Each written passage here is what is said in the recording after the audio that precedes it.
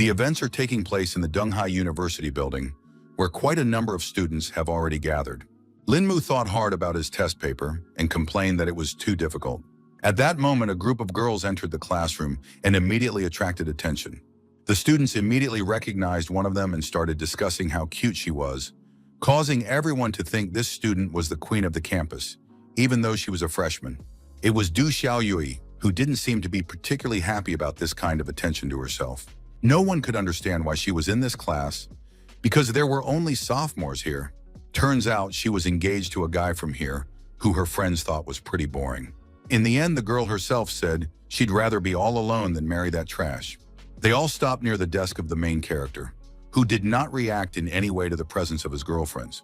One of them stepped forward and started walking over to where the guy was sitting.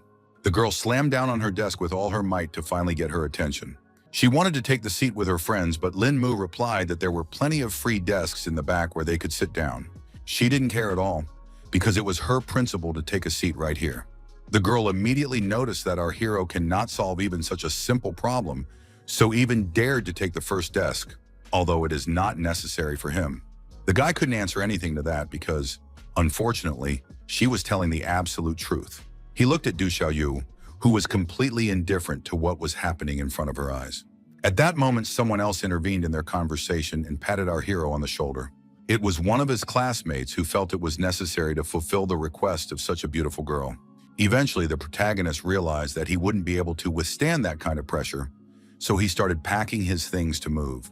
Afterward, all the students watched intently as the frustrated loser left his desk. He walked past Du Xiaoyu and slid a glance at her face, which still didn't show any emotion. Still, the girl raised her voice sharply and called the protagonist a coward in disgust.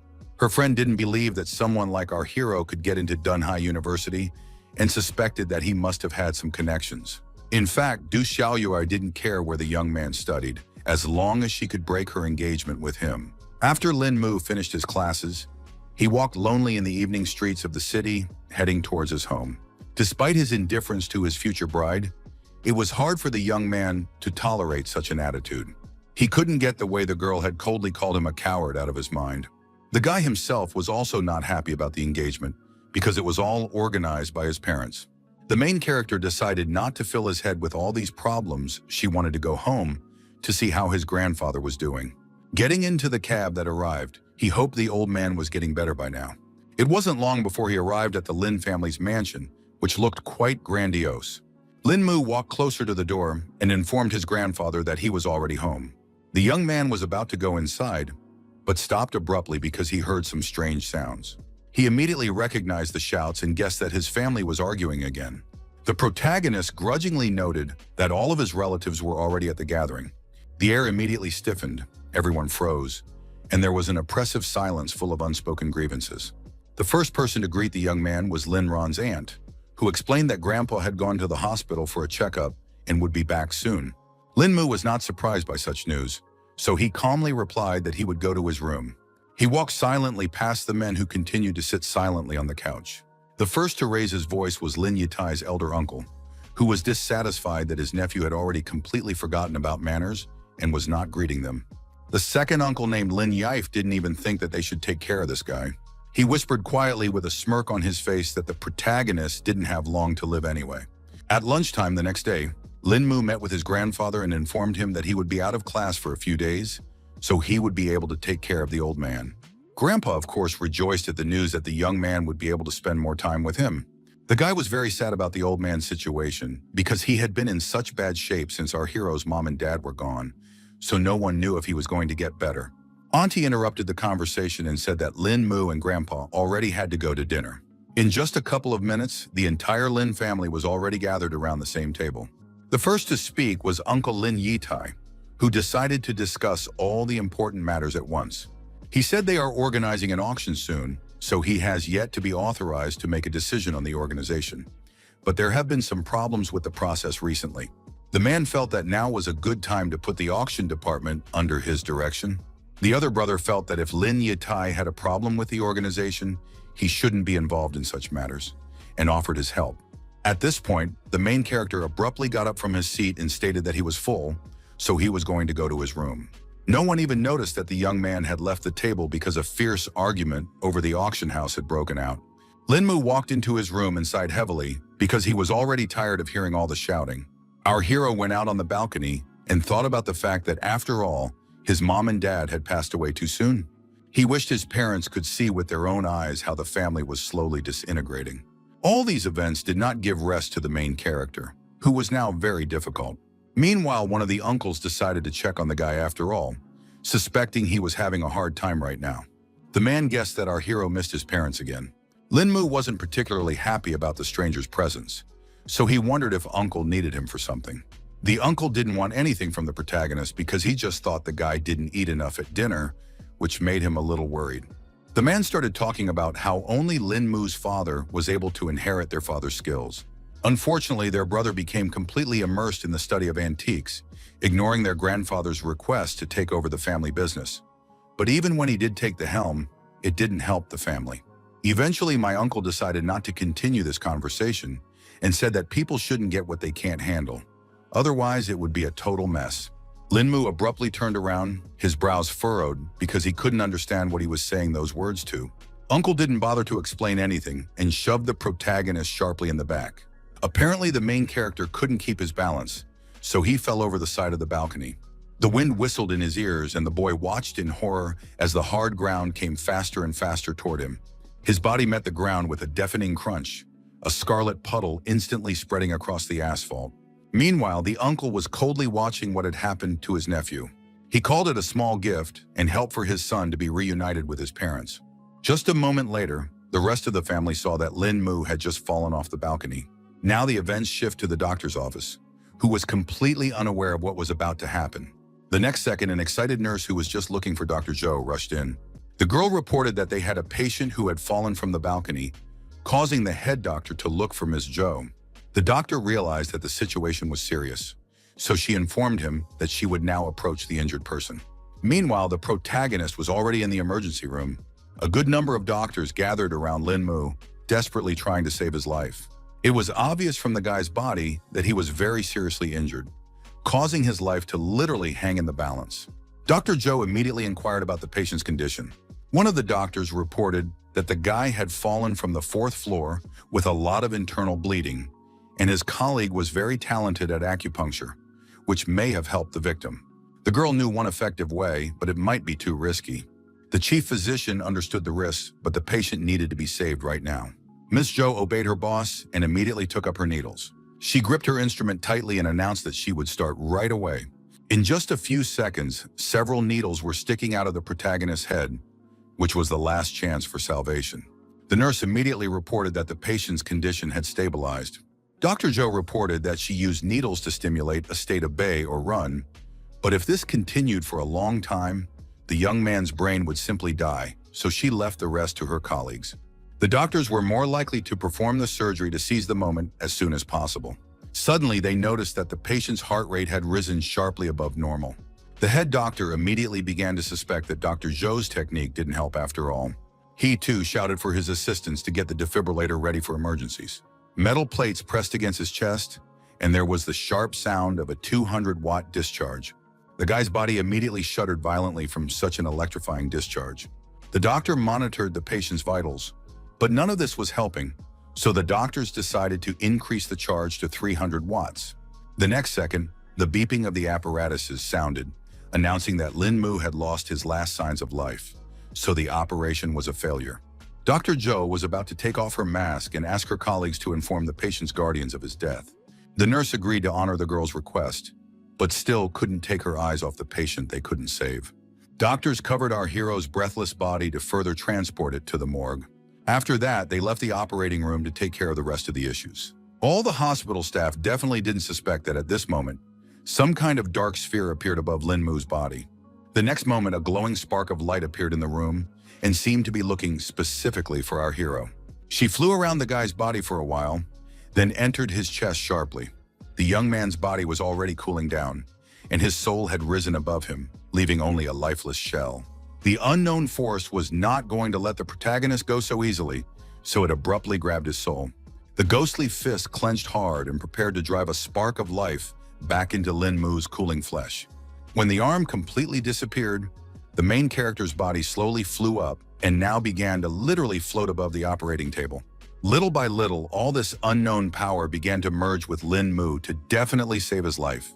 After that, a massive, mysterious ring appeared on the guy's index finger. Eventually, the fusion process ended, so for a few seconds, the young man froze in midair. The protagonist was still unaware of the mysterious and amazing events that happened to him that night. The next morning, Dr. Joe returned to her workplace and stood under the door of one of the offices. The girl's eyelids drooped heavily, her tired look betraying a sleepless night full of anxious thoughts about her patient's death.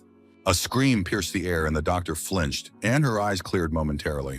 She immediately scrambled from her seat and ran in the direction of the screams to see what was going on. It wasn't long before Miss Joe was already running into one of the wards where she met the frightened nurses and wondered what had happened here. It was very difficult for the girls to explain anything, so they simply replied that they had seen something very creepy. The doctor immediately looked around to see what could have happened overnight.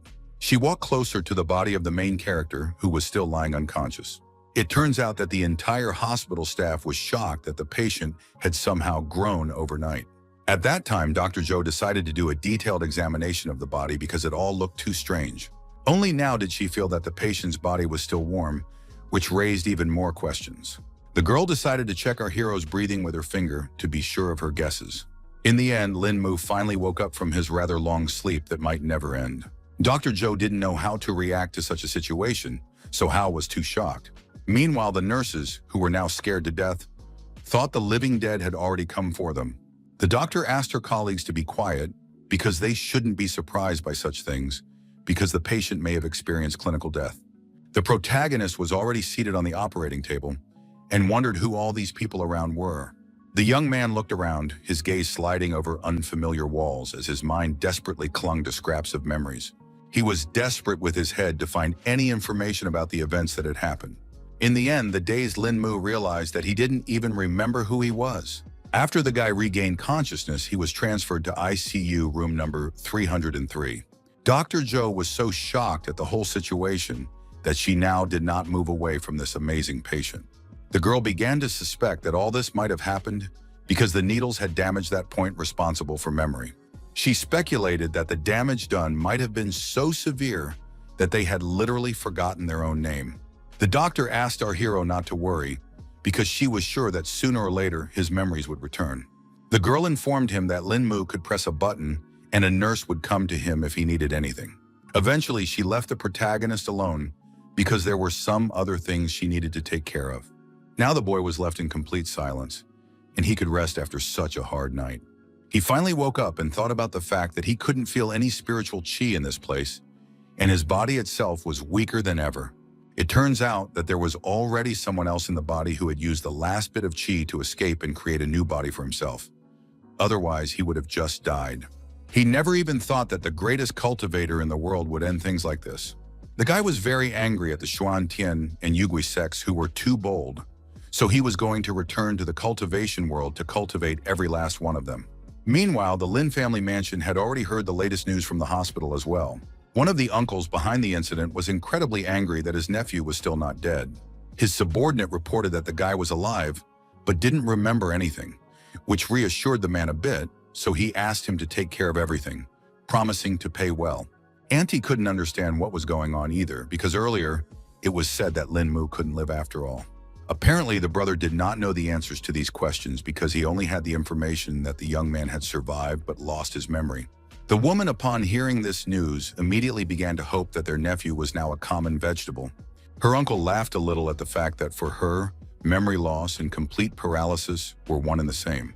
Auntie wondered what would become of them now and assumed they needed to change plans. The man understood that the sister was the closest person to Lin Mu, so he asked her to go and check on the guy because they shouldn't reveal themselves without finding out the whole situation. He emphasized that the woman would just check on him and see if their nephew's memory loss was true. Meanwhile, Lin Mu sat quietly in his chamber and did not suspect that any plans were being made against him. The silence was interrupted by a knock on the door, and the guy immediately allowed his guests inside.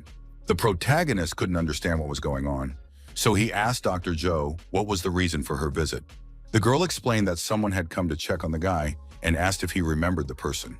Lin Mu, pointing at the bandage on his head, emphasized again that in his condition, he couldn't remember anyone.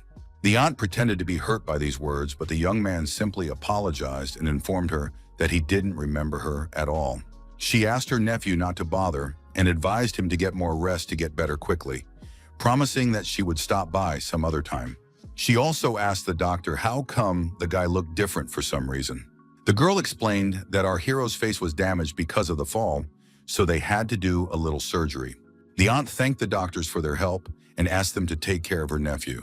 In fact, in her mind, she was already rejoicing that Lin Mu had indeed forgotten everything. A few days later, the guy was still sitting in his room trying to find some information about this world. Our hero learned that in this world, the human race had only existed for 5,000 years, but somehow its spiritual chi was too weak. Thanks to the book he had found, he was finally starting to figure out little by little what this place was all about. Also, Dr. Joe reported that the protagonist is almost cured, so he can already be discharged. Lin Mu then sincerely thanked the doctor for the care and support she had shown him throughout these days. The girl laughed at the fact that the young man acted as if he came from some ancient time. The young man was embarrassed because she now knew his secret that he liked martial arts stories. The doctor asked our hero to finally go to discharge to spend more time with family and friends and get his memory back. After following the doctor's instructions, Lin Mu headed towards the exit of the hospital grounds. A cab was already waiting for the young man on the road to take him to the right place. The guy was actually very surprised that there wasn't much spiritual chi in this world, but humanity had evolved a lot without it. It wasn't long before the car pulled up outside the main entrance to the high school. The protagonist felt the pockets of his pants and realized they were completely empty. The cab driver informed him that the guy needed to pay $50, but Lin Mu had no way to pay. Lin Mu explained that he had just gotten out of the hospital, causing him to have no money with him. The man was shocked by this statement because he definitely didn't expect such a thing from the students of Donghai University, where the best and richest students studied. Then he suggested that our hero call one of his friends to pay for him. The guy got really embarrassed because he didn't even know if he had any friends. The main character didn't understand what he should do because he didn't know anyone at this university at all. Suddenly, a girl appeared in the car window who seemed to recognize Lin Mu and noted that they hadn't seen each other for a long time. Lin Mu realized that this was the perfect opportunity to get out of it. So I will explain the whole situation and ask my friend to pay for the cab. The girl didn't mind helping and thought her friend was in the hospital because he was having plastic surgery. The protagonist asked her to pay first so he could get out of the car and explain the whole situation normally. They walked around the university campus together, after which Lin Mu explained how he had gotten to the hospital. The guy also mentioned that he fell from the balcony of his own house, which seemed particularly odd against the backdrop of everything else. Hearing that he didn't remember anything, the girl immediately realized that he had forgotten not only the events, but also herself. The protagonist was immediately embarrassed and apologized for the fact that he couldn't even remember his longtime girlfriend. She then inquired if the doctors had told her about some way to bring back Lin Mu's memories. The guy hadn't heard of anything like this, but he also hoped he could get his memory back. The girl noted with sadness in her voice that memory loss might not be a bad option, because sometimes even she wanted to forget everything. At this moment, they met up with Du Xiaoyue, who was accompanied by her girlfriends as usual. The girl averted her gaze from the protagonist, who caused her nothing but disgust. For a split second, her gaze still fell on the guy's face, causing her to immediately notice the change in Lin Mu. Du Xiaoyu immediately thought that our hero had managed to get some plastic surgery. The young man became very embarrassed at not being the first person to notice this, and once again tried to explain the situation. A friend intervened in their conversation and decided to confirm that Lin Mu had indeed had the surgery, and remarked that he looked quite cute. Du Xiaoyu only laughed off this guy's decision and emphasized that she still wouldn't marry some lowlife even after some surgery. The guy then concluded that it seems the previous owner of the body was engaged to this woman. The protagonist immediately suggested breaking off their engagement because he was not at all against such a thing. Du Xiaoyu and the girlfriend were incredibly shocked that the guy had so abruptly made such a decision. Lin Mu confidently stated that he would never want to marry someone like this girl. Of course, the main beauty of the university tried not to give the appearance when she heard such words in her direction, and only noted that it was quite brave on the part of the young man. The guy wanted to break off the engagement completely so the girl would never bother him again. In turn, the main character's girlfriend laughed and supported such a bold decision. Lin Mu was very dissatisfied with this kind of attitude, so he now hoped that he would never meet Du Xiaoyue again. The girl could not take her eyes off the guy, whom she had previously considered a loser, because she had not expected such a drastic change. Meanwhile, the girlfriend was very happy for our hero, who finally accomplished his little revenge. Now the guy learned that before his memory loss, he was a weak and depressed man who was easily bullied and humiliated by everyone. The girl emphasized that each time it was not just intimidation, but a real shame.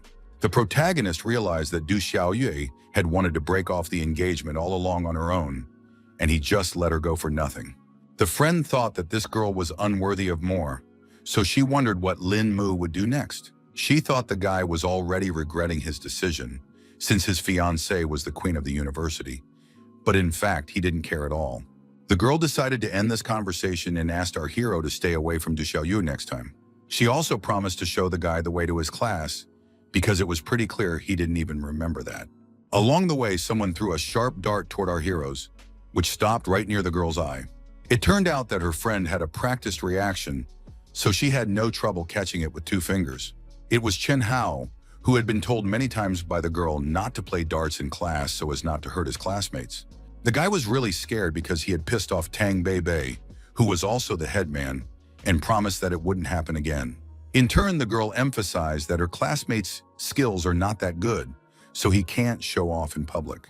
She decided to use the dart she was able to catch and demonstrate how to do it properly. In the end, Tang Beibei hit right into the very target with astonishing accuracy, leaving no chance of a miss. The protagonist was also surprised by this accuracy and noted that it was similar to the level of the foundation dimension. After that, the head teacher reintroduced their classmate Lin Mu to all the guys.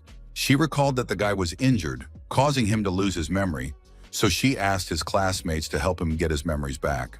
All the students welcomed the main character with loud applause to support him at least a little bit.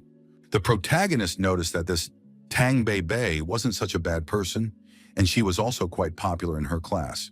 Lin Mu's introduction was suddenly interrupted by a knock on the study door.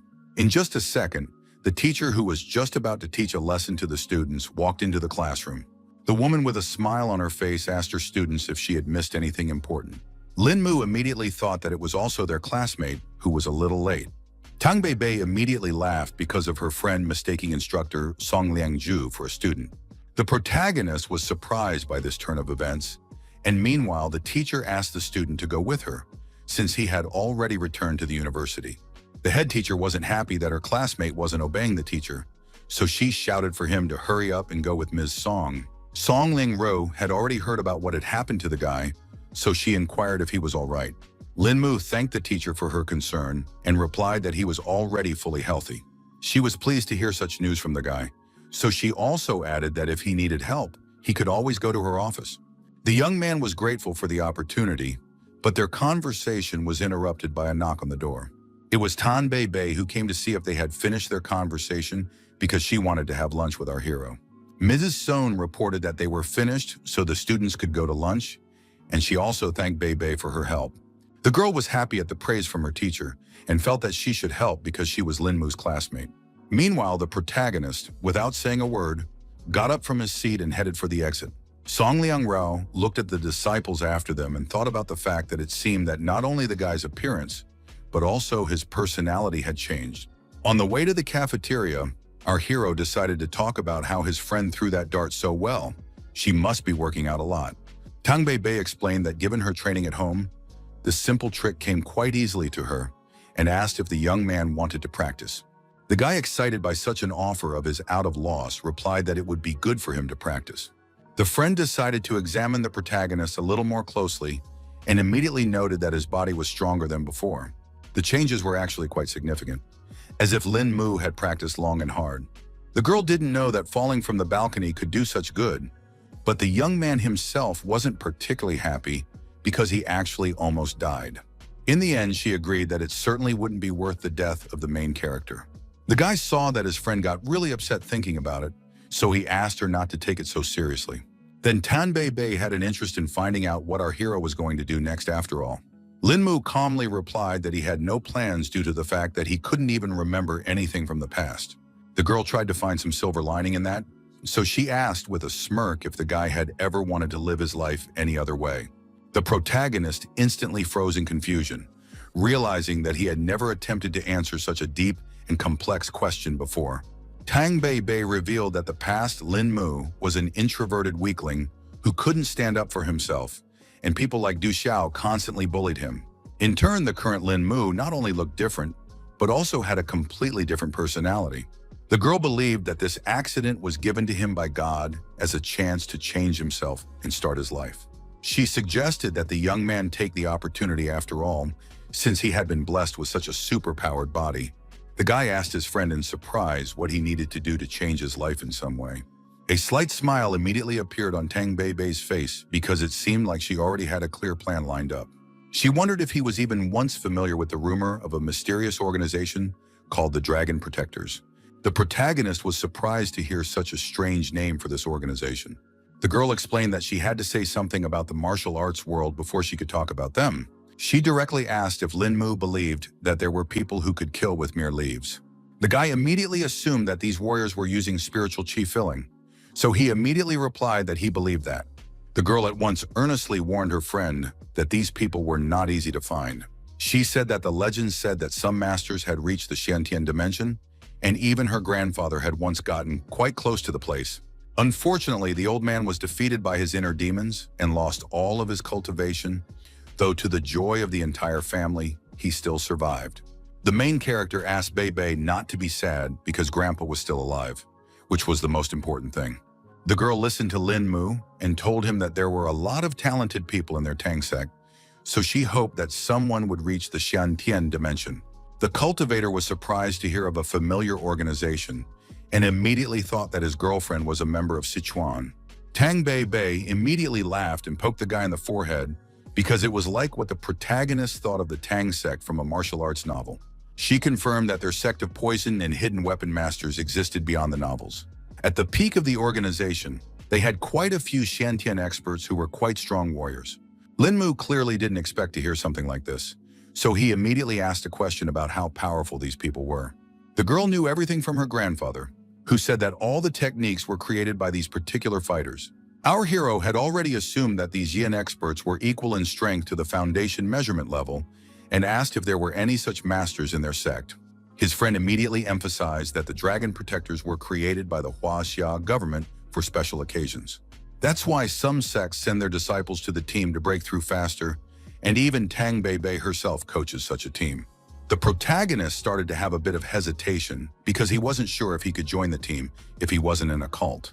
The girl reassured him that the young man's potential, combined with good training, would allow him to be no weaker than their recruits, and asked if he wanted to join the Dragon Defenders. For a while, Lin Mu wondered if he should make such a spontaneous decision. In the end, the brave man firmly stated that he wanted to live another life after all. That was the end of their conversation, and the events continued deep into the night. The protagonist had already found himself outside the large building of Tenglong Corporation.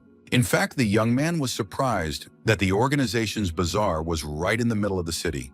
Tan Bei didn't see it as a problem because it's the right place to house an important agency for the government. Plus, if there's any urgency, you need to respond as quickly as possible.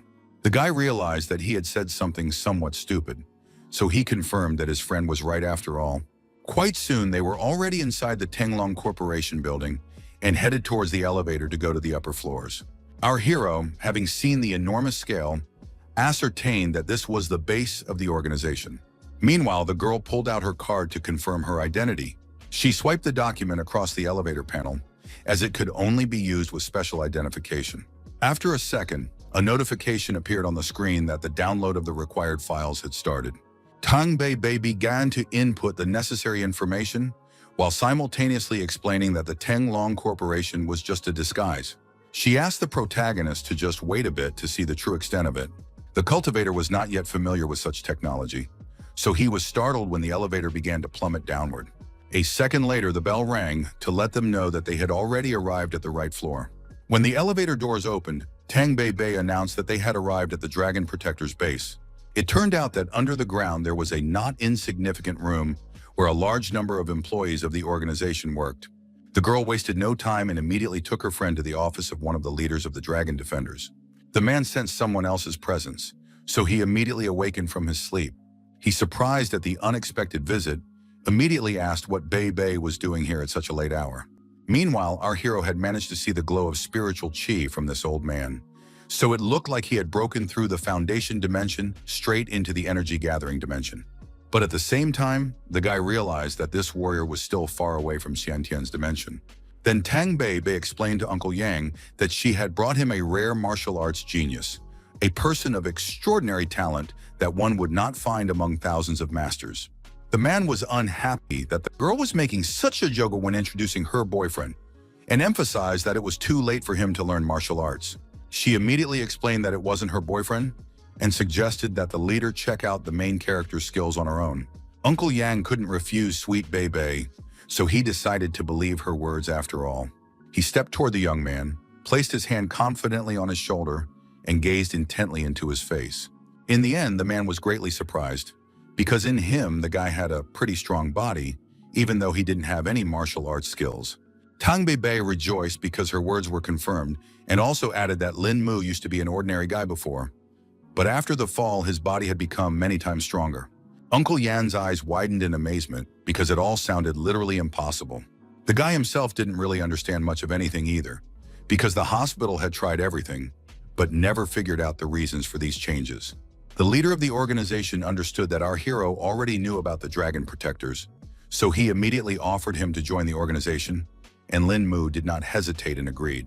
The man said that the young man has to pass a test before becoming part of the team, and when he does join, it won't be so easy to leave them. The protagonist had already heard all this from his girlfriend before coming here, so he had already made up his mind long ago and wanted to join them.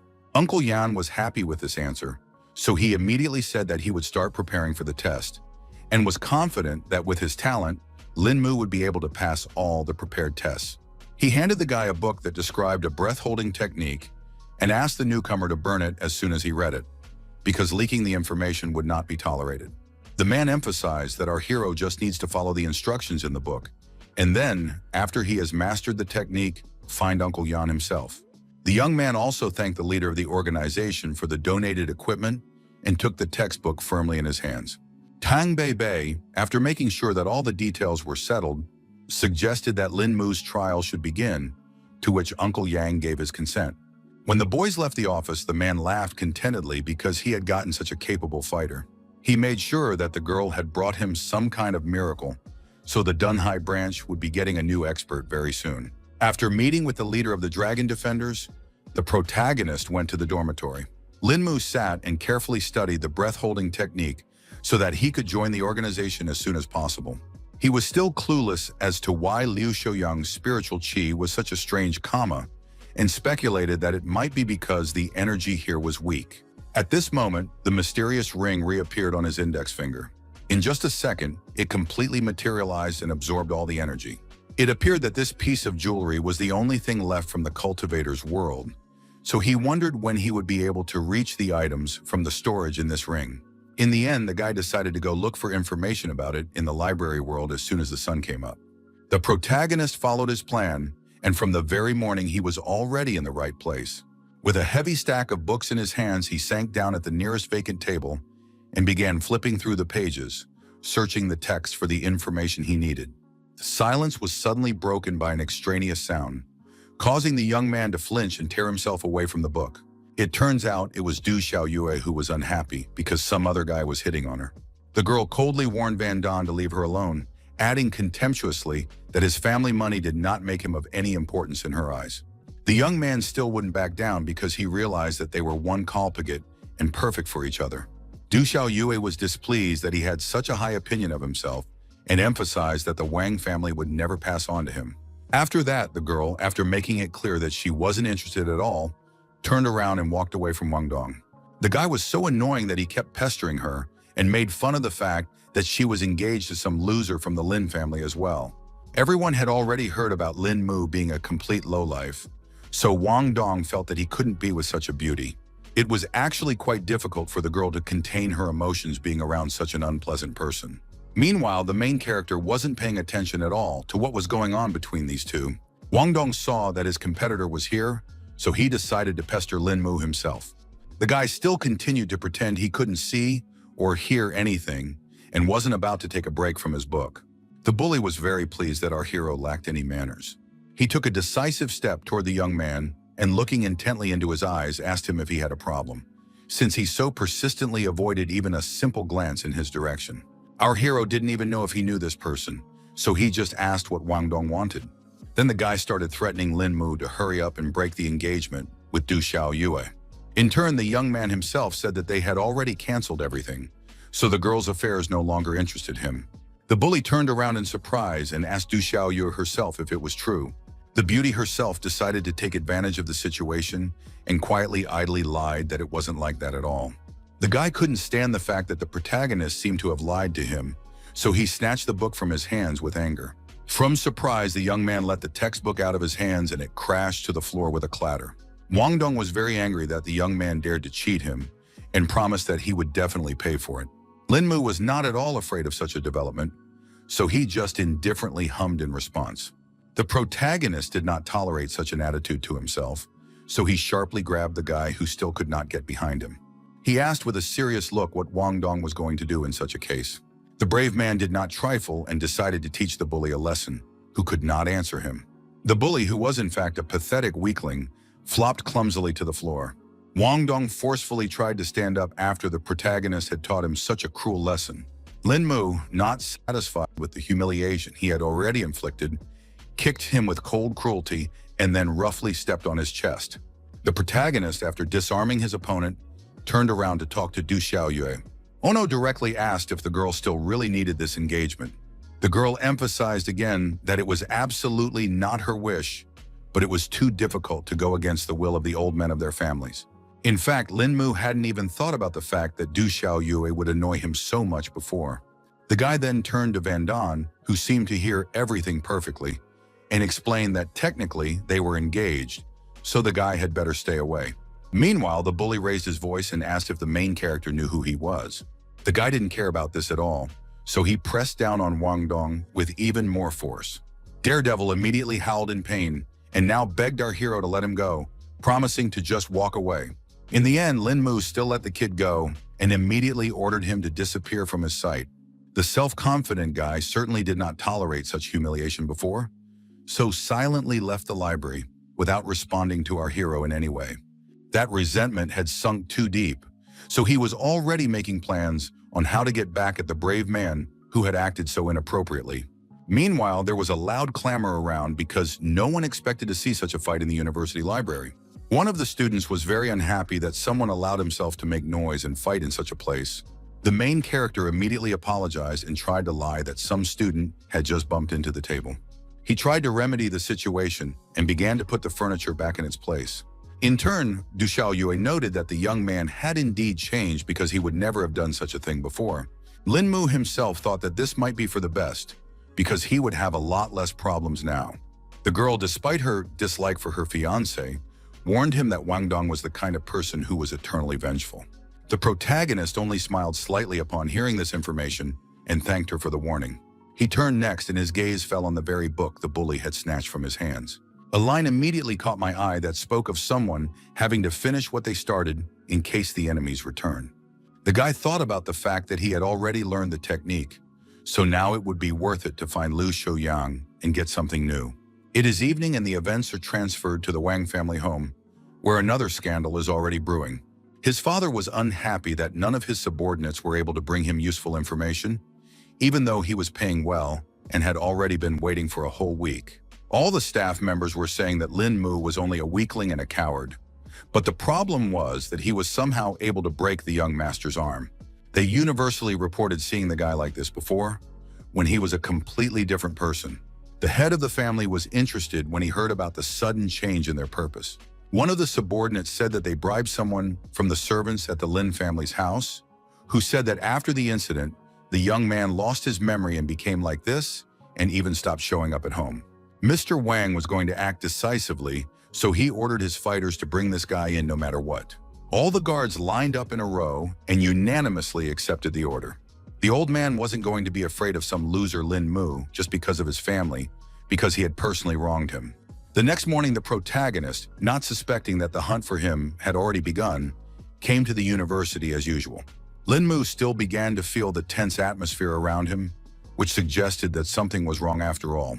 Suddenly, his path was blocked by some small van that looked rather suspicious. The next moment, a group of hooligans came out of there, specifically looking for our hero. Their ringleader announced with a smirk on his face that their boss would like to invite Lin Mu over for a cup of tea. The young man didn't expect this turn of events at all, because he certainly wasn't familiar with their boss. The bandits didn't like that he kept wasting their time, so they ordered him to go with them if the guy didn't want to get beaten up. In the end, our hero agreed to the stranger's terms because he didn't want to get into a conflict again. Now he was convinced that the Wang family really did enjoy revenge quite a bit. In fact, Lin Mu wasn't afraid at all and thought that it was even for the best because he didn't mind participating in something like this. It wasn't long before Mr. Wang was informed that the man he needed had arrived on the scene. The man, exhaling smoke from his cigar, ordered his subordinates to bring the young man to him. The guards silently turned on the spot and headed out to do their boss's bidding. A few minutes passed and there was a knock on the door, whereupon the gentleman asked the guest to enter. It was obviously Lin Mu, accompanied by quite a number of guards. The man immediately inquired if the guy knew what he had interfered in, but the man pretended he had absolutely no idea. The head of the family then decided to give a little clue and said that Wang Dong was his son. The guy boldly suggested that the battered toddler had complained to his old man, who was now seeking revenge. The man only laughed at the boldness of our hero, because before him, no one had ever dared to speak to a distinguished gentleman in such a way. He stated that he would be more respectful to Lin Mu because of his family, so he would let the young man go as soon as he tore his tendons. The protagonist continued to stand his ground and wondered what would happen if he didn't. One of the guards put his hand on the guy's shoulder and advised him not to complicate an already difficult situation. Lin Mu didn't appreciate being treated this way, so he elbowed this Wang family subordinate. He grabbed the guard's arm, about to straighten him out, and emphasized that they were actually here talking, so no one should get in the way. The protagonist was so strong that he could easily throw over even the most experienced fighter. Eventually, the subordinate fell with such force that he broke the table beneath him. Mr. Wang immediately noted that the young man possessed some pretty good techniques.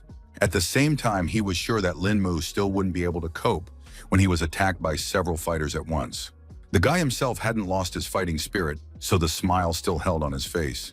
The man was incredibly angry over such insolence of the young man, so he ordered his men to tear him to pieces.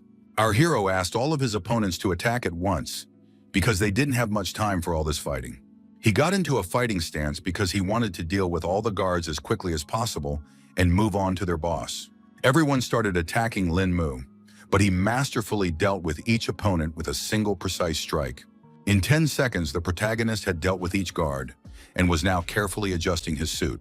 Mr. Wang was shocked by this turn of events because he was confident in the strength of his subordinates. The young man offered to talk to him in person because he and his son had taken up too much of his time, which needed to be reimbursed somehow. The man was scared out of his wits, so he now said it was only their fault and offered $20 million in compensation. Lin Mu didn't really want to receive any money that was definitely obtained through unfair means. The frightened old man was desperate to prove that it had all been earned in a completely clean way. The protagonist decided to believe Mr. Wang and reached into his jacket pocket. He handed the man his credit card and asked him to transfer the amount he needed there.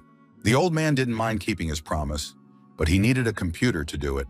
Lin Mu let him walk over to the work table, so Mr. Wang quickly entered the necessary information and reported that everything was ready. The man demonstrated that the money had already gone to our hero's card and offered him to check it personally.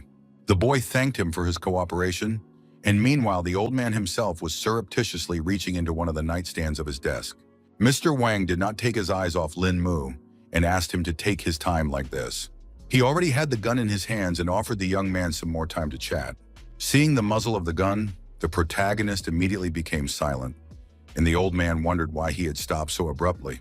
The man noted that the guy used to be so cool about himself, but at one point all his courage was gone somewhere. Lin Mu was still just as unafraid of his main opponent, so a smug smirk reappeared on his face. He abruptly knocked over the table where Mr. Wang was sitting to throw him off balance. The head of the family was not prepared for such a development, so he was unable to keep the gun in his hands. Our hero asked if it was worth it and reported that the man had just dug his own grave. Now the old man tried to justify himself and said that it was just a slight misunderstanding, and he himself really wanted to talk to Lin Mu. The young man was certain that trust was out of the question between them, so he wasn't even going to engage in a conversation with Mr. Wang. If he wanted to kill Mr. Wang, he would do it right now. So the guy advised him not to make him nervous. The man asked not to complicate the situation between their families and promised to fulfill any order of the young master using all his abilities. The protagonist was quite interested when he heard such words and rejoiced at such an opportunity for revenge. In a fit of rage, he swiftly intercepted Mr. Wang's neck, intending to teach him a harsh lesson. The young man shoved some white pill into the old man's mouth, who didn't even resist. Mr. Wang swallowed this mysterious object without the slightest hesitation.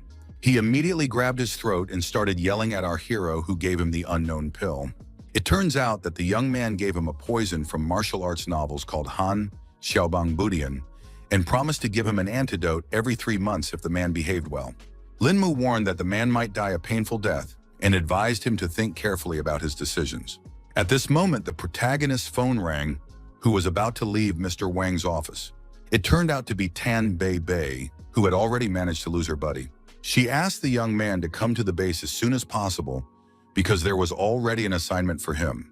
It wasn't long before Lin Mu reached the Tanglong Corporation building, where his girlfriend was waiting for him.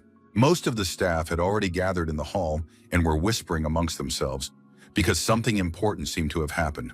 The protagonist, upon meeting his acquaintance, immediately worriedly inquired about what had happened. The girl reported that their organization had recently caught the leader of a mercenary group. Because of this, his subordinates took 20 people hostage, demanding the release of their leader, but he eventually lost control of the situation. It turns out that not only have the mercenaries taken hostages, but they want to attack the Pearl Tower, so they need to be stopped immediately. Lin Mu asked if they had a plan, and the girl told him that their main objective was to rescue the hostages and help the other units. The young man immediately thought that just the two of them would only go to rescue the victims of these villains. Bei Bei explained that if they had enough people, the organization wouldn't call for recruits. She explained that our hero only needed to locate the hostages and then notify his elders of the location. Meanwhile, the leader of the Dragon Protectors finally turned to his subordinates to inform their next steps. With the utmost seriousness in his voice, he emphasized that this assignment was very important, so they should waste no time. Finally, he firmly ordered all the fighters to immediately move out to their missions. After that, our hero, following the order, immediately went to the West District of Donghai City. He had to jump across a rooftop so no one could reveal his location. The guy started to suspect something because he felt that there were a lot of people in this place, but all the rooms were empty for some reason. Eventually, he did decide to jump off the building to get a better look at the area.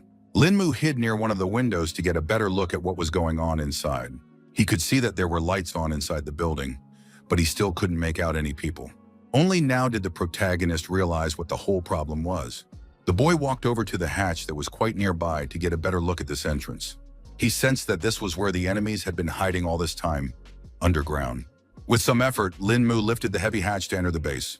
Brave immediately saw the glow and found confirmation of his hunches. Beneath these trapdoors was a large staircase that led somewhere underground.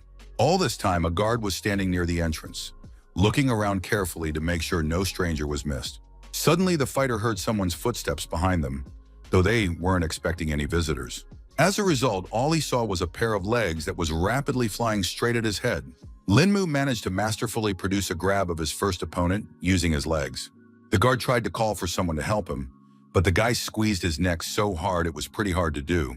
The opponent helplessly wheezed, unable to even move as Lin Mu's iron grip tightened on his throat. The enemy helplessly collapsed to the ground like a hamstring, and Lin Mu gracefully stepped off him, landing softly beside him. The protagonist began to quickly remove the uniforms from his defeated opponent, unbuckling multiple straps and latches with honed dexterity. He quickly changed his clothes, and now he was no different from the guards here, because his uniform fit him like a uniform, and his mask concealed his face. Lin Mu didn't waste any time, and went to the boss room to report that they had something going on at the base and lure out the main target. A pumped-up giant immediately appeared from behind the door and inquired as to what had happened. Our hero watched the actions of the boss closely and tried to think of something to answer one of the bandits. Meanwhile, the leader was already reaching for his gun because he was beginning to suspect that there was something wrong with this guard. Lin Mu reacted to his movements and immediately grabbed his hand to snatch his weapon. The boss was not an easy man to deal with, so he quickly regrouped and tried to hit him with his knee. In turn, the young man himself also managed to see his opponent's attack and countered in time. The bandit's leg fractured with a crack because Lin Mu's body was much stronger than one would have guessed at first glance.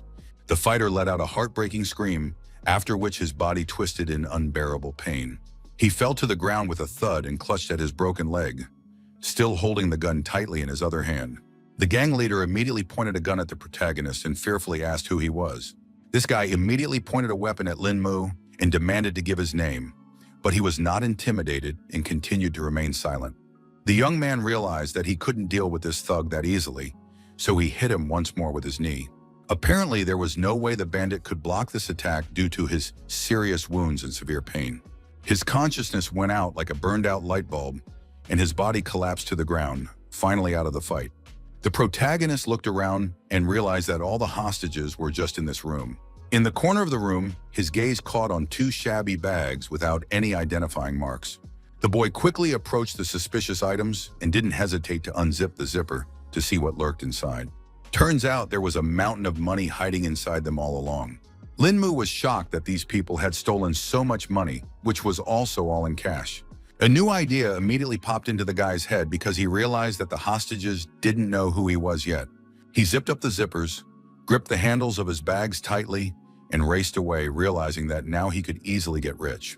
One of the girls didn't seem particularly pleased that the protagonist had done such a thing. She suspected that Lin Mu had killed the other guy just to take all the money for himself. Beauty was also quite bright, so she noticed one interesting thing right away. The girl noticed that our hero left a gun on the floor, which could have been her shansum. She skillfully performed a few somersaults and quickly grabbed the weapon in her hands. Undaunted, the brave hostage pointed her weapon at Lin Mu and ordered him not to move. Our hero only sighed heavily, because now he realized that he would not be able to leave this place so easily. He immediately explained that he was not here to bully the hostages and allowed them to walk from here. The girl understood his motives, but as a police officer, she can't let the villain escape. So she ordered the guy to drop the bags and put his hands behind his head. Then Lin Mu was not confused and offered to split the loot in half, pretending that they had not seen each other in this place. The hostage still wasn't going to give up that easily, so once again she repeated her order to put the bags down or she would shoot. The protagonist realized that the jokes with this officer were short, so he threw all the money on the floor. Meanwhile, the girl turned to one of the hostages and asked him to take off his belt to tie the hands of the villain. At the same time, the young man sat down on the floor and already pretended to be resigned to his fate. Obviously, our hero had already come up with a new plan, so he was just waiting for the right moment to attack. It only took one precise movement for him to stop the man who was about to tie him up. In just a second, Lin Mu had already turned around in such a way that he was able to use the hostage as a live account. Eventually, the guy managed to knock him over in a way that knocked the officer off his feet. Without wasting a second, the experienced fighter ran up to the girl to snatch the gun from her hands. He emphasized that the hostage did not need to do that and asked her to go back to the corner and sit still. The officer realized that she had no other choice, so she complied with Lin Mu's order, who only grudgingly hummed.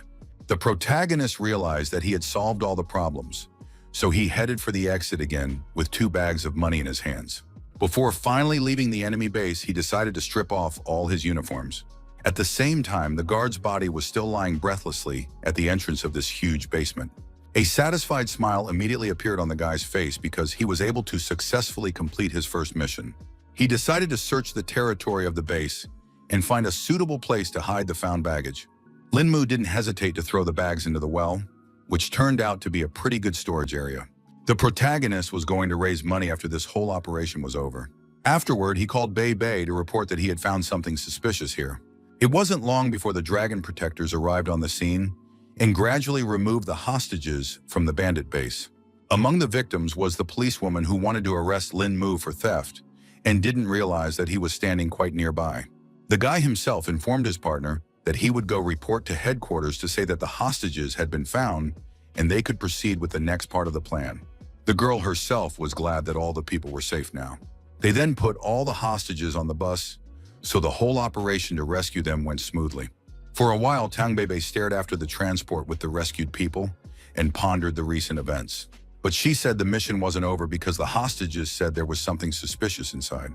The protagonist began to suspect something, so he asked what the people were talking about. Turns out they had already managed to tell the 2 mercenaries had gotten into a fight.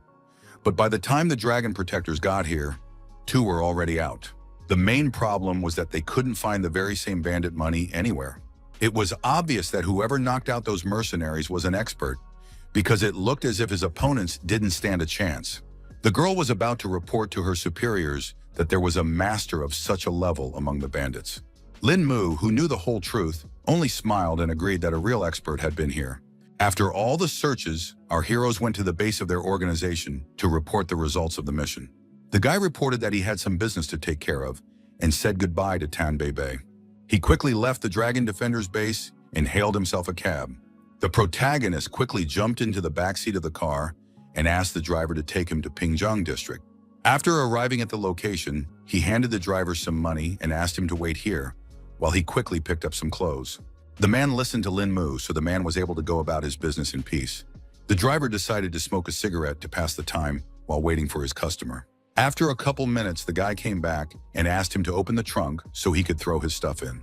The cab driver still didn't suspect anything, so he quickly pressed the button and complied with his passenger's request. The protagonist wasted no time and quickly put 2 heavy bags of money inside. The driver with a cigarette in his teeth noted that the guy was very pleased after picking up his so-called clothes. Lin Mu just laughed in response, but he thought to himself that there could be no other reaction to 10 million euros. Meanwhile, Mr. Wang has already received the report of his body checkup after being poisoned by an unknown pill. The subordinate handed him an envelope and informed him that it said the man had not been poisoned. The doctor said he was perfectly healthy and there should be no problems with his body, but there was still one small flaw. Mr. Wang wasn't going to listen to his subordinate any further and asked to be left alone. He couldn't contain his anger because he was beginning to suspect that Lin Mu had simply tricked him. At that moment, his train of thought was interrupted by a sudden ringing on his phone. The man's gaze immediately darted to the screen of his smartphone, where an incoming call from an unknown subscriber was displayed. Mr. Wang abruptly brought the phone to his ear and coldly demanded an explanation as to who dared to interrupt him at such an inopportune moment. The voice in the receiver belonged to the very man he had been pondering only a moment ago. It turns out that the protagonist had already made a reservation at Wang Zheng's restaurant and hoped that he could have a little chat with his new acquaintance here. The man was immediately interested in such an offer, so he was going to get there in a couple minutes. Wang Dong actually tensed up because he couldn't even figure out what this guy wanted right now. Our hero immediately noted that the old man arrived here rather quickly, and the latter explained that he didn't want to keep Lin Mu waiting. The man was quite excited because he couldn't guess what Brother Lin wanted and promised to fulfill his every wish. The guy laughed quietly and looked away and replied that nothing of the sort had happened. He began his story by saying that Wang Dong should already be aware of the situation with the Lin family. The protagonist poured a glass of wine and hinted that there was something only a man himself could do for him. The old man, suddenly revitalized, asked the young man to elaborate on his situation. Lin Mu explained that he had some cash, but he couldn't really use the money. The young man understood that Mr. Wang was a businessman and thus could be a useful ally in his plans if he presented his proposal correctly. The old man instantly realized what the protagonist was getting at and noted that he didn't have many useful skills, but business was his forte. He immediately asked exactly how much money Lin Mu kept with him. The protagonist confidently said that he had 20 million euros and he expected it, but somehow Van Don had to turn that amount into an even larger sum. It was no problem for the man, so he asked the guy to rest a little and trust him. Lin Mu raised his glass and noted that in that case, he would have to visit his comrade beforehand. Wang Dong also grabbed his glass and happily replied that there would be no problem with that. After meeting the old man, our hero immediately went to the hostel, which became his permanent place of lodging. He sat down at his laptop while his roommates were getting ready to go to the university. The young man realized that there were too many extra eyes here, making it difficult for him to cultivate, so it was better to look out for some place with rent. Browsing through apartment websites, Lin Mu saw a good option for himself. Eventually, the guy firmly decided it was time to check one important detail. It wasn't long before he arrived at the right place and immediately saw that everything around him looked pretty good. The protagonist stopped in front of the door and thought that it would be nice if the owner of this house turned out to be a nice person. Forgetting any excitement, the guy pressed the right button and a loud ringing sounded. Somewhere from the back of the house came the voice of the landlord, asking him to wait a little while. After a few seconds, a very young boy appeared out of the door and inquired about who Lin Mu was looking for. Our hero was a little surprised, but explained that he had seen on the internet that this house was for rent. Now the young man understood the reason for this unexpected guest visit. Lin Mu in turn nodded to confirm his intentions and immediately inquired about the monthly fee. The owner decided not to discuss all the details on the street and offered the guy to go inside and look around, and then talk about the price. The protagonist did not object, so he silently put on his guest slippers and followed the master of the house. Only now did the young man realize that they hadn't introduced themselves to each other, so he said that his name was Meng Xuan. The guy calmly and uncluttered replied that his name was Lin Mu. Meng Xuan had immediately warned him that there were 2 other people upstairs living here, so there was only 1 room left vacant. He showed him a place that was rented out and told him that its cost was $1,200 a month, but that he would have to pay for the whole year at once. Our hero was in no hurry to agree to such conditions because he thought that the price for 1 small room was too high. The owner didn't really stick with his client and immediately hinted that there were rooms nearby that only cost a few $100s a month. Someone's voice was heard outside the door, immediately noting that another jellyman had come, although Meng Xuan didn't really need money. In the end, it turned out to be a teacher from the university who recognized her student immediately. It seems the main character didn't expect to see a familiar face here either. Meng Xuan was also surprised because he began to guess that the 2 knew each other. Song Lengju confirmed his guess with a smile on her face and explained that this guy was her student. For his part, Lin Mu began to hesitate because he realized that it would be difficult to do anything next to Miss Song. He decided to say the price was too high for him after all, and he was going to look for other places. Also, the guy didn't apologize for wasting his time, and meanwhile, Song Liangju was surprised that he, with his family's wealth, couldn't afford rent. The woman began to suspect that something had happened to her student's family. In the end, the protagonist still managed to find a new home for himself. Although Western style was not his preference, he didn't waste time thinking about it and simply made a decision, choosing this option as the most practical in this situation. It was quite a nice and quiet place here, which was perfect for cultivation. Lin Mu took a closer look around and noticed that the kitchen was also not bad. The young man thought about the fact that he hadn't cooked for himself in a while, so this was a good opportunity.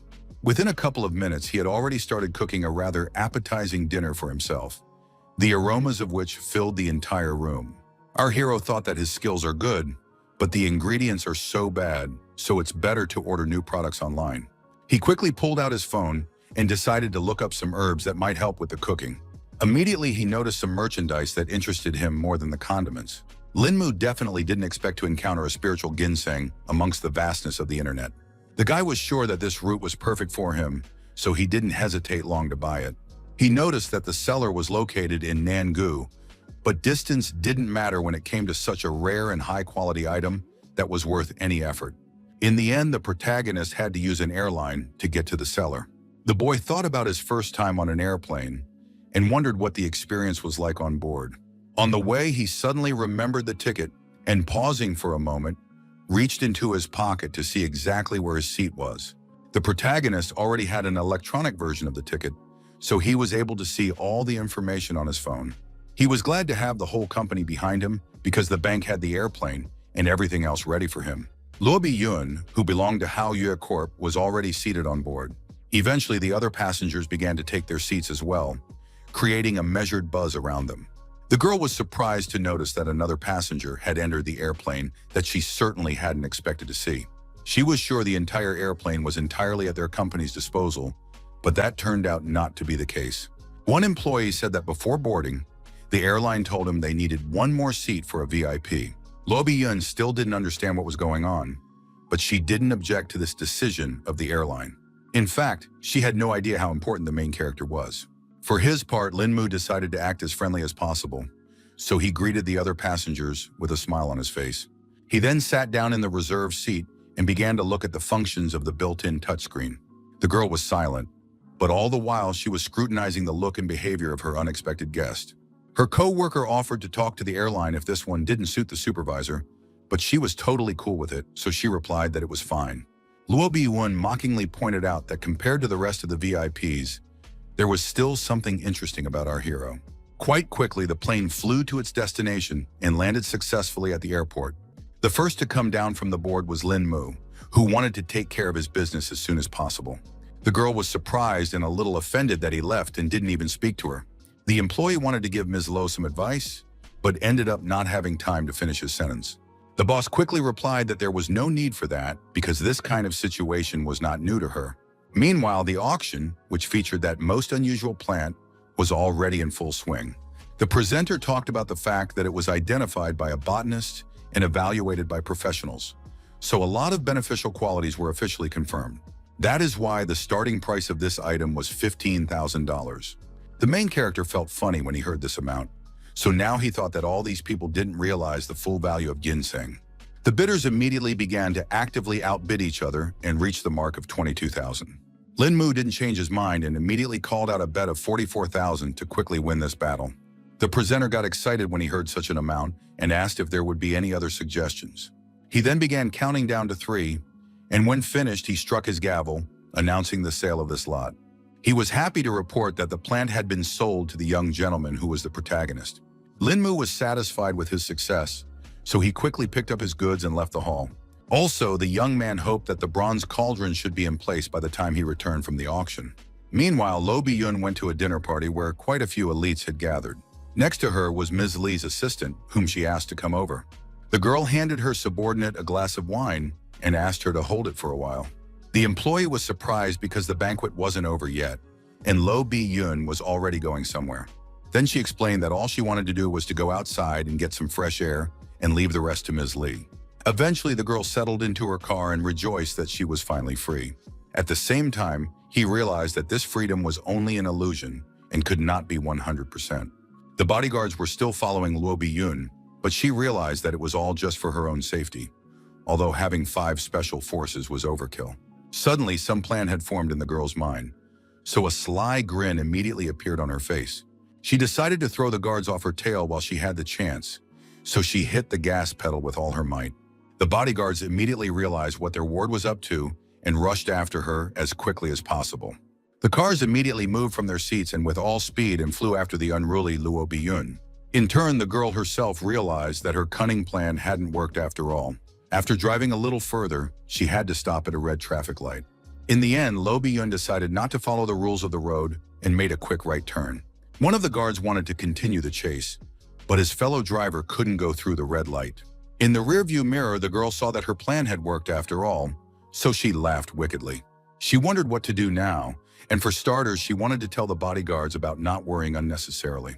The girl was so excited about this opportunity that she didn't notice that the silhouette of a crossdresser appeared right in front of her car. Lo Bi-yun had time to quickly react to the threat and hit the brake pedal. Also, a bright flash of light suddenly flew in front of her face, causing her to go blind for a moment and instinctively recoil. It turned out to be a bullet that rattled through her car window, leaving a tear in the glass and showering the interior with shrapnel. The girl was shocked when she heard a gunshot and thought it was the same guy who jumped out in front of her car. Blood ran down her face because the bullet still grazed her delicate skin a bit, though if she hadn't stopped, the consequences would have been worse. Lo Bi-yun was sure that these people here were clearly after her, so she should find a safe place and hide until the bodyguard found her. The girl turned sharply into a narrow alley and raced through the deserted streets, her footsteps echoing between the blank walls of the houses. She hoped this place would be safe until the bodyguards got here. At that moment, the defenseless beauty heard someone else's footsteps behind her back, which made her tense up. Lo Bi-yun heard that this person was walking quite calmly, so it must be just an ordinary passerby. In the end, it turned out to be Lin Mu, who was just passing by. The girl immediately recognized that it was the guy from the plane, because this mysterious gentleman could not be confused with anyone. She immediately grabbed the familiar man's hand and asked him to wait because it was her only hope. The protagonist was surprised to ask what the miss wanted, and she was confused and couldn't answer accurately. In turn, the guy decided to make a joke and hinted that he did not need the services of a woman of easy behavior. Lo Bi-yun was greatly angered when she heard such words from a young man who was interested in her. The girl felt a hot wave of shame wash over her as she realized what a ridiculous misunderstanding had just occurred. Lin Mu was about to leave, but she shouted after him, telling the guy not to be in such a hurry. The young man raised his eyebrows in genuine surprise, his gaze expressing a mute question and misunderstanding. Lo Bi-yun lowered her gaze in embarrassment and tried to explain that she was being hunted by assassins, so she needed help.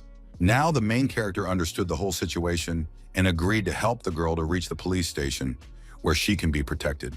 It wasn't long before they approached the police station, and the guy suggested they hurry up. Linmu suggested that the girl go inside because in a situation like this, it was better to sit back in a safe place. She answered nothing and continued to follow the protagonist in silence. The protagonist didn't like the fact that the girl continued to pursue him, so glared at her with his disgruntled deadline.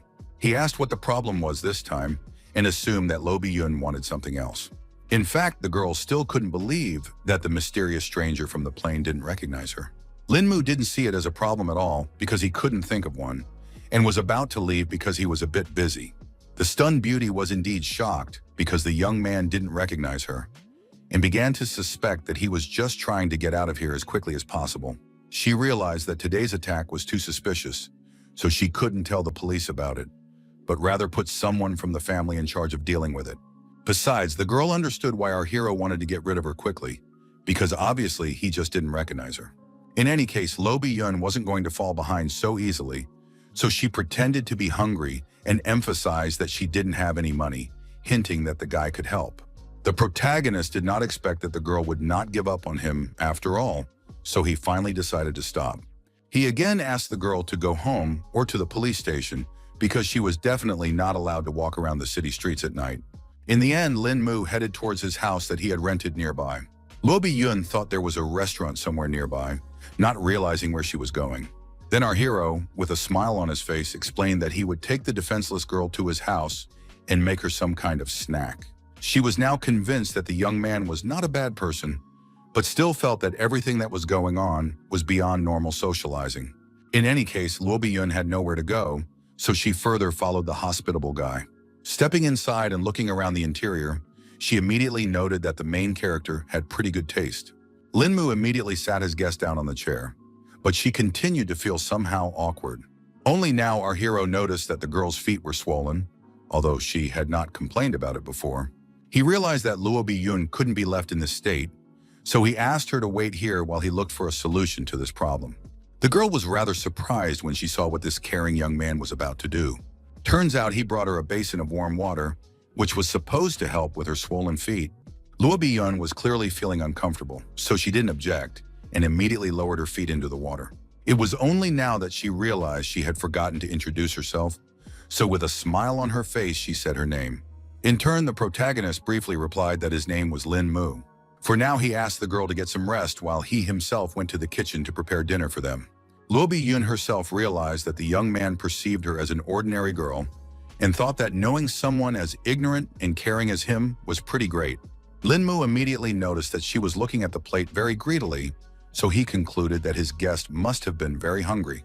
The girl didn't even notice her stare, so she immediately tried to justify herself. The main character didn't judge her for it, so he just asked her to put on her slippers to finally go to the table to get something to eat. Lo Bi-yun couldn't be happy that the guy was so caring that he even prepared house shoes for her. After sitting down at the table, Linmu explained that he had cooked the first thing that came to his mind and hoped that the girl would appreciate his efforts. The guest was pleased when she saw the bounty of treats that looked quite appetizing, so she was already anticipating a delicious dinner. Our hero was pleased to hear compliments, so he asked the girl to eat as much as she liked since she liked it so much. Lo Bi-yun realized that the atmosphere was already suitable to directly ask if the guy really didn't remember her. The young man sighed heavily and admitted that he really couldn't remember where they might have met. Then the girl decided to give a little hint and told him that it happened in Nangu City on an airplane. The image of one of the female passengers who happened to be Lo Bi-yun immediately popped up in the guy's mind. She immediately laughed off the fact that Linmu was rather forgetful because she hadn't changed much since then.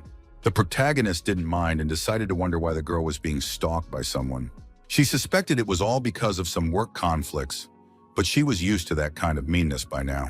The guy had enough of this information to fully understand the whole situation, so he decided not to question Lo Bi-yun anymore and suggested that she finish her meal quickly so they could deal with her leg. After that, the girl herself also decided to end this conversation and continued her meal. After eating dinner, they went straight to examining the leg, and the main character immediately warned that they would need to be a little patient because it might hurt a little.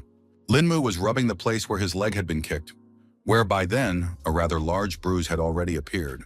Lo Bi-yun became very embarrassed because it all seemed rather strange since they almost didn't know each other. Fortunately, the girl earned just a sprain, so her health was not in any danger. But it was still complicated by the fact that it was on the girl's leg.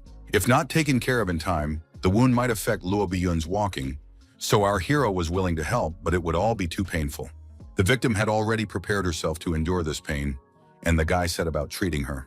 She was greatly surprised because she didn't feel any pain in the end, and thought that the main character was a professional doctor. The young man was obviously only a student, but the girl was still impressed with his skills. After that, she asked if she could use Lin Mu's bathroom because she couldn't go back to her home like this. The protagonist didn't mind helping Luo Biyun and asked her to wait for a while. He even decided to bring clean clothes for his guests, so he retreated to another room. The guy brought his belongings and explained that he lived alone, so there were no women's clothes here. But in any case, Luo Biyun had little use for what was available. The girl had not expected such hospitality at all and thanked Lin Mu for all this help. After that, she went to the bathroom, and the main character also brought her slippers and left them by the door so she wouldn't slip. After making sure the guests had everything they needed, the guy was finally able to mind his own business for a bit. The protagonist sat down on the couch and began to consider the spiritual ginseng that he had managed to snatch at the auction. He came to the conclusion that it was about time he figured out how to use this artifact. His musings were abruptly cut short when there was a persistent knock at the door. It was Luo Biyun, who had already finished all the water procedures and changed her clothes, so she was feeling quite fresh. The guy was a little stunned because he didn't expect the girl to be so suited to his clothes. The girl gave an embarrassed laugh and wondered what it was that was on the table. The protagonist briefly explained that it was just a medicinal herb that he was going to make a cure with. Luo Biyun was greatly surprised because she couldn't understand why such a young and healthy guy needed some medicinal herbs. Lin Mu pretended as if he had a weak body since childhood, so he had been using different medicines all his life. The girl immediately wanted to help because she knew some pretty good doctors and suggested that the young man consult them. Apparently, he refused and explained that Chinese medicine would only worsen the situation and Western doctors would definitely not help. The guy noticed that it was already quite late, so he suggested that Luo Biyun stay at his house because it was quite unsafe to get home alone. She did not refuse such an offer and immediately went to the guest room, advising the protagonist to go to bed soon too, to get a good night's rest. Finally, the young man turned toward the door and said goodnight to her in a quiet, calm voice. The next day, everyone woke up early in the morning to go about their business. The protagonist quickly got up from his bed and got ready to leave the house, but noticed that there were already 2 pairs of slippers near the door. He remained standing there, slightly puzzled, not expecting the girl to leave him so suddenly and even at such an early hour. At that moment, he smelled something pleasant, so he immediately went inside to see what it was. On the table in front of him, he saw a freshly cooked breakfast and immediately noted that all this was not a cheap treat. Taking a closer look, Lin Mu noticed that there was a small note under one of the plates. It turned out that it was Luo Biyun, who left her number and explained that she had some business that caused her to have to leave so early, but she still wanted to thank her for her help and made a small breakfast. The protagonist quickly sat down at the table to appreciate the girl's efforts and thanked her aloud for all of this, despite the fact that he was here all alone. Cutting off a small piece, the guy stabbed it on his fork and put the food in his mouth. In fact, Lin Mu hadn't even expected that this entire breakfast would turn out to be so delicious. He had no idea at all that his new acquaintance had such good cooking skills. Finished with his morning snack, the protagonist decided to start making the medicine. In one of the lockers was a special cauldron that was meant for just such things. After throwing the ingredients inside, Lin Mu put the pot on the stove and the water in it boiled quite quickly. After that, he put ginseng root in it, which was the final ingredient. Meanwhile, events shift to Manhattan, where they have already learned about the recent incident with Luo Biyun. Her father was incredibly angry that the useless staff couldn't protect his daughter. The bodyguards understood everything perfectly well, so they apologized to their boss and emphasized that it was all their fault. It turns out that the subordinates had already managed to find the killer and the man behind it all, so one of them had already reached into the envelope to have a peek at this on his own. In fact, the man was more interested in who helped Luo Biyun evade her pursuers.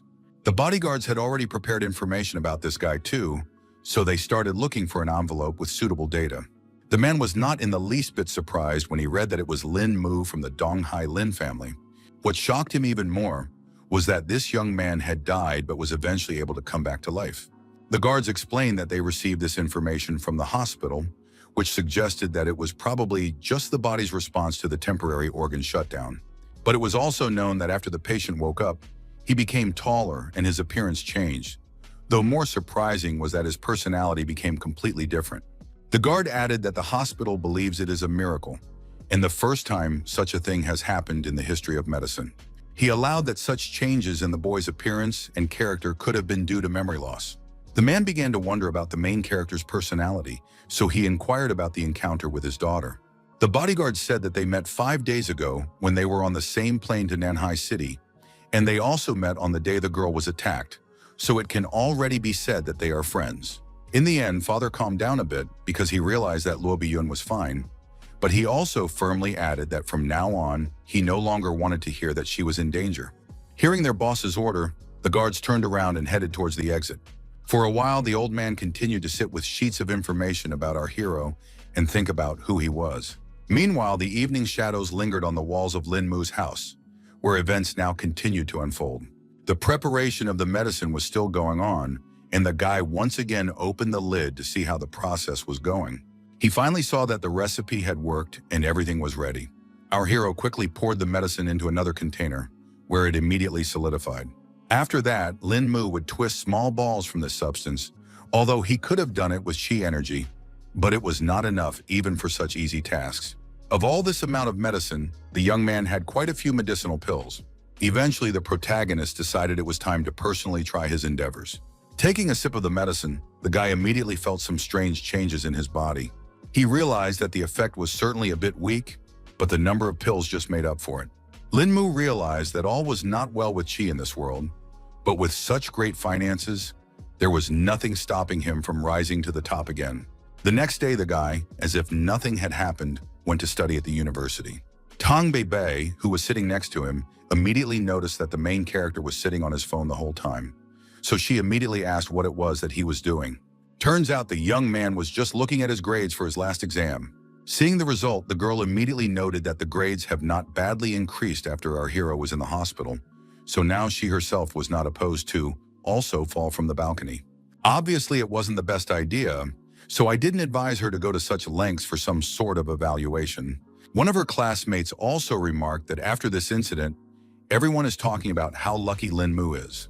Du Xiaoyu was very annoyed because all the attention was tied to her ex-fiancé, so she asked her girlfriends not to react to it in any way. The sly girlfriend immediately reminded her that on paper the guy was still her fiancé, hinting that they could deal with this Tang Bei he keeps hanging around with. The girl continued to pretend as if she didn't care about all these papers and said that she wasn't going to fume about some Lin Mu at all. At the same time, a rich beauty in a fancy sports car drove up to the university, who was just looking for our hero. Luo Biyun was quite determined, so she quickly got out of the car and headed towards the entrance. Classmates immediately informed the guy that some unknown girl was looking for him. The protagonist immediately realized everything when he saw the acquaintance in front of him and said hello to her, a little surprised. In turn, the girl smiled widely and laughed at the fact that he certainly hadn't expected to see her in such a place. It was true, so the young man confusedly asked how Luo Biyun knew about his university. The girl explained that she had just gotten a call from someone and didn't even have to find her savior herself. The guy got embarrassed and apologized for being too busy lately, but really he had just forgotten about Luo Biyun. She immediately suspected something, because the protagonist certainly didn't look that busy when he was having a word with his girlfriend. Lin Mu was not confused and explained that they had just finished a class they were just discussing. Luo Biyun didn't care about this at all because she came here to call our hero for a dinner that she would pay for on her own. The guy immediately refused and explained the subject that today was his grandfather's 80th birthday, which made him need to be home on time. At that time, the girl immediately guessed that there would be some kind of party and joined Lin Mu. The main character immediately explained that it wasn't a good idea because he had an oddball family, which made him afraid that Luo Biyun herself wouldn't like them either.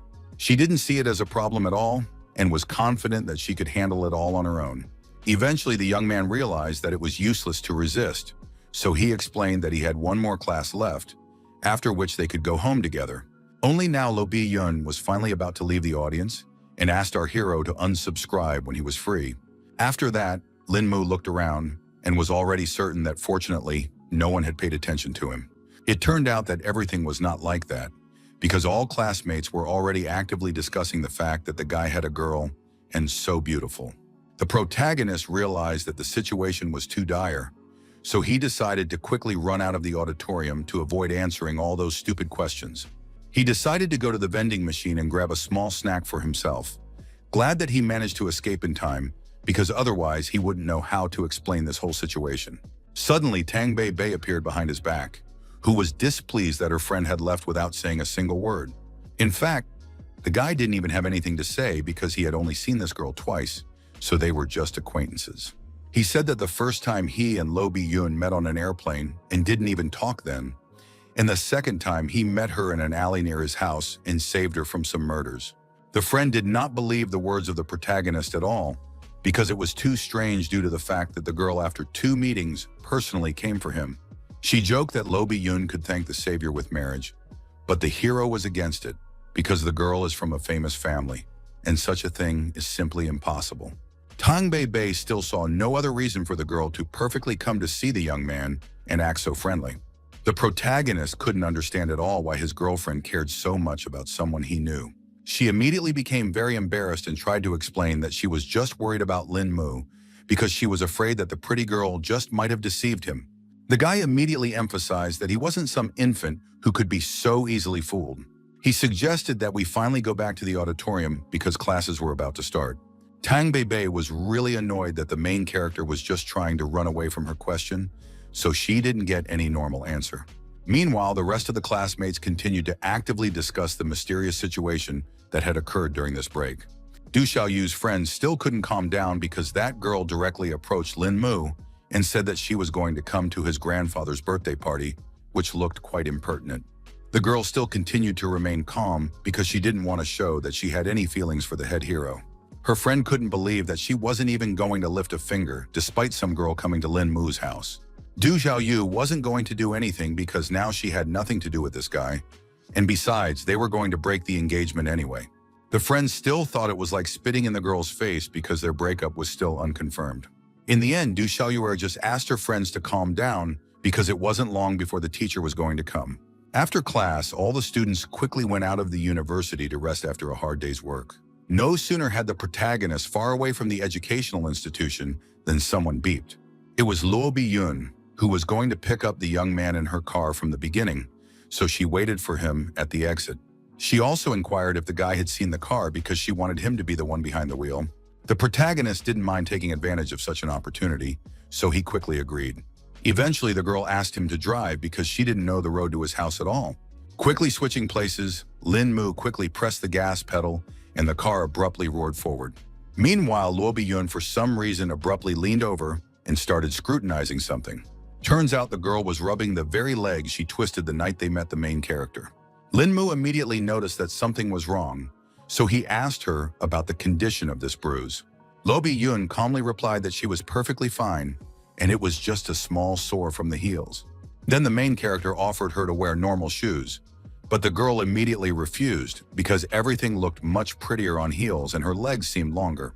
He didn't understand at all this attitude of girls who suffered so much for the sake of some beauty. Lo Bi-yoon explained, a little embarrassed, that normally she wouldn't wear such shoes, but today was a special day. The young man didn't understand the hint from her side at all, so he didn't react to those words at all. It wasn't long before they reached the Seven-Ling mansion, where all the relatives had already gathered to celebrate the birthday. The butler was overjoyed when he saw that young Master Mu had finally returned to their home. The protagonist said a brief hello to him, but was in no hurry to explain who he had come here with. The bewildered Uncle Chung had to inquire on his own who this girl was. The guy eventually explained that it was his friend named Lo Bi-yoon, who he also decided to take to his grandfather's birthday party. The old man didn't object, so he welcomed Miss Luo into their family's mansion with hospitality. The guy wasn't in much of a hurry to go in because he thought about what had happened here the last time he'd been home. He was looking at the balcony from which he had fallen off for unknown reasons, and afterward ended up in the hospital, where some rather mysterious changes in his body had taken place. Lo Bi-yoon immediately noticed that the protagonist was behaving strangely, so she asked what was wrong with him. The guy smiled to show that everything was fine and offered to hurry inside. Inside, they were greeted by a huge crowd of people chatting carefree about life. The girl walked confidently forward and immediately noted that the protagonist had quite a large home. Meanwhile, the other family members had already noticed that Lin Mu hadn't come here alone, but they couldn't figure out who his companion resembled. Eventually, some of the guests began to realize that it was the Luo family's madam herself.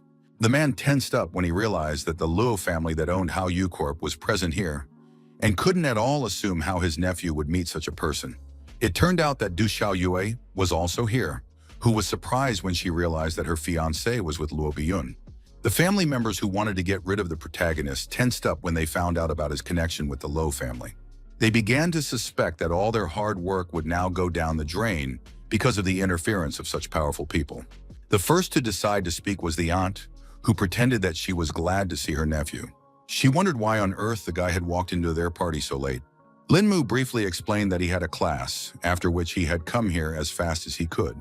After the guy's explanation, the woman went straight to greeting the Luo family representative, because she never thought that the girl would come to their father's 80th birthday party. Luo Biyun was embarrassed by this politeness and explained that she didn't come here as a representative of Hao Yu Corp, but as a friend of Lin Mu. The aunt explained that regardless of any reason, their family was happy for the girl's visit. The protagonist interrupted their amiable conversations and wondered where Grandpa was because he still hadn't seen him. The woman suspected that after the incident, he had forgotten that his grandfather had been diagnosed with Alzheimer's disease, so the head of the family was no longer able to attend such events. Anyway, the guy was going to talk to his grandfather, so he left all his relatives and guests, and Luo Biyun followed him. One of the brothers inquired if their sister had managed to find out anything from the daughter of the owner of Hao Yu Corp. Auntie thought that this girl was definitely not that simple, so it was impossible to find anything related to her for now. The man then inquired as to what this girl had in common with their nephew, but the sister was clueless, though she was definitely sure that they were not dating. Meanwhile, the protagonist had already entered his grandfather's room and announced that he had come home. The head of the family was already too weak, so he needed servants even just to eat. Grandpa's gaze was rather blank, so he just mechanically opened his mouth to be fed. Suddenly, he twitched and grabbed the servant's hand as if he didn't want to eat anymore. Only now did the subordinate see that young Master Mu had entered the room, causing her to be a bit confused. The boy calmly released the servant and explained that he just wanted to talk to his grandfather. The worker understood everything perfectly well, so she quickly headed towards the exit. Lin Mu squatted down in front of his grandfather and immediately wished him a happy birthday. Taking the old man's hands, our hero asked if he remembered his grandson, hoping to rekindle at least a spark of memory in his eyes. Through force, Grandpa still remembered that his favorite grandchild Mu was standing in front of him. At this point in the conversation, Luo Biyun intervened and smilingly wished Mr. Lin a long life, and remarked that he would definitely last longer than the South China Mountains. The main character revealed that it was a friend he had taken to help celebrate her birthday. Grandpa still seemed to be hovering in the clouds, so he didn't say many words and only occasionally nodded back, smiling. He grabbed his grandson's hand sharply again, but he also remained silent. Lin Mu understood perfectly well what the situation was, so he just continued to watch the old man. At this moment, a servant came into the room and informed the young master that the celebration was about to start, and Du Xiaoyue was waiting for him to come down. Our hero was rather surprised when he heard that name, so he hurriedly went to see what was going on and left his grandfather to the worker. She went quickly out into the hall, where his so-called bride was waiting for him, who did not seem pleased with his absence. Lin Mu finally found a moment to directly ask the girl what she was forgetting here. It turns out that Du Xiaoyu's grandfather asked her to attend the event and present a gift from them. She summoned her assistant, who held up a vase that looked very expensive, and briefly introduced the gift from the Du family. It was an authentic flower-painted vase from the period of Chinese Emperor Yongzheng. All the guests immediately noticed this rare treasure and began to marvel that old man Du was indeed an incredible person, because a gift like this was worth at least several tens of millions. Our hero thanked their family for such a generous gesture, but refused to accept the vase because it was too expensive for their family.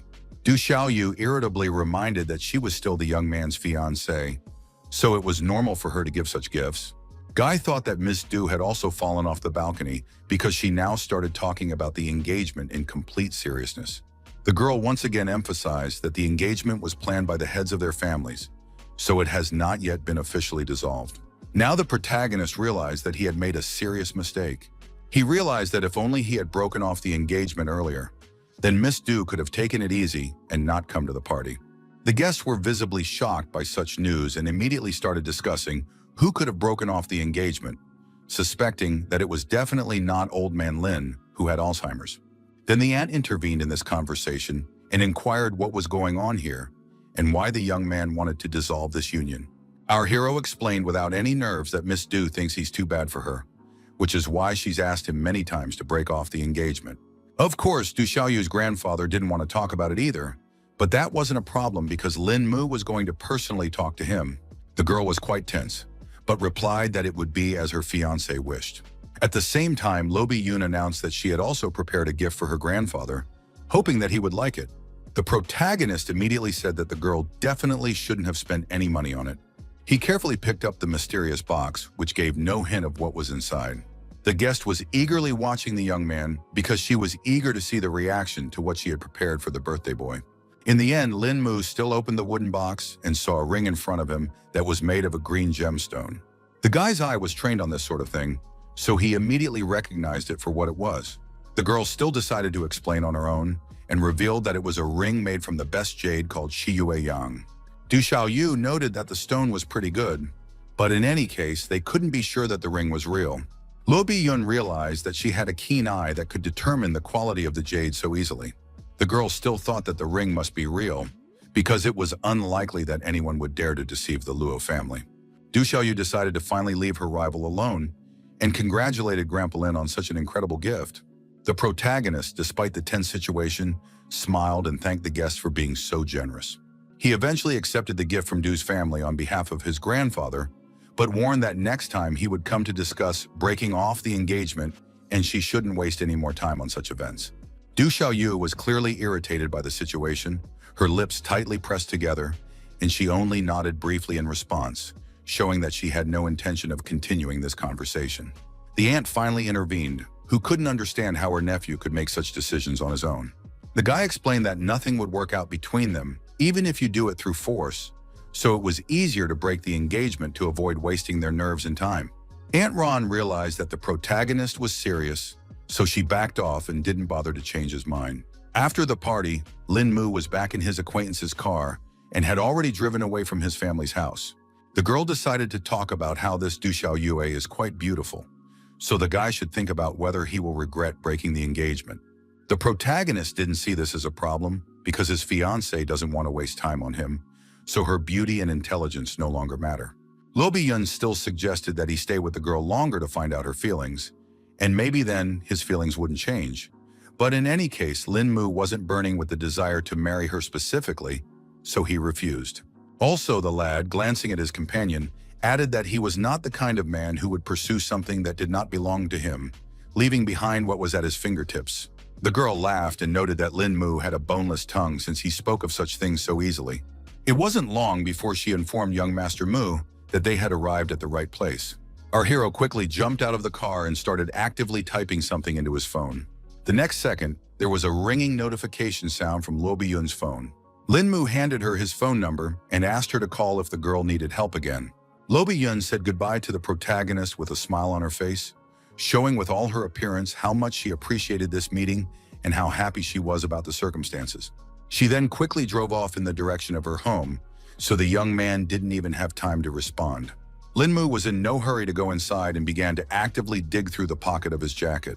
Turns out his grandfather handed him a note telling him not to worry about him because the old man was only pretending to have Alzheimer's so he wouldn't have to mess around with all the family members fighting over the inheritance.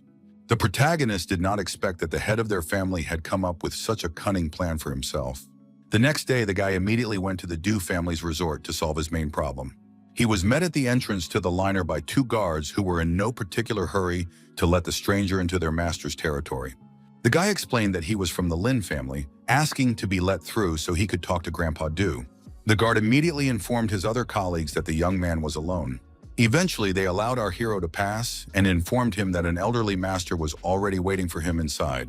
Smiling, Lin Mu thanked the guards for the opportunity to talk to their inflammation. He quickly walked up the steps that led to the Du family's huge liner. There were already quite a few people resting by the pool. Among them was Grandpa Du himself, whom the guy was looking for. The old man, who was lounging on a chaise longue and sunbathing, said hello to the protagonist and wondered why he was looking for him. Lin Mu was going to state everything briefly, so he immediately asked if the master was close to his granddaughter, Du Xiaoyue. Grandpa immediately tensed up because he thought something had happened to the girl. The young man tried to calm him down because nothing much was going on, and told him directly that she just wasn't very happy with the engagement. Mr. Du accounts that it was quite normal for children to quarrel, so he asked Lin Mu not to take it all seriously. The protagonist still thought that they were simple people, so if Du Xiaoyue didn't want it, he wasn't going to waste her time anymore. One of the Du family was displeased with the kid's audacity since he decided to make such a cocky decision on his own. Grandfather immediately intervened in this conflict and ordered the man to shut up and not speak to Lin Mu in such a tone. All the guests on the liner immediately fell silent because they did not expect the head of the family to be so tough. In the end, the old man once again questioned whether the boy had really come here specifically to break off the engagement. The protagonist confidently confirmed his intentions and emphasized that after this, he and Du Xiaoyu would become mere strangers. Mr. Du, realizing the futility of further resistance, sighed heavily and finally agreed to dissolve the alliance. The guy thanked him for the opportunity and promised to take all the blame, so he was about to leave so as not to take up any more of the old man's time. He quickly turned around and dryly said goodbye to the entire Du family, who definitely didn't expect this turn of events. No one could understand why the master had let this breakup happen so quietly, and they were afraid that rumors about it would spread quickly. Was unhappy that someone was trying to oppose his decision because it definitely didn't concern the ordinary family members, and besides, he would know about all their dealings with the Luo family. The man believed that the Luo family was much stronger than the Lin family, so if Xiao Yue married any of them, it would help their family quite a bit. Mr. Du himself also understood all of this, so when the engagement had already been broken off, there was no point in hiding anything. Meanwhile, the protagonist went downtown after meeting his former father-in-law. In the middle of a busy street, Lin Mu was lucky enough to meet his teacher, Miss Song. The young man was happy about this coincidence, so he decided to help the teacher carry her bags. The girl rejoiced at this sudden good fortune and was not averse to handing over the burden to her apprentice. Lin Mu immediately noticed that she was carrying some sort of gift, so he decided to inquire about who was having a birthday. It turned out that Song Liangju herself was having the celebration, so the protagonist thought she was going to celebrate alone. The teacher dismissed his speculation because she wanted to get together with her neighbors, so she invited our hero to this celebration as well. The young man didn't seem to have expected such a suggestion from Ms. Song at all, so he was confused and didn't know how to answer. Suddenly, Li Guanjue, who was accompanied by his bodyguards, intervened in their conversation. He couldn't understand how Song Liangju could be so bored on her birthday, so he suggested that she throw a real celebration. The girl calmly replied that there was no need for that, because she had already found herself some people to celebrate the day with. Li Guangyu suspected she was talking about her friend Zixi, so he offered to take her along and added that birthdays are very important in Korea. Song Lingju wasn't going to fall for his silly tricks because she was Chinese, and she wasn't interested in Korean traditions. At that moment, she turned around and saw that one of the guards had already blocked her way. The girl tensed up when she saw such maneuvers and asked Li Guanjia what it all meant. Her acquaintance only grinned enigmatically, leaving this agitated question unanswered. He had been searching for Song Liangru for a very long time and had put a lot of effort into it, so now he couldn't understand why she wouldn't give him any chance. It was hard for the guy to believe that she was going to choose some weakling over him. The protagonist was outraged that he was also involved in this fight, even though it didn't concern him in any way. And Song Liangru herself said that compared to Lin Mu, Li Guangju was just trash. The cocky suitor wasn't going to give up anyway, because the only reason he was putting up with all this was because he liked the girl. He asked our hero not to dream of any relationship because it's as if Song Liangju will just dump him as soon as she no longer needs him. The girl was unhappy that her acquaintance was behaving so inappropriately and asked him to stop slandering her. The guy didn't see any problem at all with her words because he was sure that she would definitely ditch Lin Mu sooner or later. Song Liangro asked her acquaintance to leave amicably because otherwise she wouldn't let him get away with such a prank. Li Guangzhu stood with an arrogant grin because he was sure that the girl definitely couldn't beat him. The girl could not stand it and tried to hit her acquaintance, but he managed to dodge in time. The young man liked that kind of fervor, so he suggested that the beauty try again so he could give her a couple tips. Now the main character realized that it's not so easy to be a good guy because he just helped to carry things. And in the end, he already got into some trouble. One of the bodyguards decided that they didn't need to waste any more time on some weakling and attack Lin Mu. The protagonist expected such a development, so he carefully watched the movements of his opponent. Eventually, the guy managed to react in time, so he successfully punched his opponent right in the face. Even such an experienced fighter could not resist the strength of our hero, so he fell to the floor without strength. His comrade flew after him as well, whom Lin Mu also neutralized with one precise strike. In the end, the young man remained unharmed while all his opponents were lying helplessly on the ground. Song Liang Rao didn't expect to see such a turn of events, so she fearfully asked if our hero was fine. The protagonist began to tell with a smile that he saw the two men surround him, but after blinking once, he had already witnessed these fighters lying on the ground. The guy lied that he must have been rescued by some master, but Ms. Song had a hard time believing it because she didn't see anyone nearby. In any case, she was happy for Lin Mu being fine, so any details didn't bother her. At this moment, the bald bodyguard tried to stand up and report that the person who beat them up was definitely the young man himself. Our hero did not want to reveal his skills, so with all his might he stepped on the hand of the defeated opponent so that he did not say too much. Meanwhile, Song Liangju asked the guy to hurry up and leave this place because her mood had gotten really bad because of all these people. In turn, Li Guangzhu wasn't going to let them go so easily because Lin Mu dared to injure his men. The girl was sure that his bodyguards were injured through no fault of their own, so she suggested that her acquaintance look for the master who had done all this to them. The guy despised professionals because they only knew how to hide like rats and wanted to see if he could find someone to save them again. The protagonist felt that the situation was starting to heat up, so he tensely looked at Li Guangzhu, who was in no way able to keep up with them. Song Liangju sensed this tension and immediately stopped her disciple because his potential opponent was too dangerous, as he had already won many taekwondo competitions and was quite strong. Meanwhile, Li Guangzhu kept trying to hurt our hero, calling him a lowlife who can only hide behind his skirt.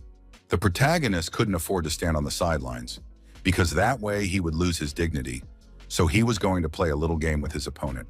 He turned to Li Guangyu with confidence in his voice and offered to see what he was capable of.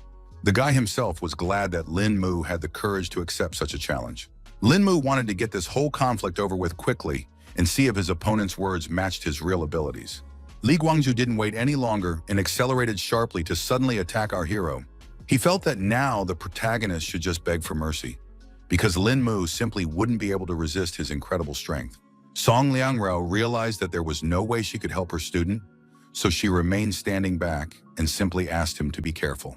The guy could already see that his opponent was not at all like some other weakling. In any case, the protagonist thought that Li Guangzhu was hoping in vain if he really thought that this fight would be so easy. But the guy was still absolutely confident in his strength, so he continued to attack Lin Mu, who had managed to dodge so far. Eventually, the protagonist managed to block even a strong leg kick and keep his balance. An interested smirk appeared on Li Guangzhu's face because he didn't expect the young man to even be able to block his turning kick. He paused for a while and wondered what the protagonist was going to do now, because he was definitely not in a particularly favorable situation. Song Ling Rao could clearly see how strong the blow was, so now she wasn't sure if her disciple was fine. Li Guangzhu himself was surprised by this outcome because he could have calmly broken the board with his punches, but the protagonist somehow managed to withstand. Meanwhile, Lin Mu replied that he was fine, but he didn't even expect his opponent to be this good. The teacher noticed that the young man was holding up quite well, so she asked him when he had managed to become so strong, and he told her that it was after he was discharged when he realized his weakness. Li Guangzhu decided to take advantage of the guy being distracted by the conversation and tried to attack him a second time. It seems that the protagonist had long been prepared for this turn of events, so he put his two hands forward. His opponent immediately noticed this maneuver on his part and thought the guy would try to grab his leg. He simply couldn't let Lin Mu do something like this. So a solution to the problem had to be found right here and now. The guy in flight changed his attacking foot. Trying to attack the protagonist from the side, he didn't have time to defend. Song Ling Rao was not too scared because she thought that Lin Mu had come to an end. The guy actually had a very good reaction, so even in such a desperate situation, he managed to dodge. Eventually, he managed to put his plan into action and successfully grabbed his overconfident opponent's leg. Lin Mu was very angry at this guy, so he decided to teach him a lesson for being so impertinent. He twisted Song Liangruo's foot with all his might and then heard a rather unpleasant crunch. Feeling this unbearable pain, even such a strong fighter shrilly screamed. Lastly, the protagonist advised Li Guangzhu not to try to make moves he couldn't do because it would only make him look like a complete fool. Those were his last words, after which he walked over to Ms. Sleep, and together they walked away from the humiliated weakling. When they were back on the main street, the teacher admitted that she had not expected this turn of events. She marveled that Lin Mu had gotten so strong in just a few months, and our hero said it was all just for his health. Song Ling Ru had been haunted by the feeling that she was talking to a completely different person the entire time, adding that the guy had only gotten better. She immediately remembered that her roommate was also very good at martial arts. The protagonist guessed that Ms. Song was talking about Zixi, who Li Guangzhu had mentioned earlier. Then the teacher decided to reveal that her friend has been practicing since she was a child, so she uses the sword as if it were an extension of her arm. The guy realized that she was quite good, so he inquired about what such professionals did, but Song Lingju didn't know any details. In the end, she herself suggested that Lin Mu have tea together because the neighbor was just at home. The protagonist declined because he still had some business to attend to and wished them a good time. The guy said goodbye and was about to leave, but Song Liangru lastly told him to make sure to stop by next time. Lin Mu was calmly walking through the streets of the city when he heard the sounds of a chase behind him. It turns out that some thief had dared to steal a bag in broad daylight and was now trying to escape prosecution. The villain wasn't going to give up so easily, so he yelled for everyone to disperse and give him his way. He tried to quickly run across the road, in the middle of which a police car had just stopped. A female law enforcement officer immediately jumped out of the car and attempted to apprehend the man who was so desperately trying to flee the scene of his crime. The thief tried to jump over the fence, but in the end, his foot slipped unsuccessfully. As a result, he fell to the ground and dropped with a clatter the very bag he was so eager to steal. The policewoman immediately jumped over the fence so as not to miss the opportunity to capture the villain. She emphasized in a cold, stern voice that any resistance was futile. The thief unhappily clucked his tongue because he realized he had no more avenue of retreat. Eventually, the man pulled a knife from his pocket and began threatening the girl who tried to restrain him. The police officer ordered him to stop resisting because assaulting an officer is a serious offense. The man thought he wasn't a thief until he was caught, so he could do whatever he wanted, but backup was on the way, so it would be hard for him to evade the police. The officer said that if he did surrender voluntarily, she would pretend that the offender had not assaulted her. The girl wasn't going to give up so easily anyway, so the girl could only dream of such a thing. She realized that the situation with this intruder was too complicated, so he was leaving her no other choice. The policewoman was about to apprehend the bandit, but he started waving his knife at her to stop her from approaching. The girl acted quite professionally, so she quickly grabbed the thief by the arm and immobilized him. As she pawed and laid the man on the ground, she emphasized that he had a choice before that. She asked why the whole situation was made more complicated because now the violator had earned himself another non-compliance with the law. Suddenly, someone else put his foot down on the policewoman and emphasized that it was better for the woman to stay out of these matters. The police officer then immediately realized that someone had come to the aid of the bandit. She had pretty good physical fitness, so she managed to dodge in time. Now the policewoman understood that it was this gangster organization that had it all together. One of the men said that there are some things you should just turn a blind eye to, so a girl better not seriously look for trouble on her day off. She, as a police officer, was outraged by this sort of thing because she couldn't just let criminals go. The bandit was annoyed that the girl was so stubborn, so he decided to deal with her. The policewoman was able to dodge the first blow, and then realized something was wrong. She stumbled helplessly against the fence and realized she had nowhere else to dodge. Meanwhile, the bandit had already pulled out a knife and rushed towards the girl to finish her off sooner. At this point, someone stopped the villain and pointed out that everyone makes mistakes, so you should forgive them if possible. It turned out to be the protagonist who felt that there was no need to resort to sacrifice during a routine robbery. In the end, the bandit agreed with him and decided to forgive the girl this time, emphasizing that she should stay out of other people's business next time. Lin Mu was glad that he had solved this problem so easily. Staring at the departing bandits, the guy didn't even notice that the police officer had already handcuffed him. The protagonist couldn't understand at all what it was all about, and the girl explained that he needed to fully realize what he had just done. The guy still didn't see the problem either, because all he wanted to do was help a cop who was in trouble. In turn, the girl absolutely refused to believe that Lin Mu was not familiar with these criminals. The protagonist was annoyed by this attitude towards him because he really saw these people for the first time, but still didn't trust because the bandits obeyed him so easily. Lin Mu still didn't understand anything because he was sure that the bandits had only left because they wouldn't be able to defeat him in a fight. The policewoman was not at all sure that the young man could defeat 3 robbers, so she was still going to take him to the station and write a report to clear up the whole situation. The guy began to realize that the situation was quite serious, so he got nervous because he still had a considerable amount of important plans left, which were literally destroyed in a second. At that moment, another police car pulled up beside them, from where another officer got out and immediately recognized Officer Wang. The young man realized that she was the one calling for backup and saw that his colleague had managed to handle the perpetrator herself. Then the girl explained that it wasn't the same robber, but there were suspicions that this particular guy might have been an acquaintance of the bandits. The officer agreed to help her and take the perpetrator to the station himself, and Ms. Wang herself was to return to the office. At this point, the policewoman was a little embarrassed because she still needed help getting into the car because she had managed to twist her ankle during the contraction. Putting our hero in the car, the guy quickly rushed to help his co-worker. He immediately noted that the girl was rather clumsy, tried to explain that things had accidentally gotten out of hand. Suddenly, Ms. Wang froze in place because she saw something shocking. It turned out that Lin Mu had managed to get out of the handcuffs, so he was no longer in the car.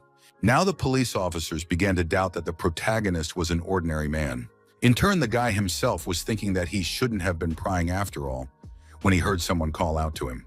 The protagonist was greatly surprised because he saw that it was Ms. Sleep, who should have been home a long time ago. The girl explained that she had forgotten to buy some condiments, so she went out to get them and suggested that Lin Mu take a walk together and then come over to visit with her friend. In the end, he agreed because it was the best choice for hiding from the police. Pretty soon, they had already gone to the store and returned home, where Zixi was already waiting for them, surprised that they had managed so easily. One of the girls remarked that Song Liangju had found such a cool seasoning and asked what the name of this beautiful young man was. Another friend asked Zixi not to be so persistent because she might scare away such a handsome man. The main character said hello and said with a smile that he was glad to have this meeting. The girls couldn't wait any longer, so they asked their friend to introduce them as soon as possible before she finally introduced Lin Mu, briefly calling him her disciple.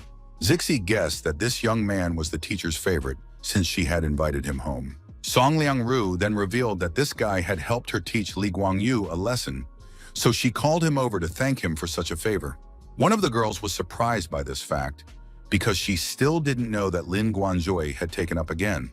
Zixi asked if she could call our hero Mu and said that their acquaintance, although he was a scoundrel, but in battle he knew no equal. The protagonist took a seat next to him and noted that his abilities were definitely not comparable to the very girl he had already heard a lot about. Zixi guessed that her friend had already told her about her powers, because otherwise the guy himself hadn't guessed about her powers. She also hinted that an acquaintance of theirs named Mengguan was currently abroad, so they had a spare room in the house. Lin Mu definitely didn't expect to be asked to move so quickly, but he had already found a place to live, so there was no need for him to do so. The girl still offered to let our hero take the room downstairs and help all the others move things upstairs if needed. Song Lingju agreed with her friends and asked the guy to stay here to live and help each other. Since the girlfriends were so insistent, the protagonist decided to accept their sudden offer. He had been warned right away that the second floor was for girls only, so it was forbidden to enter without permission. Also, the guy should clean up after himself and always wash the dishes if they eat together. Lin Mu was starting to get tense with so many rules, but Zixi explained that there weren't that many and asked her new neighbor to listen carefully to all the details. Eventually, the girl finished listing all the rules and suggested we finally get to the celebration. Everyone remembered that they had gathered at this place to celebrate Song Liangju's birthday. 2 days later, the guy had already realized that it was pretty difficult with girls, and going shopping already seemed like a hassle. After a while, the protagonist was finally able to pack all the packages into the trunk of his car. At this moment, someone behind his back rejoiced at such an unexpected encounter, so Lin Mu turned around in surprise. Turns out it was the same policewoman who was already jingling the handcuffs in her hands. The young man noted confusedly that he really hadn't expected to meet the officer. At this point, the protagonist found a way to get away from the police officer and pretended that there was something amazing behind her back. The policewoman was very inattentive and fell for such a stupid ploy from Lin Mu. It turned out that the guy had already disappeared somewhere, so the girl shouted indignantly to the whole street. At the last second, she noticed the protagonist trying to flee the scene on his bike. The policewoman quickly sat down in her squad car and set off in pursuit of Lin Mu, who was driving quite fast. For her part, Song Liang Ro couldn't understand where Lin Mu had disappeared to so suddenly. At that moment, a cute couple was walking down the sidewalk, completely unaware of what was in store for them. A girl was walking with her lover and carelessly telling some life story when someone whizzed by nearby. She couldn't figure out what it was, and then she noticed that her ice cream had gone somewhere. They further witnessed a police car chasing this unknown object at full speed. The guy couldn't understand at all what was going on, because he had never witnessed a bicycle being chased by the police before. Meanwhile, the protagonist was highly annoyed that this female police officer was so stubborn and restless. He also realized that at this rate, the tires on his vehicle wouldn't last long. Lin Mu realized that he needed to look for alternative ways to retreat and saw an inconspicuous alley nearby that was suitable for this. It turned out that the policewoman was closely following the young man's actions, so she reacted in time and swerved. A smirk immediately appeared on the girl's face because she was sure that the guy would definitely not be able to hide from her. The protagonist did not suspect at all that his plan had failed and calmly walked down the street, rejoicing that he had managed to escape from this madwoman. Within a second, he heard a distinctive click and felt the cold metal of the handcuffs around his wrists. The young man directly admitted that the officer really got to him because she had been chasing him for such a long time. The police officer herself did not see this as a problem because she merely wanted to bring the escaped felon to the station. Our hero was still trying to prove that he hadn't done anything illegal and yelled that there was a robbery going on right behind the officer's back. The girl wasn't going to fall for Lin Mu's tricks a second time, but he spoke in complete seriousness. She promised that the young man would be a corpse if he fooled her again, but she still believed it because she heard a noise and shouting nearby. The police officer asked the protagonist to wait here while she checked to see what was going on. Obviously, the protagonist was not going to obey the girl, so he immediately tried to get out of the handcuffs. He was about to leave but heard that the criminal had already taken a hostage. Eventually, the guy got interested in the whole situation because he hadn't yet seen a robber cover himself with hostages. A considerable number of people had already gathered in the shopping center, not knowing what to do in such a situation, and the robber threatened to shoot the defenseless man he managed to grab. As the protagonist got closer, he saw that the robber had captured a policeman, but people in the crowd told him that he used to have a little girl in his hands, with whom this brave girl had switched. Lin Mu was surprised because he didn't expect that the officer had such a good heart that she sacrificed herself for the child. The policewoman continued to keep her cool and ordered Lan Zedong to stop because he was already surrounded. The man was not going to give up and ordered everyone to fail and prepare a car for him because otherwise his hostage would die. The protagonist began to get annoyed with the whole situation because there was too much noise from this criminal. Suddenly, he just plopped down on the floor right in the middle of the crowd, causing the bandit to immediately look away from voicing his conditions. Lin Mu didn't bother to explain anything and carefully fixed his hair before continuing with his plan. The policewoman was shocked when she saw the guy and asked him to get out of here as soon as possible because it was too dangerous. It turns out that our hero decided to pretend that he had always been a fan of Brother Lan and wanted to give him some sort of gift. At this moment, a woman in the crowd indignantly shouted that Lin Mu had stolen her bag. The young man paid no attention to her and continued to talk about how the bandit was his idol, and ever since he was a kid, he wanted to be like him.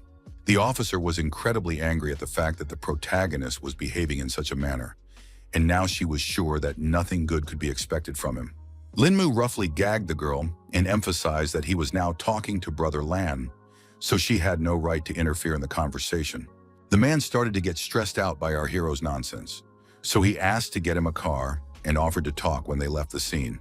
The guy quickly started running errands from the thug and remembered that the policewoman's car was just parked somewhere nearby. Eventually, he took his time going outside and reported that there was a sniper nearby. The criminal was shocked by this information and once again questioned what the protagonist had just said. He finally looked around and saw that the young man had actually lied to him, and there were no snipers nearby. Meanwhile, the main character took the opportunity that he had distracted the bandit and threw me his bag. Lan Zedong managed to react to this sudden attack in time and put out his hand, knocking the bag away.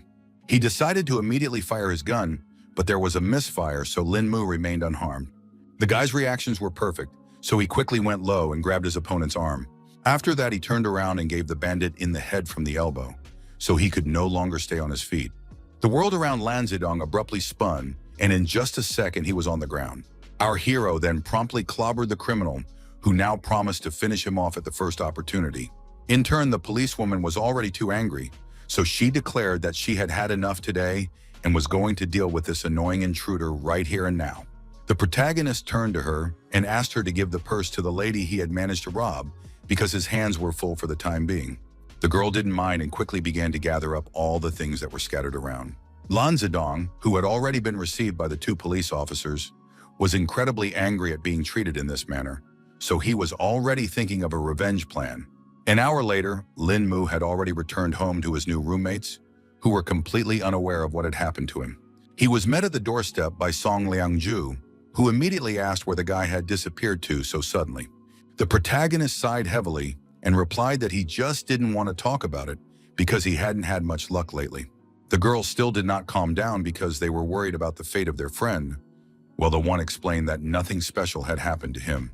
As he walked further along, the young man noticed that his friend was watching some concert on TV, and they told him that they really wanted to go there, but tickets were very hard to get. At this moment, Zixi noticed that the protagonist had finally returned, wondering if he was going to apologize for his sudden disappearance. Linmu was well aware that he had no choice, so he promised to definitely redeem himself. He asked his acquaintances to wait a little while. He stepped away to make one important call. The girls were surprised that our hero had just returned, and he had some problems again, but the guy promised to tell everything later. Zixi was no longer sure that this young man was an ordinary student because he was acting too mysterious. Song Lengju agreed with her friend and noted that he seemed too masculine for his years, but the girl thought that wasn't his only oddity. As it turned out, the guy had already made arrangements for Yao Shanxian's concert and hoped his girlfriends had free time for him in 3 days. Zixi was overjoyed at this news and wondered how he had managed to get tickets. The protagonist didn't give details about old man Wang helping him and briefly explained that he had some connections. The next day, the whole company went to an establishment to grab a bite to eat together. Linmu immediately noticed that this place was suspiciously quiet today. In turn, the friends were surprised that their acquaintance also came to the cafeteria today. The girl immediately felt someone else's gaze on her, so she turned sharply towards the company of friends. Suddenly, the protagonist looked closer and felt that there was chi energy lurking in her chest, which literally shocked him.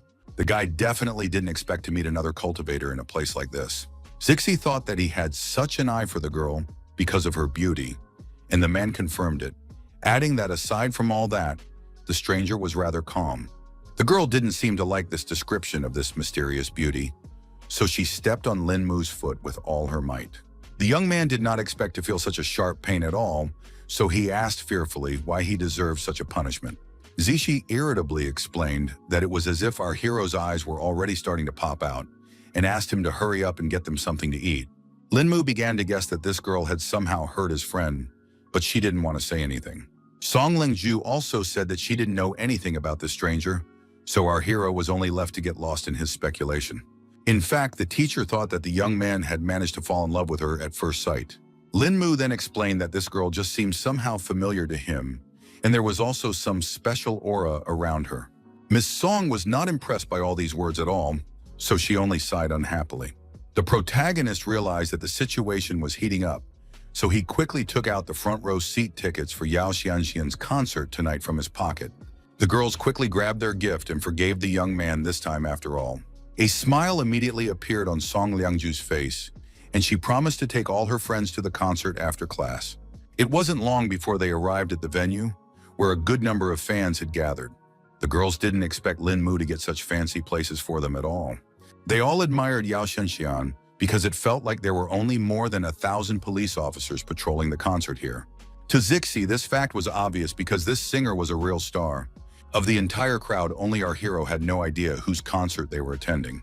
At that second, the very girl whose exit everyone had been waiting for appeared on the stage. She greeted all her fans with a smile and said that she was very happy to perform here in Dunhai. At the same time, everyone in the audience was actively supporting their idol and shouting their love for her. The girl went on to say that it was only because of her fans that she was here today and wanted to dedicate the first song to everyone who supports her. She asked everyone to enjoy a song called To the Descendants of True Love. 3 hours later, the concert was still going on, so the singer looked pretty tired already, but the next part of the performance promised to be even more fun. Yeo Shen-xian announced that she wanted to invite someone from the audience to help with the performance. She asked the organizers to point the spotlight at someone she could call on stage. Of course, Zixi began to actively wave her hands to dedicate just to their company. She saw that the light was gradually heading in their direction, and she was already glad that this person little turned out to be it. After a second, Yao Shen-xian asked for the spotlight to stop because she saw the right person. In the end, it turned out that this lucky guy was the main character, who definitely did not expect this turn of events. The singer happily greeted her audience and invited the happy fan to run to her stage as soon as possible. Zixi couldn't understand at all why her acquaintance was still sitting in his seat and didn't seem to be in a hurry to go on stage at all. Linmu himself didn't understand why he had to go anywhere. And then his friend explained that he had become a lucky man and could now sing with Yao Shen-xian. The boy was surprised at this news and still didn't want to go anywhere because he couldn't sing at all. The girl then warned him that he would just set the artiste up if he didn't go. Linmu didn't care about this fact at all, but Zixi also didn't insist and said that the decision was up to the young man himself. Meanwhile, Yao Shenxian turned to the guy in white again and asked why he didn't want to sing with her. The main character explained that he was too shy to go on stage and also couldn't sing, so he wanted such a happy opportunity to go to someone else. Fans immediately started shouting that the guy had said everything beautifully and now wanted their own opportunity to sing with Shenxian. The girl decided to get behind Linmu and choose a new viewer for this interactive. A second later, the spotlight illuminated another spectator who was delighted that he had been chosen. This guy ran to the stage with all his legs and very soon sang his favorite song in a duet with Yao Shenxian. At the end, they hugged tightly, and the girl thanked her viewer for such a strong support. After that, the girl thanked all her fans again, and the hall erupted in wild applause and squeals. That was the end of the concert, so all our heroes left the hall and were happy that everything had gone so cool. At the same time, Zixi was very unhappy that the guy took away her chance to go on stage and make this night finally perfect. Meanwhile, some two guards appeared behind Linmu's back and directly addressed him. One of the bodyguards reported that their mistress would like to meet the protagonist. The young man was surprised to hear such a request and wondered who the lady was. The guard didn't hide anything and directly explained that Miss Yao Shenxian had asked for this. Then our hero was even more surprised and wondered the reason for this. But the bodyguards themselves also knew nothing and just followed their mistress's orders. In the end, Linmu decided to leave and asked his girlfriends to go home without him. Song Liangru smiled softly and gave her consent, but asked the guy to return home in one piece. Zixi added a request for the young man not to forget about his girlfriends after meeting Yao Shenxian herself. The protagonist, with firmness and confidence in his voice, asked the guards to take him to their mistress. 5 minutes later, the guy was already in the right place, and Yao Shenxian called out that the door to her room was open. The girl was just changing her clothes after the concert and was surprised that Linmu had come so quickly. The shocked young man froze on the spot because he did not expect to see the singer in such a form. Eventually, he quickly closed the doors behind him and apologized for walking in at such an inopportune moment. Yao Shenxian said that there was no problem with that and explained that she had mistaken our hero for a servant. She quickly got dressed and asked Linmu, who still hadn't said a single word, to go inside. The guy in slight bewilderment immediately asked what Mrs. Yao came here for. The girl wondered why he didn't go on stage, then assuming he was afraid she would bite him. The protagonist didn't immediately answer her question and asked the singer to sit a little more modestly because he couldn't have a normal conversation with her. Yao Shenxian laughed from the fact that the guy looked like a true gentleman, but it turned out that he could become a wild beast at any moment. Linmu apologized and was about to leave since the girl didn't have anything else to say. The girl was not going to let our hero go, so she got up from her chair and ran after him. The echo of her heels echoed around the room as she moved closer and closer to the young man. It turned out that the singer decided to smack the main character on the cheek, which was quite a strange act. After that, the girl abruptly stepped back, and the stunned Linmu asked if she was all right. Yao Shenxian laughed sweetly and explained that the guy just started killing so early, even though she just wanted to chat with him. The confused protagonist, who had a lipstick mark on his cheek, couldn't understand what a real celebrity could talk to an ordinary young man about. The girl explained that he was the first man to turn her down, which made him an interesting person to her. Linmu actually admitted that she was very attractive, but emphasized that not every man fell for it. This unusual behavior of the guy greatly hurt Yao Shanshan's self-esteem, who showed interest in him because of this. The protagonist was sorry if he had hurt the girl's feelings in any way and apologized for all his words. In any case, Lin Mu had no intention of lingering here and quickly headed towards the exit. The girl did not delay our hero any longer and was glad even that she had at least managed to get his name. Meanwhile, the young man quickly went to the restroom to wash off the lipstick residue that could have raised quite a few questions. He realized that there was no way he would have been able to explain what had happened anyway if someone he knew had caught him. The guy wanted to get home as soon as possible because his roommates would get angry again because of his long absence. So he decided to call himself a cab. The protagonist calmly left the room and headed towards the exit to meet his driver. At that moment, he heard some suspicious rustling behind his back and immediately felt that someone was following him.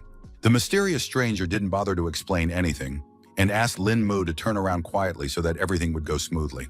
The young man was well aware that he'd better not take any chances, so he raised his hands and offered to talk peacefully and not to turn to forceful methods. The mercenary immediately said that he usually tells the whole truth to a man who is about to die. But now it was different because he had lost that desire after seeing the face of the protagonist. In just a moment, the fighter had already bare his sharp blades that were hidden in his palm. Sufficiently accelerated, he threw them towards Lin Mu, who still continued to stand with his hands raised.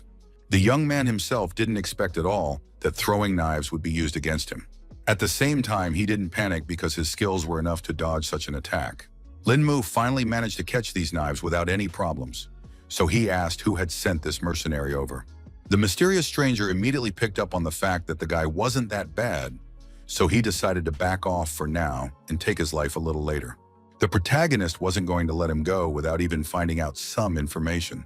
He quickly made the decision to use those very same throwing knives and made one crisp throw. In the end, all the blades simply hit the ground because the mercenary was able to react to this attack in time. The stranger ordered our hero to keep standing still, because otherwise he would definitely show how confident he was in his abilities. Lin Mu was also not one to be timid, so he suggested that his opponent come when he was fully confident in his success. The mercenary silently left, and the guy thought about the fact that this fighter was no weaker than him, so the man who hired him must have forked out a fortune for such an assassin. In addition to that, the young man noticed that this man didn't even put in his full strength, so it would be very difficult to deal with him alone. Our hero decided not to dwell on this, because his main goal was to become stronger, which will definitely help him cope with such a problem. For now, he came to the conclusion that he should just head home and meet his roommates. Lin Mu thought that he had acted very cautiously before, so now he didn't understand why he had attracted the attention of the assassins. Suddenly, the guy felt some unusual sensation, as if there was something strange somewhere in the crowd. He looked around and saw the same girl he had met in the cafeteria the other day, and realized that this aura was coming from her. In turn, the beauty herself also recognized the protagonist, and immediately remembered where they managed to see each other. At this moment, she too felt some strong energy flow through her body. The girl couldn't understand why her frosty chi was so excited, and suspected that it had something to do with Lin Mu. The protagonist immediately noticed that there was something wrong with her, so he wondered if the stranger was okay because she didn't look very healthy. The guy gently held her back and immediately thought that now was the right moment to take a chance and ask the girl about chi energy. The beauty herself strongly disliked the fact that Lin Mu allowed himself to touch her, so she abruptly yanked his hand away and asked what he wanted. She abruptly turned around and began to clean up, and the young man couldn't figure out what he had done wrong. The guy also didn't want to let this mysterious stranger go so easily because he wanted to get to the bottom of it. He quickly chased after the girl, who had already managed to run into some alleyway, and tried to explain that he only wanted to ask a few questions. The stranger did not stop and made several sharp jumps upward to precisely break away from our hero. Lin Mu was shocked when he saw such abilities because he had yet to encounter such a thing in this world. He realized that this mysterious lady was perfectly proficient in the Qing Kun technique. In just a few seconds, the girl had already made a few more leaps between the walls of the building and was somewhere on the roof, and Lin Mu was mesmerized by her honed and graceful movements. The protagonist immediately sped up because he realized that he couldn't fall behind his goal. Eventually, the guy realized that it was unfortunate that he had missed out on such a nimble girl. It was only now that the guy stopped to catch his breath and saw that he was in some unfamiliar place. His first clue was given to him by the ringing of the bells of a temple that stood nearby. Lin Mu turned around and saw the huge shrine behind his back from which this sound was coming from. He realized there was nothing left to lose, so he moved closer to examine the place. There were quite a number of parishioners standing around praying for some benefits. At this moment, the guy felt a huge amount of strong qi energy emanating from within this temple. He saw that there was an old man sitting in the middle of the shrine meditating, and he marveled even more at the place. The protagonist instantly felt the Buddhist golden aura that filled the entire space around him. It was quite hard for the young man to believe what was happening, so he even began to doubt his eyes that saw that glowing aura. The first to speak was the old man himself, who explained that this was the site of the Buddha's temple. The protagonist could not understand at all what happened, because this man literally instantly appeared in front of him. The old man noted that the guy had been standing there for an hour, which made him decide to ask what he could do to help a visitor to their temple. Lin Mu greeted the great monk in their reply and explained that he was just a little lost in thought. At the same time, the guy was thinking about the fact that this kind old man had the aura of a non-mortal and was surprised that this was the energy that would attract him. The monk, sensing that our hero had a good heart, asked him not to worry and to follow him. The young man realized that this was the perfect opportunity to learn new details, so he didn't resist and followed the old man. He decided to ask the monk what this place was, and the monk told him that this was where he meditated for Buddhist enlightenment. The protagonist was surprised that he was able to get to a place like this, so everything around him felt like some kind of dream. The guy even managed to see the real appearance of the legendary Buddha, which was definitely not possible for an ordinary person. Meanwhile, the saint decided to approach Lin Mu and directly told him that the latter had heavy sins lying on his soul, but there was some set of techniques that could help in his cultivation. Lin Mu was very happy to have this opportunity, so he thanked the Buddha. A second later, a bright flash appeared in Amitabh's fingers that held his immensely powerful energy. The next moment, that clot of holy power crashed right into the forehead of the protagonist. The great monarch himself did not expect at all that the Buddha would decide to bestow his great power on this young man. Of course, the old man did not question the deeds of the great Buddha Amitabha, so he continued to pray to him. Now the events are brought a day forward and continue in the same powerful temple. It turned out that the protagonist fell asleep right within the walls of this shrine and is now terrified to wake up from a strange dream. Lin Mu thought that all these events had just woken him up and was now even more stunned. At the same time, he felt a fierce headache and realized that it definitely arose from cognition and spiritual energy. Stepping outside, the young man realized that it was already morning and concluded that he had been in this place all night. The great monarch immediately appeared behind him and greeted his guest. Lin Mu immediately bowed low and thanked the master for such a generous gift. The old man explained that kindness has no limits and hoped the young man would treasure the knowledge he had received from the Buddha. The protagonist recognized that he has learned a lot, so he will definitely use the skills he has learned. At noon, he was at Dunhai University, where the class in which students were to study derivatives had already begun. The guy himself was very distracted because he couldn't stop thinking about the fact that the temple he had been to yesterday was known for its seals that ward off bad luck. He also now agreed that kindness and respect for everyone, it turns out, is not gratuitous. However, unfortunately, the technique obtained was still too powerful for the young man because he didn't have enough spiritual chi energy for it yet. At the same time, our hero was sure that this knowledge would still definitely be useful to him. He had already managed to reach the spirit accumulation stage, and it was much faster than he had expected, because it was expected to take a year or more. Thanks to the chi that the young man had when he was reborn, he didn't have to exert any effort to pass the foundation formation realm. Now, after obtaining this technique, Lin Mu immediately jumped to the spirit accumulation stage, causing everything to go as normal. Moving to the spirit gathering stage, a warrior would already become several times stronger than he was at the peak of the foundation formation realm, so the guy was already excited. The protagonist was so pleased with his good fortune that he couldn't contain his emotions and chuckled quietly. It was only now that the young man realized that he was actually sitting on a steam, so he should at least restrain himself a little. The teacher noticed the fact that Lin Mu was laughing from his subject for some reason, but the guy didn't bother to explain anything and just apologized for his behavior. After class, the guy went outside and hit the wall with all his might to blow off some steam. Our hero was angry with himself because he was now happy about even some small thing, which definitely didn't match the name of the strongest cultivator. At this moment, some strange feeling that was already familiar to him came over Lin Mu again. The young man immediately guessed that it must have been the same girl. Eventually, he started looking for her among the crowd and saw a familiar silhouette on the busy street. The protagonist concluded that after reaching the spirit gathering stage, he could easily sense her presence from such a distance, and was certain that there was definitely something wrong with this beauty. The girl herself was unhappy about this encounter because she thought that Lin Mu was purposely pursuing her. The guy decided to explain everything peacefully and to start by getting to know the mysterious stranger he was interested in. Our hero said that for some unknown reason, when he and the girl got close, their guy reacted strangely to each other and asked if she wanted to find out the cause of this phenomenon herself. The beauty was in no hurry to introduce herself and noted that the young man was as ignorant as she was, but she also realized that it was no good if things continued like this. She asked Lin Mu to follow her to a quiet place where they could check what was causing their chi to react like this. They had to walk through the woods for half an hour, and then the girl reported that they were already there. The protagonist stopped as if on cue and asked what they were going to do now, but his companion had no ideas either. The guy decided to crouch down on the ground and try to connect their chi to see what could come out of it.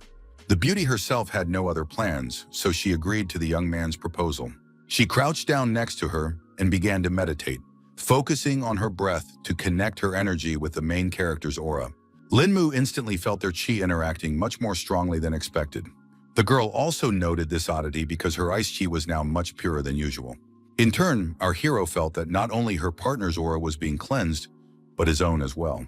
At the same time, the guy couldn't figure out what technique the girl was practicing because there was something cool about it. After a while, they stopped meditating, feeling that their chi had indeed become purer. The girl with a smile on her face immediately noted that her frosty chi now seemed so strong. Only now did Lin Mu realize why her aura felt so cold, and he assumed that something more awaited them, because this kind of fusion practice could help them both. The partner suggested trying it again and asked the guy to release more chi energy this time. Their hands came into contact again, and a familiar, pleasant wave of energy immediately ran between them. This time, our heroes tried even harder and actively passed chi to each other. They sat in this position for an hour without taking their palms off each other. Eventually, they merged so strongly that they began the process of moving. The stars aligned so that Lin Mu and Ji Qinglan moved to another realm. The protagonist felt that the chi in this place was so dense, causing him to sense absolutely everything that was happening around him. At this point, he decided to open his eyes and saw that their view had changed quite a bit. The girl still had no idea what had happened, and only wondered at some refreshing feeling. Lin Mu was greatly embarrassed by the sight of his partner and quickly turned away, pretending that he hadn't seen anything. Ji Qinglan finally felt that something was wrong after all, and looked at the form in which they continued to meditate with surprise. Her cheeks were getting redder by the second as she realized what had just happened. The next second, her emotions spilled out, and her terrified scream rang throughout the forest. When they finally got dressed, the main character was immediately slapped, even though it wasn't even his fault for the whole incident. Lin Mu only now realized that everything was really happening, even though it seemed like it was just a sweet dream. It turned out to be just an illusion, so the guy desperately tried to wake up Ji Qinglan and explain the whole situation. The girl finally opened her eyes and realized that it really wasn't real, even though everything seemed so real. The young man immediately guessed that because of the chi fusion, they were able to sense the divine consciousness beforehand, causing such an embarrassing incident for them. His partner had not heard of such cases, so she was surprised to hear such an explanation. The protagonist explained that chi fusion has 3 stages, and thus the divine territory comes after the initial chi gathering. Lin Mu revealed that it was because of the divine consciousness that they were suddenly naked. The guy was glad that he had enough of his own cultivation knowledge to calmly explain this incident. Suddenly, the girl, who still couldn't look at our hero, asked his name again.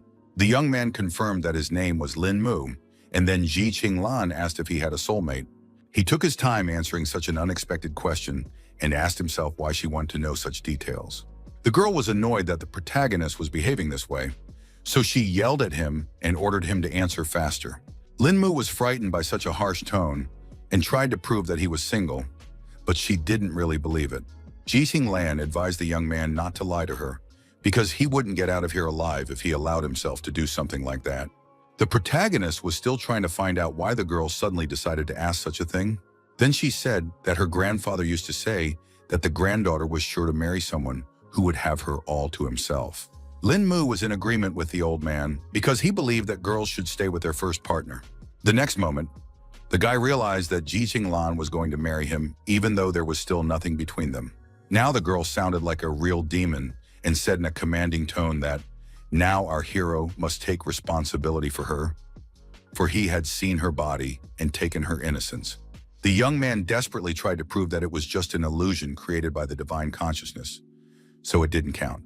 The girl insisted on her own anyway, because she was sure that what he saw through that illusion was more real than what he was seeing with his own eyes.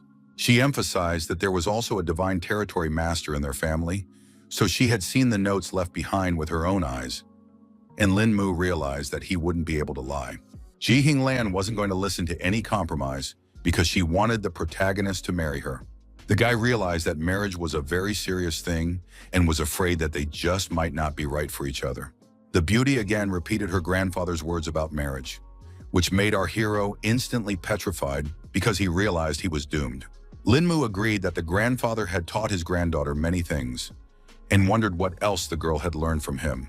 At that time, Ji Qinglan said that the old man said that she shouldn't get married too early, so she should wait until graduation, and until then, she should be nice and find common ground with her boyfriend. Protagonist hello relieved because he thought she would insist on getting married right today. After that, the girl disappeared in the middle of the forest, so Lin Mu had to return home alone. The guy was starting to get annoyed with all these worldly problems, so he decided to think about how to reach the initial peace stage more quickly. At this moment, he suddenly felt someone rushing over with all his might, and he suspected that it might be the same assassin. Turns out it was just some running stranger asking to make way for him. There were only a few meters left to the protagonist, but the man was still rushing at full speed, not intending to stop. At the last moment, the boy managed to dodge and was glad that they weren't after him after all. Lin Mu thought that this stranger was performing short-distance running and was in a big hurry to go somewhere. Next, our hero noticed that this fugitive was being followed by a policewoman he already knew. He still didn't suspect anything untoward was going on here, so he assumed the girl was just running a sprint. The young man reflected on the fact that being an officer is really hard because you have to do a run every day. Lin Mu noted that that guy was running harder and only now realized that there was something very strange about him. He sensed that there was something rather intimidating in the stranger's gaze. Digging into his memories, our hero realized that such a look is often found in his homeworld in the strongest fighters. The protagonist realized that this stranger's strength wasn't as good as a cultivation master, but he also exuded a lust for killing. Putting all these puzzles together in his head, Lin Mu why him that the policewoman was actually chasing the criminal. At that instant, the guy heard the sounds of gunshots and realized that this was too bad. He realized that he had just missed the culprit and now blamed himself for his inattention. Lin Mu snapped out of his seat and ran as fast as possible in the direction where the gunshots were coming from. He ran into the alley and saw that the policewoman was already lying on the floor and the perpetrator was holding a gun in his hands. The man shouted that this crappy girl wouldn't even spare her life to catch him. The girl was bleeding but still conscious because she was still lucky. Lin Mu was scared for her fate, so he immediately ran over to help in any way he could. Our hero carefully lifted the policewoman up to look where the bullet had hit. After examining the girl's body, the guy realized that the wound had gone straight to the heart, which was quite dangerous. He realized that according to the condition and the bleeding, the bullet just had to have passed by a vital organ, so it was the best situation from the worst, but still not that optimistic. The young man reassured the girl and promised that she would be all right, causing a spark of hope to appear in her eyes. The policewoman asked the protagonist to leave the place and not to risk his life, but he was not going to leave her in trouble, and the guy asked to cover the wound firmly with his hand. She couldn't understand what Lin Mu, who was walking unarmed towards a dangerous criminal with a gun, was going to do. The girl thought that our hero was completely crazy if he went to such risky steps for the sake of some stranger. The villain laughed at the fact that Lin Mu was building himself up as a noble hero and wasn't afraid to die at all. He thought the young man had watched too many action movies, so he decided to show him the harsh reality. The man didn't hesitate any longer and shot straight at the protagonist. The perpetrator was surprised because after a second, he saw that for some unknown reason, he was unable to hit the target. It was still a moment before he realized with horror that the ammunition in the gun had run out. The villain now doubted that Lin Mu was a mere human because he managed to dodge the bullet so easily. The protagonist didn't bother to explain anything and punched his helpless opponent in the stomach with all his might. The man immediately coughed up blood and was unable to resist such a strong attack. In the end, he unconsciously fell to the ground. But Lin Mu was confident that the criminal would stay alive. While still dealing with the villain, the young man remembered about the policewoman who was on the verge of life and death. He ran up to the girl again and saw that she had lost consciousness due to heavy blood loss. To monitor the condition of the victim, the protagonist immediately guessed to check her pulse. Lin Mu felt that the throbbing was very weak, so the girl should be taken to the hospital as soon as possible before it was too late. Everything was successful, so when the policewoman regained consciousness, our hero recounted all the events in colors. The guy didn't want to tell about his abilities, so he lied that a man in his underwear came to their rescue and hit the criminal in the chest with all his might and saved their lives. The injured girl laughed when she heard the description of their rescuer and asked if he had a red cape. She wasn't going to believe this obvious lie because it all sounded like a superhero movie. The policewoman already wanted to threaten Lin Mu for daring to lie, but she felt pain and coughed, so the guy asked her not to speak anymore so as not to worsen her condition. In fact, the protagonist did not expect that in this world there are also so-called superheroes and thought that the girl had already burned him. He rejoiced that he had managed to bring one good thing after all and took out the prepared pills from his pocket. The guy held out his medicine to Miss Wang and asked her to hurry up and eat it. The girl was in no hurry to eat some unknown pill, so Lin Mu asked her not to worry and promised that he wasn't going to do any harm. In the end, the policewoman decided to trust our hero, but emphasized that he dare not even think of such a thing. At that moment, a doctor entered the room and announced that Wang's relatives had come to check on the patient. The protagonist immediately realized everything, so he was already about to leave this place to stay out of the way. The girl said goodbye and thanked him for the medicine, and Lin Mu said that he would visit the officer again in a few days. The parents were very worried and panicked, asking the doctor if everything was okay with their beloved daughter. The girl asked them not to worry and informed them that Wang was already safe so they could check on her. Meanwhile, our hero decided to say goodbye to Dr. Zhou as well. The doctor wasn't going to let the guy go so easily, but he couldn't understand what was wrong. It turns out that the girl had managed to see that he had given the patient some medicine, so now she wanted to know what it was. She thought it was outrageous because seriously ill patients shouldn't be allowed to eat anything. The protagonist asked Dr. Zhou not to worry about it and lied that it was just vitamin C. In fact, he gave Officer Wang a purifying medicine that has a miraculous effect on injuries. The young man didn't explain any further and warned the girl that he would return to the hospital in a few days. Once again, the girl made sure that the person in front of her was not the previous Lin Mu, and now wanted to know if it was also the same one. The events shift to the next morning, when the protagonist was having breakfast with his roommates. Song Liangju enjoyed the food prepared by the guy himself and admired his cooking talent. In turn, Zixi asked why he had returned so late yesterday, and the young man had to lie that he had just met a former classmate and chatted with him. The girl suspected that Lin Mu was hiding something from them, so she looked into his eyes and asked him if it was really like that. The protagonist immediately tensed up because he realized that the neighbors were beginning to doubt his words. The other friend just laughed and told him to ignore their acquaintance, because she often likes to ask stupid questions. Song Lingju decided to lighten things up a bit and suggested to her boyfriend to go out tonight, and he immediately remembered that her friends were going to a classmate's birthday party. The girls asked our hero not to worry about these details because they thought they would become friends after one meeting. Lin Mu was still not eager to go anywhere, so he tried to object at least a little. The girlfriends emphasized that there should be no objections, and had already decided for the young man that he would spend the evening with them. Within a couple hours, they were all seated in the car and headed to the place where all the celebration was taking place. The girls talked about how it had been ages since they had seen their acquaintance, and they didn't even think she still remembered them. There wasn't a topic they didn't talk about with their friend in high school, but because of the family business, they had to gradually distance themselves from each other. Song Liang Rao realized that there was nothing she could do about it because they were simply in completely different worlds. Toward evening, they had already arrived at the desired location, which was a luxurious mansion. Zixi was sure that they had arrived correctly because the invitation just mentioned a restaurant hotel called Princeton.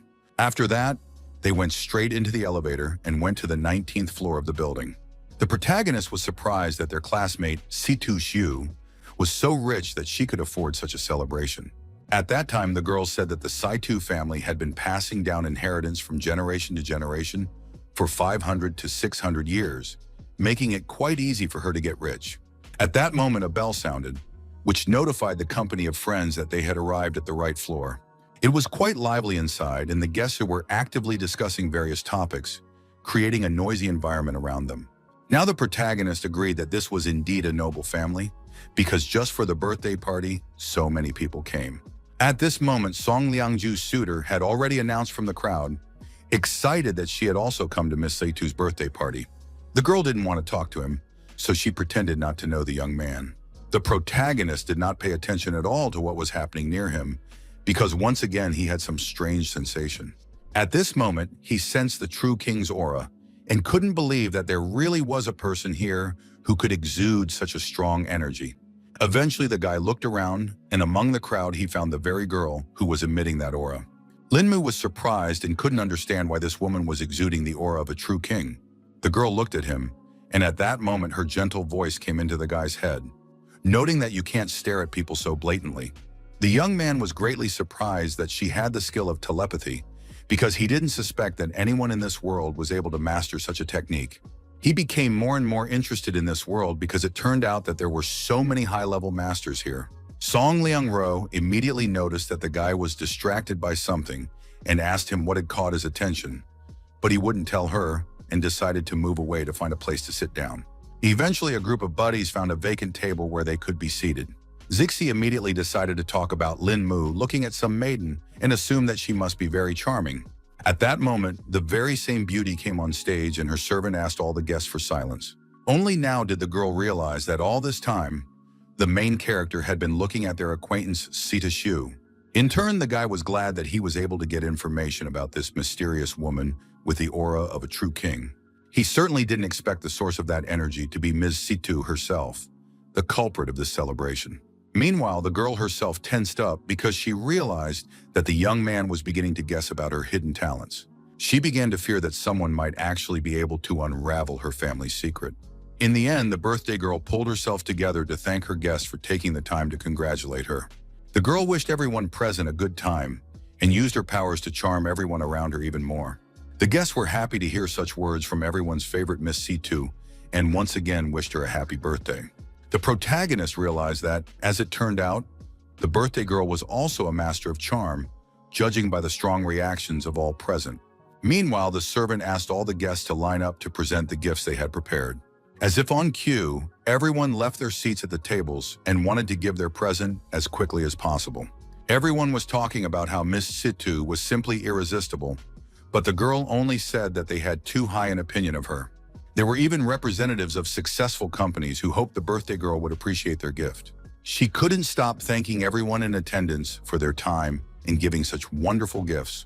The protagonist asked his girlfriends where their presents were and why they were still sitting in their seats.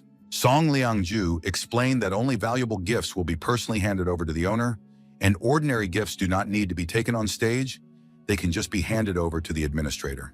Lin Mu never thought that there could be so much fuss just to give an ordinary birthday present. In the end, he asked his girlfriends to wait here, while he too gave a prepared present for Miss Situ.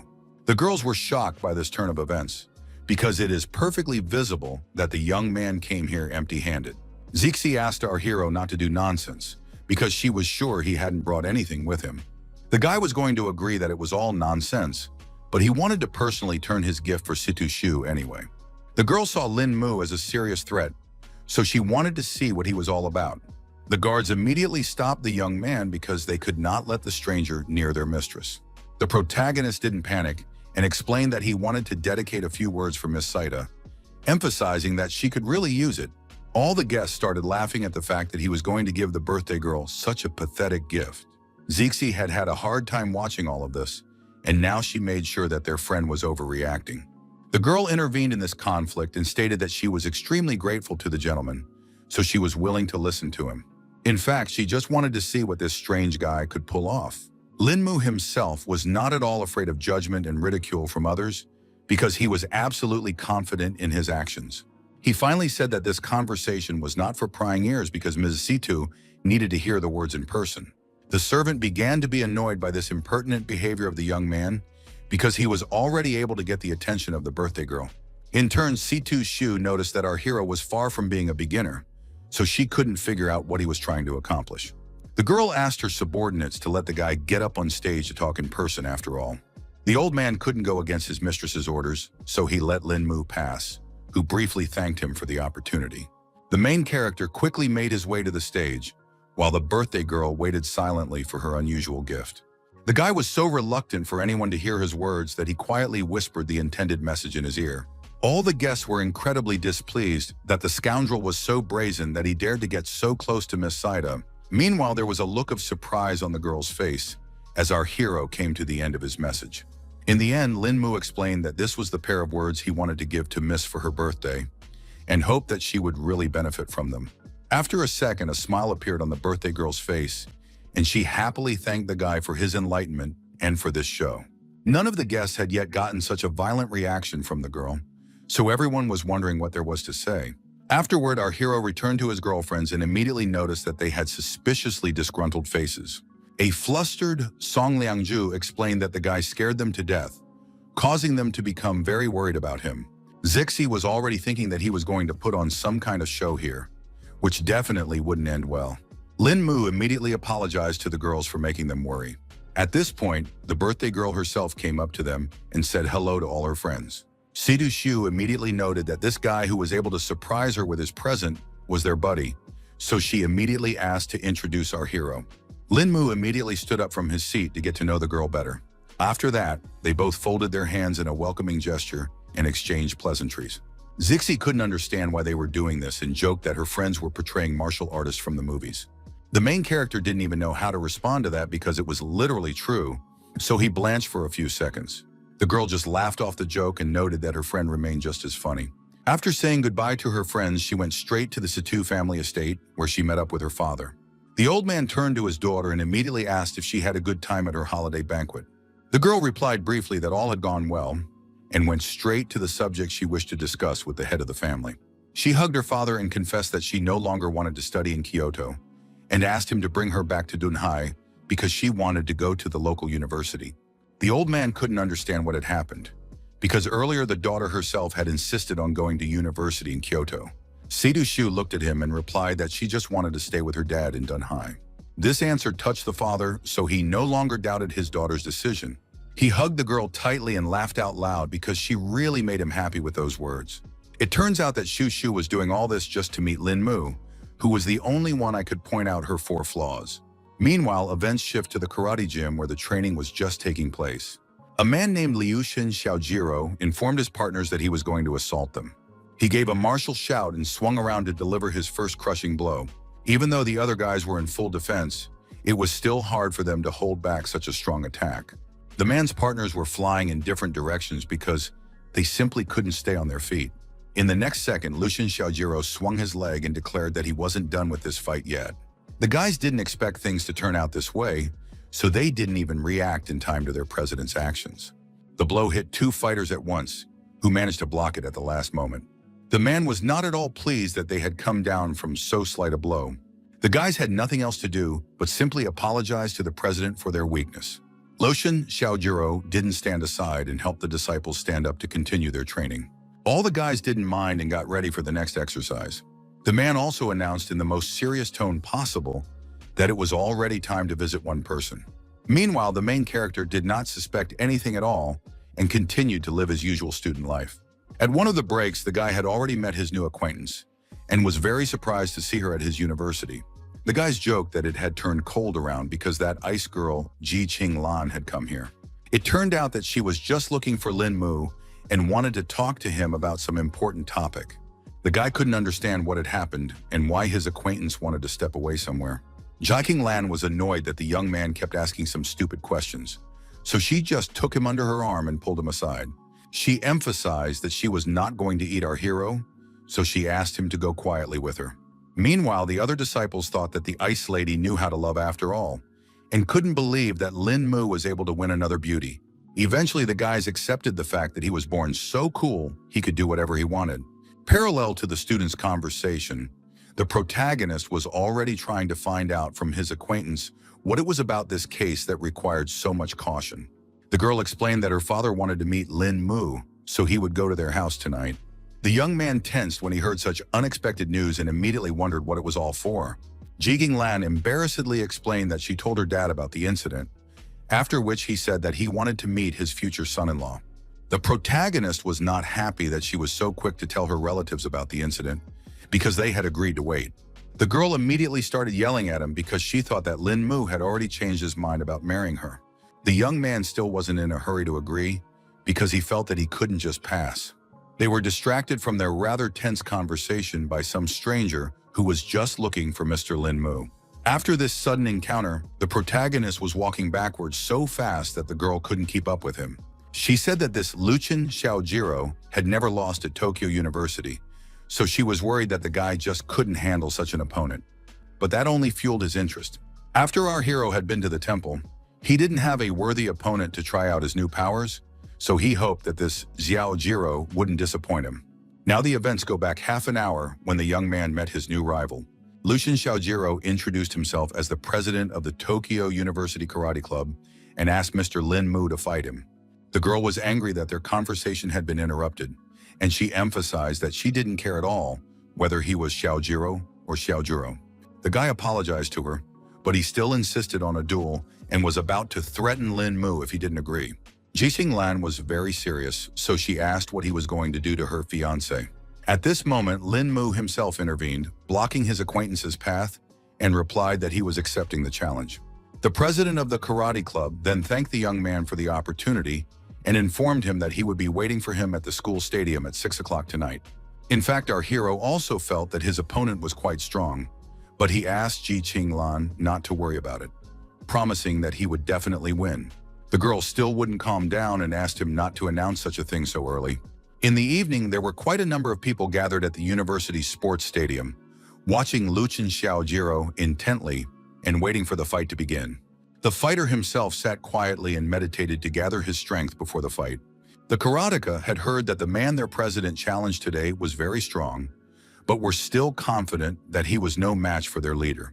The girls immediately took notice when the main character walked into the hall and noted that he was a real looker. The guy walked in accompanied by Jixing Lan, who was very worried about him, so she didn't want to leave him alone. Lin Mu felt uncomfortable because he couldn't understand why everyone around him was staring at him so intently. Karate club members were disappointed when they saw their president's opponent, because by the looks of it, he was a real wimp.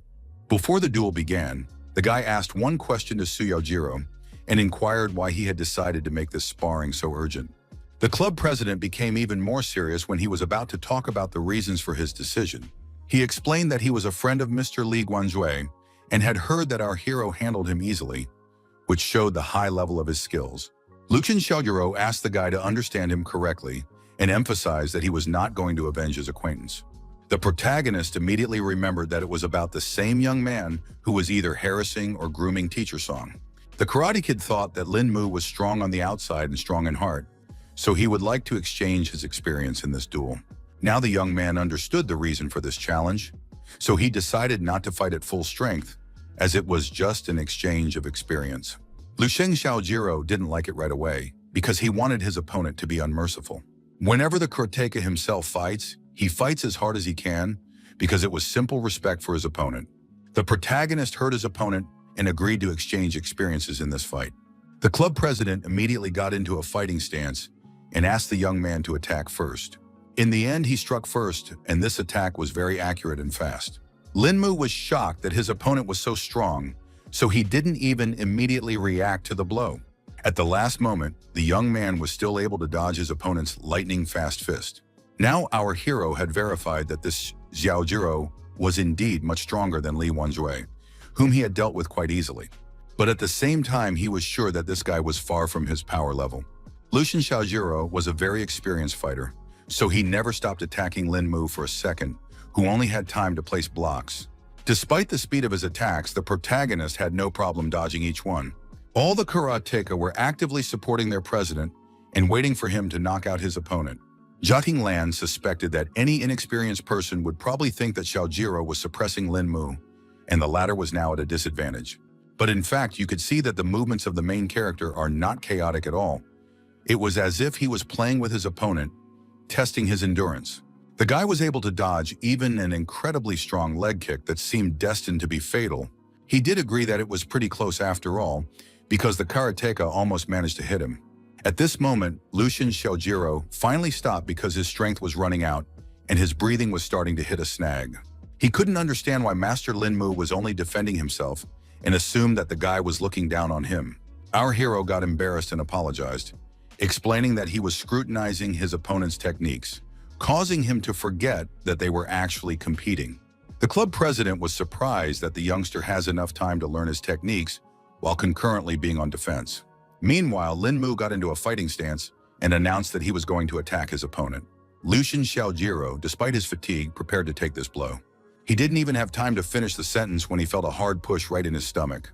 The Karate Kid couldn't understand why our hero stopped and didn't continue his attack. Lin Mu ended up attacking his opponent so hard that he literally flew the air. Lucian Xiaojiro couldn't do anything about it, so he fell to the floor with a rumble and shame. None of the audience could understand what had just happened, because they only had time to see our hero appear in front of the president of the karate club. Ji Hinglan was also shocked by such an amazing speed of her future fiancé. The Karate Kid himself couldn't understand what had just happened either, and now tried to get to his feet. He realized he had been careless in this battle, and gathered his last strength to finally get up. Our hero was surprised that his opponent could no longer get up, even though he had only released a small amount of chi. Now the guy was disappointed, because actually in this fight he wanted to test his accumulated power, but now there was no such opportunity.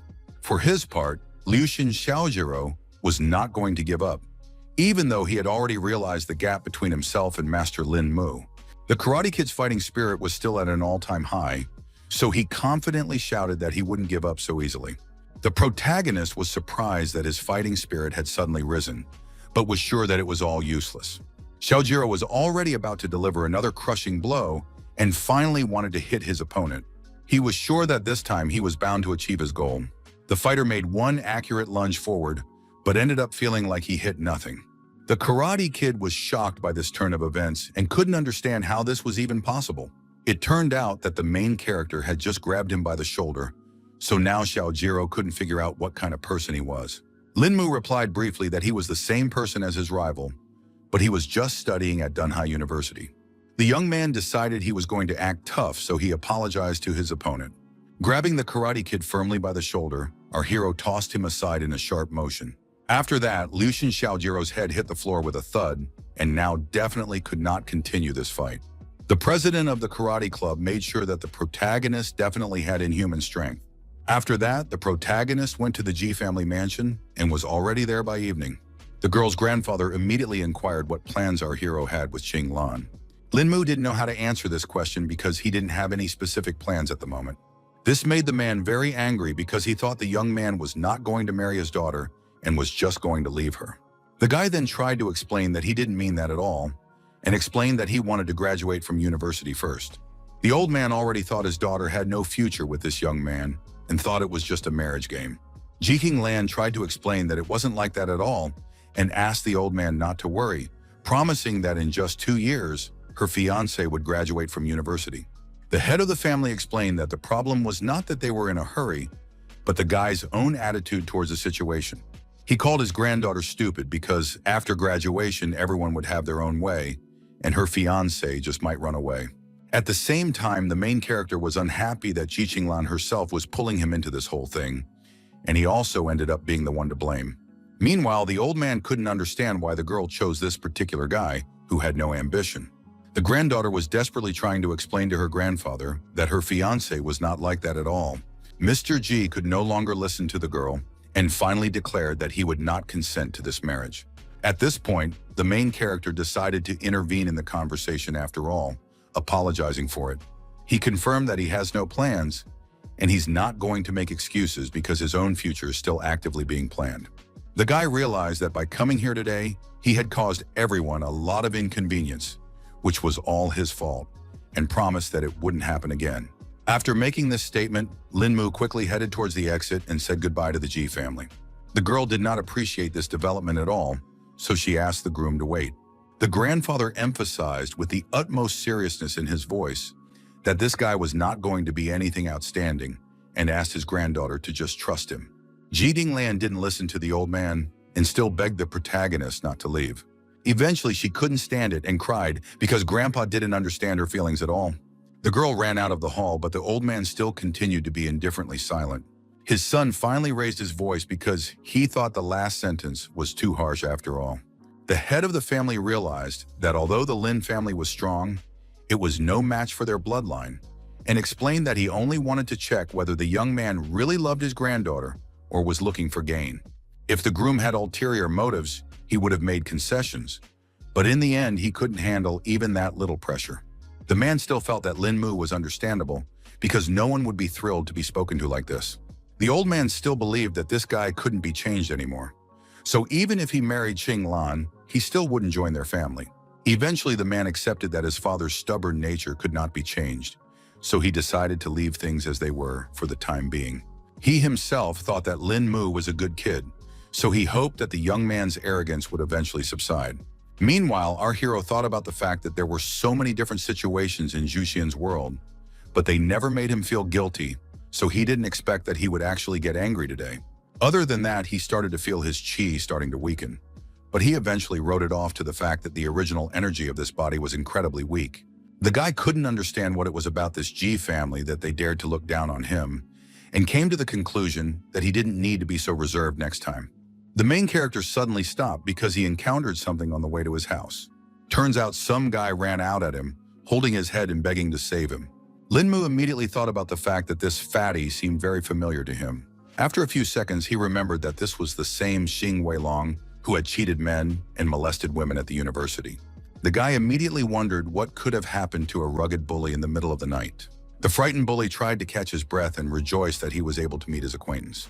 It turned out that he was being chased by a horde of angry bandits who wanted to take his life right here and now. The protagonist was even more surprised when he learned the details of the situation. Jing Weilong panicked a lot and begged his classmate to save him, because otherwise he would definitely die this night at the hands of bandits. The bandits said they only want the fat man, so the protagonist must get out of their way if he doesn't want to die with him. The classmate had already heard that our hero was able to defeat Liu Shen. This gangster gang was definitely not a problem for him. The guy was excited about this opportunity because he was just in a bad mood today, so he could blow off steam on these bullies. The bandits didn't expect this kid to act this way. They thought he'd had enough of life. Lin Mu explained that it was his classmate, so he had to help sort out the problems and just couldn't stand by.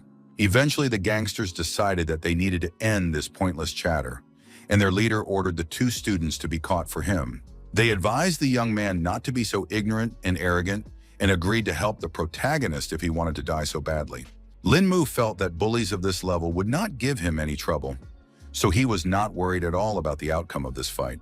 Xing Weilong still asked the guy to be careful because these guys kill people without even blinking. Such information only fueled the interest of the protagonist, who was looking for a worthy opponent for himself. The young man stepped forward confidently and prepared to teach the bullies a cruel lesson that they would remember for a long time. He wanted to beat them half to death because he was sure that only then they would be able to understand something. The bandits didn't wait any longer and had already swarmed towards the protagonist, who was concentrating the qi in his body to definitely win this fight. Lin Mu put all the energy in his hand to teach his opponent a lesson, who was the very first to run in front of his partners. The guy threw his arm forward sharply, taking a steady stance, his palm open like a human shield, ready to turn into a weapon at any moment. The end result was that the bandit flew off to the side without ever reaching his target. Ying Weilong was still very worried that by doing so, the protagonist was taking a great risk and could make an irreversible mistake. The young man himself was not afraid at all because his techniques were strong and accurate, so the bandits flew away from him in different directions. After that, Lin Mu breathed a sigh of relief because he had succeeded after all, and it gave him confidence. In turn, the fat man couldn't believe his eyes because everything looked like a scene from a martial arts movie. The next day after the showdown with the bandits, the protagonist was calmly walking through the streets of the city and heard someone calling him. The guy couldn't figure out what was going on, so he turned back around in surprise. Turns out it was the same fat guy who decided to thank his savior and promised that he could now solve any of his problems. It wasn't difficult for the protagonist, so he was embarrassed when he heard so much gratitude. But for Xing Weilong, it meant a lot because his life was on the line. Suddenly, the young man fell to his knees to show his respect for Lin Mu and promised to always follow Big Brother.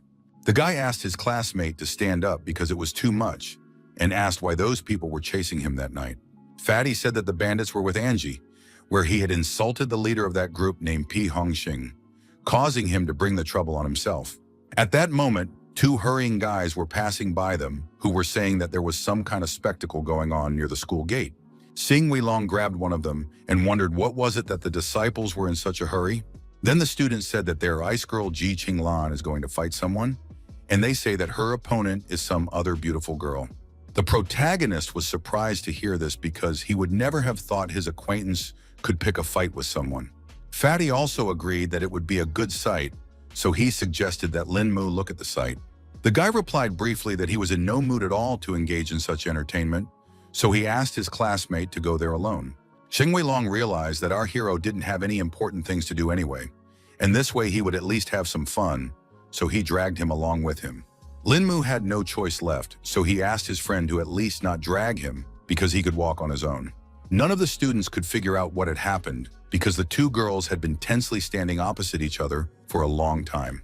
Everyone around them already wanted to see a real fight, so they began to whip up their opponents. At this moment, the protagonist and his escort in the form of Xin Weilong began to make their way through the crowd. In the end, Lin Mu saw that Ji Qinglan's opponent was the familiar Sister Seitu. The girl herself also didn't seem to expect to meet the protagonist here, so she turned around sharply when she heard a familiar voice.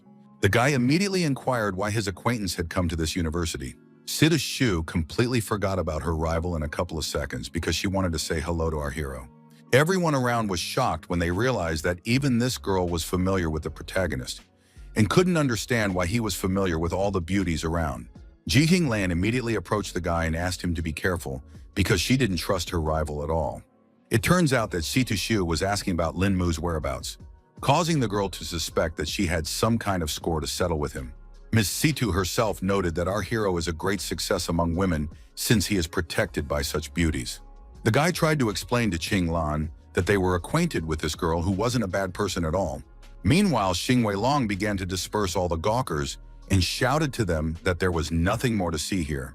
Now they could talk normally, and the protagonist inquired why Sister Situ had come to Dunhai University. The girl told me that she had just transferred here from her past Kyoto University. Ji Qinglan had heard that Kyoto University was the best university in China, so she couldn't understand why she would turn down such a prestigious institution and enroll here. Situ Shu bluntly replied that she wanted to become classmates with Lin Mu and ask him for some advice. The next day, all the guys at the university have already learned about the new beauty who recently transferred to them. They were looking at Situ Shu's photo and speculated that their university beauty's position could easily change because she had a worthy rival. Meanwhile, all of our hero's neighbors, having met their old acquaintance, gathered in the dining room and discussed where that strange girl could have come from. Song Liangru told them that Situ Shu's rival was Ji Qinglan, who was known as the Snow Queen at the university. Hearing such a nickname, the girl immediately assumed that this beauty, apparently very arrogant and indifferent. Maybe that was true, but for the main character, Ji Qinglan tried to be nice and even brought a bento for him to eat together. Lin Mu thanked her for taking such care, but informed her that he wouldn't be able to eat that much food. Zixi pointed out that the girl only treated her lover like this, and she would have frozen the others on the spot. Now Situ Shu realized that this beauty was her friend's rival in love with Lin Mu. The girl was greatly embarrassed when she heard such an assumption and asked not to say such nonsense. The other girlfriends also started convincing that there was no reason why they could like the main character, but it all didn't sound particularly convincing. Situ Shu laughed with this reaction from the girls and told them not to worry because she was just kidding. Meanwhile, Lin Mu was approached again by some stranger who was looking for him. Ji Qinglan immediately became angry because someone dared to interrupt their conversation. The man apologized for the interruption in their meal and explained that their master wanted to discuss something with Mr. Lin. The guy immediately noticed that the stranger was big, but didn't look like someone looking for a fight, so he calmly asked who their boss was. Ji Qinglan wondered why master didn't come here himself to talk to Lin Mu. The protagonist tried to calm her down and asked her not to bother people, and if there was really something serious there, he would deal with all the problems quickly. The guards nodded politely, thanking him for his cooperation, and invited him to follow them in. The girl asked Lin Mu to be more careful, and he couldn't believe that she still didn't trust his skills. The bodyguards led our hero to the car and asked him to wait a minute until they reported his arrival. They told their master the whole situation, and he asked the young man to get into his car. The man immediately asked if Lin Mu remembered him after their last meeting. The protagonist immediately remembered that it was the father of a policewoman named Wang. The gentleman immediately noted that the young one had a pretty good memory because the young man was able to memorize him after one brief encounter. The man immediately decided to cut to the chase and emphasized that this time, all hope was only on Lin Mu. The guy immediately emphasized that Van was his friend, so he didn't mind helping with her problems and asked what her condition was. The father reported that his daughter's rehabilitation went well and asked our hero to stop by for a visit if he had time to do so. Lin Mu was only happy to have this opportunity and promised that he would definitely drop by their family in a few days. Eventually, the lad inquired as to what the old man had sought him out for this time. The man realized that there was no point in dragging the rubber any longer, so he decided to move on to explaining the whole situation. He finished his story when they had already arrived at the right place and emphasized that things were serious because otherwise he wouldn't have looked for Lin Mu. The protagonist started to worry because he agreed to help, but wasn't a doctor to look into the problem in detail. The old man didn't see it as a problem at all, so he asked the young man to put his best foot forward and ask if he needed anything, promising that they would get everything that existed in this world. Already sitting in the chamber were the agitated military men who couldn't raise why their acquaintances still hadn't shown up. They rejoiced when you saw that Mr. Wang had finally arrived on the scene. The man asked with concern in his voice how their leader was feeling right now. The soldiers reported that their head was still in a coma, and that probably didn't bode well. Everyone felt very strongly about the old man's condition because as an important leader, he is of great importance to China. Mr. Wang explained that if he is gone, the situation in the country will face serious problems. The protagonist asked him not to worry and promised that he would carefully do his best. He asked everyone to leave the room to wait outside, and the man emphasized that the chapter's life was now only in the hands of the guy himself. The soldiers were still not sure that this young man could be trusted with such an important assignment. The man was sure it was okay, because earlier this young man had saved his own daughter. At this time, the protagonist began to examine the patient and was going to find out the cause of his illness first. The guy concentrated, letting a thin stream of qi energy flow through his pulse, letting it slowly spread through his body, exploring every cell as if scanning the patient from the inside. After all, he did find some peculiarity in the leader's body. Lin Mu saw that the man had no obvious organ abnormalities, which was not like most people who had reached their limit. This situation puzzled the young man, so he began to suspect that he might have missed something. The protagonist didn't give up and decided to try again, but this time he channeled more of his energy into the patient's body. He concentrated all his attention on it to notice exactly what the main problem was. In the end, the guy finally managed to feel that the old man had a heart condition. Turns out there was too much dirt in the right atrial artery, and it had been there for a long time, leading to a long-term lack of oxygen in the body and a massive failure.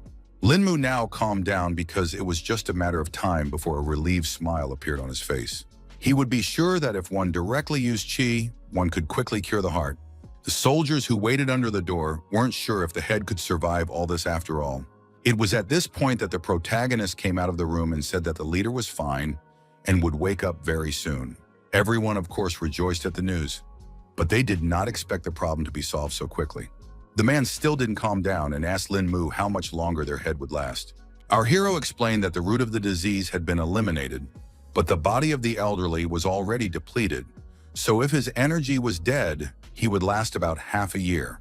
Now the events are moved forward 3 days after the guy managed to save the leader of the country. The old man had already taken his workplace and was outraged at what had happened during his absence. Commander-in-Chief Duan Fusheng was greatly displeased that his opponents had already started to act, even though he hadn't even died yet. Mr. Wang listened to all of this and asked the teacher not to get hot because he definitely shouldn't be nervous. Then the old man calmed down and thought that he needed to live at least a few years to deal with the situation, but at the same time realized that he didn't have that much time. The man tried to reassure the leader and assured him that he was past the hardships of his illness. The commander-in-chief asked not to calm him down because he felt the state of his body very well and was sure that he would not be able to pass this test to the end. Other than that, he admired the fact that the person who had saved him was a youth and wondered if Lin Mu would come to visit him today. Mr. Wang said that everything had already been done for this meeting, so the guy would arrive here soon. It was at that moment that the doorbell rang and the assistant announced that the guest had arrived. The man rose from his seat, greeting the protagonist, and noted with slight irony that they had just talked about him and he had already appeared as if he sensed it. Afterward, he happily introduced the youngster who had saved the commander-in-chief's life. Lin Mu immediately bowed his head respectfully and introduced himself to the leader. Duan Fusheng asked the guy to hurry up and sit down so that they could talk about all the events that had happened in the past few days. The old man also added that our hero wasn't a soldier, so he could safely call him just Grandpa Duan. The commander-in-chief joked that if it wasn't for Lin Mu's help, that old bag of bones would definitely not have lived to see today. The young man was embarrassed because he thought that Grandpa Duan was exaggerating since the treatment was not difficult for him, and moreover, he was still unable to eliminate the hearth. In turn, Duan Fusheng thought that our hero was too humble because he had literally managed to save his life, which was already very good.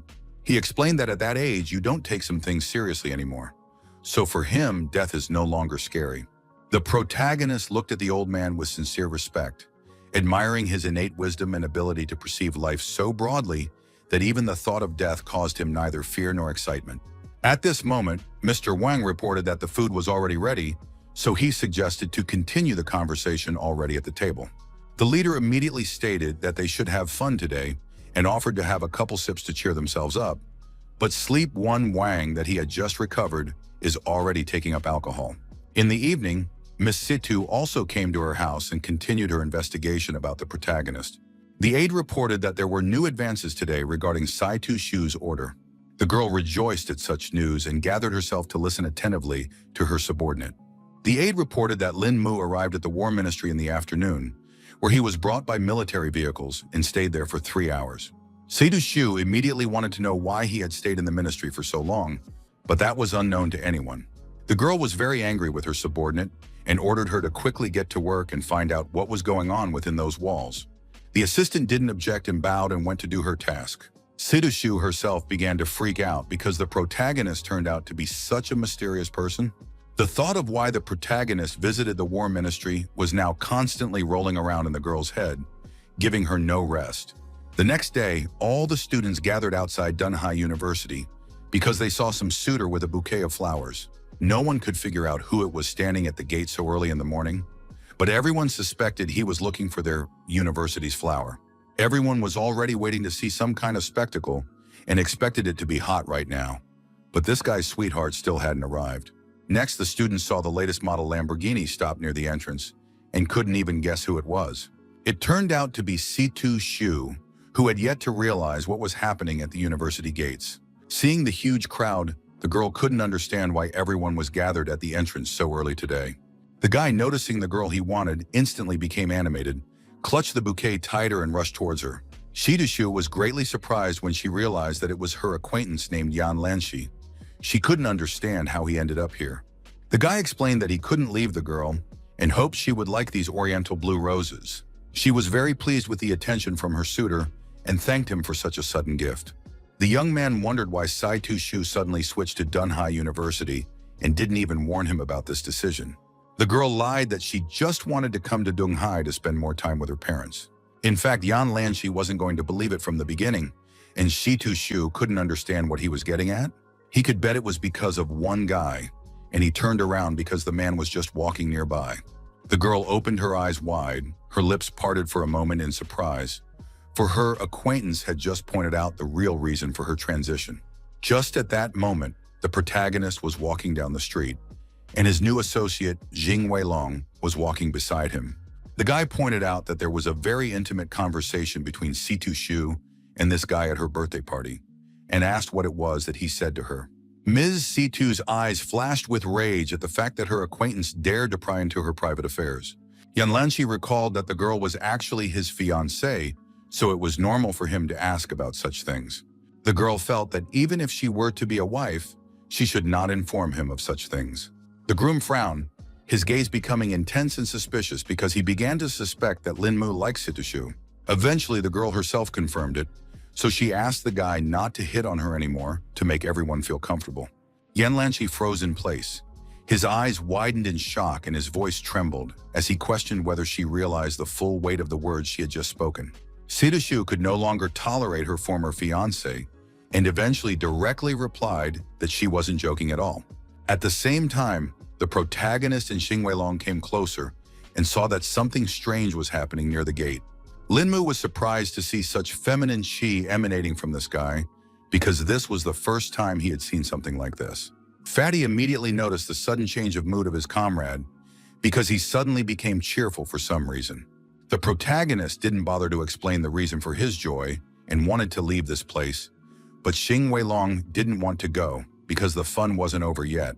Yan Lanqi was incredibly angry that this guy dared to even look at his woman. He wasn't going to give Lin Mu any chance because he dared to fight for his fiancée. In the evening of the same day, the protagonist couldn't figure out where the fatty had brought him because it all looked rather mysterious. Xing Weilong asked his comrade to calm down because it wouldn't be long before he would find out all the details. At the entrance of the place, they were met by two guards who opened in sync and kindly greeted their guests.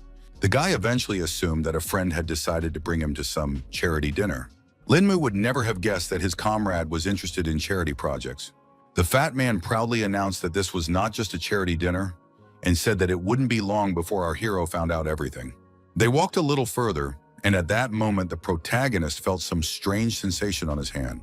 The main character couldn't understand what was happening because a ring from the past world suddenly appeared on his hand. Xing Weilong immediately noticed that something strange was happening because his comrade had turned pale for no reason. The young man tried to hide his hand and asked if there was a restroom, lying that he must have eaten something wrong. The fatty replied that the restroom was in front, and then Lin Mu asked him to wait here for a few minutes. The protagonist quickly ran into one of the available booths and tried to somehow solve the problem with the ring that had suddenly appeared. The guy examined his hand carefully and tried to figure out what could have triggered it. Lin Mu realized that the ring wanted to break free, and if he didn't suppress it, the consequences could be unimaginable. To obtain this talisman, he almost died in the cultivation world, so there shouldn't be any more mistakes here. Suddenly, the protagonist heard some familiar female voice directly addressing him. It turned out that it was Situ Shu who had unknownly appeared here. Our hero nervously clutched the hand with the ring and emphasized that it was actually the men's room. The girl didn't see it as a problem because there was no one here, and was also surprised that Lin Mu had decided to take an interest in charity. Lin Mu in turn explained that the fatty had brought him here, and also asked if Miss Situ had any important business here. She did not explain the reason for her visit for this evening, and immediately said that that man in the morning misunderstood their relationship with our hero, but the girl was going to deal with the situation. The guy immediately assumed that the guy outside the university gate was asking for his acquaintance's love. Situ Shu could no longer stand the fact that he was so blatantly pretending, because she was sure that he had also noticed Yan Lanqi's murderous aura. The protagonist agreed that he had captured this energy, but couldn't figure out what to do with the information. The girl was still very excited because she knew that her ex-fiancé was too good at tricks, so she had to be very careful in a fight with him. Previously, Lin Mu hadn't even suspected that Miss Situ might be worried about his safety, which flattered him greatly. Situ Shu sighed heavily and admitted that she wouldn't have done all this if it wasn't for the main character's instructions for her birthday. At the end of their brief conversation, the boy thanked his acquaintance for these warnings and promised to be careful. The girl declared that she had said all she wanted to say and once again asked our hero to take care of himself. They ended up walking out of the men's room together, which looked pretty weird. The protagonist felt the most embarrassed possible about the fact that other people saw it. One guy noticed that the couple was in a big hurry and immediately assumed what kind of brazen things they were doing in the restroom. Meanwhile, on stage, the charity auction had already started and the bid had already reached 10 million.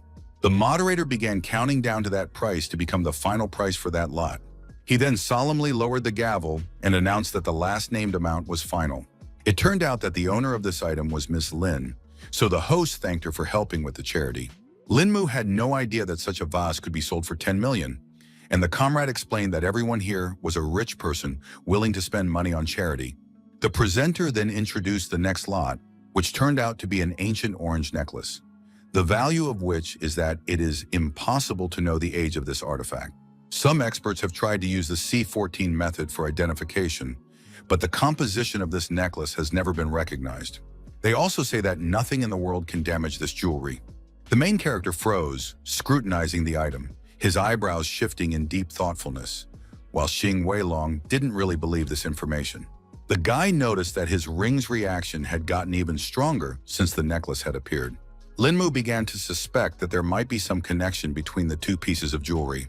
The first to bid was a gentleman who was willing to buy the necklace for 5 million. Jing Weilong was surprised that someone was willing to pay such a huge sum, and our hero was still sure that the prices would still rise. The host saw that Mr. Liu was the first to offer the first bid and asked if anyone else wanted to fight over the lot.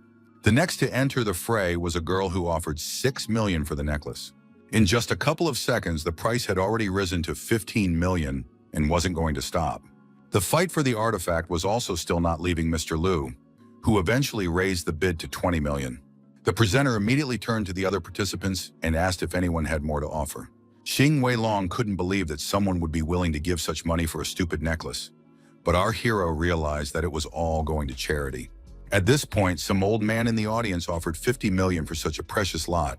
Everyone was shocked that their opponent had raised the bet so dramatically to such a fabulous amount. The host immediately asked if anyone was willing to outbid Mr. Avenue. He immediately started counting down to 3 to close the bidding for the legendary necklace.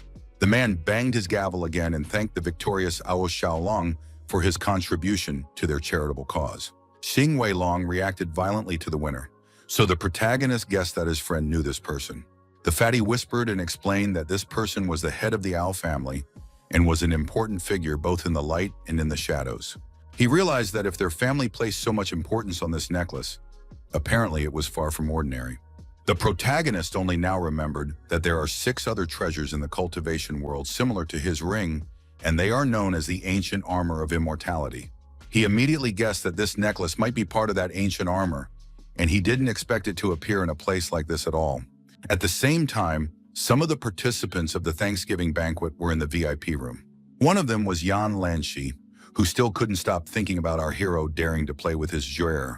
At this moment, Lin Mu felt some strange chill down his back that was coming off his new rival. The assistant walked over to his master and asked if there were any new instructions for him. In fact, this guy named Qing Shi reeked of something coldly dangerous, due to his creepy appearance and skin as pale as snow. Yan Lanshi directly stated that he didn't want to see that boy in the white suit anymore. His subordinates immediately understood his master's instructions and promised that the young man would no longer see the sun tomorrow. The guy immediately emphasized that our hero had good skills and asked his assistant they underestimate the enemy and be careful. Xing Shi asked his master not to worry because he had never lost a battle yet. Meanwhile, the host announced that the charity dinner was over and thanked the guests for their support for the cause. Then the protagonist still decided to ask why the fat man guided him to this place, but the latter asked the guy to watch his words because some people wanted to come but didn't have that opportunity. Xing Weilong said that he originally wanted to buy something too and ask his friend to help him with the staff, but something went wrong in the end. The guy explained that he only brought in 5 million and thought he had enough, but in the end, he didn't even get a chance to bet. He thought that the rich people from Dunghai were too capricious, which was the reason why the bidding was so tough. The young man was sure that spending 50 million on a necklace was too much, even if it was the best piece of jewelry in the world. The protagonist speculated that Ao Xiaolong might have bought this item as a gift for someone. In turn, the fat man began to suspect that the man might have helped someone by buying this expensive item. Suddenly, Lin Mu stated that he needed to urgently go somewhere and was about to leave his partner. Xing Weilong couldn't understand why there was such a rush, because he was actually going to invite our hero to dinner. The guy emphasized that this was a very important case, so he promised to accept the invitation next time. Lin Mu simply followed his feelings, which eventually led him to the underground parking lot. There, Mr. Ao, accompanied by his 2 bodyguards, was about to leave the place. Turns out the protagonist was already going to take the $50 million necklace from him. He still took his time and just watched the car drive out of the parking lot for now. Quite soon, when Mr. Ao's car stopped at a traffic light, Lin Mu managed to catch up with him. The young man was well aware that first he needed to find out where the necklace itself was hidden. It was for this reason that he decided not to get hot and pick up the jewelry a little later. The protagonist knew that there are a lot of stoplights in this mountain, so it would be pretty easy for him to keep up with the car. At that moment, he stopped abruptly because he felt a familiar, murderous stare on him. There were some suspicious-looking guys behind him, but the sensation was not at all like the presence of ordinary crooks. Lin Mu instantly turned around and asked the strangers who they were with, courage in his voice. These mercenaries didn't bother to explain anything and already attacked their target in a second. The guy thought such a direct attack was too naive because he was easily able to dodge it. In fact, he definitely didn't expect that there were 3 more knives in the shadows that were ready to attack him from the other side. By the reaction of the protagonist, the bandits realized that they had managed to pull off their prearranged plan. Linmu carefully adjusted his tie and noted with a smile on his face that just a little bit more, and his opponents would have succeeded in injuring him. But that didn't happen. All the bandits shockingly froze in place because they couldn't understand how the guy managed to dodge all of their shadow blades. Suddenly, our hero noticed something flash behind him, so he immediately reacted to the potential threat. It turns out that the professional mercenaries didn't wait any longer and decided to attack their target in a different way. The young man managed to capture his rival in time and was displeased that his enemies were so dull and sneaky that they only ambushed him. Linmu only needed one precise strike to disarm this bandit who dared to attack him from behind. The mercenaries realized that they would not be able to resist such an opponent, so they decided to scatter. Meanwhile, the protagonist beat his opponent so badly that he literally flew into the air. In a second, he was already near the other mercenaries and noted that they were moving too slowly. The villains did not have time to react to the lightning-fast blows of the protagonist, so they just scattered in different directions. The remaining bandit saw that all of his partners had been knocked down in an instant and couldn't understand how the guy had managed to do it. In turn, the protagonist did not stand aside and had already decided to deal with the remaining mercenary. Suddenly, he felt he couldn't reach his opponent's body and hit an empty spot, even though he was sure he was hitting the exact target before he did so. The most mysterious bandit was already in a different place and was glad that he had such a good reaction. Our hero agreed that he was a jack of all trades, but this time he wasn't going to make any more mistakes. At the decisive moment, his blow again passed through the void, his fist slicing only the air, and the bandit, like a ghost, remained unharmed. After a second, the mercenary leader raised his comrades and informed them that this guy was quite difficult to deal with, but he had already found a way to defeat him. Suddenly, all 3 of them vanished into thin air like smoke, so it was now impossible to know where they would appear in the next moment. Linmu hadn't encountered such a technique yet, so he still couldn't understand what kind of technique his opponents were using. After a closer look, the guy realized what he was dealing with. His opponents used air currents around his body in order to disrupt his opponent's thoughts, resulting in hallucinations. While our hero was in contemplation, the bandits saw that he was already open to attack and decided to make the first strike. In the end, the mercenaries walked through Lin Mu and were shocked at this turn of events. A smug smile immediately appeared on the young mercenaries because he guessed that this technique was made worse by anger, and these 3 had studied the technique too superficially to know that. The protagonist decided to use the knowledge he had gained and wondered why his opponents were hitting an empty space to enter them on a motion. The bandits were shocked that he had been able to guess the Shadow's technique and thought that the true blood of the elite flowed in him. The guy hadn't expected them to take him for their own so easily, so he decided to ask if they were being sent mercenaries to kill him too. Now the guys were afraid that they attacked some important person, so they asked our hero to return with them to solve this misunderstanding, but he refused because he still has a lot of important things to do. The leader of the group emphasized that they might be in trouble if Linmu didn't go along with them and reported that a total of 9 assassins were sent on this mission. The young man asked not to worry about him because he believed that all these opponents were on level to him and was confident that he could defend himself on his own. Over all of this conversation from the roof of a neighboring building was Qing She, who seemed to have set up this whole operation. The man had not expected at all that the protagonist would learn the shadow technique so quickly and be able to deal with the first group of assassins so easily. Then he licked his blade and began to prepare for the fact that he himself would need to show some real skills that the kid definitely couldn't handle. The protagonist immediately took off his seat and ran with all his might to catch up with Mr. Ao's car. The guy was already desperate because he realized that he had completely lost Xiaolun's car and tried to think of another plan. Suddenly, an unknown force split the air in front of him, causing Lin Mu to have to stop. Of course, he didn't have time to react to such a lightning-fast attack, so he was badly injured. It turned out to be Qing She, who didn't even think that the guy wouldn't notice his first strike. The protagonist immediately felt that in front of him was a real expert, but he did not even guess that such a person would attack from ambush. The man coldly emphasized that he was a murderer, so he would do anything possible to achieve his goal. Meanwhile, Lin Mu had already fallen to the ground without strength and asked if Qing Shi had been following him since the fight with those mercenaries. The assassin confirmed his speculation and explained that because of the young man's strength, he had to strike from ambush, adding that he was only the second target to be killed in this manner. With his last strength, the protagonist asked him to tell his name because he wanted to know by whose hand he would die. Qingxi was indeed about to leave, but stopped for a second after hearing his victim's request. The protagonist couldn't believe that the killer was so cold-blooded that he wasn't even going to fulfill the dying man's last request. Eventually, somewhere in the depths of the hitman found some humanity, so he gave his name. Lin Mu's strength was already running low, so he only said that he had memorized his assassin's name. After that, Qingxi turned around and walked away, and the guy was left lying on the sidewalk in a pool of his own blood. Suddenly, he felt some movement behind his back and realized it wasn't that simple. It turned out that the protagonist was not going to die at all and found the strength to continue the fierce fight. Lin Mu was surprised that the assassin managed to dodge his blow, even though this turn of events was literally unpredictable. He was sure that the attack was as stealthy as possible, and because of that, he couldn't figure out how he could sense it and react in time. In turn, Qingxi was shocked that our hero was only pretending to be dead, even though he had received an accurate stabbing.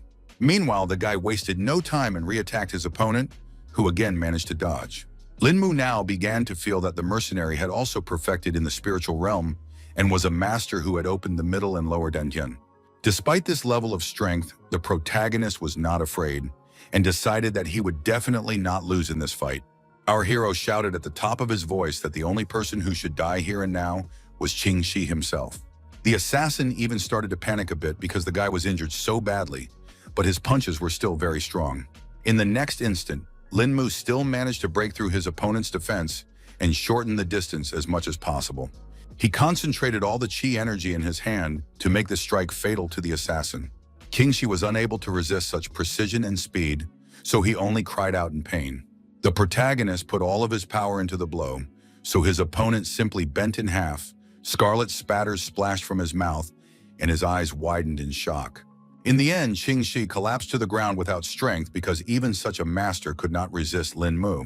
He was still able to talk for a while, so he asked the guy who he really was.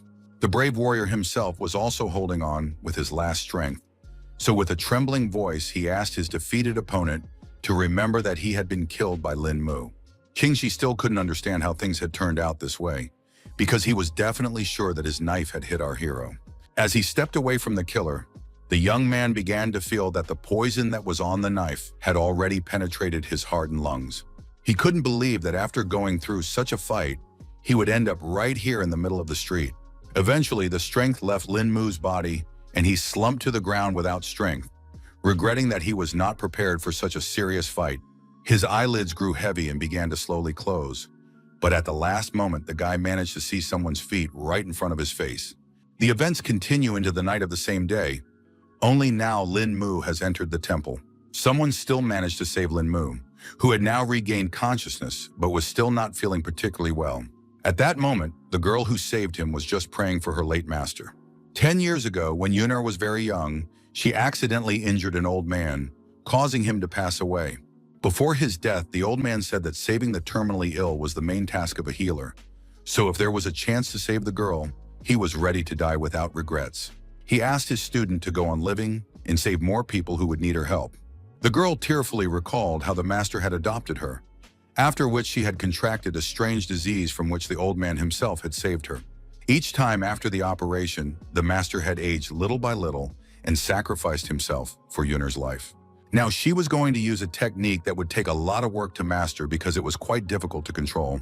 The girl opened the box, which contained a set of needles and a note thanking her for living up to her title as a divine medic.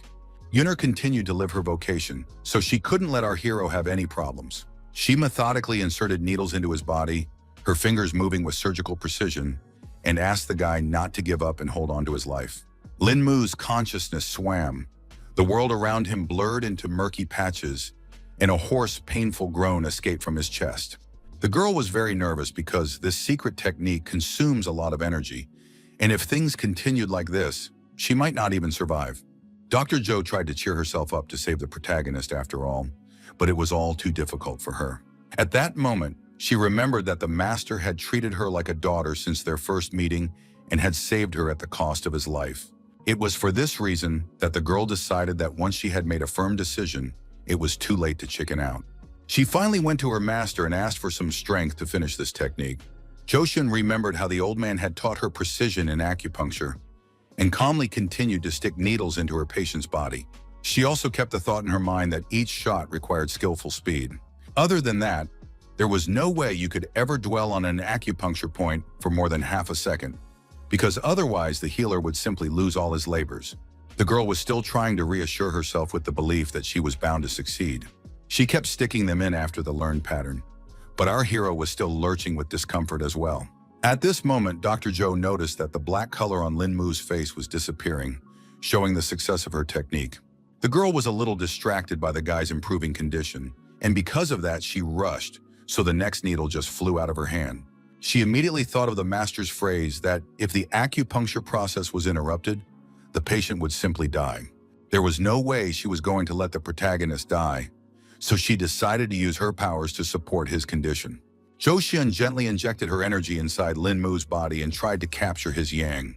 All of this was giving the girl quite a hard time, so her breathing was getting heavier and heavier. In the end, she plopped down on the bed without strength because she still managed to save the protagonist, who was now completely safe. At this time, Sita Shu was resting peacefully in her house, but her sleep was interrupted by a sudden phone call. The girl immediately woke up at the sound and couldn't figure out who had decided to wake her up so early. She was quite sleepy, but she immediately realized that it was Lian Zhu, who seemed to have some important information to impart. Miss Situ immediately woke up when she heard the news that Lin Mu had disappeared for 3 days now. She realized the gravity of the situation and asked her assistant to keep looking for news about the protagonist. It turns out that the girl had planned that her cultivation improvement in the future would only depend on this young man, so she simply couldn't let anything happen to him.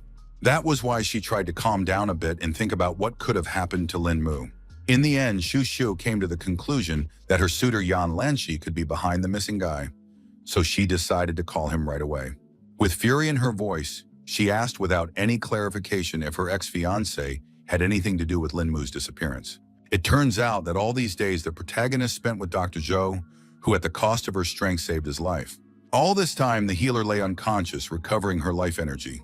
Suddenly, Zhou Xiun, who was certain of her death, opened her eyes and immediately thought that she had entered heaven.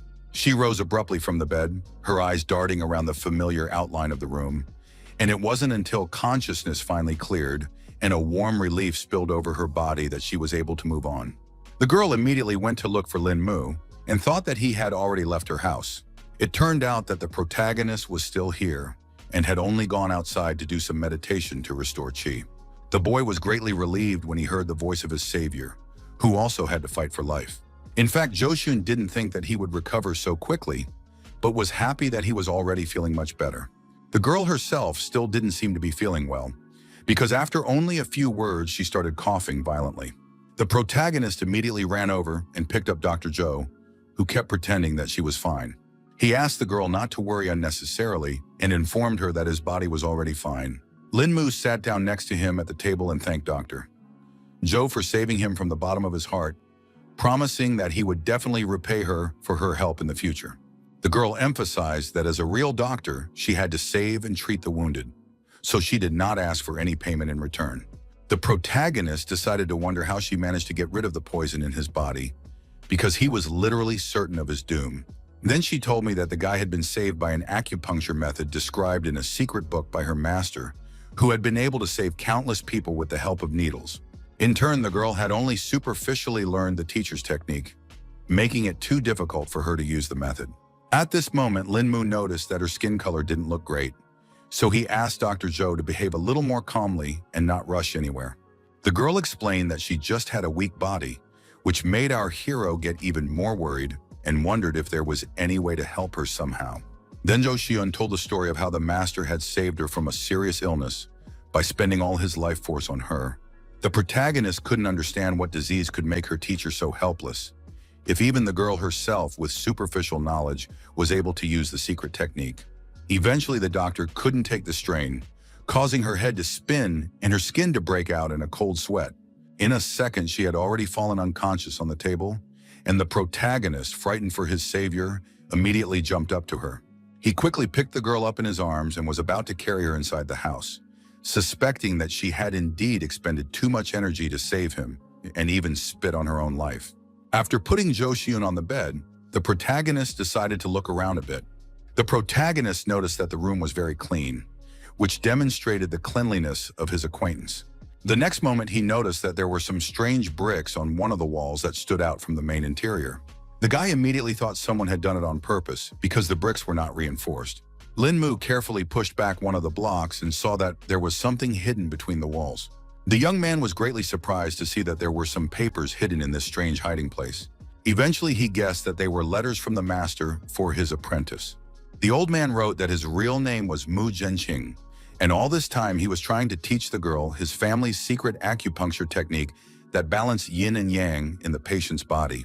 As a young man, he traveled the world helping the sick and needy, but once offended a mysterious organization that tried to steal the family's secret equipment, and he had to hide it on Dunhai. When Jo Shiun got sick, the old man had already been injured by the enemies, so he temporarily blocked her meridians to extend her life for 10 years. But if no one cured her in that time, she would die. Master hoped that he would find someone who could use this powerful yang extracting technique to save his disciple. But he also warned that without having a sufficient level of cultivation, this treatment method could not be used. Lin Mu was well aware that he should give Dr. Zhou these letters as soon as possible. For now, he was immersed in his thoughts that such a powerful technique could only be used with a high level of cultivation. The protagonist spent his time at the home of Jo Shiun, who lay unconscious until the evening. Eventually, the girl finally woke up and again couldn't understand what had happened to her. Lin Mu was sitting next to her bed, so he immediately inquired about Jo Shiun's condition, who seemed to be starting to feel better.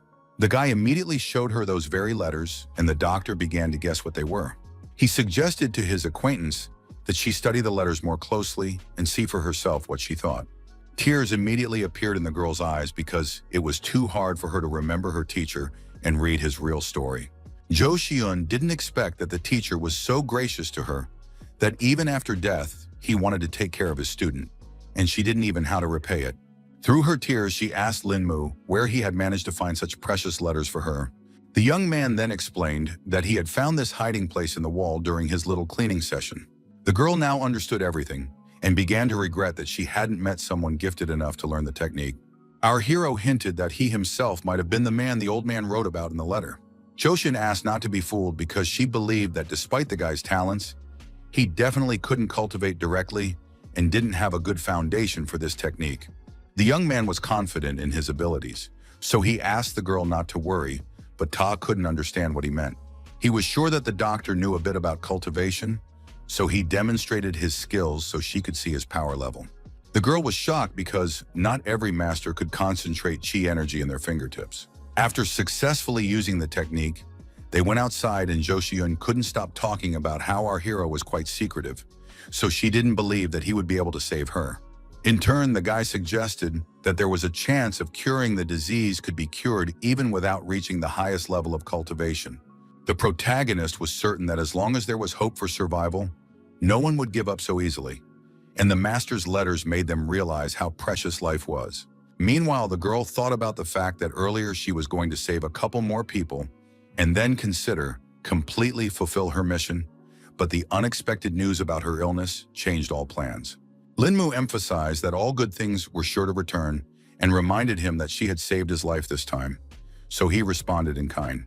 After that, Jo Shiun remembered the old man's words that saving one's life was saving oneself. Memories of her teacher's warm hand stroking her head and his voice telling her about the vocation of a doctor immediately popped into her mind. Anyway, our hero thanked his savior and was now going to go home because apparently everyone had lost sight of him.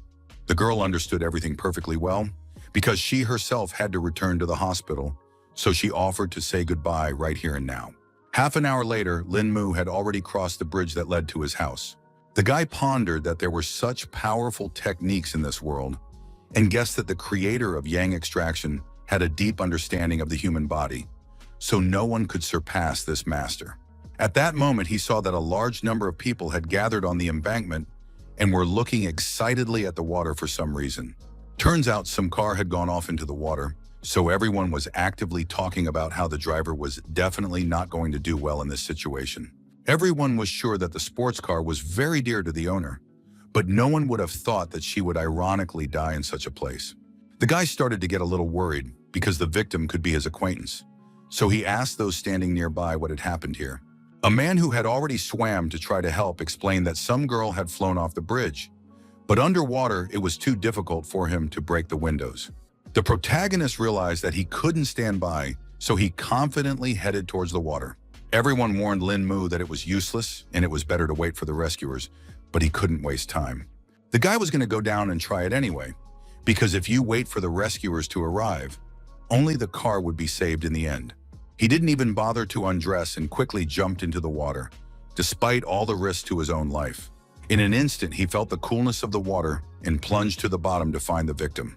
Our hero was glad that it was fairly shallow here and looked carefully around to find the car. Eventually, he did manage to locate a red sports car, which immediately gave him hope. Mentally, Lin Mu asked the girl to hold on a little longer while he swam to her. It turned out that the young man's fears were justified and his acquaintance was behind the wheel. Lo Bi-yoon was already unconscious after such a long time underwater, so she didn't even fight for her life. The main character was very strong, so he still had enough strength to break the car window. The guy agreed that the glass was very strong, suggesting that it might have been bulletproof, so it was no surprise that the average person couldn't break it. For Lin Mu, such an obstacle was nothing, so in a second, the window shards flew in different directions. In this way, the young man managed to pull Lo Bi-yoon out of the car and give her a chance to be rescued. Our hero realized that his acquaintance was about to die, so he needed to transfer some energy to her as quickly as possible. The brave hero bent down and his lips touched the girl's pale lips to keep her from dying. The events are moved to a couple of minutes ago, when Lo Bi-yoon fell into the water and began to think about what people live for out of hopelessness. She supposed everyone had different goals and many wanted to glorify their family or create a profitable business. The water increasingly filled the interior of the car, and the girl realized that she had no chance of rescue, so she could not hold back the tears in her eyes. Bit by bit, she began to choke, but she still couldn't accept that she was going to die in such a ridiculous way. The next moment, she saw Lin Mu's image in front of her and couldn't believe that she had been thinking of this person in the last moments of her life. The girl woke up already on the shore when the main character managed to pull her out of the water in time. Our hero was very happy when his acquaintance finally woke up, and all the people around with a sigh of relief because they were also very worried about the victim. The girl couldn't understand what was going on around her, so she thought that she had already died and Lin Mu was caught in the heavens with her. The young man calmly asked his acquaintance not to say such nonsense and explained that he had managed to save her. Suddenly, Lo Bi-yoon threw herself into the main character's arms because she had missed him for so long. Lin Mu was well aware that the girl needed support after such stress, so he tried to calm her down and explain that everything was already fine. Clinging to the guy even tighter, she decided to ask how he had managed to find the car at the bottom of the river. Then our hero told the story of how he saw this crowd of people gathered around the drowned car and asked how his acquaintance had gone into the water. The girl herself couldn't understand the reasons why this incident happened, because her car was suddenly out of control, which sounded rather suspicious. Lin Mu decided to take Luo Biyu to change her wet clothes and asked her to take her time if she still hadn't recovered. People accompanied them with raucous applause and compliments for the brave hero who was able to save a defenseless girl who was in such a dangerous situation. Events continue on the morning of the same day as students slowly began to gather at Dunhai University. Joshin was trying to find our hero and was very worried because not long ago his phone was working. Now it was out of range. At this moment, Lin Mu's neighbors appeared on the horizon, who had already heard about the other girl who was looking for him. Dr. Zhou confirmed it and guessed that her savior's friends were in front of her. Song Lengju asked what this stranger was looking for the guy for, and immediately told her that he hadn't returned home for several days, so even his friends didn't know where he was. The girl confessed that these few days I was at her house and left only this morning. Obviously, all the girlfriends were shocked when they found out that their neighbor had been at some hottie's house all these days. Joshin immediately said that a few days ago, the guy was seriously injured, so the girl saved him and left him with her for a few days to rest and recover his strength. Zixi was even more frightened when she heard that Lin Mu had managed to get into some kind of trouble. The girl revealed that she had already heard that the main character had been attacked by an assassin named Ching She. Now for the neighbors, everything fell into place because the young man never disappeared without saying goodbye. Joshin still wasn't calm about the fact that the young man still hadn't shown up and was afraid that something had happened to him on the way to the university. Meanwhile, at Mr. Yang's house, they had already received new information from the spy. The aide informed Ah He that Qing Shi, sent to kill Lin Mu, had failed his task, and that young man had already returned home. The man thought that it was all a complete outrage because this assassin was too strong a cultivator. The servant asked Yan Zhongqing not to be angry because it was only some youngster. The old man agreed that it was easy to say such a thing, so he suggested to his subordinate to go actually eliminate this Lin Mu. The aide immediately panicked, emphasizing that he didn't dare perform such a task, so it was better to assign it to an assassin. In the end, the Lord ordered that only Pai should go this time, who definitely shouldn't relax since it was now known that their opponent was an unusual child. Meanwhile, the guy stepped over the threshold of the house, and the girls immediately froze when they saw their mysteriously missing neighbor. Lin Mu, of course, apologized to the girls and explained that he had a few things going on these days. Zishi was very unhappy that our hero had returned home and didn't even say a word about it, and said that they were all very worried about him. The girls also confirmed that they had been looking for the guy the whole time while he quietly returned home in the meantime. Song Liangru immediately stood up for her disciple and reminded her friend that his wounds had just healed. Lin Mu was immediately very surprised because he couldn't understand how the girls knew about his injuries. At that time, the neighbors said that they had already met Sister Zhou, who told them about the whole situation. Zixi got really pissed off and couldn't hold her emotions in anymore because she couldn't understand what kind of relationship the guy had with this girl. The protagonist quickly tried to explain the situation and revealed that Dr. Zhou was his savior the last time he fell off the balcony. The girl was still reluctant to believe that Lin Mu had lived with her for so many days, and nothing had happened between them in the end. Their conversation was abruptly cut short when the protagonist's phone buzzed in his pants pocket. The guy asked his girlfriend not to say things like that about him and apologized for having to take that call. It turned out to be Dr. Zhou, who was finally able to reach Lin Mu, who appeared to have gotten his phone wet, after which it was simply repaired. The girls couldn't watch this because they were very jealous of the guy for this mysterious stranger, so they started parodying their conversation. Suddenly, the protagonist heard that something strange was happening to his acquaintance, because only her screams could be heard in the tube. An unfamiliar voice informed him that the guy needed to immediately come to the third floor of Yinghuang Kaogi if he didn't want something to happen to Zhou Xiyun. The protagonist was scared for Dr. Zhao and tried to find out who he was talking to, but it was too late because the call ended. After such a strange call, the guy stared silently at his phone and now couldn't figure out what he should do next. Song Liangru saw that he was very agitated and inquired about what had happened to Zhou Xiyun. Lin Mu assumed that Dr. Zhou had been kidnapped, so there was an urgent need to rush out to rescue her. The girls were in no hurry to let our hero go because they were afraid that it was all a set-up trap, so first it was better to report the incident to the police. The young man stopped his roommates because there was no way they could report this to anyone else, as then the kidnappers would not be ceremonious with Dr. Zhou. After only half an hour, the protagonist arrived at the place where a guard was already waiting for him. Lin Mu looked around and verified that Yingchuan Kaoge was here. The guard at the entrance was in no hurry to let some young man through and first asked if he had an appointment here. The young man was in a great hurry, which made him angry at this bodyguard, and informed him that he had come here to meet their boss. The man still didn't miss the cocky young man and asked who he even was, because not everyone could just barge in on their boss. Then our hero decided to demonstrate his strength and grabbed the guard by the arm, explaining that the boss himself asked to come here. Eventually, the bodyguard had to take our hero to his boss, not understanding where this strange guy even came from. He knocked gently on the boss's office door and announced that he had a visitor. Inside, our hero was waiting for the massive figure of a bald bandit, which immediately caught his eye against the background of a fragile bound doctoress. The girl's eyes were full of fear, for she feared not only for her life, but for the safety of the young man himself. Lin Mu was now certain that his acquaintance had indeed been kidnapped, so the situation was very serious. The guy didn't care at all what the kidnappers' goals were, so he asked the bandits to let Zhou Xiyun go first, after which they could talk. The leader of the group rejoiced when he finally saw this famous, insufferable person, which turned out to be an ordinary good-looking kid, so now he will be able to get easy money. Meanwhile, bodyguards began to quickly surround the protagonist to take him hostage as well. The young man said with confidence in his voice that he didn't want to simply waste his time, so he asked all the opponents to attack him at the same time. The fighters were angered that Lin Mu appeared so brazen, so they were going to show them their strength. Before the head of the guard could finish, he heard muffled blows, which caused him to freeze on the spot because he had not expected such a rapid development of the event. It turned out that everyone who dared to attack the protagonist was already lying helplessly around him and screaming in pain.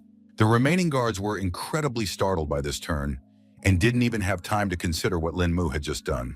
The leader of the bandits was also confused, but quickly ordered his subordinates to pile on their main target. The protagonist despised his weak opponents, who didn't even know how to behave in battle, so he disparagingly called them a herd of sheep. At the same time, Pai advised Lin Mu not to get so cocky because it was obvious that he wouldn't be able to stand up against a whole bunch of experienced fighters. After a few seconds, the bandits came close to the protagonist and began to attack him from all sides, not giving him a chance to escape. The guy decided to use the shadow technique he managed to learn during his last fight, so he simply dissolved right in front of his opponent's fist. All the bodyguards immediately froze in place because they couldn't understand what had just happened. The protagonist was already behind them and wondered who they were so confusedly looking for. Choshun, who had been closely watching the progression of this battle, was certain that for such a high-level cultivator to dispose of these little bipeds was too easy. The girl's guesses turned out to be pure truth, because the guards only had time to get punched in the face by Lin Mu. Our hero was very disappointed that his opponents could not withstand even one blow and immediately fell unconscious. After dealing with all the bandits, he went up to the girl to free her from the ropes and apologized to her for being late. Pai realized that he had suffered a crushing defeat, and now he couldn't understand how some youngster had managed to wipe out all of his subordinates. Meanwhile, Lin Mu laughed off the fact that all the guards were too weak and suggested that their leader should definitely be stronger. The man pointed a gun at our hero in a panic and started yelling that good kung fu skills are not enough to become invincible. The protagonist agreed that he wasn't faster than a bullet, but he only needed to be faster than Pai to win a duel with him. The bandit was pissed off that Lin Mu was so stubborn, so he didn't want to wait any longer and pulled the trigger of his gun. The guy quickly backed up his words with actions and lightning-fast pressure on his opponent's arm, causing him to shoot downward and hit his own leg. Pai definitely didn't expect this development, so he confusedly cried out in sharp pain. The man resigned himself to the fact that he had lost this fight and asked what kind of person Lin Mu was. The protagonist recalled that the bandit himself had ordered him to come here, so it was strange that he didn't recognize who his target was. Pai was afraid that the young man might do some terrible things to him, so she asked him to let him go and promised to pay him back for sure. For his part, Lin Mu emphasized with a smirk on his face that he definitely didn't need anyone to pay him. The guy didn't want to wait, so he instantly made the man pay for everything he'd done. Our hero used chi energy to completely erase Pai's memory and make him a fool.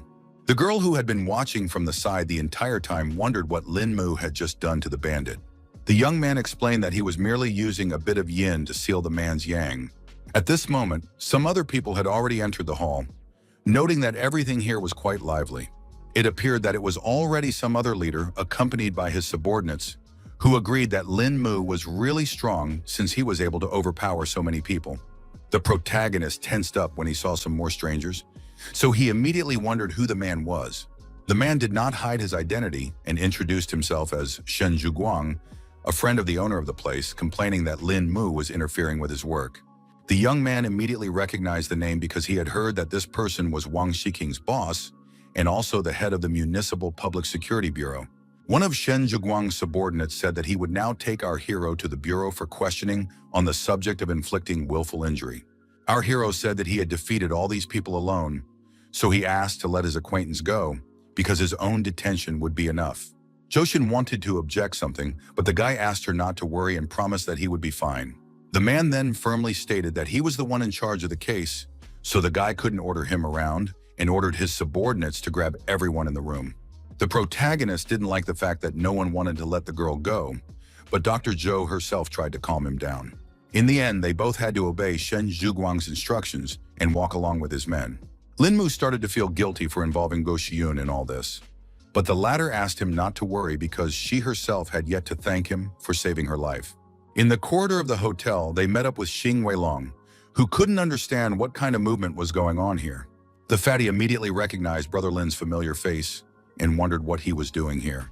The guy couldn't figure out who all these people around his friend were, so he asked where they were taking Lin Mu because it all looked too suspicious. Someone from the group explained that the police were working and the protagonist fell under suspicion, and the fat man himself was advised to mind his own business. Lin Mu was glad that his buddy had shown up so timely and handed him some small note. The protagonist asked Xing Weilong to call the number on that piece of paper a little later and tell that person his arrest. Very soon, Lin Mu and Zhou Xiyun had already arrived at the Public Security Bureau of Dunhai City. The policeman who conducted the interrogation informed the girl that her buddy had already confessed to everything, so she could be free. The girl explained that it was true that this was the other side of the whole situation and tried to justify Lin Mu's actions. The man asked her to stop and promised that they would definitely look into the matter. Zhou Xun was very excited and asked where the detained guy was now and what would happen to him next. At the same time, our hero was placed in a detention center where he had already managed to enter into a conflict. Turns out the guy had already decided to teach his cellmate, who also couldn't resist his power, a lesson. The second prisoner could not keep his feet from such a powerful blow and fell to the cold floor of the cell. The protagonist emphasized that he wanted some rest and asked his neighbor not to disturb him. The battered fellow was dissatisfied with the fact that his partners had become as stooped and didn't attack Lin Mu. Eventually, the other prisoners mustered up the courage to teach the arrogant newcomer a lesson. Lin Mu decided to play a bit with his new opponents, so he let them hit him once. The guy threw himself forward to make it easier on his opponent and warned him that he might regret it. It turns out that our hero had a cunning plan, so he concentrated all the energy in his head, causing it to become literally iron. This was followed by an unpleasant crunching of the fingers of the overly brave lad, who now realized his mistake. After only a second, he screamed hard from the incredible pain and grabbed his broken arm. Everyone around him began to realize that this guy was not easy because he was obviously a good fighter. It was then that the strongest prisoner decided to enter the fray and teach the overconfident newcomer a lesson.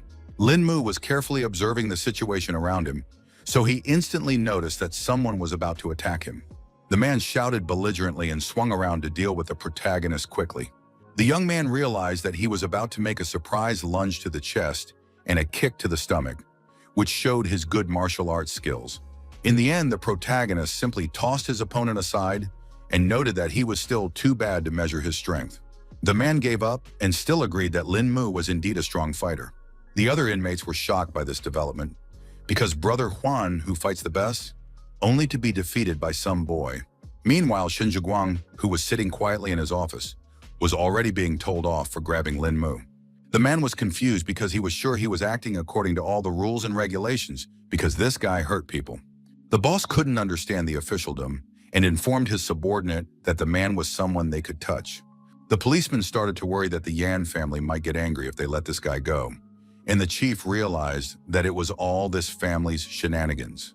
In the end, the boss informed him that if anything even happened to Lin Mu, not even the 10 Yan families would save his subordinate's head. The police chief didn't even know how to respond to these threats because he realized that the matter was serious. He finally found the strength to reach out to Mr. Li, but all he heard in response was a humming tone. The man realized that Central Bureau Chief Li himself had called him to let this person go, and now he was afraid to imagine what kind of power Lin Mu finally possessed. He quickly jumped up from his seat and ordered Xiao Lu to quickly go to the detention center.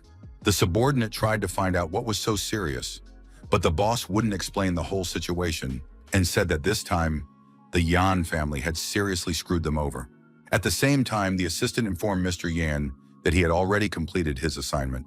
He said that the Central Bureau Chief called Shen Zhiguang, after which Li Yaozhong released the protagonist from detention. The old man didn't expect at all that Li Yaozhong might be familiar with her target, which ruined all plans. The man explained that they were strangers to each other because they had only had one phone conversation before Shen Zhiguang was ordered released.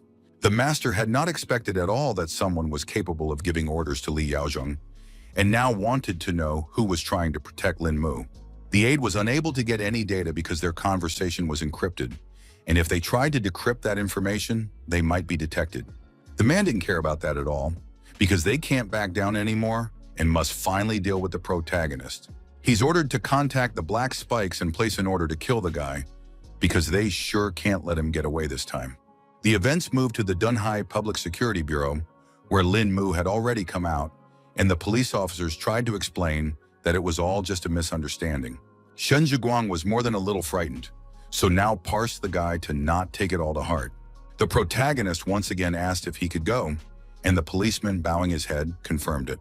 At that moment, the young man heard that someone was already waiting for him outside the detention center and rejoiced at his release. It turned out to be Xing Weilong, who had already heard that his buddy was doing well, so he came to get him.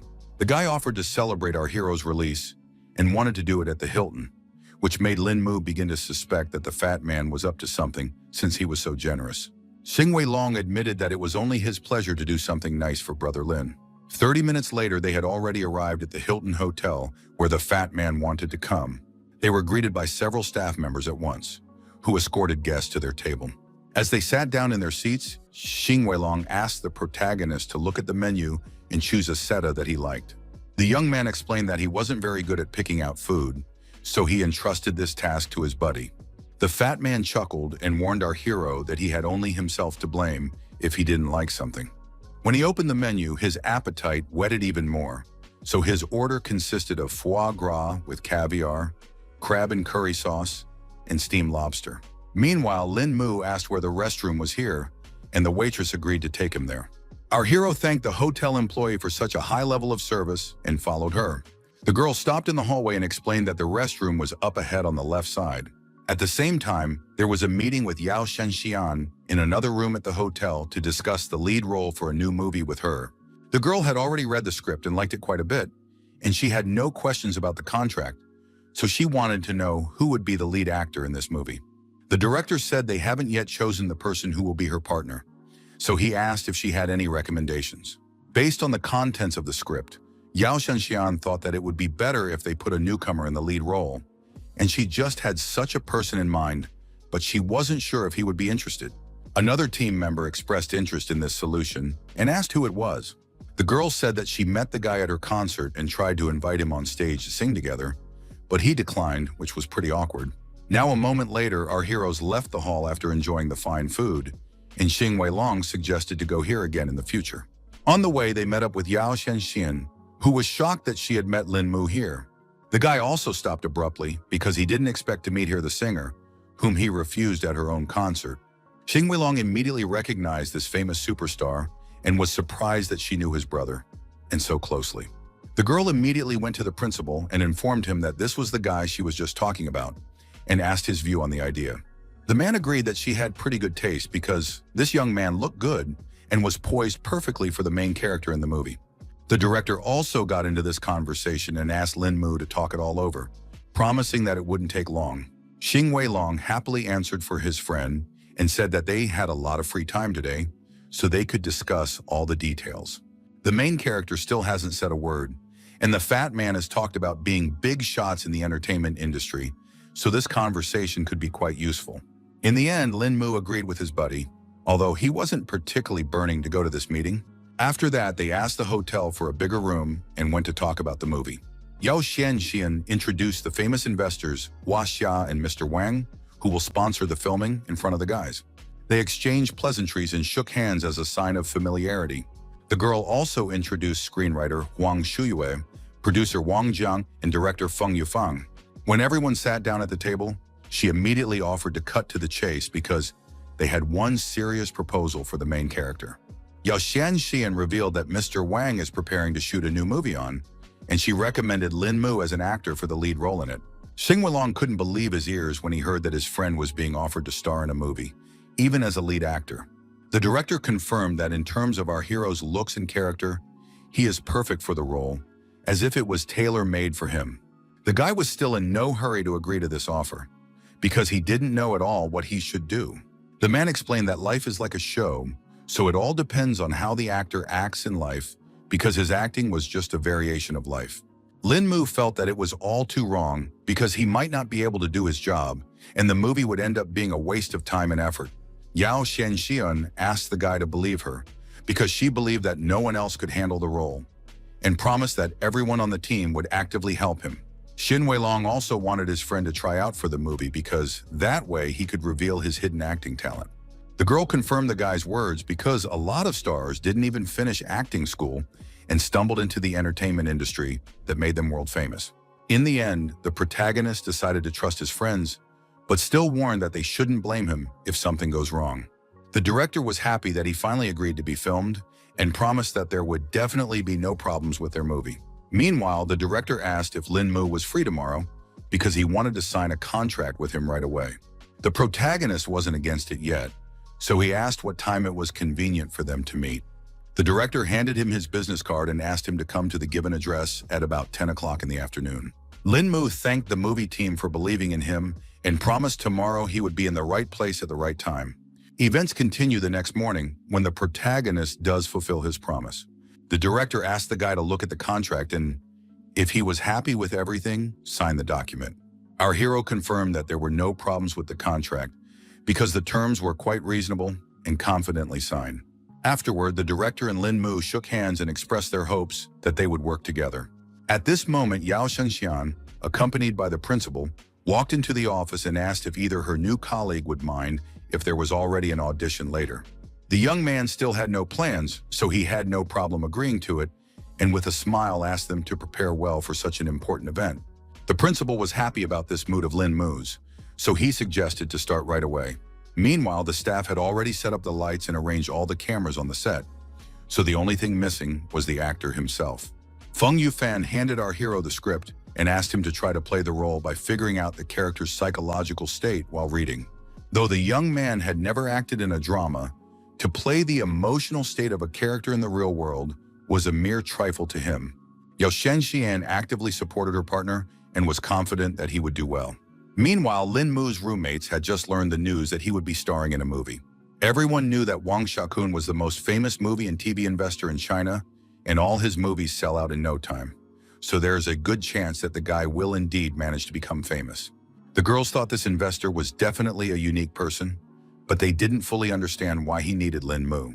Song Liangju was sure that the guy was not a movie and TV professional and doesn't even have any experience in the field, so she assumed it was some kind of conspiracy. The guy has already revealed that he was recommended by Yao Xinxian herself, but then the girlfriends have even more questions because she definitely had no need to cooperate with some mere students. Even Zixi started to doubt her idol because her choice of an ordinary guy. When there are many decent-looking guys in the entertainment industry, it looked too strange. The girl promised to give Lin Mu a good lesson if he dared to betray their entire company. Meanwhile, the protagonist, who only had half an hour to prepare, had already begun his drying off. The guy masterfully got into character, his voice trembling just enough to elicit sympathy, and his eyes reflecting just the right amount of pain. The director didn't expect to see such a game from an ordinary youngster with no professional experience, so he watched the process in mute shock. In turn, our hero's performance so moved Yao Xianxian that she even wept. Afterward, the protagonist returned to his team with a smile on his face and asked how he had just played. Feng Yufan recognized that he was a deserved genius and said that it was simply magnificent. The guy also asked what Yao Xianxian thought about his audition and if she would be willing to pair up with such an actor. The girl stated that he was literally born to be an actor, so now he can play with anyone. On the evening of the same day, they met to have dinner together, and our hero's co-worker emphasized that it was just dinner, so there was no need for any pleasantries. Yao Xianxian couldn't wait to find out what the guy's secret was, because his performance this morning was simply amazing, but the guy thought that everything was all about experience. She still guessed that it wasn't just Lin Mu's rich experience. The girl asked the protagonist not to be modest, because she already knew very well that he was a martial arts master. The young man certainly hadn't expected her to reveal his biggest secret so quickly, and asked how she knew this information. Yao Shengxian didn't hide anything and revealed that her family has a bit of connections, so it's pretty easy to find what she's interested in. She also said that the young man is now quite famous because that case involving the Central Security Bureau has already put him on the radar of many influential families. The main character didn't even expect such attention to himself, so he was really flattered. At the same time, he wondered if it was only because he had only asked Xing Weilong to call Bao Luntan, not expecting that his influence seemed so strong. The girl continued to talk about their currently powerful families were in confusion, guessing who was actually behind Lin Mu's back. The guy tried to pretend that these people were really making a lot of things up, and emphasized that he was just a student with no one behind him. Yao Xianxian still suspected that it was all lies, because otherwise the young man wouldn't have forced Yao Jun to obey the order and let the people go. The main character was surprised because he had never heard the name Li Yaozhong and immediately asked the girl who it was. Then she jumped up from her seat because this man was literally everyone again. The young man was surprised at this violent reaction and asked if he really should know this individual. His colleague explained to him that a person of such a level as Li Yaozhong could easily relieve his underlings of any responsibility. She emphasized that this man was quite challenging and was actually the head of the Central Public Security Bureau, so he controlled the national public security system. Listening to his acquaintance, the protagonist concluded that it was Yao's family who had started all those rumors. She confirmed the guy's speculation and said that according to the information she had received, the person who had almost killed Lin Mu last time was an elite cultivator who had been secretly raised by the Yan family. Now the young man had confirmed Shitushu's words that it was better to watch out for that guy from the Yan family because it was obvious where this professional assassin came from. Meanwhile, the girl added in a whisper that after the previous failed assassination, this family had invited a stronger master from Shuezi. In the end, Lin Mu finally wanted to ask how Yao Xianxian had managed to find out such confidential information. Obviously, the girl didn't answer this question because she didn't want to put our hero in even more danger. So he wanted to know what reason she was helping. The actress replied that the guy now had the lead male role in the movie, so if he died, she would have no one to play with. Lin Mu was still afraid that it wasn't really like what his acquaintance had said, because her family might have also noticed his real strength and was now trying to convert him to their side. Events continue the next day at the Huangkaoga Hotel, where a fight between Zhou Xiun's kidnappers and the protagonist has only recently taken place. Since the assassins are still arriving, the guy certainly needs to shun them, but he can't leave his business to the common people. The two guards at the entrance immediately told him that they were not accepting anyone today, so under no circumstances would they open the door. The protagonist did not expect such a turn of events, but it was only to his advantage because the fewer people, the fewer witnesses there will be. The security personnel were displeased that Lin Mu continued to stand beside them as if he hadn't heard their warning at all. At that moment, Leader Min came out of the hotel and apologized to the guy because his subordinates don't really know what they're doing.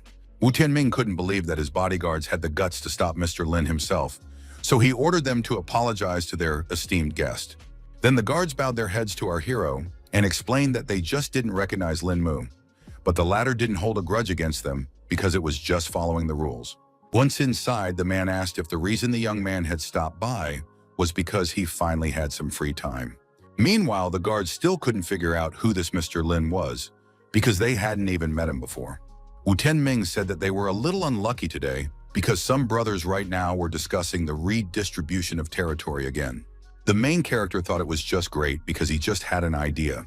A man stopped near one of the doors and said that the brothers were here, but he was very uncomfortable going in during their meeting. Lin Mu didn't object, so he confidently pushed open the door and agreed to go in by himself. The guy was acting pretty cultured, so from the very doorstep he apologized for the disturbance. No one had yet had a chance to say anything when he had already announced that he had some business to discuss with everyone today.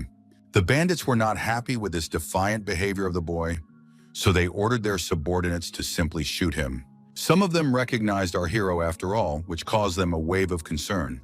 Everyone who knew Lin Mu personally understood that his visit did not carry anything good. The man who had already managed to threaten the young man, seeing his comrade's strange reaction, asked him who he was.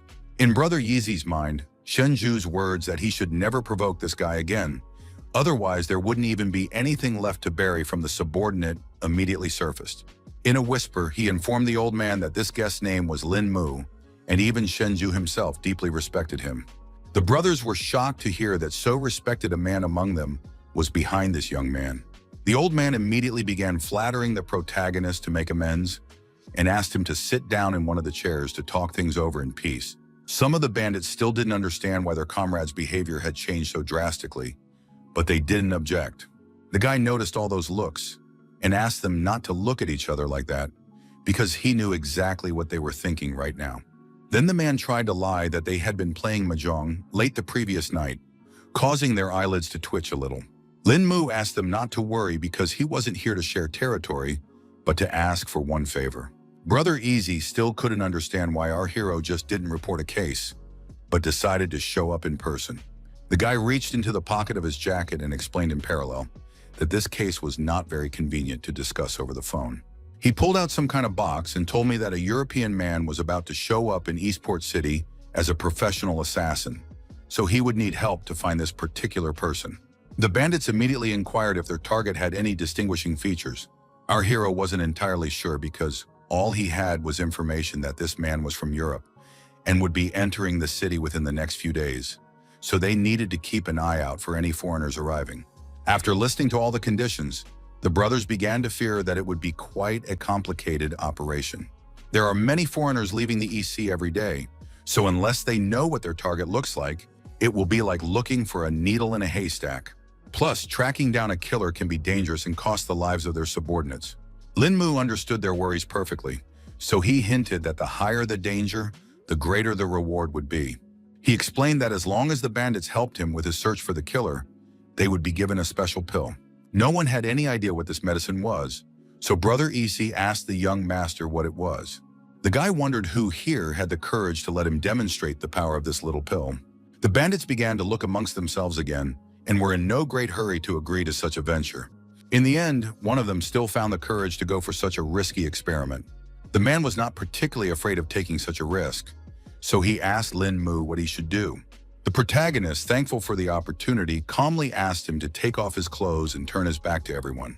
One of the leaders of the group quickly took off his shirt and asked if our hero would fit this look of his. From the scars on his body, Lin Mu concluded that the person in front of him was a former soldier, so he was confident that such a person would be able to withstand his attack. The guy warned that he was about to strike, so he asked the man to bear with him for a while. Bandit was ready for something like this, so he let the young master do whatever he wanted. In just a second, a deep cut appeared on his back that stretched across his entire back. The strong urchin only wheezed quietly in pain, but still absorbed the blow. Everyone else was frightened for their comrade's fate and couldn't understand what Lin Mu was about to do. The young man firmly ordered everyone to shut up and advised them to observe the process more closely. He demonstrated taking only a small portion of the pill to show its incredible effect.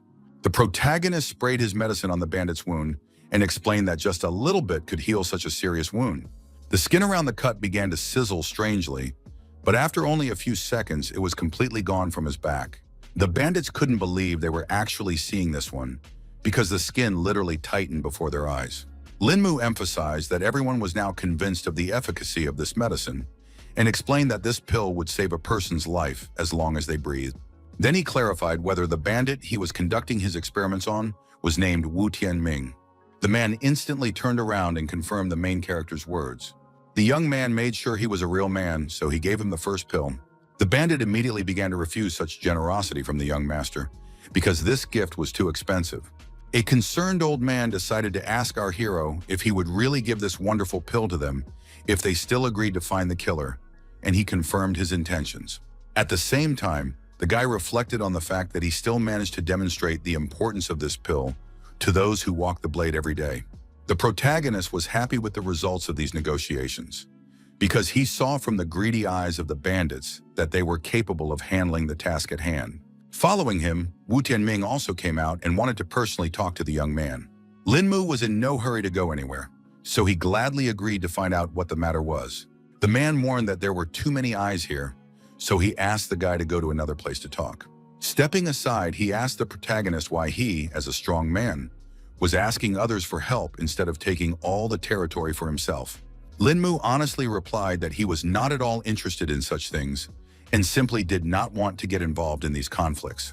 Wu Tianming understood that the young master had a low opinion of all of them, but since he had already approached their faction, it meant that the guy had no other people to help. The protagonist was starting to get tense about this conversation, so he asked the bandit to finally cut to the chase and stop beating around the bush. The man heard Lin Mu, so he began his story about being part of the underworld for many years and not wanting to work for anyone else. His brothers have been working with him for a long time, but they have ultimately failed to reach any heights. The arrival of the young master could be a great chance to change that. Lin Mu began to guess that the bandit wanted to ask for his help to start his own gang. Wu Tianming confirmed his intentions and hoped that Mr. Lin would support their team from behind the scenes during the leadership battle. But the guy reiterated again that he didn't want to get involved in all of this. The bandit still tried to explain that the guy was deluded because he wouldn't have to do anything, and he himself wanted to deal with his rivals in his own way. Now our hero has guessed that he only wants to use his name to intimidate him, but until he clarifies it himself, no one will know the truth. In the end, the young man recognized that Wu Tianming had earned his respect, and since he didn't need to do anything to help, he wouldn't mind. Of course, the man rejoiced at such news and thanked the young gentleman for his help.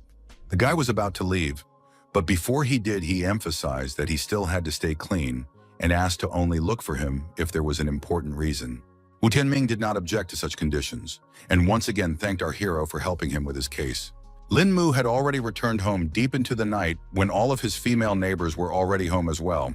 At the entrance, he immediately changed into his house slippers and informed the girls that he was finally back. The girlfriends were sitting in the living room, so they immediately wondered why the protagonist came home so late. Lin Mu quickly oriented himself and lied that he went to see his friends after the audition, and when he came to his senses, it was already so late. Zixi forgot about all the worries after hearing this, because she guessed that the young man had managed to get his part after all. Our hero confirmed her speculation and explained that all he had to do was wait for a call from the company. The girl immediately hugged him tightly and started yelling about how she believed in his strength from the beginning, happy that her idol had great taste. The others were not happy that their friend had changed so quickly because she had said completely different things this afternoon. Zixi asked the guy not to listen to Xuanrong and promised that she would teach Yao Xianxian a lesson if she just wanted to play around with Lin Mu.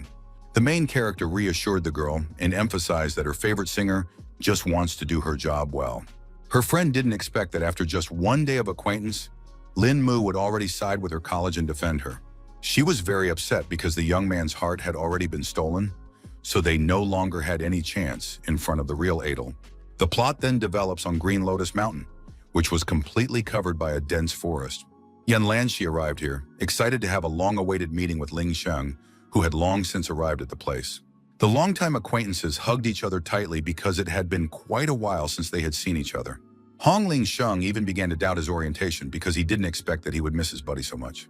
Yan Lanxi suspected that the guy might not have missed him, but the one good thing he had. In the end, the young man decided to introduce Lin Tiannan, with whom he had come here from the capital to rest for a while. He called his acquaintance an incredible guy, which made him shy and asked him not to flatter him.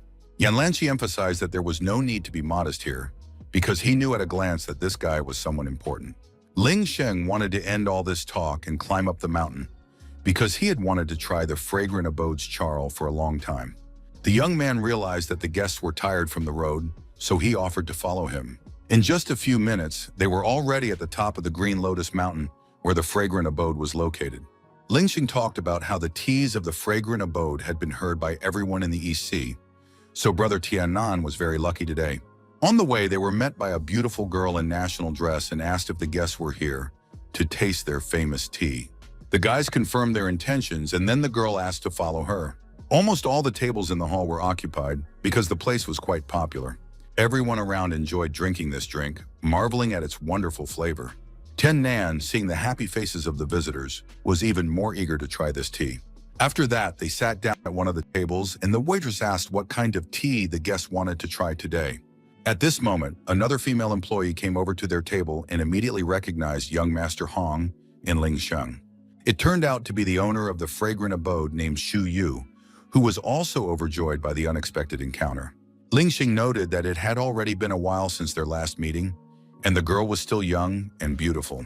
The owner said her acquaintances were very nice conversationalists, so she wanted to have a little chat with them while they brought tea. When they finished their visit to the abode and went outside, Tian Nan immediately noted that he had seen something interesting while they were sitting in this establishment.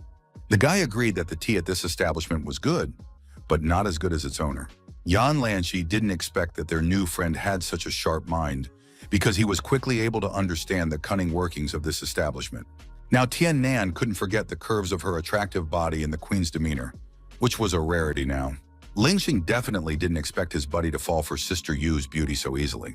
The young man didn't hide anything and admitted that he couldn't stop thinking about Tian Nan's stunning figure. Ling Xing decided to change the topic because it was quite rare for them to meet like this, so he suggested finding another place to sit, and Yan Lanxi immediately came up with some idea in his mind. At that moment, a car passed near them at full speed, which obviously caught their attention. The car then whizzed into a vacant parking space, and the driver rejoiced at such good fortune. Turns out it was Zixi, who this time set a record and reached her destination in 10 minutes and 43 seconds. With her was the main character, who was dizzy from such a ferocious driving style of his girlfriend. Yan Lanxi stopped abruptly, his gaze instantly becoming icy cold, frozen on the figure of his number one enemy. The guy couldn't understand how Lin Mu was able to survive if he sent his best assassin after him. Ling Xing noticed the beautiful girl who was driving that car and asked if she was Yan Lanxi's friend. He replied that he was not familiar with this girl and suggested that he should hurry up and get out of here. For now, the guy had decided not to continue their conflict, but she was still going to see how long our hero's luck would last. Lin Mu also recognized the young master who wished him dead and remembered that he should be made to pay for it sooner or later. Meanwhile, the girl noticed that he was thinking about something and asked her buddy to hurry up a bit. It turns out that they also came to Fragrant Abode because Zixi had been talking about this place for a long time. The protagonist was not surprised by this place because other than the serenity around, there was nothing unusual here. Zixi explained that a lot of people came here because the abode was the best place for tea drinking in the entire East Sea. This story interested the guy, so already he couldn't wait to see everything with his own eyes. The same girl at the entrance recognized Miss E immediately and greeted the guests to seat them at a free table. Zixi noted that it had been a while since they had seen Xiao Fan and asked if the supervisor was in attendance. The employee said guests had to go straight to the second floor if they wanted to meet the boss. The protagonist realized that his friend frequented the place, if even the staff knew her well, and the girl explained that the owner of the Fragrant Abode was her best friend. Meanwhile, the boss had already left because she heard a familiar voice and asked why the girl had decided to visit her today, and she said that she wanted to introduce her friend. Lin Mu immediately sensed that Sister Yu was also a cultivator, but from her pale face and weak steps, he assumed that she had used too much qi recently. Zixi also noticed her friend's unhealthy appearance, so she began to worry about her condition. Boss didn't want to talk about it because she used all her energy to help cure Shiren's illness. At this moment, the main character joined their conversation and wanted to personally introduce himself to Sister Yu. The beauty immediately appreciated the young man and said that he looked quite extraordinary, so she called Zixi very lucky. The girl immediately began to justify herself and emphasize that they were just friends, and Lin Mu had brought her to try the flower tea she had created. Sister Yu jokingly called her a bad girl because she always only has eyes for tea, but it couldn't be any other way because this drink was the best in the world. Eventually, she went to make tea and invited her guests to sit down at the table. Our hero immediately started talking about how the owner was an unusual person, so he couldn't understand why she was stuck here in Fragrant Abode. Zixi wasn't sure of the reason, because at the time of meeting, Sister Yu was already the boss of the establishment. The guy could perfectly sense that the woman was using a lot of qi, and guessed that her husband's condition wasn't good either. His companion confirmed that for the past few years, her friend had been using energy to suppress his strange illness, but even that wasn't helping.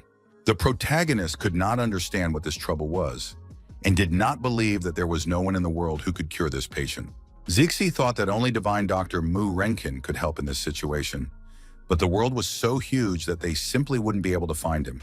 The young man immediately remembered the name because it was teacher Zhou Xiyun, and now suggested that a little radiance could cure the illness. Lin Mu wanted to talk about how he knew some information about Mu Renking, but he abruptly stopped. He abruptly flinched because he felt that Sister Yu had just been attacked by someone. Indeed, some two men took advantage of the moment when the woman had spent a lot of energy on her husband's injury and attacked her from behind. She still wasn't afraid and emphasized that if it wasn't for her weakness, these two wouldn't even be her opponents. One of the bandits admitted that he wasn't that strong, but believed that the victory was also about stealth. This moment, an excited Lin Mu and Zixi rushed into the room, who couldn't leave their acquaintance in distress. The woman was worried for their safety, so she asked our heroes to leave now. Brave Zixi didn't listen to her friend because she couldn't stand by when someone dared to harm Sister Yu. The man thought those were pretty serious words, so he ordered no one to leave this place because he wanted to deal with everyone. He didn't waste any time and attacked first, but the girl still kept standing and was ready for this fight. Only now did Zixi realize that her patent was too fast, so she wouldn't have time to dodge his strike. Lin Mu suddenly appeared in the villain's path and stopped his attack with one slight movement. The man couldn't realize what was happening now because he definitely didn't expect to run into such a strong opponent. Our hero was still unhappy that the stranger had allowed himself to be so rude to the lady, so he pushed him aside with all his might. The blow was so strong that the bandit even coughed up his blood and was now definitely not in a position to continue this fight. Sister Yu was also surprised because she didn't expect the guy to have such strong chi, and now realized that the guy in front of her was a high-level master. Meanwhile, the second man was not frightened, and was only angry that some youngster dared to harm his comrade.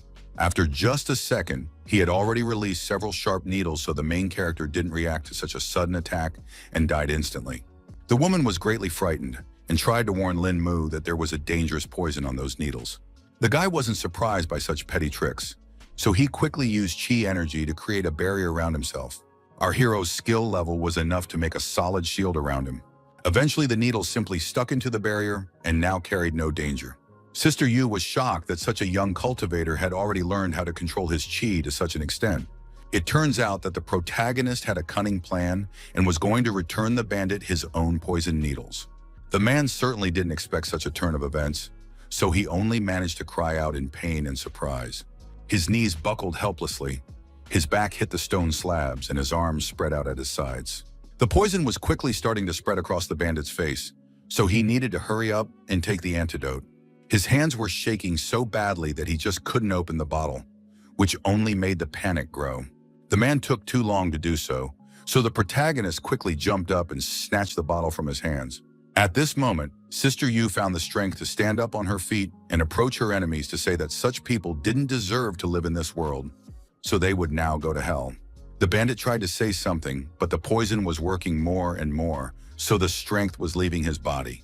His last words were a promise that he would not let Shu Yu go even after his death. An excited Zixi immediately ran over to her friend to see if she was all right. The owner replied that she was fine and only had a minor internal injury, but it would go away after a few days of rest. Meanwhile, the protagonist decided to wonder where the two criminals came from. It was hard for the woman to talk about it, but it turned out to be her husband Lian Chen's younger brothers. They harbored a grudge ever since their brother was the only one to receive true teachings from their teacher. So they attacked while he was cultivating, causing his chi to be in disarray, causing him to almost die. The girl was very pleased that people could be so mean, so now she thought they definitely deserved to die. Shu Yu continued with the story that her husband had decided to forgive his companions since they were from the same sect, but they had refused to let them go until now.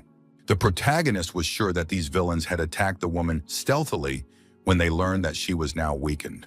The woman complained that Lian Chen's chi was becoming more restless with each new day, so she was unable to suppress it. Zixi then decided to inquire if her friend had received any news about Dr. Mu Renking, but she still hadn't learned anything new. Lin Mu was finally able to say that they no longer needed to look for the old man because he had passed away over a decade ago. The girl asked our hero not to say such nonsense, because she was sure that the doctor was just a hermit. In fact, Shu Yu had long guessed this for a long time, because the master hadn't had any news for a long time. Zixi tried to support her friend because there was no way she should stay and find a way to cure her husband. Sister Yu thanked the girl for her kind words, but based on her personal knowledge, only Dr. Mu's slight radiance could cure Lian Chen. The protagonist firmly pronounced that the doctor's death did not erase his legacy, so his cures were still intact. He said that events had coincided in such a way that he was fortunate enough to learn the old man's secret techniques. The guy didn't mind offering his help and taking a look at the husband of the owner of the abode, because he might be able to save the patient after all. Zixi didn't fully trust her mate and emphasized that this was a matter of life and death, so jokes were unnecessary here. In the end, Shu Yu, not listening to her friend, still decided to trust our hero and asked him to save Lian Chen. The woman agreed that Lin Mu was very young, but at the same time he was a skilled master, so she believed his words. She then grabbed one of the vases on her desk and twisted it a few times. The next moment there was a loud cracking sound and steps appeared in the floor that led somewhere downward. Our heroes watched this mechanism in amazement, and Shu Yu asked them to follow her. In fact, Zixi didn't even realize that there was an underground passage here. Zhu Yu explained that she had arranged for Lian Chen to stay in a hidden room down here for convenience. When they reached the bottom of the stairs, the woman came to the large doors behind which her husband was. The man lay in the middle of an empty room with only a stone slab that served as a bed for him. Nurse Yu said that he hadn't woken up since the last time she used chi to heal him. The protagonist wasted no time and immediately began to examine the patient, first checking his pulse. The guy used the radiance to go over Lian Chen's entire body to find the cause of his ailment. After a few seconds, he let go of the man's hand, So the girls asked with hope in their voices what the patient's condition was. Lin Mu sighed heavily and reported that the patient's condition was worse than he thought. Now he was unsure if he would be able to save the man, but Xu Yu asked him to at least try because it was her last hope. Eventually, the young man agreed and asked that a set of silver needles be prepared for him. The woman asked why the protagonist needed such a tool because she didn't fully understand his technique. Lin Mu explained that he would try to use the divine doctor's techniques to help her husband. Even though this was their first encounter with Lian Chen, the guy was going to do his best to save him. Also, our hero turned to Zixi did not suggest that she go upstairs for the time being. The girl couldn't understand why she would do that, because she wasn't interfering with the process in any way. Lin Mu informed her that he would have to undress the patient to find his acupuncture points, and once again asked if she really wanted to stay here. Now everything was falling into place, so an embarrassed Zixi quickly agreed to go upstairs. Meanwhile, Xu Yu had already prepared everything she needed and wondered if such a set of needles would suit our hero. Lin Mu quickly inspected his tool and rejoiced because it was exactly what he needed. He then asked Sister Yu to move to a safe distance and not to come any closer so that she would not be seen. The guy was actually a little worried because it was the first time he'd ever used low glow. Lin Mu found the maximum amount of energy within himself and released it outwards to begin executing the technique. After that, all the needles lit up and flew into the air, while the protagonist continued to breathe heavily, trying to maintain an even flow of qi. Xu Yu couldn't believe her eyes when she personally saw the performance of this rare technique. The glowing needles were literally hovering in the air, so now she made sure that the young man was using the minor radiance. After successfully executing the technique, the protagonist and Zixi, despite having spent too much qi, went home. The girl was very worried about Lin Mu because he had used up too much qi by curing Sister Yu's husband. The young man did look unwell, but he still said he was fine because, to him, this help was a good deed for which it was not a pity to try for. Then Zixi thanked our hero again for this invaluable help, which had cost him his health. Lin Mu wanted to say something else, but he didn't have time because something terrible happened. Nothing foreshadowed trouble when a bullet hit our hero in the chest, and the guy and the girl did not even see where the threat came from. There was no way the protagonist could react to such a sudden attack, so he fell to his knees and began to bleed. The young man guessed that his enemies realized that this was the perfect time to attack him. Zixi didn't expect them to meet such sneaky bastards and started looking around to see where they were hiding. She analyzed the situation and immediately realized that there was a sniper sitting somewhere that was able to hit Lin Mu from such a distance. The girl was well aware that she needed to check on her mate's condition sooner rather than later and get him out of here as quickly as possible. She finally began to panic because she saw that the bullet had gone through near her shoulder blade and exited through her chest, a millimeter from her heart. Zixi concentrated all her energy, her palms emitting a warm golden glow, and lay on the guy's wound. She's managed to stop the bleeding through acupuncture points, so our hero only needs to hold out a little while they make it to the nearest hospitals. Quite soon they had already reached the first city hospital of EC City. Lin Mu was immediately sent to intensive care and hooked up to life support machines. Doctors were trying to start surgery as soon as possible because the patient was losing too much blood. The girl tearfully watched all of this and begged the doctors to save the injured Lin Mu. Cho-Hyun, who had already prepared for the operation, promised that she would do her best that you once again save the protagonist. The guy had been operated on for 5 hours, but it still didn't work, so the doctors kept trying. Finally, Dr. Zhou saw that the patient's blood pressure heartbeat had returned to normal. Other doctors also reported that the surgery was successful and they did a great job. Everyone started praising Zhou Xiyun, but the girl herself thought that all of this only happened because of teamwork. She informed her co-workers that she wanted to follow up on the patient's condition some more, and the rest of us could rest for now. The girl saw that our hero was already awake and immediately asked why he was so careless. The young man said that it was an accident because he had spent a lot of qi when he was practicing acupuncture to save someone, and that was when he lost his guard and was attacked. The doctor was surprised to hear that Lin Mu had time to learn acupuncture techniques. The protagonist explained that Zixi's friend was such a he during cultivation, causing his qi to become unstable. Jo-Hyun then inquired about the technique he had used, and the guy admitted that he had applied the celestial star cloud from the minor radiance. The girl recognized it as high-level acupuncture, and it looked like our hero's mastery of the small glow would surprise even her. Lin Mu noted that it was all thanks to his acquaintance's instructions, which was why he was able to master the technique so quickly. Dr. Zhou asked him not to be modest because the guy could use this technique and help many more people, continuing her teacher's work. Meanwhile, the Yan family had already learned the shocking news that the protagonist had managed to survive again. Yan Lanxi had just now returned home and would not stay while his father was so evil. The old man said that they had just received the news that Lin Mu had managed to be saved in the hospital after all. The guy couldn't believe that even the Black Throne assassins had failed their mission. The aide also revealed that the organization had indicated a desire to return 90% of the commission to abandon the mission. Mr. Yan couldn't understand what the reason for their refusal was because the target was still alive. The subordinate explained that the Black Throne has rules, and whether successful or not, they only attack their targets once. The old man could no longer hold his anger in because it all looked ridiculous since the powerful Yan family still couldn't handle some petty brat. Yan Lanxi then announced that he had another idea on how they could take care of this boy. Events once again returned to the first city hospital of the East Sea City, where the protagonist was stationed. The guy had already been visited by guests who wanted to know which ward Lin Mu was in. It turned out to be Xing Weilong, who was surprised that his comrade was guarded by so many people. The bodyguards blamed themselves for young Master Lin being injured because they were too careless and didn't realize that the enemies would hire a sniper for him. The guy guessed that it was Yinghuang Chaoge, who had sent guards to protect Lin Mu. There were even paramilitary guards present who did not understand what kind of person this patient was, that the compressor himself had sent them to guard him. The captain couldn't understand why his subordinates cared about this issue, because they were supposed to be following orders, not quietly discussing them. The soldiers agreed with him and now proceeded to guard the protagonist without further ado. Xing Weilong was even more surprised when he saw the special forces here, which made him worried. Now the fat man made sure that his buddy's circle of acquaintances had grown too large of late. It turns out that Lin Mu's roommates were already here, waiting for Xing Weilong. Zhenrong suggested that he hurry up and finally stop by to see their injured comrade. Fatty decided to ask her why a whole SWAT team was preserving Brother Lin. The girl explained that her godfather had sent this guard, employing the best soldiers on the East Sea. The young man certainly didn't expect her to have the troops for such things and wondered who her relative was. Obviously, Xuanrong was in no hurry to tell this information because it was classified. Zixi had already hinted to the protagonist about who had decided to come to visit him, and Lin Mu immediately guessed that it was the fat man.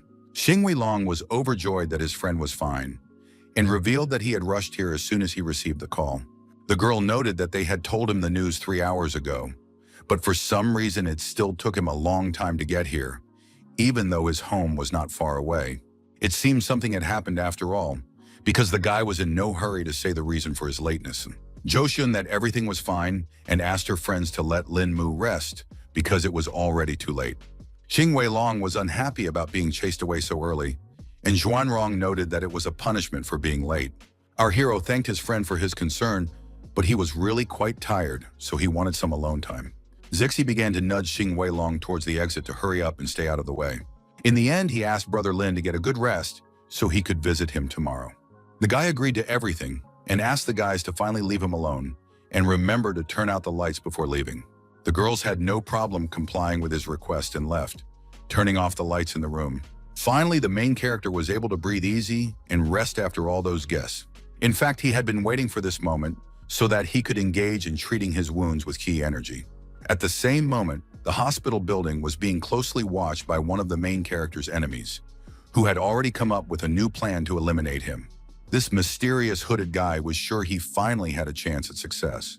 He was certain that this time, Lin Mu would definitely not be able to escape his fate. Meanwhile, the protagonist began to meditate and pondered the fact that he needed to hurry up and advance to the level of absolute defense to protect himself from stealthy attacks. Suddenly, he felt that right now, someone was going to attack him. At the last moment, he managed to duck in time for the throwing knife to crash into the headboard of his bed. In just a second, other knives whistled in the air and were also aimed at Lin Mu. The guy reacted lightning fast to this attack, so he deftly caught all the sharp blades. Now our hero realized that the enemies were not going to give him a second for any rest and recuperation. He ordered his opponent to step out of the shadows with confidence in his voice, for he was well aware of another's presence in his chamber.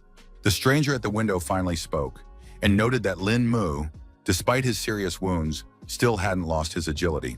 The guy already recognized the man, so he noticed that so little time had passed since their recent encounter and his opponent's skills had grown considerably. It turned out to be the same strange young man they had met outside the school.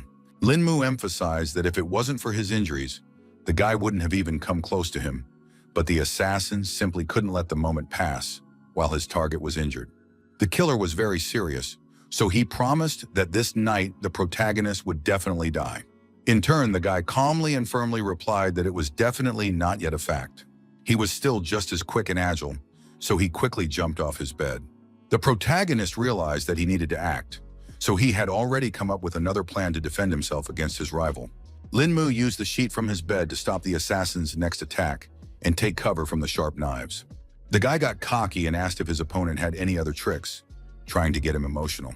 At that moment, he saw the scarlet stain on his shirt and realized that because of all the sudden movements, his wound was starting to bleed. The assassin only rejoiced at this because his target was growing weaker and weaker and promised to ease that pain. Lin Mu realized that he wouldn't be able to continue this fight, so he would still have to call for help. He started yelling loudly so that the guards would definitely hear it, trying to report that an intruder had broken into the hospital. The three special forces immediately rushed into the room and pointed their sights at the assassin they had taken by surprise. The boy sighed heavily because he guessed from the beginning that this was going to be very difficult. Meanwhile, the soldiers did not wait and opened fire with their automatic rifles, but the intruder cleverly dodged all the bullets.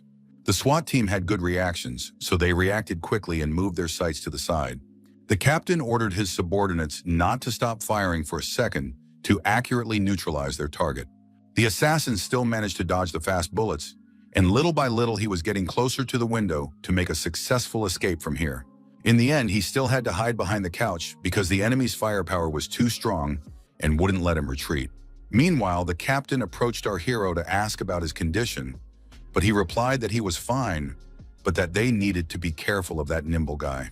At that moment, some strange shadow jumped out from behind the couch, which immediately made the SWAT team distracted from their main goal. The soldiers already thought they had hit their target, but in the end, it turned out to be only a cape. It fell to the floor, but the killer himself wasn't in it, so the guards only fell for the cheap trick. The fighters were confused because they didn't expect to be caught at such a cheap trick. At that moment, the guy himself jumped out from his hiding place and quickly threw knives at all the soldiers. The SWAT team did not expect such a turn of events, so they did not have time to react to the danger, which caused them to receive a knife in the hand. They seemed to be only small blades, but one such made them feel weak. All the soldiers fell unconscious and only now realized there was an anesthetic on the knives. The protagonist noticed that his opponent didn't kill all of the SWAT team, which showed that he didn't seem to be that evil. The killer replied that he was a man of principles, so he tracked down his target and did not harm innocent people. In the end, he suggested that Lin Mu stop resisting because it was simply useless.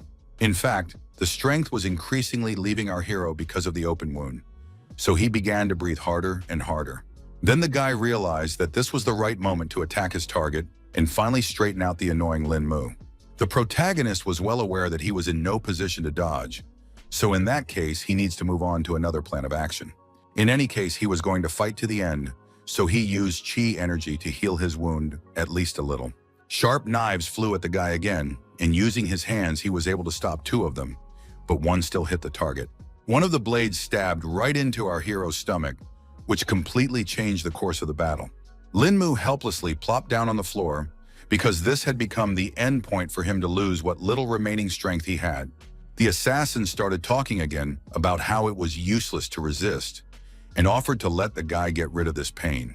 Despite all this, the protagonist was not going to give up and hinted that his opponent was rejoicing in his victory too soon.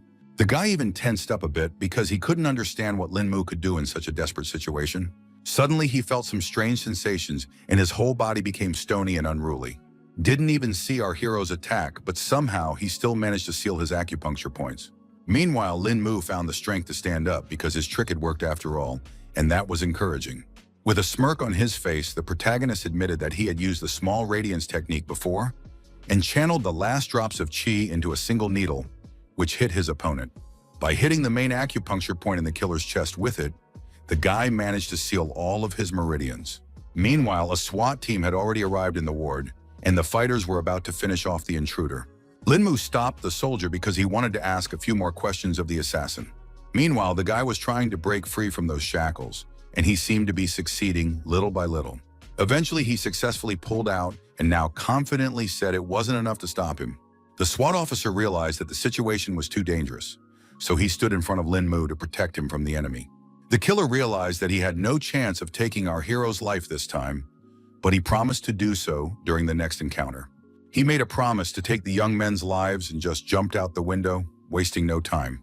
The protagonist decided to let this guy go and ordered the SWAT team not to pursue him.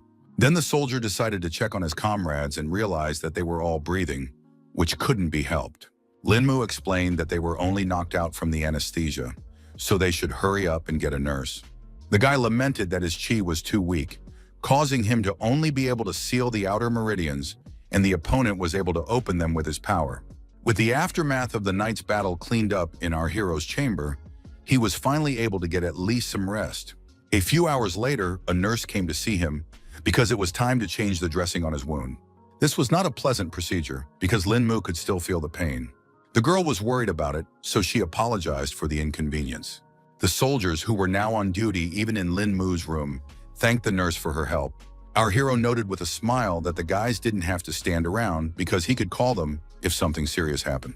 The guards still didn't want to leave this place because they had to protect the young master at all times, so they asked him to just pretend they weren't here. 3 days later, some new guests have already arrived at the hospital to the protagonist. The SWAT team immediately informed them that this was a secure area, so they couldn't let the strangers through. The man did not say anything and only held out his document to them to confirm his identity. Seeing who was standing in front of them, the guards even panicked a bit because they expected to see this person here. This important person said that they wanted to talk to Lin Mu alone, so the soldiers could be free for now. The Special Forces fighters did not object, so they saluted and carried out the order. It turned out to be Mr. Liu who wanted to check on Lin Mu, who was finally on the mend. The lad was glad when he saw the familiar old man and immediately inquired what had brought him here.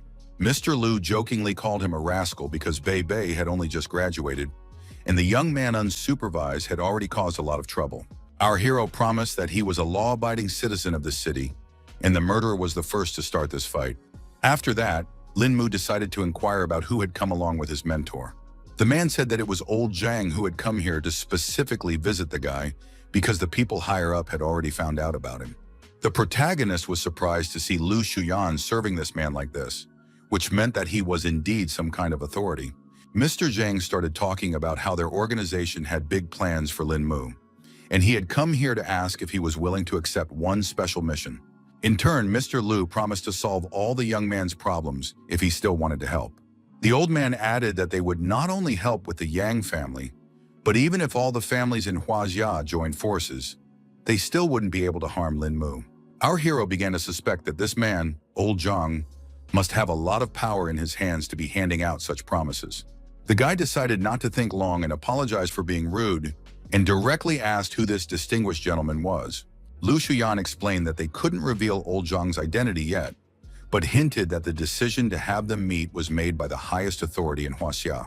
In turn, the old man himself explained that they were simply a small group of people who stand at the top of the organization. The young man couldn't understand why such strong people needed his help, because he thought he was just an ordinary person who knew a little bit of kung fu. Lu Shuyan started to get angry that he was asking unnecessary questions because the guy should only answer questions from old Zhang. The old man himself saw nothing wrong in it because he thought that doubts were quite normal, because in his place, everyone would not be in a hurry to agree. He explained that all powers were complexly interconnected, and there was a great effect from that. But some matters were out of control, and even the power in his hands didn't help with that.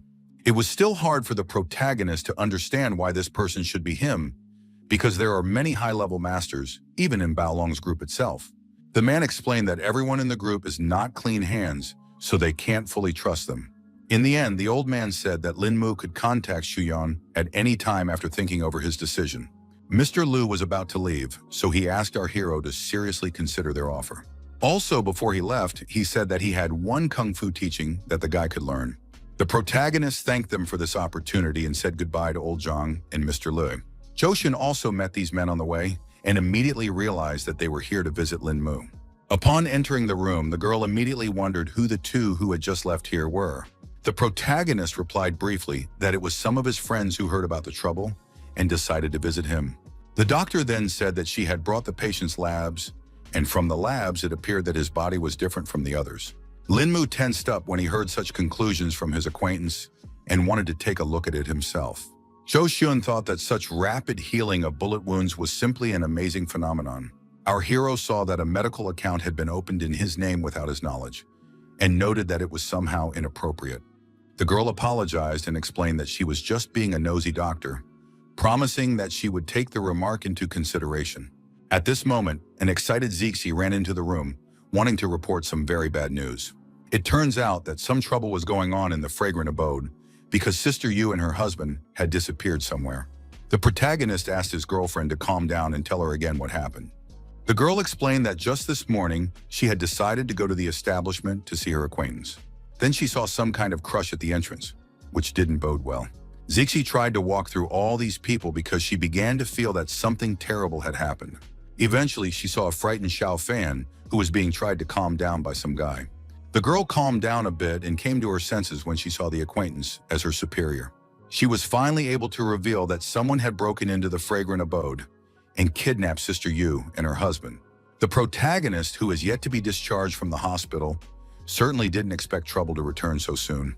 At that moment, a call came in on the ward phone that interrupted the conversation about the fragrant abode. The guy didn't know what to expect anymore, so he quickly picked up the phone and answered it. A second later, he cried out in shock because it seemed he had been given some not particularly good news again. Jo Hyun guessed that these were the same kidnappers, and Linmu briefly confirmed her guess. The guy reported that the voice was altered so he couldn't recognize who it was. Meanwhile, the kidnappers themselves have already arrived at some abandoned building to pull off all their dastardly plans. Turns out it was all pulled off by the very same killer who recently came for the protagonist's life. He even called his boss here to demonstrate the results of his work. Hidden behind the massive doors were the bound Shu Yu and Lian Chen, who could not defend themselves in any way. The mercenary asked his superior not to worry because they had just knocked out their hostages. The mysterious man asked the assassin not to hurt these people because he only needed Lin Mu's own life. The young man promised that this time there would be no failure and he would finally deal with the main character. The boss had a pretty tough attitude, so he emphasized that this was the last chance for the killer. The guy was also serious about this task, so he promised to cut his life short by his own hand if he failed to kill Lin Mu. The boss was pleased with this attitude, so now he waited for good news from his subordinate. The mercenary had been an assassin for over 20 years and had never failed, but now he had failed twice in killing our hero, so he was going to wash away that shame with his own blood. The assassin was sure that after today's encounter, only one of them would survive. Meanwhile, Lin Mu was telling his friends that the kidnapper had asked him to come to the appointed place alone. Jo Hyun was certain that it was a trap, so the guy should definitely not take such a risk. Zixi believed that the young man had not yet recovered from his wounds, so she asked for permission to go to this particular place. The protagonist asked her not to worry because he was already perfectly fine and could handle the task himself. Plus, he was sure that these kidnappers were probably a bunch of good-for-nothings, so they weren't an equal to him. The doctor was still worried because it would all be happening deep in the night, and the young man wouldn't even see if he was ambushed. The young man was well aware of all these facts, but all he could do was follow instructions because the priority was to save their friends. Zixi still wanted to go along with them to help because it all looked too dangerous. The protagonist didn't want to take that risk because if the kidnappers noticed someone else's presence, they would just kill Yu's sister and her husband. At that time, Jo Hyun offered to make some sort of plan to back up Lin Mu. The young man replied firmly that now was not the time for plans because he must hurry and rescue the hostages. The girls realized that they simply would not change the mind of the protagonist, who had already decided to take this risk himself. He apologized to his girlfriends for his temper anyway and reached out to grab the very technique from Mr. Liu. Lin Mu, with a reassuring smile on his face, asked him not to worry about him because he would definitely return safe and sound. Meanwhile, Yao Xianxian also did not sleep this night, as if she sensed some kind of trouble. Her butler saw that the young lady was awake, so he went out to the balcony to carefully offer her a rest because it was quite late. The girl replied that she didn't feel sleepy, so she asked Uncle Shu to go first. He noted that the night was quite chilly, so he suggested that he at least bring a cape for Yao Xianxian. The girl did not listen to her assistant because she saw Lin Mu, who had come to meet the kidnappers. She had no idea why the guy was in this place in the studio later in the day. The protagonist continued to stand quietly in place and thought about what he would spring into action as soon as the kidnappers showed up here. At this moment, an assassin surrounded by his men appeared and immediately turned to Lin Mu. The villain noted that he seemed to be a good friend since he had come alone for the safety of Xu Yu and Lian Chen. The guy was unhappy to see the man again, but he didn't give any sign and asked to let his friends go because he had kept his end of the bargain. The assassin asked him not to worry because he didn't intend to harm these people and reminded him that his main target was Lin Mu specifically. The next second, he kept his word and ordered his men to release the hostages. The subordinates approached the pair of abductees and gave them the antidote that was supposed to bring them back to consciousness. Xu Yu coughed violently after hearing such a pungent odor, but she finally woke up from her long sleep. Lin Chen immediately asked if his wife was all right, and meanwhile, the assassin reported that the two of them were now free because their target was already in place. Only now did the woman see that Lin Mu was here, who definitely shouldn't have taken such a risk, so she excitedly asked him to get out of here as quickly as possible. Her husband also emphasized that the bandits came prepared, so our hero will not be able to win against them, and the guy has already done a lot for them. The man couldn't understand what their savior was waiting for, who still wasn't going to leave. Lin Mu asked the couple to return home because it was only his personal feud that other people shouldn't suffer because of. Xu Yu couldn't hear all those words because there was no way they could leave the young man in such danger. The protagonist continued to remain calm and explained that they would only be a distraction for him. In the end, Lian Chen agreed with the guy's words because they were rather weak and would only be a nuisance if they stayed here. Before leaving, the man said with a smile and hope in his voice that they would definitely wait for the triumphant return of their savior in the fragrant abode. The guy asked me not to worry about him and to be sure to make a good cup of tea for him. The assassin chuckled at the fact that he was so naive, because it would still have to be seen if Lin Mu would be able to leave here tonight. The protagonist didn't lose confidence and offered to finally resolve their conflict that night. Lin Mu stood in a fighting stance and motioned for his opponent to attack first. In turn, the mercenary himself ordered his men to stand back, for he wished to deal with his target on his own. The guy emphasized that all the bystanders were gone, so now they could undeterred and have a duel to the death. The protagonist was in no hurry because he wanted to finally know his opponent's name before the fight. Meanwhile, the mercenary had already prepared his knives and explained that the assassin could not tell his victims. In the end, he didn't wait and threw out all of his sharp blades in one go before Lin Mu had time to react. The young man barely had time to register the flickering shadow, his brain only having time to process the thought of his opponent's unexpected speed. In the last battle, he couldn't use chi because of his wounds, but he's definitely not going to get punched in the face this time. The protagonist was able to easily repel the attack with his sturdy shield, which knocked all the knives aside. The assassin hadn't expected to see such strong chi and was now excited to battle such a trained fighter. He was confident that he would definitely kill Lin Mu this time, which would help him reach new heights. The boy was not at all afraid of this attitude of his opponent because he thought that he was a foolish dreamer since he was so confident in his abilities. Our hero immediately thought of something. Something the teachings Mr. Liu had given him contained techniques that he just might be able to apply in this battle. He immediately concentrated the energy in his hands and used the dragon defeat technique. A true dragon formed from his chi and flew towards the mercenary at full speed. The assassin hadn't seen such a technique before, so he was surprised to see such a technique from Lin Mu. In the end, he couldn't resist such a powerful attack and now tried to dodge the dragon. Only now did the guy realize that it was a strike called 18 Dragon Palms. At the same time, the protagonist realized that he could not underestimate his opponent, so he chased him to the end. The assassin definitely didn't expect Lin Mu to know the 18 Dragon Palms, but fortunately for him, he had come here prepared. The guy saw the syringe in his opponent's hands and realized he was going to use steroids. The mercenary wasted no time and quickly injected himself with a booster injection to definitely defeat our hero.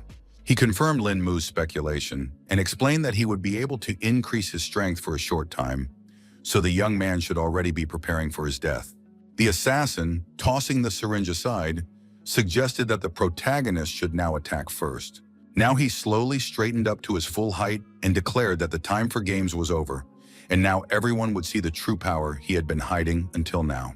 The protagonist couldn't believe that his opponent was willing to harm his body just to achieve his goal.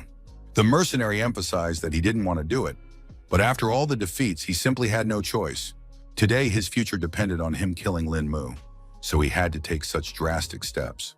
The assassin's eyes lit up with rage, and he quickly shortened the distance to accurately hit the protagonist. Lin Mu realized that the opponent had started to actively attack. Therefore, one must come up with some plan of action to stop. Meanwhile, the mercenary was already using the flower rain technique, and the guy could see that he was getting faster and faster.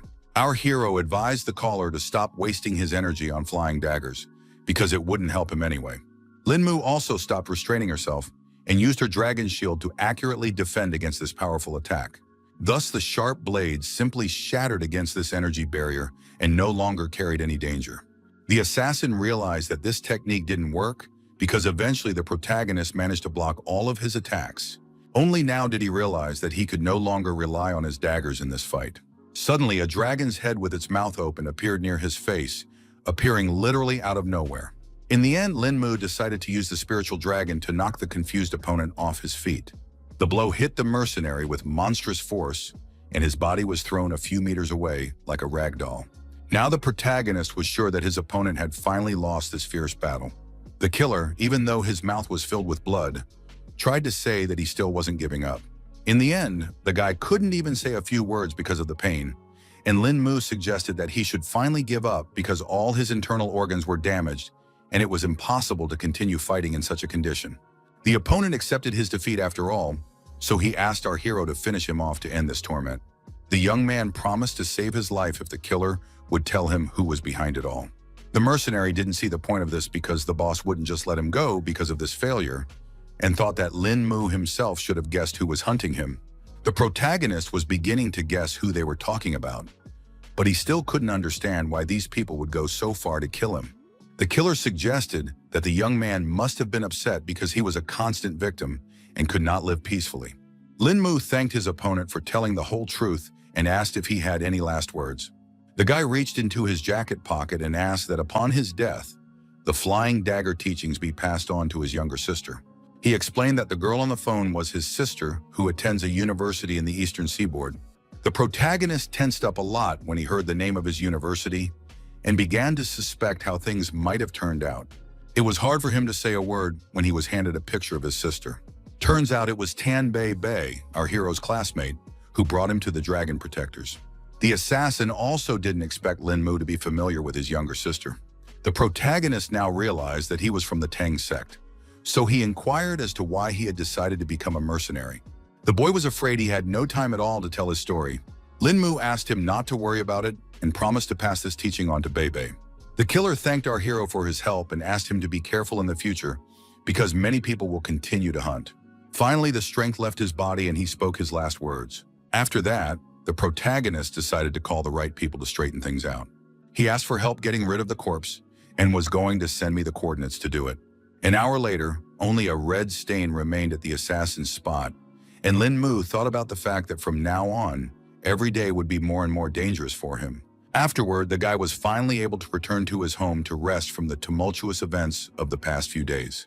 He stepped over the threshold and loudly announced his return to all his friends. All of his roommates and Sister Yu and her husband had gathered in the living room and were incredibly worried about Lin Mu's fate. Our hero was immediately approached by Zixi, who asked if he had managed to settle everything. Xu Yu and Liang Qin were very worried about the guy because they were the main reason why something could happen to him. Lin Mu asked them not to take all the blame because he was the reason for the kidnapping, so it was up to the young man to apologize. Meanwhile, the man decided to wonder if this was the same way their savior had managed to defeat that killer. The protagonist briefly explained that they had a duo, one-on-one, and he had no problem winning that fight. Liang Qin's eyes glistened with genuine admiration for the guy who had already definitely earned his respect. Xu Yu realized that it was already over and noted that they now owed a dinner at the fragrant abode to thank everyone for their help. Afterward, all the girlfriends escorted their guests out and asked them to be careful on their way home. Song Liangru immediately noticed that the guy was very depressed for some reason and suggested that he tell him everything. Our hero told us that he was worried that life was too unpredictable and that killer turned out to be his girlfriend's brother. Zixi, hearing such terrible news, asked how things could have turned out this way. In fact, the young man began to guess that it was his family that was behind all these events. The girl couldn't believe it when she heard such shocking assumptions of the main character.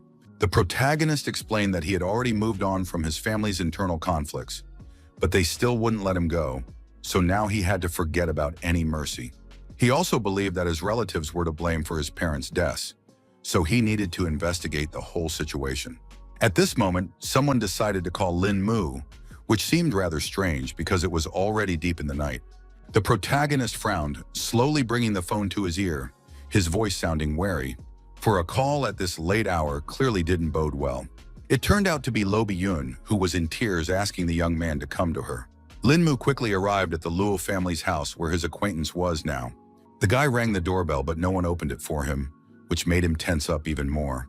A few minutes later, the girl appeared in the doorway, her eyes red with tears and her voice trembling with a rush of emotion. She immediately threw herself into the main character's arms and was glad that he had come to her after all. The guy tried to calm Lo Bi-yun down and offered to come inside to talk about what happened. It turns out that for the past few days, when she closes her eyes, she immediately remembers being trapped in that car. The protagonist hugged her gently, his voice sounding calm and confident as he reassured her that what had happened was just an unfortunate set of circumstances and not something sinister or deliberate. The girl still thought someone had purposely messed up her car to take her life. Lin Mu began to suspect that these were the people who had harassed the girl last time as well. Lo Bi-yun shook her head because she wasn't sure how it all happened. The young man promised that he would protect her because he now realized that the girl was in the same situation as himself. She asked the main character to stay the night because she was too scared to stay by herself. The guy didn't mind because he didn't want to go anywhere anyway and agreed to keep him company. After that, they laid down on the bed together and Lo Bi-yun started talking about how she felt safe around her boyfriend. The protagonist decided to find out some more information and asked the girl if it was true that Haoyun Corporation started its rise during World War II. Lo Bi-yun said that when the war spread to Asia and China, her family produced and sold weapons to supply the military to expand their business. Their corporation bought up many large military companies to start developing weapons, which became the foundation for the Lo family. After years of research and development, their weapons have become recognizable around the world, and some are even labeled as must-have weapons for Americans. It can be said that the Lo family has penetrated the heart of America and supports their country's technological defense. Now the protagonists realized that not only were they rich, but they had strong military support. Now it was no surprise that the Luo family had so many enemies if they had such a big business. The girl also revealed that her father had hired a bunch of elite bodyguards to protect her, but it still wasn't enough. Lin Mu looked her straight in the eyes, his voice sounding firm and without a shadow of doubt as he made a promise that no danger would touch her as long as he was around. Luo Bi-yun knew very well what a noble hero he was, so she believed every word he said. Then the protagonist turned strangely to the girl, who was a little embarrassed by such intimacy with him. Suddenly the young man drew her so close that there was not even a centimeter between them, and then his lips passionately merged with hers in a kiss full of surprise. The girl's mind immediately became chaotic, so she only had time to think about Lin Mu's soft lips. She immediately remembered the main character transferring energy to her in a similar way when he rescued her from the water. So they spent the whole night together until the next morning came, and the sunlight flooded the whole room with its light. Lin Mu woke up first and saw that the girl was still sleeping, so he had time to rest.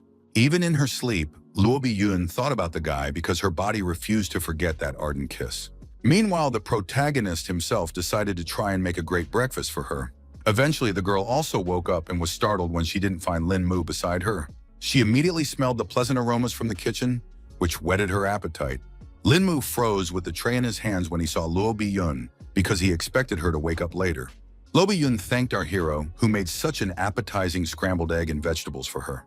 She quickly sat down at the table to eat, but the guy asked her to take her time because tomorrow still had time to get cold. In between, Lin Mu decided to inquire if the girl was going to go to the office today. She, after a quick glass of cool water, confirmed her plans to visit work. The girl explained that she works as a CEO, so she had a large number of important cases. Then the guy promised to walk Lo Bi-yun to the office because he was just free all day. She was very excited about this opportunity because due to recent events, it was good to have support in the form of Lin Mu. Our hero added that he could do it as long as the girl herself was willing. After breakfast, he sent the girl to wash up and get ready for work, asking her to let him know when she was ready. Quite soon they arrived at Haoyu Company's tower, which looked quite grandiose. Lo Bi-yun offered our hero to stay in the office for a while, to which he agreed without any problems. Employees bowed their heads respectfully as the CEO walked through the hallways, and their gazes expressed genuine respect. Meanwhile, the girl herself introduced Lin Mu in front of her administrator and informed him that he could now visit Hao-yu Tower at any time. Of course, the subordinate didn't object, so she had no problem considering Luo Bi-yun's clarification. After that, the girl and Lin Mu went to the glass elevator because she couldn't wait to show off her office. In just a few seconds, they were on the top floor of the tower, and the director announced that they had arrived at the site.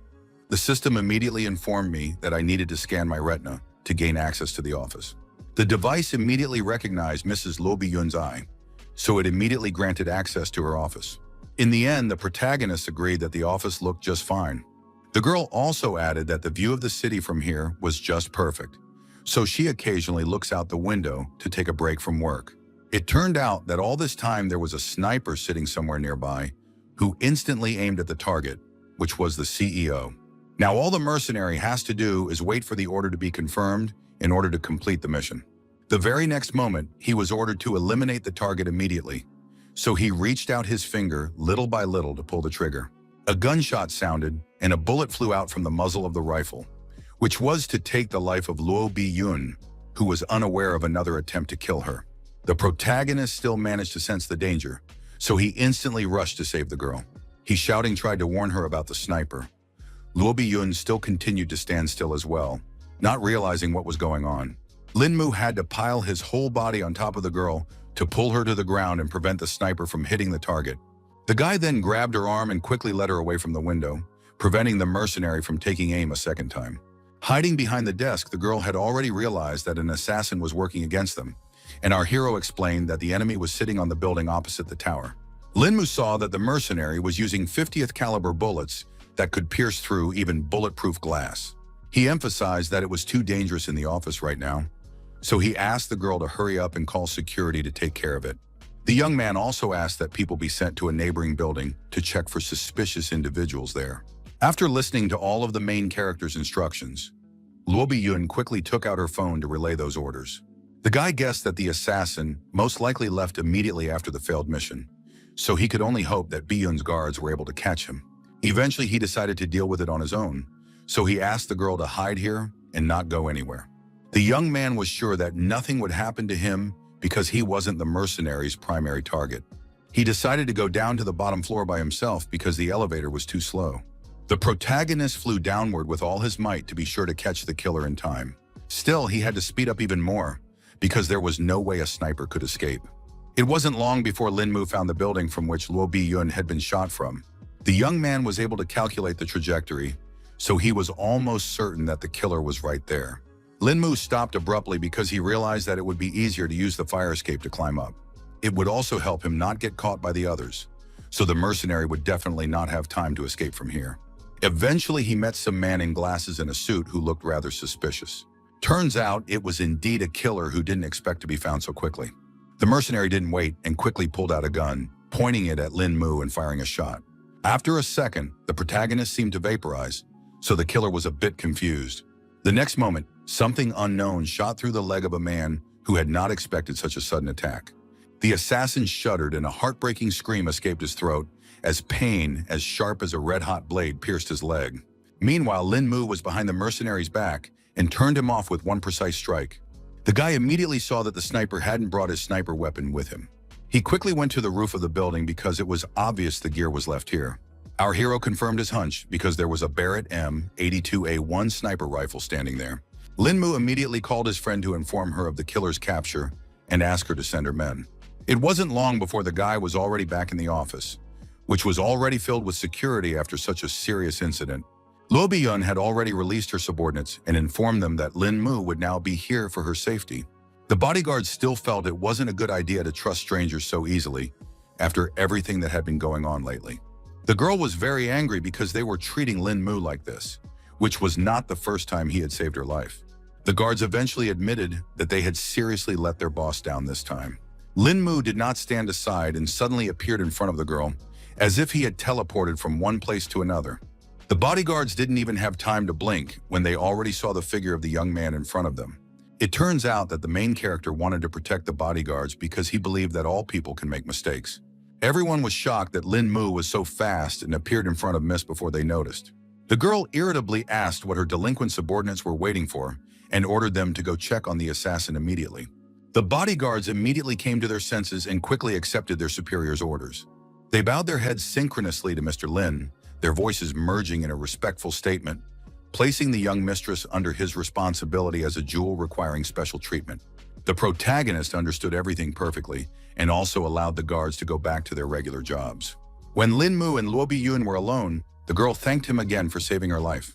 The guy asked her not to worry about all that because the assassin was no match for him in close combat.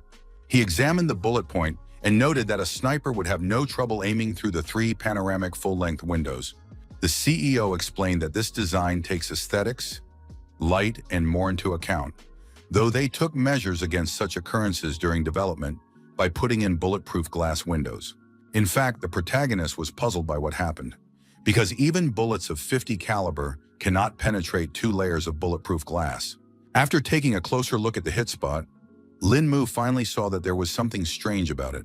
The girl came closer because she was also curious about the details, and Lin Mu explained that the edges of the hole were too smooth, which was different from the normal action of a bullet. Luo Biyun also noticed that the edges looked like they had been burned through using high temperatures. The main character couldn't understand how this could happen, because it takes really intense heat to break through bulletproof glass. At that time, the girl said that there were such superpowers and wanted to know Lin Mu's thoughts on the situation. The young man pretended not to know what she was talking about and asked if she meant the very superhero movies. In reality, Luo Biyun believed that there were people in the world who could utilize such superpowers. She knew that most people are born with these skills, and when their powers are awakened, they gain incredible power. The protagonist noticed that the girl was talking about all this too confidently, as if she had met people like this. Turns out she'd seen something similar in Europe, where such craftsmen call themselves mutants. Lin Mu remarked that it all sounded quite interesting and asked if such people existed in Huaxia. The girl wasn't sure about it, but legends say that there are cultivators here who use qi to gain strength. In the end, Lin Mu made sure that this bullet hole was made by an assassin with superpowers. After learning such a serious fact, Luo Biyun decided that she should tell her father about this interesting street. The events are transferred to the police department of the East Sea City, where no one has yet suspected a serious incident.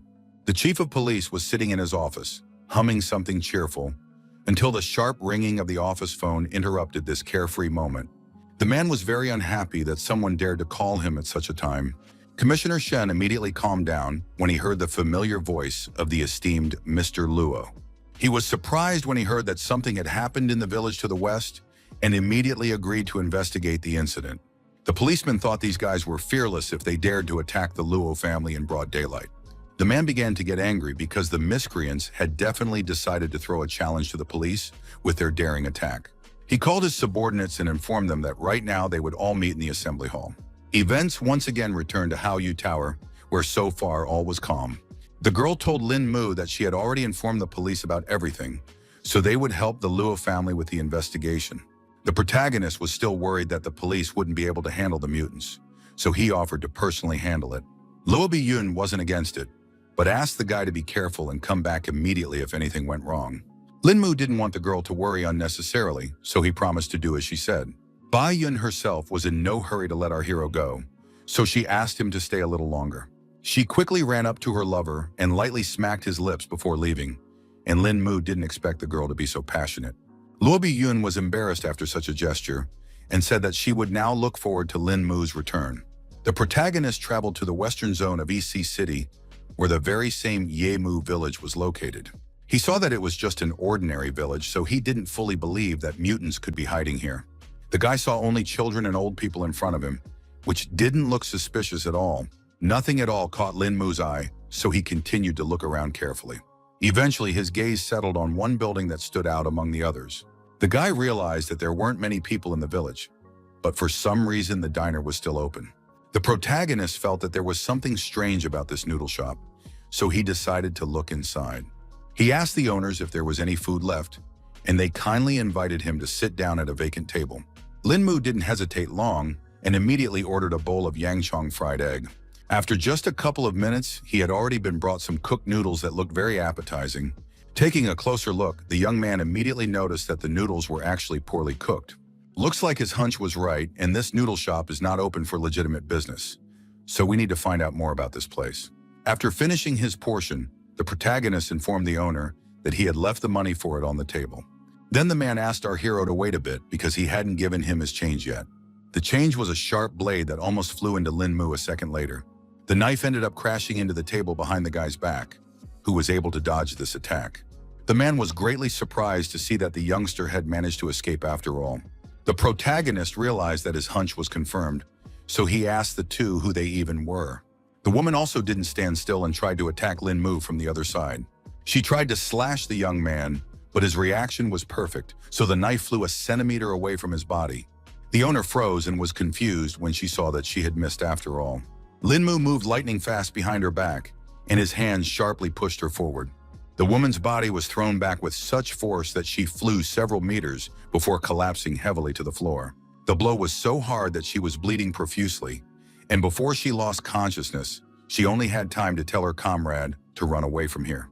The man began to realize that the main character was too strong, so they simply couldn't stand up to such an opponent. Lin Mu was in no hurry to attack and emphasized that he had just come here for a portion of noodles.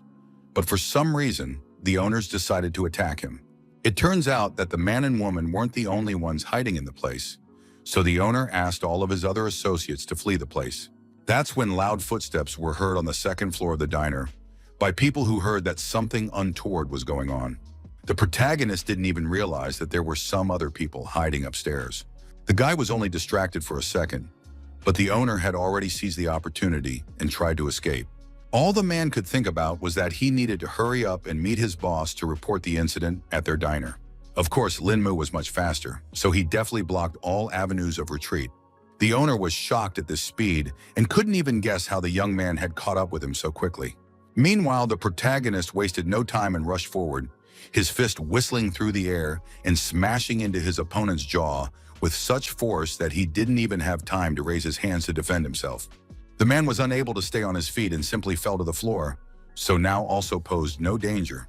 Lin Mu realized that by doing so, he had managed to uncover the mutant disguise in this village.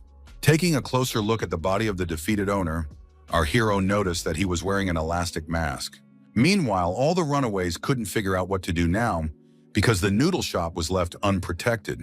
The boss thought that the SWAT team had already found their trail, so they should get out of this village as soon as possible, so they definitely wouldn't be found. A subordinate reported that he had hidden some cars in a warehouse so they could use them to escape. They all quickly ran to the hangar from where some overly suspicious sounds were already coming from. A deafening explosion broke the silence, the shockwave picking up the mutant and hurling him away from the door. None of them could figure out what was going on and feared the SWAT team was already in place. The boss wasn't completely sure yet, so he asked his subordinates to calm down and wait a bit. Turns out it was just the main character, who didn't look like a SWAT officer at all. The leader of the mutants thought they were just some brat and ordered his companions to kill him, not realizing what they were getting into. The subordinates instantly began to follow their boss's order and instantly swarmed towards Lin Mu, who was not at all afraid of such competition. A slight smirk appeared on Lin Mu's face because he was amused at the fact that some lowlifes were trying to kill him. He was easily able to dodge the first attack, so the first opponent just flew down. The other warrior immediately reacted to the mishap and rushed to his comrade's aid. The protagonist still remained calm and continued to stand still, waiting for his opponent's next attacks.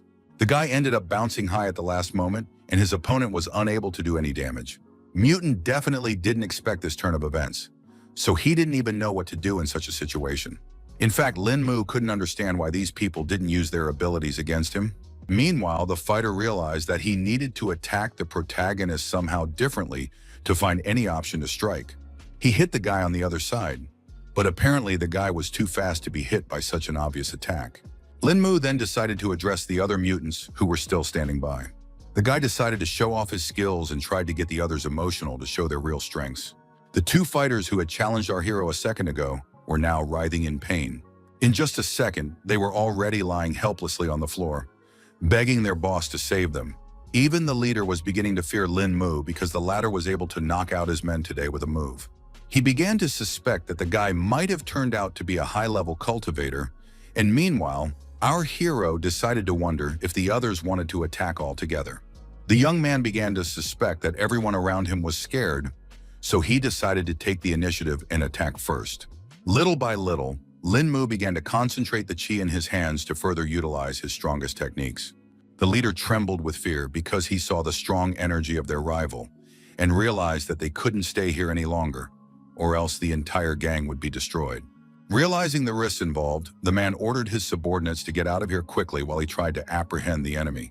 The rest of the gang realized that the situation was too serious, so they did not oppose the decision from their leader. The protagonist only had to laugh off the fact that his opponents had run away from him so quickly. The leader himself also started running away to pull Lin Mu in the other direction, away from his comrades. The next moment, a spirit dragon came out of nowhere and pierced through the man. Our hero noted with a smile that he had already managed to catch his opponent, though he hadn't even taken a step out of his seat. After that, the gang boss slowly fell to the ground without strength and let out his last exhale. Meanwhile, the other mutants wouldn't stop running, and one of them knew a loophole through which to escape their enemy. All the bandits didn't realize yet that the protagonist's dragon had already caught up with them and didn't give them any chance to escape. Sensing something amiss, they finally looked up and saw a serious threat above them. Now the mutants realized that their opponent had already caught them, and there was no more chance of escape. The fierce dragons of the protagonist also appeared in front of them, which were not going to spare any opponent. Before the bandits could say anything, Lin Mu's aides attacked them and took away all of their life force. The guy was finally able to exhale in peace because he was finally able to deal with all of his opponents. Suddenly, the protagonist saw that one of the mutants had managed to survive the attack after all and was still standing on his feet, which was pretty amazing. The remaining gang member, holding on to his heart, asked Lin Mu who he even was. Lin Mu didn't bother to answer the question and thought about the fact that he had seen similar abilities before, so he guessed who this kid was. Meanwhile, the bandit stated that he no longer cared that the organization had restricted the use of abilities and prepared to continue the fight. The protagonist was still unafraid and suggested his opponent attack first because he wanted to see the mutant's superpowers. His opponent would not miss such an opportunity, so he exhaled and gripped his blade tighter. Lin Mu continued to analyze his strength and noticed that it might be weak, but at the same time, it was very different from using chi. At this moment, the bandit dared after all and was the first to rush to attack, flashing his knife in the air. In fact, Lin Mu hadn't even expected his opponent to be so fast. But at the same time, this guy's movements were too simple, so the protagonist could calculate everything. After his first attack, the gang member began to realize that he still couldn't get his hands on the cultivator. At the same time, Lin Mu continued to calmly dodge all the attacks because he wanted to better study the ability and realized that the mutant could even use its power through weapons. The guy tried one more time to strike at our hero, but it was literally impossible. At this moment, the young man noticed that his opponent's speed had increased again and wanted to see what the situation was with his strength.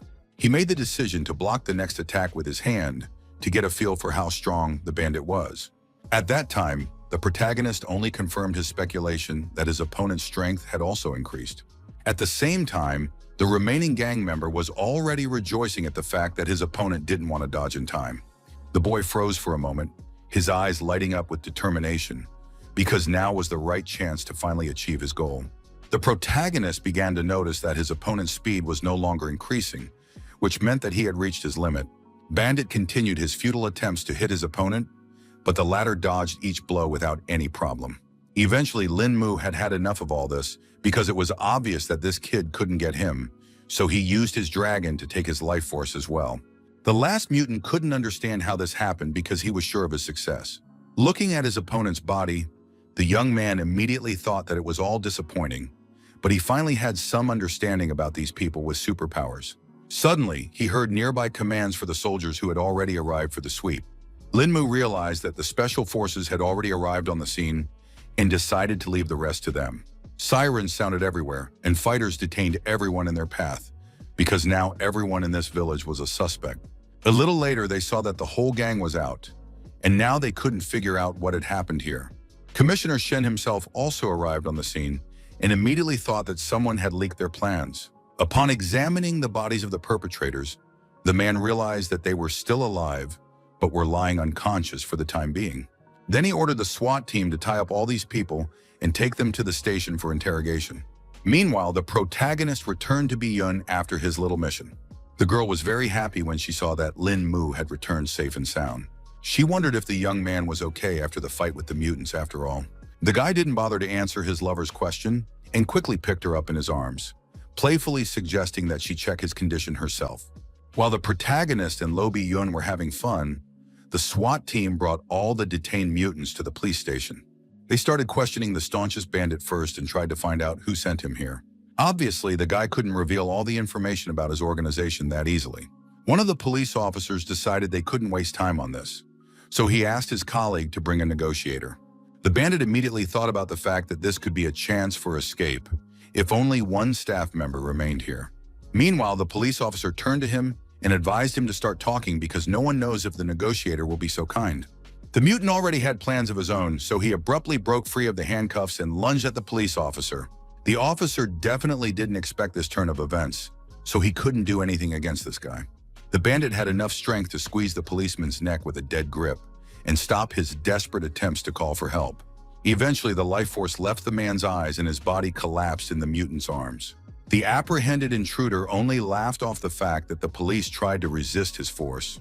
He was confident in his skills, so he thought that Huashi's police were simply useless against such skills. The guy believed that if the mutants didn't have the strength to protect themselves, they simply wouldn't be able to work for anyone else.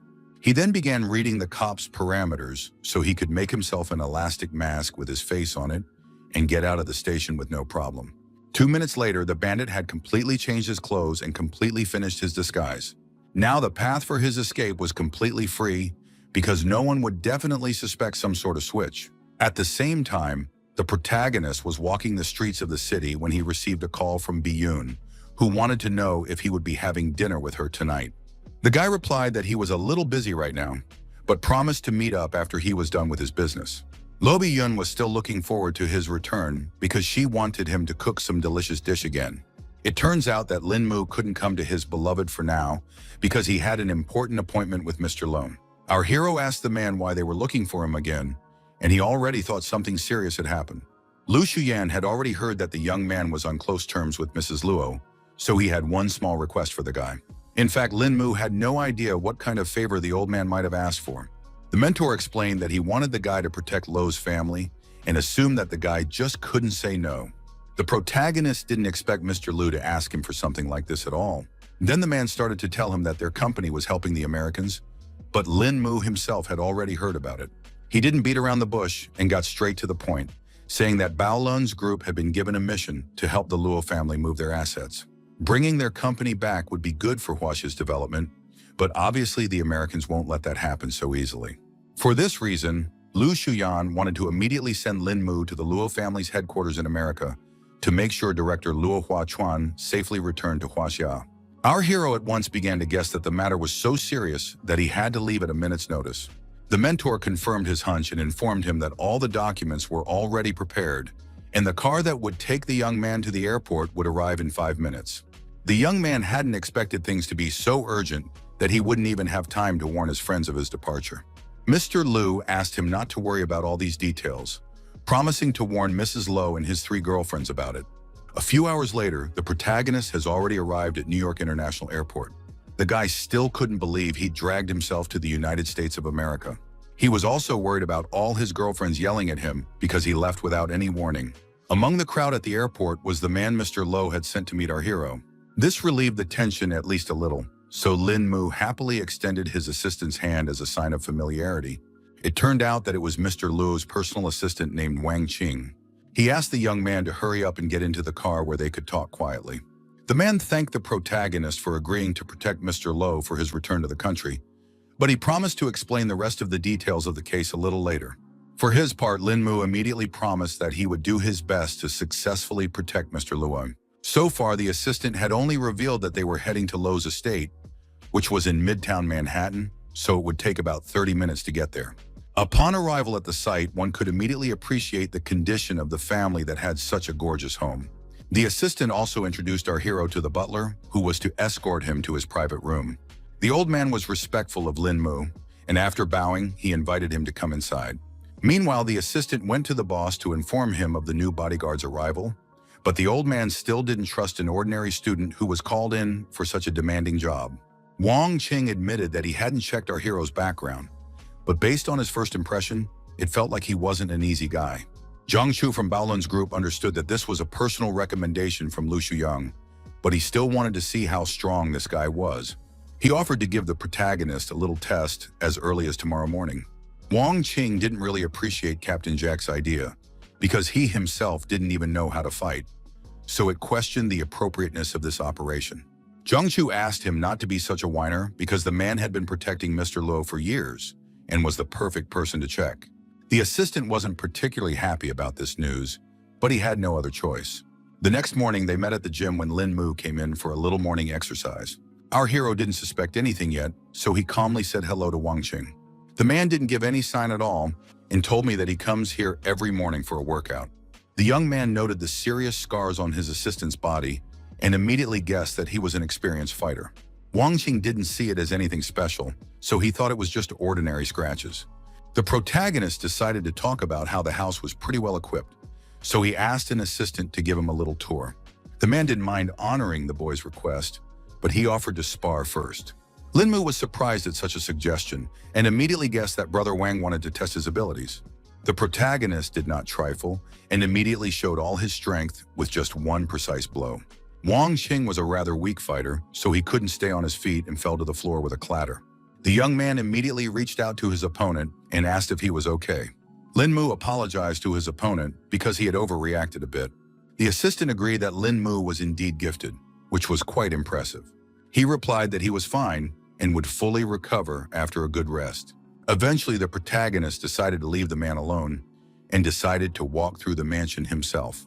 Wang Qing slowly rubbed his reddened cheek and thought about the fact that before, he couldn't even believe that the young man would make him with just one punch. At this moment, Zhang Chu walked into the hall and immediately noticed that his subordinates seemed to have already sparred. The assistant said that this young man was very strong, so he couldn't even counterattack. Even the captain hadn't expected the visiting student to be such an experienced fighter, which now inspired confidence. This was also the first time Wang Qing had met such a trained fighter, whose kung fu had transcended the limits of a normal person and reached an indefinable level. Zhang Chu took note of these facts and handed his comrade the ointment for his bruise, apologizing for the inconvenience. Half an hour later, Lin Mu finished checking the entire area of the mansion, which turned out to be quite large. Now the guy realized that it would be hard to defend such a big place if someone attacked him. It turns out that all this time, he had been wanted by the butler, who had already circled the entire area, looking for Lin Mu.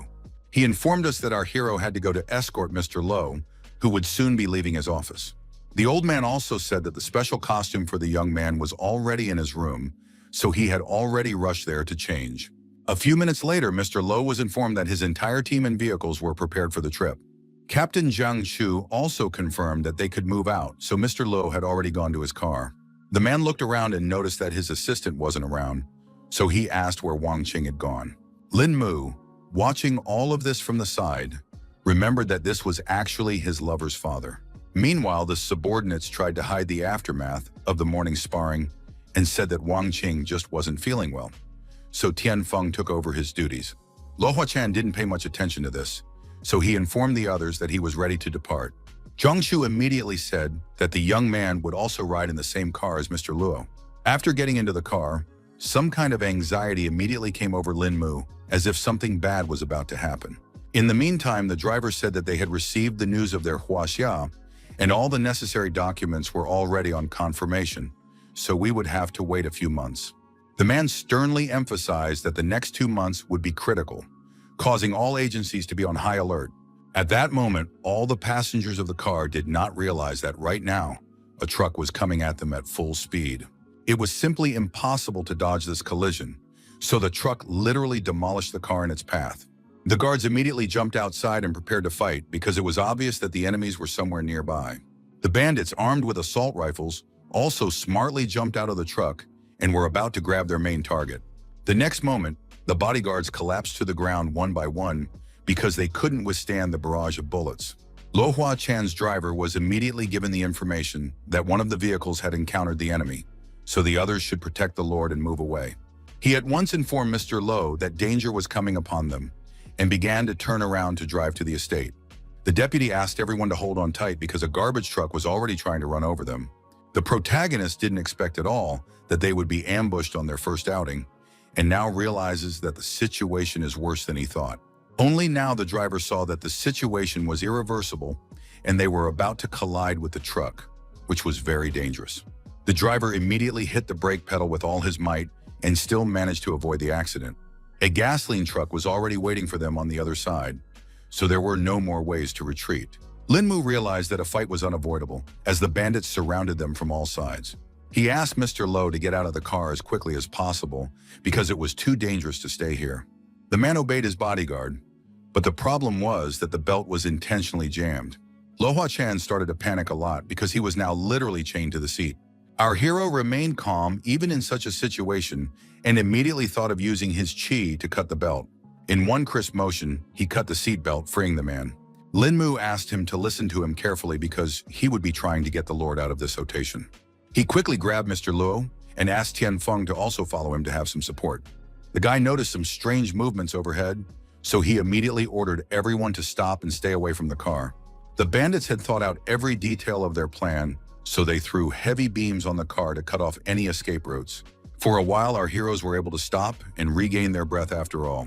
Lo Hua Chan was a little disappointed because they had prepared for so long for this trip but were still attacked, and thanked Lin Mu for saving them. The protagonist felt threatened again and quickly managed to react in time, pushing Luo Hua Chan aside to avoid getting hit by bullets. He grabbed the gentleman's arm and ran forward as fast as he could, dodging every bullet. The man was very confused and still couldn't realize what kind of chaos was going on around him. At the same time, as many as 3 bandits were sitting on the roof of one of the buildings and wouldn't stop firing at their target. At that moment, they noticed that one person from the group had suddenly disappeared. It was Tian Feng who decided to leave Mr. Luo to the protagonist, while he himself went to deal with those guys on the roof. The guy asked his partner not to worry and promised to do his best to protect the Yi. The bodyguard did manage to sneak upstairs unnoticed, so he was able to take his enemies by surprise. Meanwhile, the bandits decided to proceed with Plan B because their target had managed to escape after all. Tianfeng mockingly wondered if it was him they were looking for, and the opponents definitely didn't expect him to appear here. This guy was also a good fighter, so with his bare hands he was able to disarm the first opponent at this point. The rest of the gang only now saw what the opponent had done to their comrade. Meanwhile, Captain Zhang Chu had already rushed to the spot to help Lin Mu, who was left alone to guard Luo Hua Chan. He reported that the other faction had already dealt with the enemies at their place, so it was safe to take Mr. Luo and leave this place. Mr. Luo was still worried about the captain, but he asked him to hurry up to get to the manor quickly. No sooner had they emerged from their little hiding place than the young man saw that the bandits had already discovered them. The opponents brought a whole machine gun to shoot the silver sedan, behind which our heroes were hiding all this time. Even the calm Lin Mu calmed down when he saw the heavy artillery that could cause them a lot of problems. After analyzing the situation, Zhang Chu ordered our hero and Mr. Luo to quickly leave this place while he diverted the enemies to himself. Meanwhile, the bandits had already given the command to open fire on their target. After that, machine gun bursts were heard that did not stop for a second, echoing between the walls of the houses. Zhang Chu understood that the firepower could be deadly, but at the same time, the speed of the bullets wasn't that fast. He realized that he needed to run even faster to win for himself the opportunity to knock out all the enemies. Meanwhile, the protagonist began to carry out his part of the plan and tried again to get Mr. Luo to safety. Lin Mu had managed to notice that the captain had some incredible speed, so he now understood that this person was also not to be underestimated. Zhang Chu was indeed easily able to dodge all the bullets in his direction, even though there were simply an incurable amount of them flying. Finally, he ran behind one of the cars where the bandits were now aiming. They quickly pointed their machine guns in the right direction and started piercing the car with bullets. The criminals also managed to get into the fuel tank, which was quite dangerous. Eventually, there was a massive explosion that scattered the rest of the cars as well. The bandits began to rejoice because they were confident that they were able to eliminate Zhang Chu, who was hiding behind those cars. Their leader noted that it was too early to rejoice because their main target needed to be captured. Turns out it wasn't that simple, because the captain was still alive and was even able to run to the enemy's truck to disarm them. No one had time to react to Zhang Chu's sudden appearance, so the first bandit quickly flew away from his precise strike, The enemy slumped to the floor without strength, and his comrades still couldn't understand how this could have happened. They thought it was simply impossible because they were certain that they had just recently slaughtered their opponent. Zhangchu only laughed at the fact that some simple guys had tried to kill him with such a simple method. The captain didn't mince words and decided to demonstrate everything he was capable of. He moved so fast that his enemies didn't even have time to react. So now, one by one, they were flying away from his blows. The gang leader watched the scuffle from the sidelines and was not at all pleased with this development. It had only been a couple minutes and his men had already lost this battle to Luo's subordinates. The man then decided to go to Plan B, which required him to call one person. He realized that the Luo family's guards were too strong, so only a group of mutants could help them in such a situation. The next day, Lin Mu was resting quietly after this whole special operation, while someone was watching him from far away. This strange guy was gathering his strength to approach the protagonist with some kind of proposal. The guy himself was nonchalantly lying on the lawn and enjoying a sunny New York afternoon. The stranger finally approached Lin Mu and introduced himself as Liu Yuan, explaining that he was just looking for him. The protagonist paid no attention to him and only wondered what had happened. The young man had already heard that the gentleman was a kung fu master, so he wanted to ask if he could teach him a couple of defense techniques. Lin Mu couldn't understand how the boy could know about it, and he admitted that he was told about it by his uncle, who was able to return home unharmed thanks to his guard. Liu Yuan bowed low to the protagonist and asked to be taken as his disciple. The guy was confused, his face expressing obvious bewilderment, as he had not expected to hear such a proposal in his address. The young man kept begging our hero to help him, but suddenly someone else interrupted their conversation. Zhang Chu and the already rested assistant came over and reminded them that only a couple days ago, the little rascal had asked Wang Qing to be his teacher. The kid asked not to be mad at him because he just wanted someone else to teach him kung fu. The man himself was not offended that Liu Yuan was looking for a new mentor because he himself had already taken lessons from the protagonist. After that, Zhang Chu decided to talk about yesterday's attack, during which Lin Mu had shown a high level of responsiveness, and thanked the guy for his work. Our hero also showed his gratitude for the compliments in his direction, but also mentioned that it was only because of brother Tian and Wang that they were able to leave that place with Mr. Luo. The captain asked him not to be modest because although he hadn't seen Lin Mu in action, he knew for sure that he was an extraordinary guy. Some other man joined their conversation, who was surprised that Zhang Chu was giving out compliments to the little brat. The assistant and captain had not at all expected that the department would send Brother Dean as reinforcements, but they were glad to have such a meeting. The guard from Baolun's group realized that the Luo family was in serious danger, so they made the decision to send him here. Wang Qing was now certain that Mr. Luo should definitely return to the country safely because Zhang Chu and Ding Han were the strongest two people in the organization. In turn, the captain was calm because with his old buddy now, no more worries. Ding Han noted that his buddy was rejoicing too soon because new information had been relayed from above that the Americans had decided to use a group of mutants. After this information, everyone gathered for an emergency meeting in the main building of Luo Manor. Everyone was well aware that yesterday's attack was a warning from the Americans. So for the time being, it was better to abandon plans to return to the country. The woman was of the same opinion because the corporation had only achieved such success because 3 generations had worked hard, so they could hurry up and move the business to Huaxia. Luo Huachan emphasized that he was only doing this for the future of Haoyu Corporation, and if they stayed here, the business that the family had built over so many years would be swallowed up behind the local corporations. In any case, the owner felt they should return to their native country to escape control from the Americans over the development of their business. His assistants still thought that the Americans' offer was very attractive, and they could get money anywhere, but just because they were moving the business back to Huaxia, the whole family was in danger from it. Plus, they were walking on thin ice now, so the Americans had already engaged the shadow corporations. The rest of us thought they were doing everything right because they were coming back for business reasons since the government doesn't want to get involved. In the end, Luo Huachan ordered everyone to calm down because the plans to return had already been made and no one would change them.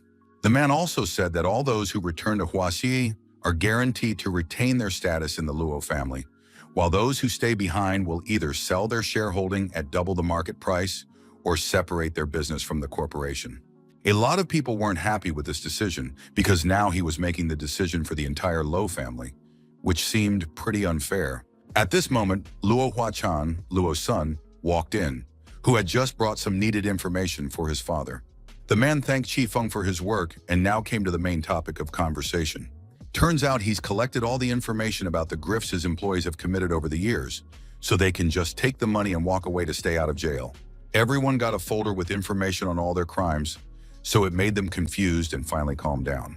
None of the co-owners could understand how this was even possible, and now realized that they were definitely in no position to object.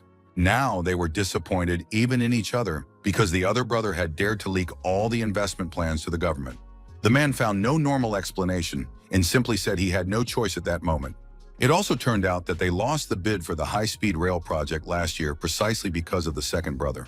Everyone present froze in mute shock, unable to believe that he could so despicably betray their company, which had always trusted him. The other brother jumped up from his seat and started yelling about how they had no right to accuse him, because they each had some shady dealings behind their backs. The woman, after seeing all this information, decided that she would sell her shares, so her lawyers will send the contract tomorrow. Her co-workers didn't understand why she would do this, because you could continue to expand the business in New York. The sister explained that as a woman she couldn't handle that much responsibility, so she would just use the money and move to Australia. Another brother stated that he did not want to return to Huajia because he believed that his homes were here. Only one Luo Huachan's assistant agreed to return with him because he always stood by the boss's side. Lord Luo had had enough of this, so he thanked the fourth brother for his loyalty. When everyone had dispersed, the father turned to his son and explained that right now, the Luo family split was happening right before their eyes. The man didn't know if he was doing the right thing or not, but either way, he couldn't stand by and watch the hard work of generations of family being flushed down the toilet. Chi-Feng asked his father not to be upset about it because returning to Huaxia was the best choice possible. By the time the family had finished discussing everything, deep night had already fallen outside the window. Lin Mu had already reported the information that the security personnel were able to find out after checking out the attackers, who turned out to be from the New York Mafia. Wang Qing also gave the guy his car keys and bank card, which he could use for personal use. The assistant explained that their target was now the mob leader. But since our hero was new in town, they could only let him gather some information. The guy asked not to worry about him because he was going to act on the situation. After getting into his new car, Lin Mu quickly drove out of the parking lot and went on his first mission. Next to it on the seat was all the information on New York mob leader Higgins. The guy noticed that his target was just celebrating his 45th birthday today, which sounded pretty interesting. To start, he decided to pull into a nearly empty parking lot near an establishment. The protagonist has already now decided to use the card and withdraw some cash from there. He withdrew a couple $1,000s for himself, assuming that should be enough for all expenses. After that, Lin Mu went to the Red Lantern District, where the not-so-great members of society were gathered. Here were girls who immediately started pestering our hero and offering to spend this night together. The young man long considered all the beauties around, but decided to choose for himself the most attractive and charismatic. She spoke first, so the protagonist agreed without too much thought. Lin Mu handed her a thick wad of $100 bills, which was quite a generous payment. He immediately asked if his new companion knew where the coolest nightclub was. The girl had no problem agreeing to take the guy to this bar and promised that it would be the best night of his life. She called our hero cute and was happy that he had brought her to such a lovely place, offering to order some drinks to lift her spirits. The guy didn't react to all her flirtations because his main mission was to track down the head of the mafia. He kept looking around and couldn't figure out where the leader of the gang could be. Then behind the glass of the bar, Lin Mu saw some sort of establishment that was guarded by a large number of people and asked the girl what was there. Relenting to his curiosity, the beauty revealed the secret and explained that it was a Manhattan mafia club. She also added that the entire entertainment business in this county belongs to this particular group. Lin Mu pretended that he had only seen the mafia in movies and showed interest in this establishment. The girl called the young man very amusing for saying so, and unfortunately replied that she could not escort him into the establishment. The protagonist immediately handed her another wad of money and emphasized that she could have it all if she showed him how to get there. Meanwhile, inside the establishment, they were celebrating the mafia leader's birthday and were unaware of the surveillance. The guy immediately noticed that the place was very cool, and his companion told him that the place was only open to the mafia, so most people couldn't get in here. The girl did not stop only on this hall, so she offered our hero to see an even more amazing place. She took him outside to show off the posh mansion that belonged to mob leader Higgins. Beauty had heard that this luxurious house was made to keep all the bandits' mistresses there, so it was a desirable place for many girls. The young man continued to pretend that he was merely interested in the life of the mobster and asked what the mob leader could be doing now, to which his friend for the evening replied that he must be spending time with his mistresses. A smile immediately appeared on the face of the protagonist because he began to realize that his efforts were definitely not wasted and he was able to extract a considerable amount of information. In the end, the beauty suggested that Lin Mu find a place to rest, so they quickly went to a hotel called the Royal Crown of Manhattan. Impatient, he literally flew into the hotel room with the girl in his arms. In the end, Lin Mu didn't want to take advantage of the girl after all, so he gently knocked her out. He carefully tucked the lady into bed, and before leaving, he thanked her for such a rewarding night for him. Events returned to the luxurious mansion of Higgins, who did not realize that our hero got pretty close to him. The man was indeed sitting with one of his mistresses, who was upset that he hadn't visited her in a long time.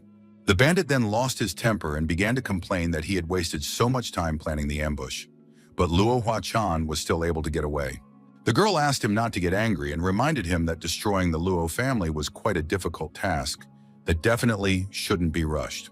Higgins said that he had already begun to think out the next plan, which made his mistress nervous because this family was not to be trifled with, and a run-in with them was a very risky move.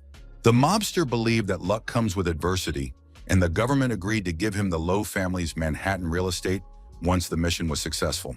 The beauty next door didn't think it was as easy as it looked, because the Americans made too favorable an offer.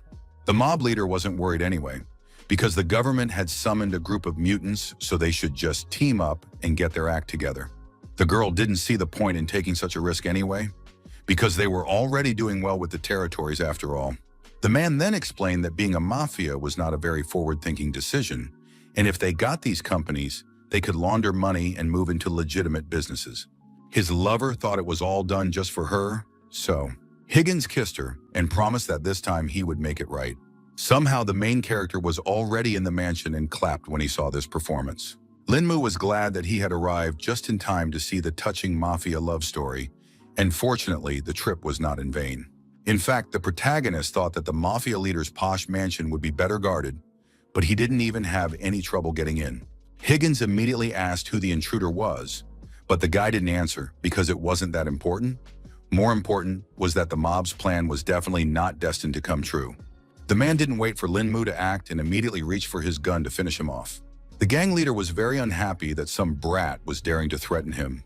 In the next instant, the room was filled with a deafening rumble of gunfire, the bullet whistling out towards Lin Mu. In the end, Higgins could only hit the vase, and the young man was no longer around. The protagonist only laughed off the fact that the mob leader was so ruthless. The bandit couldn't understand how this could have happened because he was sure that he was aiming straight at Lin Mu. The guy explained with a smile that the mobster's accuracy wasn't bad, but he himself was faster. Higgins thought the protagonist was just kidding and quickly began reloading the gun to definitely finish him off this time. He just couldn't believe there was some person he couldn't shoot. In just a second, Lin Mu was already a step away from his opponent and firmly grabbed his gun. This caused the shot to head for the ceiling, and our hero emphasized that this way the mob leader would definitely not kill him. The man began to panic because he couldn't guess at all what the young man was going to do. Lin Mu didn't mince words and punched him in the stomach with all his might, explaining that he was going to beat him up, which seemed to be an obvious thing.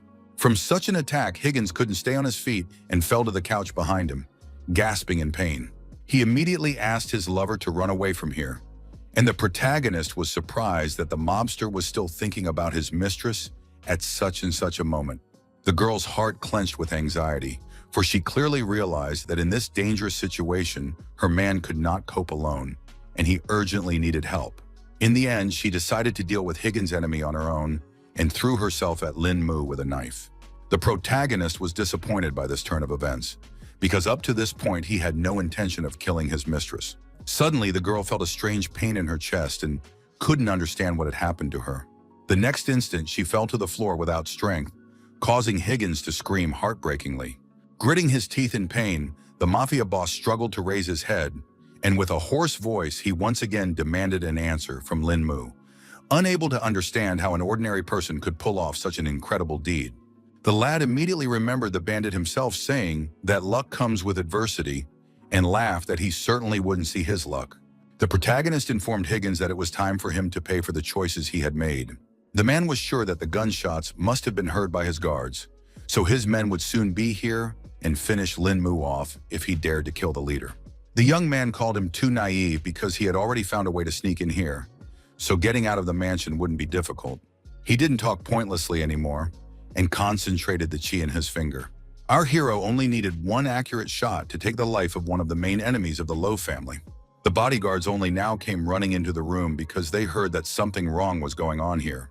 The boss and his mistress, who were sitting on the sofa as if nothing had happened, did not react in any way to the guards' treatment, which looked rather suspicious. Eventually, the subordinates saw that Higgins was dead and had a hard time realizing this shocking news. They immediately put Code Red into the plan and ordered all men up, requesting reinforcements to the mansion. For his part, Lin Mu didn't even think that everything would go so smoothly and he would be able to get rid of such a serious problem without any problems. Only about the group of mutants the guy still had doubts and suspected that they would not be so easy to kill. At that moment, the protagonist heard that there was some kind of conflict going on somewhere nearby. He immediately noticed someone's arrogant voice that seemed very familiar. It turned out to be Du Xiaoyue, who was accosted by some strange guys. One of them explained that their young master was sincerely inviting the girl to have fun with him, so she might as well just say yes. The lady thanked them for the invitation, but declined because she had a bunch of other things to do, after which she needed to get home right away. The guy started to get behind her anyway and offered to personally walk her home. The subordinates were ready to carry out any order of their master, so they immediately agreed to the idea. Du Xiaoyu irritatedly pointed out that she could reach it on her own and tried to break free again. Then the young gentleman laughed off the fact that the girl seemed to have it all wrong, because he wasn't exactly going to send her to her home. The girl asked confusedly what he meant and began to suspect that she was going to have a hard time getting out of this situation. The guards immediately started talking nonchalantly about how their master's bed was very comfortable to sleep in, and Du Xiaoyu started shouting to the entire street that this was pure kidnapping. Finally, the main character decided to intervene in this conflict, because of which all the bullies were surprised, because they did not expect that someone would dare to go against them. The guy immediately emphasized that he wasn't going to ask nicely unless security right now let this girl go. Du Xiaoyu herself was shocked by Lin Mu's sudden appearance and couldn't understand what he had forgotten in America. The young man only briefly noted that it had been a long time since they had seen his former fiancée. The guards were not going to give up so easily, so they advised our hero to get the hell out of here and mind his own business. The protagonist gave them another chance and repeatedly told them to finally let the girl go. The young master only laughed with Lin Mu, who was acting like a character from a movie, causing the guy's patience to run out, so he decided to forcefully deal with these rascals. The young man had just the right touch to teach the bullies a lesson and save his acquaintance. The bodyguard immediately crouched down in pain and started screaming, unable to resist Lin Mu. The cocky guy didn't expect our hero to deal with his subordinates so easily. Taking advantage of the moment, the young man quickly grabbed Du Xiaoyue's hand and pulled her away from those rude bullies. Still, the young gentleman was not going to let our heroes go so easily and ordered them to stop. He believed that the man who injured his subordinate could not leave the scene so easily. The protagonist gently placed his hand on his shoulder and asked with a note of menace if he really thought so. In the end, Lin Mu gave him some advice and told him to fuck off right now, or else the guy would end up in a more deplorable state than his comrade. The noble brave's words had a quick effect on the young lord, so he had no problem escaping the development of the conflict. The guy wasn't at all pleased that he hadn't managed to get Du Xiaoyue, and his henchmen asked what they should do in such a case. Eventually, he ordered his men to teach our hero a lesson, but not to kill him. The guard took out a silenced pistol from his jacket and thought that it would help him defeat Lin Mu, not realizing who he was about to mess with. He took careful aim and decided to take one of his target's legs to start with. The next moment, a rather quiet gunshot sounded, which was hard to notice in the busy street. Obviously, the protagonist was ready for such a development, so in a second, it was as if he vanished into thin air. The guard couldn't understand how the guy was literally able to disappear right before his eyes. After a second, he realized that Lin Mu was right in front of him and had already grabbed his neck in cold blood, so it was already too late to act. The main character got even more pissed off because it's not on video when others attack from the back. The young man emphasized that even in this way, it was impossible to injure him. Meanwhile, the bodyguard begged to be let go. But it was already too late because the lousy guys had managed to piss Lin Mu off badly and must now bear the consequences of their actions. From the powerful impact, the bodyguard flew several meters away and crashed into the side of a parked car with a thud. The collision caused an impressive dent in the car door. The young lord thought it was simply impossible because his guards were experienced fighters. The protagonist set a final warning for him and ordered him to stay away from his friends. The young man said that this was the end of the lesson, so he was going to leave with Du Xiaoyu.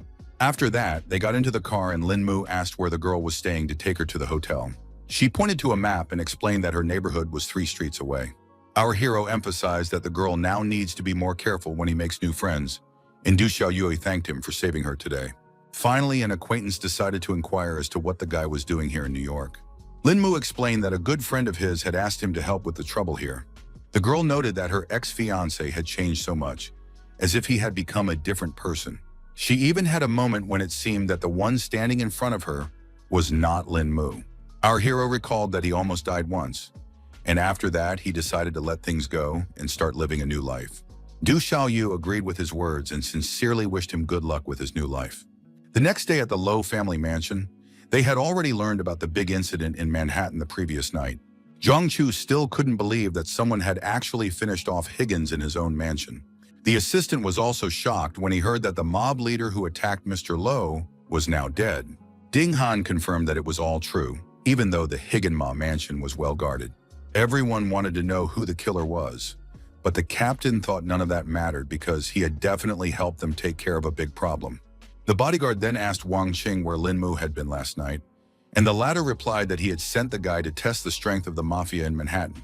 Now Zhang Chu began to suspect that the main character might have been the one behind the incident. The assistant couldn't understand how this was possible because even the strongest fighter couldn't kill a mob boss in his own mansion. Ding Han felt that I should argue about it as well, so it was better to ask the guy directly. Meanwhile, the protagonist was once again relaxing on the lawn outside the mansion and had no idea that his comrades had already uncovered him. The captain had guessed from the beginning that the young man would be found right here, and Lin Mu had already guessed that the news would spread rather quickly. Zhang Chu said that they would like to ask him something, and Lin Mu didn't mind answering all the questions. He asked him directly if our hero had anything to do with Higgins' murder last night.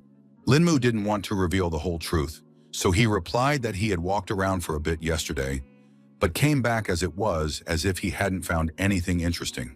Ding Han still asked him not to act on his own, or else it would jeopardize their entire plan. The captain asked his comrade not to be so serious because it wasn't even Lin Mu. The bodyguard emphasized that he was not as good a guy as Zhang Chu and reminded him that anyone in Baolun's group was obligated to follow instructions. In turn, the protagonist had his own set of rules, so he asked Ding Han not to talk to him that way because it wouldn't work anyway. Wang Qing also tensed up when the young man started talking to his boss like this and asked for some respect. Ding Han hadn't even expected the guy to be so arrogant and began to suspect that he was the one who had killed Higgins. Eventually, the protagonist realized that there was no point in hiding his deeds anymore because his colleagues suspected everything from the beginning and confessed that it was he who killed the leader of the mafia. Wang Qing still couldn't believe that the guy was able to pull off such a serious matter. Now Ding Han wanted to see if the young man had the ability to act on his own, since he refused to follow instructions. Lin Mu immediately accepted this challenge because he too wanted to see the true strength of Baolun's group. Zhang Chu intervened in the conflict because everyone could get hurt in this fight, and there would be no people left to protect Mr. Lu. Our hero emphasized that this will be just a little sparring, so nothing serious will happen. The bodyguard also asked his comrade not to worry because he only wanted to teach a little lesson to an overly cocky and overconfident guy. Wang Qing immediately warned the young man that Brother Dean was not easy to defeat, so it was best not to mess with him. Lin Mu asked his assistant not to worry because he was well aware of his limits. The man was even more surprised because now he realized that the protagonist was not fighting him at full strength. The opponents separated in different directions, and Ding Han suggested that the guy should attack first and not disappoint him. Wang Qing didn't know what they should do now, because the young man didn't want to listen to all their advice in the slightest. The captain wasn't particularly worried about it because he was sure that Lin Mu wasn't an easy person, and this was a great chance to see his abilities. Eventually, the assistant apprehensively reported that their comrades had already started the fight. Zhang asked Wang Qing to watch very carefully because the bout promises to be interesting. The protagonist tensed up because he saw that his opponent had already started to approach him. Everyone was sure it would be an exciting duel. But meanwhile, the bodyguard and our hero clashed their fists for the first time. Ding Han quickly moved away from his opponent and regrouped to attack further. The man tried to hit Lin Mu again, but he managed to deftly move aside, even though the guard was quite fast. The bodyguard himself didn't expect the young man to be as lightning fast and didn't keep up with his movements. Zhang watched the fight with admiration because from the beginning, he was confident of the protagonist's impressive skills. Meanwhile, Wang Qing couldn't understand how the friend had sensed the main character's strength level. The captain explained that one should watch Lin Mu's strikes carefully because he relied on the power of qi instead of brute force. From the outside, it may look like a low blow, but it wasn't like that at all. At this moment, the protagonist was finally able to break through Ding Han's defense, who only now realized his mistake. At the last moment, the man managed to put up a block to protect himself from the heavy blow of his opponent. The captain believed that if Lin Mu's opponent wasn't a pro like Ding Han, this punch would have broken all of his opponent's bones. In the end, the man admitted that he had underestimated the strength of the protagonist. The guy smugly emphasized that this was just the beginning because he still had tricks to surprise the bodyguard. Ding Han became even more angry because of Lin Mu being so cocky and informed him that he would not hold back now either. The man got back into a fighting stance and swung around to teach the protagonist a lesson. The blow was so sharp that Lin Mu had to try his best to dodge it. This only fueled the protagonist's interest, so he decided to try hard to win this fight. Our hero took a few steps back to better prepare for his next action. He filled his entire body with qi energy to show everyone around him what he was really worth. Zhang couldn't understand what kind of golden aura was flowing out from Lin Mu's body, and his partner was in mute shock. Now even Ding Han was surprised by the young man's training, because such fighters were rare even in Baolun's group. Meanwhile, our hero did not wait for something and was the first to attack his opponent without giving him a single chance. The bodyguard saw that Lin Mu was now even faster, which only made this fight more difficult. Eventually, the man was unable to dodge such a swift attack and received his first blow. Ding Han felt his legs go under, and he began to slowly settle on the ground, unable to resist the inevitable. He realized that if things continued like this, his defeat would come sooner or later, so he needed to act very quickly. The man quickly regrouped and noted that the guy's punch was great, so he wants to see his other abilities. The protagonist wasn't afraid at all, so he gladly agreed to continue their sparring. The opponents simultaneously attacked each other and eventually clashed fists a second time. A powerful explosion of energy arose between their hands, which lit up everything around them with a bright flash. Wang Qing covered himself with his hand from such a powerful light and noted that their comrades seemed to have become more serious about this battle. Just a second later, Ding Han attempted another strike, but the protagonist managed to dodge in time. Then the young man did not trifle and released even more qi energy outwards. Zhang couldn't believe his eyes because he and Ding Han had been considered kung fu talents before. They have worked hard for over a decade to get to the level they are at today. Except Lin Mu was only 20, so it was surprising that he had become such an advanced fighter at such a young age. The captain was certain that the young man's level must be exceptional, which was the reason he was able to reach such heights. At the same time, he realized that combat experience was the kind of thing that is gained by numerous encounters with death. Wang Qing began to suspect that their comrades had better stop because there was no telling how far this fight could go. Zhang didn't pay attention to his words and kept thinking that our hero's battle experience was also very frightening, because even Ding Han could no longer hold his own against such a strong opponent. He believed that there was only one possible explanation for such a strange phenomenon in the form of Lin Mu. The man began to suspect that the main character might be the reincarnation of a seasoned kung fu master. In this way, the young man was able to inherit the knowledge and experience of his past life that made him invincible. Meanwhile, Ding Han once again missed a very strong punch that came straight to his face. After that, the man fell to the ground without strength, and our hero advised to finally admit defeat and added that the bodyguard was indeed strong, but still could not defeat him.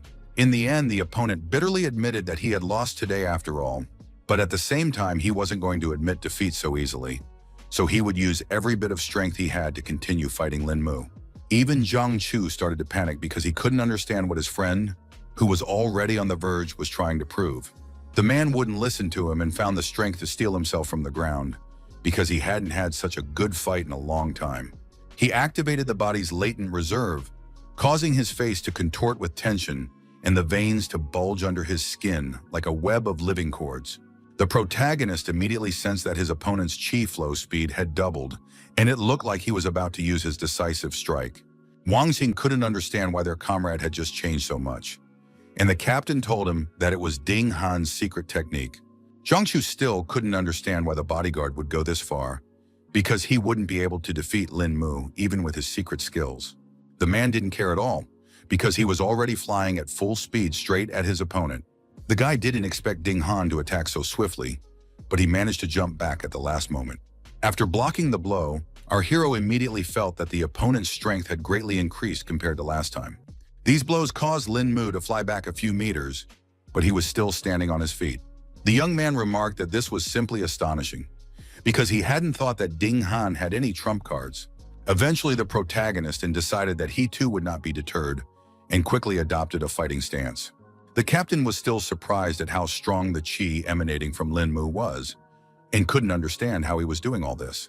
In any case, the bodyguard was no longer afraid of his opponent and began shouting for him to attack rather than stand aside. Then the guy decided to demonstrate all his capabilities by concentrating energy in his hand. The man was even more surprised now because he had not expected materialized chi to be used against him at all. The next moment, a bright golden light emerged from the main character, blinding everyone around him.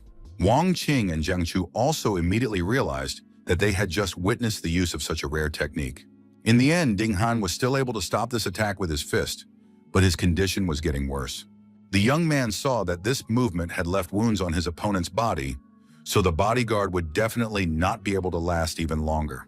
The man still wanted to continue the fight, so he brought out our hero to keep showing all his skills. Lin Mu put his hand forward and declared that he only needed this movement to defeat his opponent.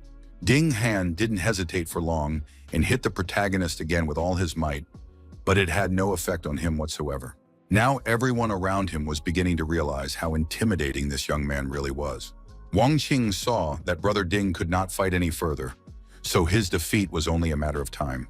At the same time, they noticed that Lin Mu was also having a hard time, but he seemed determined to defeat his opponent. This was the first time Zhang Chu had seen Ding Han in such a difficult position, even after using his secret technique. In fact, the bodyguard felt that being defeated by a skillful master like Lin Mu was the best honor for him. The captain began to feel that his comrade wanted to release all his chi to make a killing blow. The protagonist then decided to remind her that they had agreed that this was just going to be a friendly sparring session. The guy pushed Ding Han away from him in one slight movement so that he couldn't accomplish what he had planned. He approached the whole thing with a cold mind and suggested his opponent finally stop. For his part, Zhang Chu didn't expect the young man to deflect Ding Han's deadly strike so easily. It was all too complicated because rage had already clouded the bodyguard's mind, who couldn't lose so easily now. Lin Mu continued to stand his ground and extended his hand to his opponent to end this fight. He emphasized that if they continued fighting, Ding Han would only strain his body more, which would hinder their main mission of protecting Mr. Luo. The man understood perfectly well that our hero was saying the right things, but he still doubted his decision. Zhang Chu couldn't understand what was going on, but he noticed that both of them had finally stopped. Eventually, the bodyguard finally bowed his head and acknowledged what he had lost in this fight. He collapsed to the ground without strength and began to grieve over his defeat in a fair fight. The protagonist tried to reassure his opponent and emphasize that he didn't lose at all. Ding Han couldn't understand why the guy was saying such strange things, because everything was already obvious. Lin Mu explained that his comrade had gained experience through this battle, which was already a small victory. The man agreed with our hero's words and accepted his helping hand to get up from the ground. The frightened Wang Qing asked the captain if there was now a winner in this fierce duel. Zhang Chu acknowledged that their friend had lost this battle, but praised Lin Mu for not using his full power to avoid disrupting the plans for their main mission. Meanwhile, that same night, the enemies of the Lo family decided to meet in a building in New York City. The boss was quietly sipping on expensive wine when he was informed that the professor and Ms. Picasso had already arrived on the scene. Without further ado, the man asked his subordinate to let the guests inside. Old Hamill immediately picked up on the fact that it had been quite some time since they had seen Lawrence. Picasso smiled genuinely, her eyes lighting up with joy at the long-awaited meeting with an old friend she hadn't seen in ages. The boss was also pleased that his longtime acquaintances had finally arrived in New York. The professor had already become thoroughly familiar with the entire situation, because the government had informed them that Lawrence needed support to complete an important mission. The old man reported that he had taken 15 mutants with him, 3 of which were level 4. Lawrence had not expected his comrade to take such considerable help with him, and was confident that they should certainly succeed this time. Picasso realized that everything for their assignment was already ready, so they could move out right now. The man then informed them that they would begin the mission tomorrow at midnight. He also handed his associates a folder with information about their targets, who were from Huaxia. Professor Hamill tensed up a little when he saw that they were dealing with Baolun's group. Picasso immediately saw his violent reaction, so she asked him if he was familiar with the organization. At that time, the old man said that Baolun's group was the most mysterious organization in Huaxia, so it was also quite a dangerous opponent. An acquaintance of his named Gleb had encountered this organization 3 years ago, but after that battle, he and his men were almost completely wiped out. It turns out that Lawrence was already aware that Gleb's group of mutants couldn't stand up to such enemies.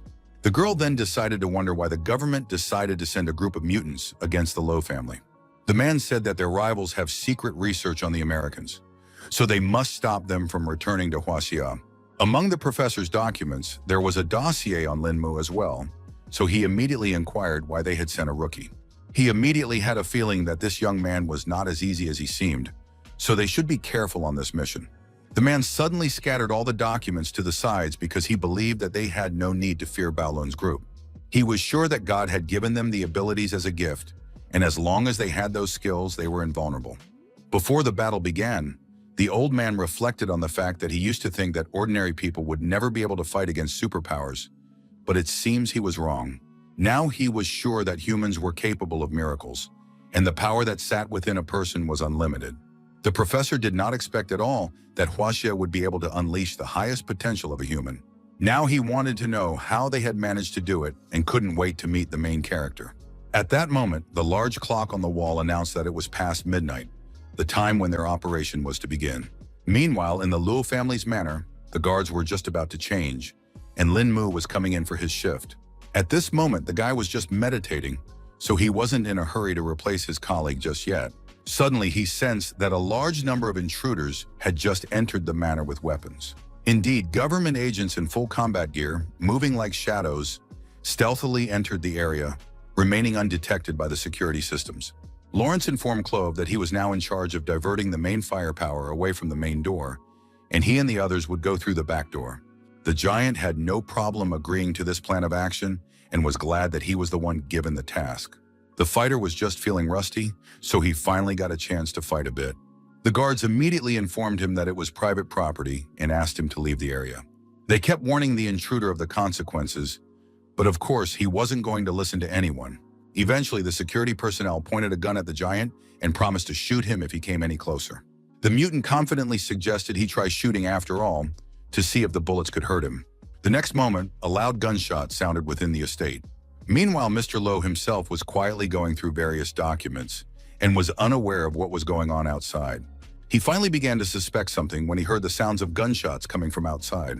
The man immediately guessed that the government had sent another group to attack and stood to look out the window. Suddenly, he heard the voice of the protagonist in his head, asking the gentleman to calm down and rely completely on the guards. Luo Huachan immediately realized that it was Lin Mu's voice and was greatly surprised that he knew how to use voice transmission. He wasn't even scared of it all because the existence of the Luo family will be decided on this very night, so they just need to put in their full effort and succeed. Meanwhile, an attempt to stop the intruder failed because he was suddenly covered in a ball of metal. The mutant only chuckled at the startled expression on the bodyguard's face and emphasized that he had already warned him that he could not be taken with normal weapons. The staff realized they were dealing with a real Sharpie, so they needed to call for help. Meanwhile, the soldiers had already started moving out and were ordered to kill everyone in their path and leave no one alive. Ding Han was just waiting for the group of mutants to arrive and suggested that the captain go and personally greet them and leave the defense to Lin Mu. At this moment, one of his subordinates reported the bad news to Zhang Chu because the main entrance and the emergency exit were attacked at the same time. He hadn't expected the enemies to try to attack from two sides, but that only fueled his interest. Meanwhile, the battle group synchronously opened a barrage of fire, turning the quiet residence into a hellish firefight. The guards fired back and tried to hold their positions in the garden, which was quite difficult. In other sectors, the guards simply flew off in different directions, unable to resist Iron Man. Clove laughed from all the lowlifes in his path that trembled before his immense power. Meanwhile, the security personnel were starting to run out of bullets due to the intensity of their battle. All the soldiers tried to remain calm because they realized that the opponent also did not have infinite ammunition. Therefore, we just have to see who would last longer. Iron Man was already bored because there was no worthy opponent for him here. Then Ding Han appeared beside him, who didn't mind competing and challenged Kloju. The bodyguard was serious because he wanted to see what was the difference between mutants and humans. Clove asked his opponent to remember his name because he would be his last opponent. The bodyguard was beginning to guess that there was a metal-type mutant in front of him, so this fight was definitely not going to be easy. Meanwhile, the giant wasted no time and had already swung to finish the man off with his iron fist. With a powerful push off the ground, he demonstrated a truly intimidating level of strength and skill. Ding Hanyu had to work hard to successfully block such a powerful punch. Now the man made sure that his opponent had exactly the kind of power he had envisioned. He agreed that apparently strength in mutants was something that unequivocally had to be reckoned with. Still, the bodyguard wasn't discouraged and was excited for a great fight tonight. Concentrating his chi, the man swung and punched his opponent in the chest with all his might. Despite its huge size, the Iron Man flew back a few meters, and Ding Han emphasized that this was the strength of cultivators from Huaxia. Clove is interested in his opponent because he's definitely different from all the trash he's faced in the fight before. The bodyguard noted that the giant was pretty good too, because this was the first time he'd seen a mutant who could completely turn his body into metal. Meanwhile, the guards noticed that the enemies had sent a woman here and immediately thought it was not worth it to fear such an opponent. Picasso didn't appreciate at all that a bunch of some idiots were saying such things about her. Then she suggested that all the guys attack her at one point because she didn't want others to say later that she had bullied her opponents. The guards tried to pretend they weren't afraid at all and promised that they would go see Ms. Picasso right away. The girl only laughed haughtily at how big these people were. Her piercing shriek suddenly broke the silence, the chilling scream literally cutting into the minds of the guys around her. All the fighters immediately grabbed for their head because it felt like it was about to explode. Eventually, they hit the ground in a second, and the girl only had to stare at all these useless idiots. Suddenly, someone behind Picasso's back complimented her on such a powerful sonic attack, causing her to turn around sharply. It turned out that it was Zhang Chu who had managed to survive this attack, and now the captain was surprised by this. His opponent's ability was Soundwave. The girl didn't think long and quickly used her ability to deal with the remaining enemy. The man exhaled quietly and noted that, thankfully, he had come here prepared. The mutant certainly didn't expect that there was someone who could nullify her sonic attack. The captain then explained that he used his chi to enclose the area around him, so the sonic attacks wouldn't be able to harm him. Then Lawrence appeared on the horizon and asked his associate to retreat because she would not be able to face such an opponent, and asked him to let him be the one to take care of Zhang Chu. With a cold smile, the man introduced himself to the captain as Carnage King Lawrence. Zhang Chu did not appreciate such an arrogant nickname at all, and immediately went after his opponent with his fists. Suddenly, the leader of this mission vanished into thin air, something the man definitely didn't expect. The captain was pretty sure he had just hit his opponent, but something had gone wrong. A moment later, Lawrence had already appeared in a completely different place and had swept his opponent completely miss. Now, Zhang Chu guessed that this mutant had an ability that helps it move quickly. From the beginning, Lawrence expected that any warrior in Bao Lun's group would be able to quickly figure out his trick, told that Dark Force was his superpower. The captain tensed because she had never heard of such a skill before. At the very least, he now realized that this superpower worked with shadows. It was now clear that this was the reason why this mutant could move without any noise or hesitation. Zhang Chu immediately began to guess that he needed to strike before the black smoke began to appear in order to achieve his goal. He immediately tried to do so and still managed to collide with his opponent's fist. Now the captain laughed from the fact that this time Lawrence had nowhere to hide because he had caught his image badly. The mutant even felt pain and noted that Zhang Chu was quite good. Gradually, it began to dawn on the man that he seemed to have finally figured out his opponent's attack pattern, and now the fight was taking on a completely different, more predictable character. He now realized that he now needed to hit Lawrence's vital points. Eventually, the captain managed to face the mutant for the second time, so the mutant began to disappear quickly again. Lawrence was surprised to realize that Zhang Chu was the first opponent in years who had managed to find a vulnerability in his seemingly flawless fighting technique. The man then emphasized that the mutant had simply underestimated the strength of Bao Lun's group. Suddenly, he noticed that something wrong was going on because all the black smoke was moving towards him. Lawrence laughed quietly because he hadn't expected his opponent to fall for his silly trick so easily. Only now did the captain realize that his chi was slowly leaking out, which was too dangerous. Meanwhile, the brother had completely dissolved into smoke, and his voice spoke intimidatingly about how the man had already lost this battle because his power would soon be absorbed by the power of the darkness. Jiangchu was scared out of his wits because he didn't expect him to die like this at all. At the same time, Ding Han, who was fighting Iron Man, had also already used up almost all of his strength and was at his limit. Clove agreed that the bodyguard was pretty good, but he didn't want to give him any more indulgences. He was sure that a warrior's kung fu was useless when he met the true might of steel. Ding Han began to feel that the power emanating from the enemy had just changed drastically, causing him to panic. A second later, the giant grew even more in size and screamed loudly like a true beast. Now the giant loomed over the bodyguards like an insurmountable mountain. And at such a moment, even the bravest of the brave would have collapsed at the realization of their own powerlessness. Iron Man ran at full speed at Ding Han, who was greatly confused in such a tense situation. It was still hard for the man to realize that his opponent had just shifted into another form. Eventually, Clove used a steel kick to finally finish off another enemy.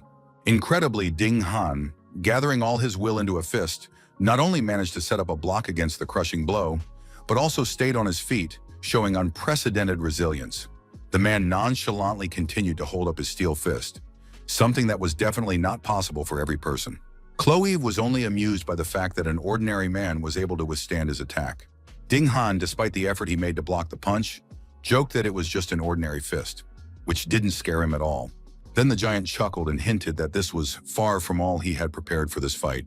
Eventually, Iron Man used an even more powerful punch, unwinding his arm.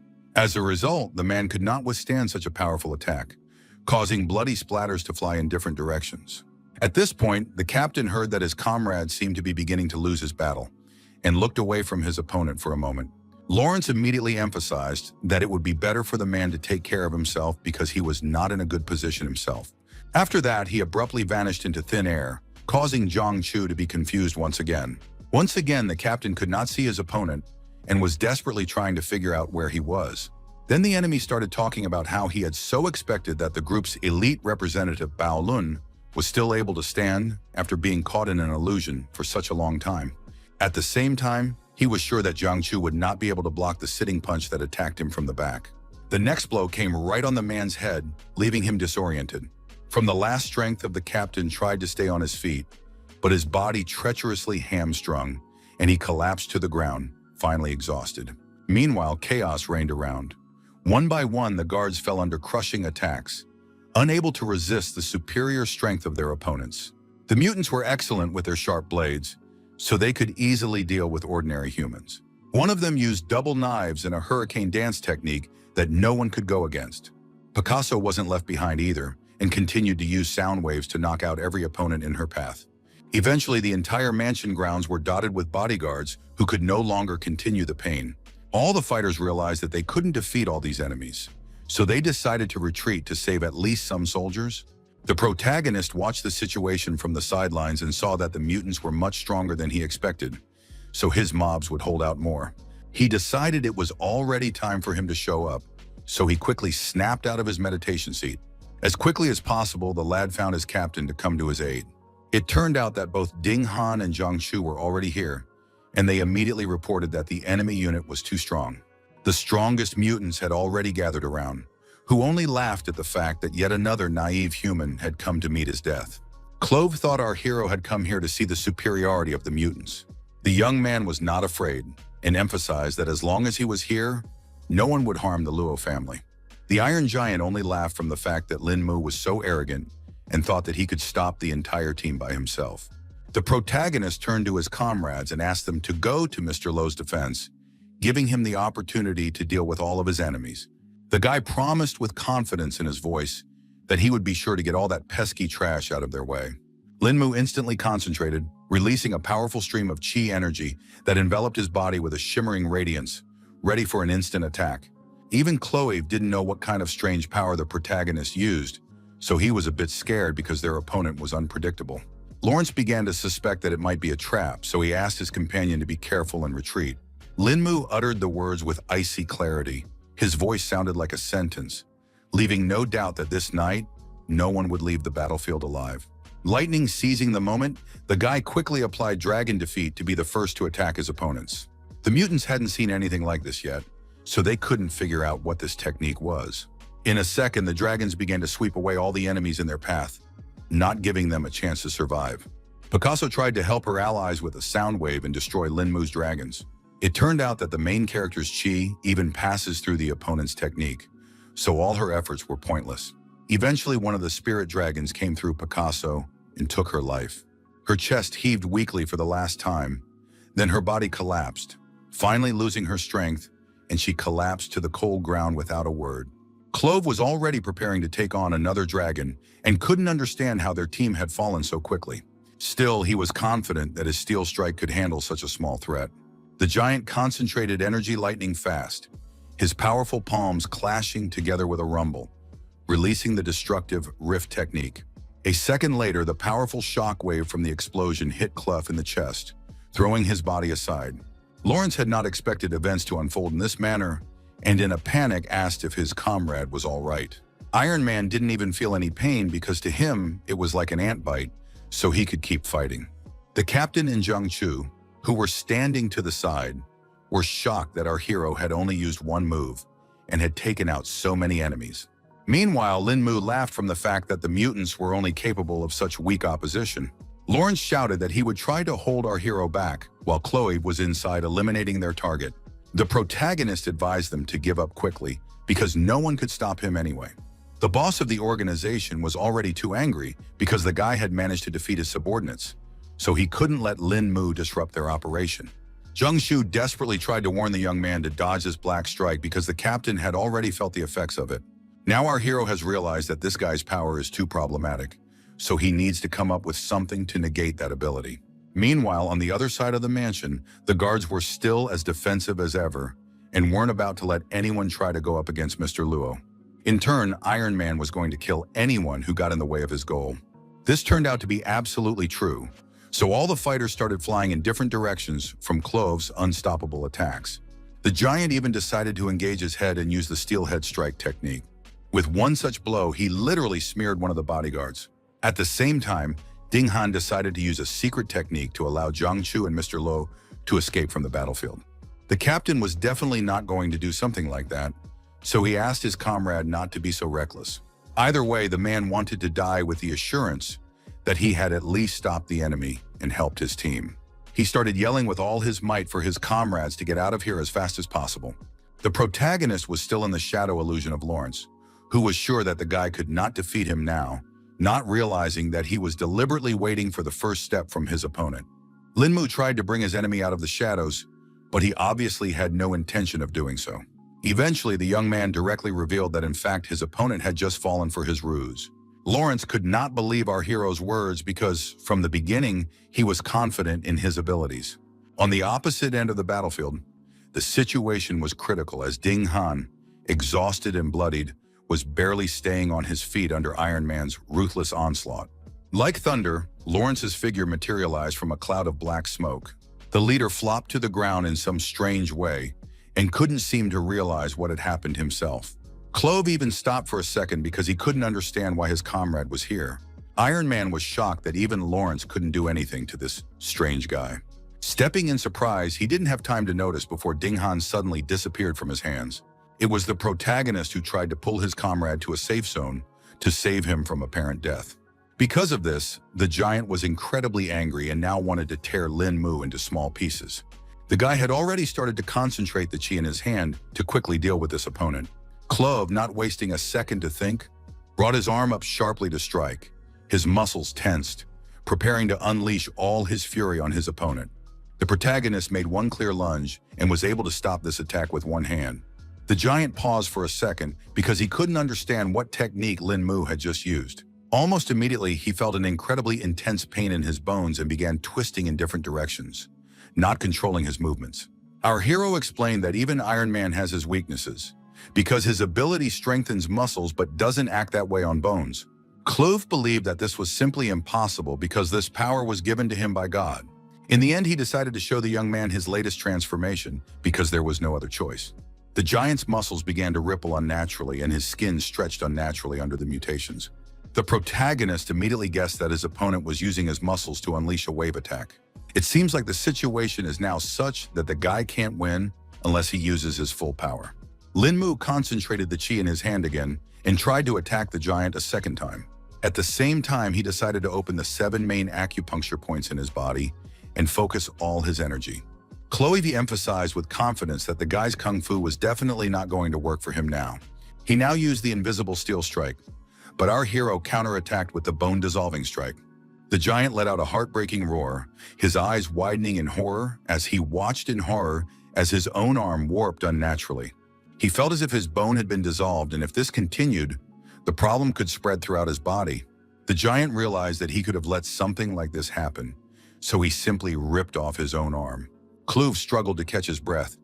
Every movement was given to him through hellish pain, and his consciousness was clouded from being so badly wounded. He saw with his own eyes that all the bones in his right hand had literally turned to powder. The giant, who literally crumbled, asked our hero what he used to do such a trick. Lin Mu briefly explained that it was a special move from Huaxia called the bone-dissolving punch. Despite his pride, Clove admitted that he had no idea that Huaxia had such terrifying kung fu. The Iron Man began to melt little by little, and before he died, he said that he had underestimated the young man after all. Suddenly, behind the back of the protagonist appeared Lawrence, who was going to help his comrade to escape from here. In fact, the guy didn't even realize that the opponent's shadow power would recover so quickly. In the end, the leader took all of his subordinates away, and before leaving, he promised that he would definitely take revenge on Lin Mu. The protagonist wasn't particularly happy that their opponents were able to escape after all. The mansion grounds abruptly became quiet, so Zhang Chu was finally able to approach the guy and ask if he was fine after such a serious fight. Lin Mu, feeling completely fine, immediately requested the captain to check the condition of Brother Dean, who was much more injured. The bodyguard, who was sitting on the sidelines, asked his friends not to worry and promised that he would definitely see tomorrow. He first inquired where Mr. Luo was, and Zhang Chu assured him that they had taken him to a safe place. Ding Han remarked that it was a good thing because these mutants were so strong that he had almost parted with his life. He admitted that if it wasn't for the protagonist, their business would be really bad. The captain had heard that the dragon strike that Lin Mu used was a long-lost kung fu technique that required strong yang energy. It was known that anyone who mastered these long-lost techniques would surely become a legend. Ding Han went on to say that the other kung fu technique the guy used was also very strong, and he made that huge dumbass rip his arm off. The captain immediately recalled the legend that the bone-dissolving punch really does turn everything inside into powder using yin energy. The bodyguard couldn't even believe that such a kung fu technique actually existed in their world, and Zhang Chu told him that Huaxia had a long history of learning techniques, so all their knowledge was just the tip of the iceberg. In the end, the commander asked Ding Han to use his father to help the body recover until the medics arrived on the scene. Now the man decided to talk in complete seriousness, because he still couldn't understand how Lin Mu knew so much lost kung fu. The captain decided to remind his friend not to forget who recommended the guy for this mission. Ding Han immediately realized that it was about Lu Shuyan from the Eastern Sea, who looked like an ordinary person, so he couldn't understand what he was talking about. Zhang Chu noted that this man might not be as strong as them, but his family tree was no nonsense, because he was a descendant of the Lu family from Fengmeng village. Only now did the bodyguard realize that they were talking about the legendary ancient martial arts family. The captain confirmed his speculation and explained that in order to find a great master like Lin Mu, Mr. Lu had to be a descendant of legendary people. Meanwhile, a group of mutants had arrived at the American Research Institute, where they were now trying to rescue Cloev. The professor thought it was a miracle since their comrade was still alive, considering such serious wounds on his body. Lawrence told the old man that they were winning this fight until a young guy from Bao Lun's group came from somewhere and took them all down. Hamil refused to believe that the entire group of mutants had been defeated by one man, but the surviving Picasso confirmed the fact. Now the old man began to realize that they had indeed met a very strong opponent. Their conversation was interrupted by the fact that some strange things started happening to Iron Man. The professor immediately rushed to intervene in Cloev's treatment because things could have turned out disastrously. Lawrence began to panic because he couldn't understand at all what was happening to his friend. Hamill reported that the patient's condition was deteriorating rapidly, so they urgently needed to move him. Meanwhile, at Luo Linmu Manor, he was finally able to meet with Miluo in peace and talk about the recent events. Guy wanted to know what went wrong with the family's return to Huaxia and why the process was taking so long. The man explained that the main problem was the approval of the documents, so there was nothing he could do about it. Generally speaking, the preparation and approval of all the documents should have been completed long ago, but Luo Huachan assumed that someone inside the government was preventing the move. Then he decided to inquire if our hero had been able to learn anything after this battle, and the latter told him that after this night, it was obvious that their defenses had been greatly weakened, so it was necessary to speed up the move to Huaxia. Lin Mu decided to inquire about the person who was responsible for approving the documents and was going to personally visit him for a chat. The man immediately rejected such an idea because he thought it was too dangerous. The young man asked not to worry about him because he had his own special methods for such situations. In the end, Mr. Lo decided to trust him and laid on the table information about the key 3 people who were responsible for the documents. The protagonist was excited about the opportunity and promised that he would meet them as soon as possible. 30 minutes later, the guy had already gotten the right materials that he might need during this mission. In fact, he was surprised that you could buy anything in New York's black market. Lin Mu bought some sort of mask to slightly change his strategy this time. Now the guy has decided to use the methods of his enemies to take them out himself. At this moment, Wang Cheng walked in, informing him that they had already found the information he needed. The guy quickly opened the door for his guest, only he looked too strange and didn't look like himself at all. The assistant was shocked to see a completely different person in front of him. He instantly pointed a gun at our hero and demanded to know where Lin Mu himself had gone. The young man laughed at this reaction from his comrade and explained that he was just testing a macromolecular mask. Wang Jing finally realized that the person in front of him was his colleague, and now asked how he managed to change his appearance to become like him. The protagonist realized that it was best not to raise suspicion on the Lo family, and found a solution by using a new face for the mission. The assistant had already looked up all the information he needed and handed the guy the phone she was on. Lin Mu thanked him for such substantial help because with this, it would be easier for him to accomplish his mission. Wang Xing still didn't like the fact that our hero was using someone else's face for this task, so he noted that with such strength, it wasn't necessary. Lin Mu only said that sometimes violence didn't solve anything at all, so he decided to change his tactics. After that, he quickly left the mansion grounds and promised that there would be good news very soon. Very soon, our hero arrived at the American embassy, where no one had yet suspected his plan. At this point, one of the employees named Mr. Bronk was upset that he hadn't been able to pick up a hottie for tonight. Inside the office, a guest was already waiting for him, who noted that, it turned out, the old man liked blondes. It was the main character who immediately explained that he had come here to talk to an embassy official regarding the Luo family's relocation documents to Huaxia. Mr. Bronk immediately emphasized that the documents were still under review and couldn't understand why there was such a rush.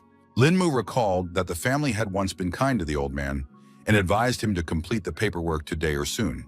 The man was shocked that he was given such a short deadline because all documents have to go through many instances, and his word will not solve anything in this process. Now our hero was beginning to guess that he was involved in all of this after all, because the employee was too easy to figure out. Hearing such a statement, Mr. Bronk became nervous and asked what the visitor meant by it. Lin Mu didn't bother to explain anything, and directly asked what the man would choose in the face of danger, himself or his country. The old man immediately realized that the guy had decided to threaten him, and became very angry because of such insolence. The protagonist only laughed and said that it was time for him to make a choice and say whether he wanted to die or survive.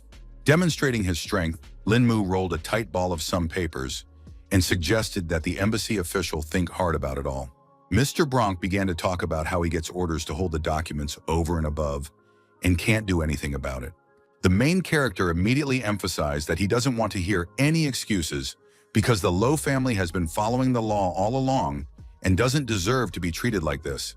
Lin Mu's final trump card was a picture of the old man's family, which he clearly showed him. Eventually all of this got to Bronk, so he asked for some time to resolve the issue. The guy immediately asked how long it would take and noted that he wasn't a very patient man, so the old man quickly replied that it would be ready in 2 hours. The embassy employee kept his promise, So very soon the protagonist received a call that everything was ready. Before leaving, Lin Mu thanked Mr. Bronk for his cooperation and hoped they would never see each other again. In fact, the young man hadn't even expected things to be so easy with this man. After that, he took a close look at his phone to see who his next victim would be. Now, the protagonist's target is a New York City tax chief named Boris. According to intelligence, this gentleman should be at home celebrating his daughter's birthday. With one deft move, Lin Mu jumped over the fence and entered the mansion grounds without any trouble. The first second, the guy noticed that the security in the area was pretty lax. The protagonist walked closely to the window of the room where the whole family was to gather. The joyous voices of the relatives were coming from inside, and Lin Mu noticed some interesting detail at this moment. It turned out that among the guests was the familiar Du Xiaoyue, whom he had crossed paths with not long ago. The young man definitely didn't expect to see her here, so now he couldn't understand what she had forgotten at this celebration. He assumed that Boris's daughter, Vanessa, must be the one who was just standing behind his acquaintance's back. For a moment, our hero was distracted from following because he heard someone's footsteps.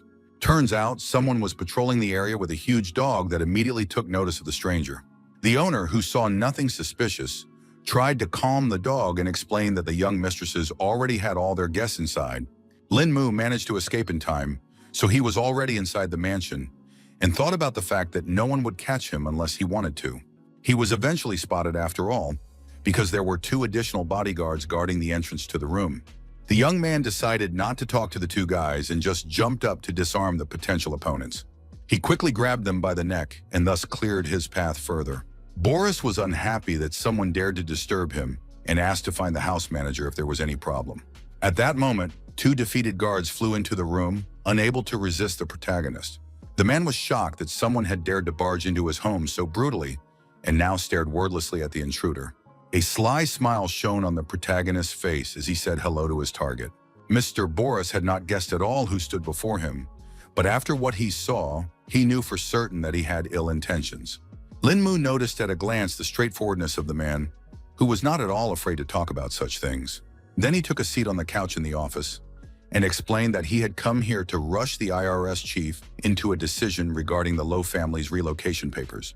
The man, like his predecessor, immediately started talking about how he had been following protocols all along, and the family would be notified when everything was ready. The guy immediately emphasized that he hadn't come here to ask, and was going to say his terms if Boris refused to cooperate. The chief immediately jumped up from his seat because he was very unhappy that some stranger dared to speak to him in such a tone. Lin Mu then came in from afar and hinted the fact that his daughter just had a birthday today.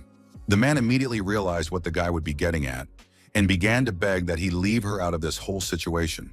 While Boris was talking to our hero, he suddenly noticed that he had disappeared somewhere. The old man immediately thought of the fact that Vanessa was already in danger, and he wasn't scared out of his wits. The protagonist was already in the hall where the birthday party was being celebrated and asked the birthday girl to come out for a few words. The father ran inside in a panic and immediately saw that his daughter was missing somewhere, so he started asking everyone present where she was. One of the guards said that Vanessa had just talked to a stranger and then disappeared. Du Xiaoyu immediately thought it was all strange because that person's voice sounded too familiar. The IRS chief was immediately about to call the police and rescue his daughter, but suddenly he heard her voice in his office. The girl looked rather confused because she couldn't understand why some stranger brought her into her father's office. For his part, Lin Mu emphasized that there was no point in calling the police because it would only cause Vanessa unnecessary trouble. Now Boris literally begged not to harm his daughter and promised to do whatever this strange stranger wanted. Our hero was glad for such a quick agreement on the part of the chief and knocked out his daughter for the time being so that there would be no unnecessary witnesses. The man was even more scared for Vanessa, but there was nothing he could do about it. Lin Mu asked him not to worry about it and emphasized that his beautiful daughter would just get some sleep.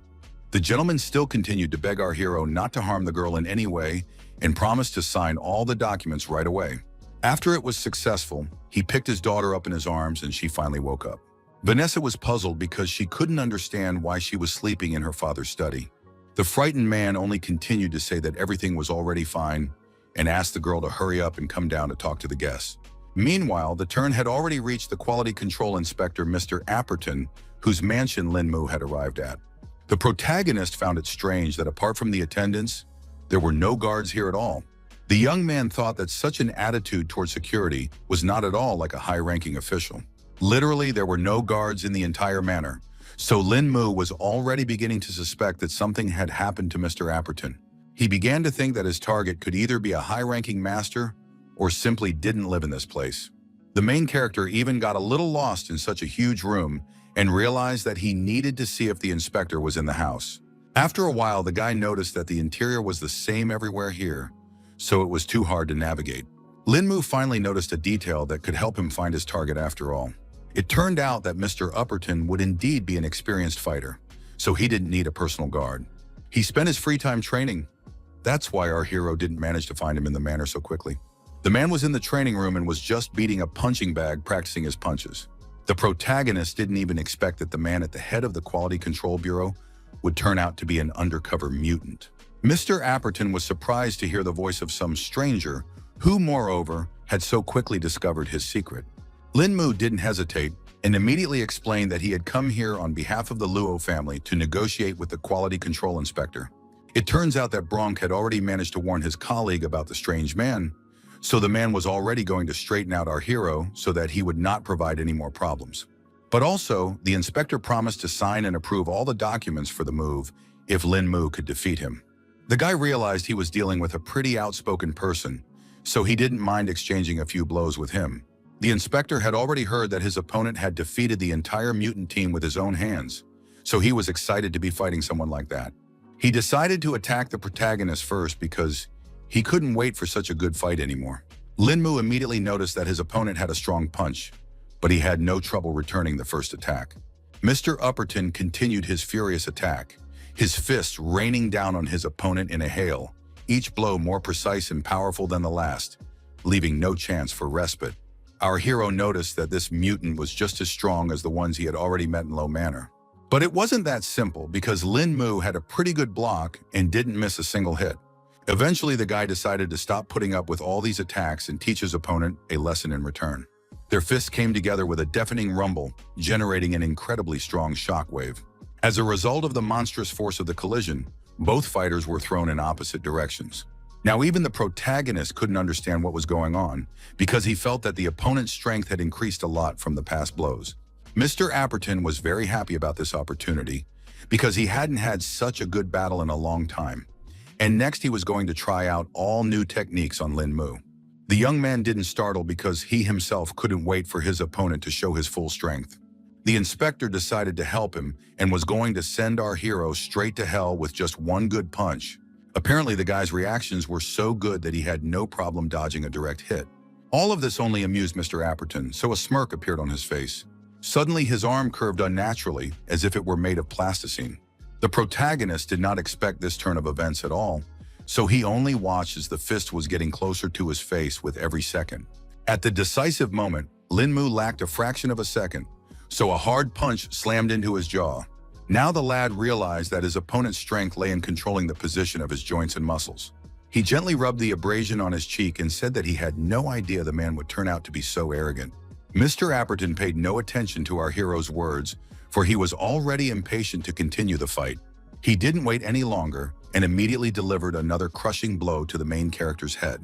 After that, the mutants launched another series of attacks, causing Lin Mu to only have to stay in a block.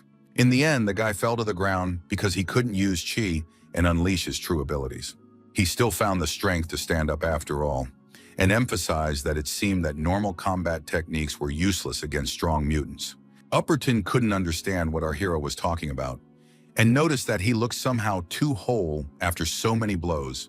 Lin Mu still admitted that he used Qi to protect his body, but he also recognized that his opponent had done a remarkable job of turning his strength into fighting skills.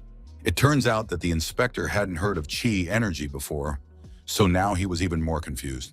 The guy said that it was a type of strength that was gained through cultivation, and stated that it was now his turn to teach a lesson. The man himself was only too happy to see which was stronger, the main character's Qi or his mutant powers. Lin Mu didn't trifle and gave his opponent a good punch to the face, so the latter didn't even have time to react. The crushing counterpunch threw Upperton across the room, after which his body dented into the wall with a deafening rumble. Now the inspector, who certainly did not expect such a turn of events, could not understand how the guy managed to achieve such speed. Our hero explained that this was what the chi effect was all about, and emphasized that he had only used a third of his power in the last strike. The man found this power too intimidating and recognized that the power of mutants was not that exceptional in this world. He finally conceded defeat and asked if Lin Mu had any other requests besides confirming the family's relocation documents. The young man replied briefly that this was his only request, and now hoped that the inspector would do his best to expedite the process.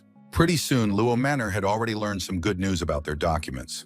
The aide informed Mr. Lo that the last document had already been signed, so they could finally move all the assets. The head of the family rejoiced at this marvelous fact and couldn't believe that Lin Mu had managed to do such a great job. He asked his subordinate to send orders to everyone in the manor that they should gather for the long-awaited return to Huaxia. It wasn't long before all the staff successfully landed at the EC International Airport. The protagonist was very happy that he was safely back home. Luo Huachan immediately saw his daughter, who had come to meet her family and her lover.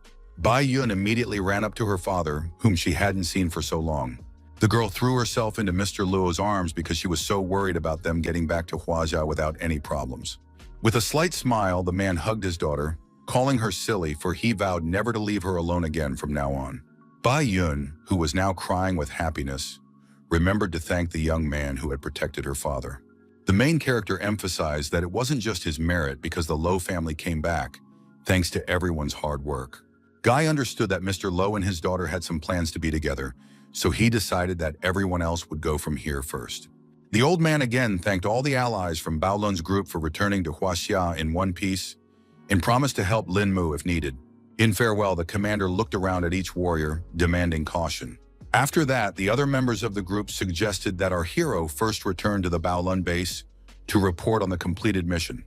30 minutes later, they had already met with Mr. Lu and reported the completion of their special assignment. The man was overjoyed after hearing such wonderful news, and now he had no regrets in choosing Lin Mu to do so. He couldn't stop thanking the young man for being able to defeat so many mutants, including Lawrence, and bringing glory to the EC division. The protagonist still thought that he was just lucky, as the opponent was indeed very strong. Lu Shuyan asked the guy not to be modest because he had already been told the entire course of the fight, and admitted that he hadn't expected Lin Mu to be so strong. Ding Han and Zhang Shu also confirmed that it was because of the protagonist that they survived and completed this mission. Anyway, the top of the group was very satisfied with the results of the mission, so a paid vacation in the EC was prepared for Zhang Shu and Ding Han. The bodyguard rejoiced at the opportunity and thanked the Lord for such care. Colleagues immediately thought of Fragrant Abode, a famous tea house in the EC, and decided to take the opportunity to come to the place. Meanwhile, Mr. Lu asked the protagonist to follow him because they had a separate conversation. The man took our hero as far as the outskirts of the EC city so that surely no one would hear them. Lin Mu's experience was beginning to tell him that someone important he needed to protect might have already appeared. Lu Shuyan laughed off the main character's assumptions and emphasized that there weren't many important people around. He continued to walk forward towards the mansion, and along the way a large number of servants greeted their master. The man asked his subordinate to call everyone and gather them in the main room. Meanwhile, Lin Mu noticed that everyone he had just met were all high-level cultivators, and there was also something else conspicuous about this place. When they had already gone inside, Mr. Lu turned to old Zhang and informed him that he had already brought Lin Mu. The old man was happy when he saw our hero, because they hadn't seen each other for a long time due to his long absence. He had already heard about the great job the young man had done this time, and the man was thankful for more compliments in his direction. At the same time, all the servants in the house had already gathered into a huge group and were heading toward the main hall for the meeting. The subordinate reported to Mr. Lu that all the men had arrived at the site. They all quickly lined up in a straight line and indicated that they were awaiting any orders from their leaders. Old Zhang was pleased with this discipline and now suggested that he move on to the main business. Lu Shouyang said that the top leadership decided to set up a small group for special missions, as many conflicts, both internal and external, have erupted in the country in recent years. The codename of the band was Eye of the Tiger, signifying the transition from dark times to a bright future. Now everyone here would become the first group of members of the Eye of the Dragon. Also, Lu Shuyan revealed that the main character will become the captain of Dragon Eye, though he didn't even agree to such a fate. From now on, all participants are required to listen to Captain Lin's orders without any question, and anyone who disobeys will be charged with treason. Lin Mu didn't expect to be given such a responsibility, and wished that he had at least been given a hint before announcing something like this. The man explained that even the most experienced fighter could not be prepared for everything that might happen, and added that Lin Mu was now completely free to act. Meanwhile, the subordinates still had some questions because they didn't fully understand how Lin Mu was chosen to be the captain of this team. Mr. Lo calmly explained that this guy had abilities beyond their comprehension and began to suspect that not everyone seemed to be okay with that choice. The warriors explained their disbelief by saying that none of them had sparred with Lin Mu to prove his strength and ability to be captain. Of course, Lu Shuyan was confident in the main character's strength, so he asked him to demonstrate his skills in front of his subordinates. The young man was well aware that everyone here were high-level cultivators and were skeptical of his abilities, so he didn't mind proving his level. Then he released his golden Shi and asked everyone around him to carefully observe his actions. The fact that the energy surrounded the main character's body as if it were a shield was enough to surprise all the fighters. After that, the protagonist released a huge dragon, forming it from his Chi. The powerful energy vortex emanating from Lin Mu swept all the subordinates off their feet. No one could understand what had just happened, and only thought about how frightening that aura was. The main character mockingly explained that the movement earlier was a welcome gift to them from the new captain. The fighters had now fully experienced Lin Mu's power, and now wanted to know what kind of technique it was. In turn, those who had heard some of the legends began to guess that it was the dragon defeat technique. The guy immediately noted that this fighter had a pretty good eye for recognizing this technique. Old Man Zhang had applauded the way our hero had knocked everyone down using just one move, and was now certain that he was indeed worthy of being the captain of the special team. Mr. Lu once again asked if there was anyone who disagreed with Lin Mu's appointment as captain, and suggested that those people step forward and challenge him to spar. After what they had seen, everyone was afraid to object in any way to such a powerful master, so now they just kept silent. The protagonist asked everyone to just trust him and promised to lead his subordinates to the successful completion of missions, bringing glory for their country. Everyone now showed respect for their new leader and obeyed him with one voice. In addition, Lin Mu promised to make an individualized plan to improve the cultivation of the soldiers and do his best to ensure that everyone could freely possess their Qi and their bodies. Such conditions, of course, interested all the fighters, so they thanked the captain for such an opportunity. The protagonist immediately decided to schedule a special training session that would take place early in the morning at the same location. The subordinates were willing to do anything to defend their country and bring it glory, and the captain ordered everyone to disperse after the meeting. Without further ado, the fighters left to get a good night's rest before beginning serious training. Old Man Zhang decided to still talk to our hero because he couldn't stop admiring his strength and character, which met all expectations. He felt confident knowing that this particular guy was the captain of the Dragon Eye. Lin Mu thanked Mr. Zhang for all these compliments and promised to do his best to complete every mission assigned to him. After the meeting, the boy and Mr. Lu went to a tea party where they decided to discuss some more details. The protagonist stated that he needed a cold weapon, so he asked the man if he knew any suitable craftsmen. The man was surprised to hear such a request and inquired as to what type of weapon he wanted for himself. Lin Mu had a rather specific question because he wanted to find a copper sword for himself. Eventually, Mr. Lu remembered that he knew where to get such weapons and decided to offer one place for our hero. The old man decided to send the young man to U's pawn shop, where presumably the weapons he needed could be found. The protagonist managed to find the very place Mr. Lu recommended to him pretty quickly. He was immediately met at the entrance by the man who owned the office. The master immediately inquired if Lin Mu had passed through here to pawn or redeem something. The guy directly said that he was looking for someone, namely the boss of this pawn shop, U Xinghui. The man was surprised to hear his full name and asked our hero how he could help him. Lin Mu introduced himself and explained that Mr. Lu had recommended this place to him because a copper sword could be found here. The pawn shop owner confirmed that he has one that was a family heirloom, and his ancestor used everything he had to create this weapon. Their family were the descendants of U Zhi, who was the very person who made the copper sword, was the second master blacksmith of the U family. The protagonist didn't expect that he would meet the descendant of U Dizi, so he immediately asked to forgive him for some rudeness. The man immediately emphasized that the descendants were not as gifted as their ancestors, so the blacksmithing skill had long since been forgotten, and Mr. U himself had merely become a pawn shop owner. In the end, he asked to follow him if Lin Mu still wanted to see that very copper sword. Wu Xinghuai said that his ancestors had left instructions regarding the sword, so there was no need to pay money for it, only one thing to do. The protagonist was interested in it because such a legend sounded quite interesting. The pawnshop owner explained that a person wishing to take the sword must first use it and carve 100 marks on this block of wood in one breath. You also need to make sure that these marks were the same length, width, depth, and even the distance between them should be the same. The young man was well aware that to do it in one breath, you had to have incredible speed and control. Ao Xinghai suggested that our hero surrender if he was unsure of his strength, and emphasized that his ancestors had left these instructions in the hope that the sword would find a worthy master, but that had not happened in the last 100 years. Still, Lin Mu asked to bring the copper sword for him because he wanted to try and pass this test. The man saw that the guy was confident in his abilities, so he didn't mind honoring his request. He immediately remembered that everyone who wanted the sword had said the same thing, even though they knew it was literally impossible. The protagonist immediately thanked Mr. Wu for the opportunity. A couple minutes later, the pawnshop owner appeared with a briefcase in hand and informed him that the copper sword was already here. After opening it, Mr. Wu asked the protagonist to take a close look at this legendary weapon. Only now did Lin Mu realize that this sword was made from a mystic steel heart. He decided to tell Wu Xinghui himself about it as well, because it was simply unbelievable. Mr. Ao was greatly surprised that the protagonist knew what material was used to create this weapon. The guy remembered that such a material could only be found in the cultivation world and couldn't raise how it could exist in the mortal world. Then he decided to inquire of the sword's owner himself and asked how his ancestors came across this material for forging it. Wu Xinghui said that according to family records, this material fell from the sky and does not belong to this world. It became a little clearer to our hero why the aura from this sword was so unusual.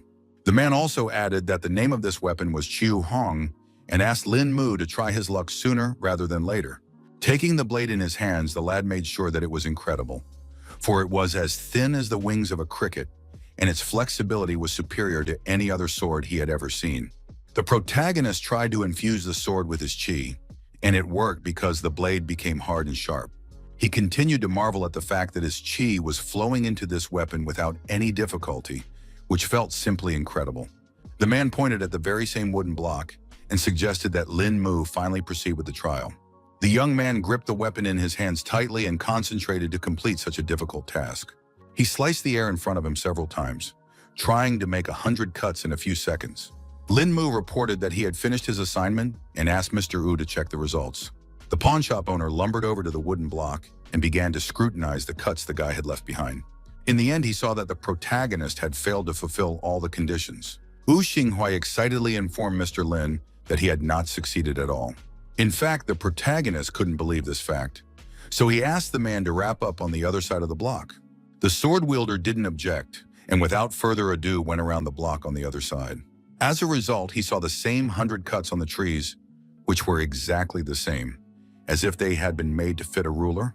Ao Xinghui was shocked that someone had still managed to leave all these marks in just one move.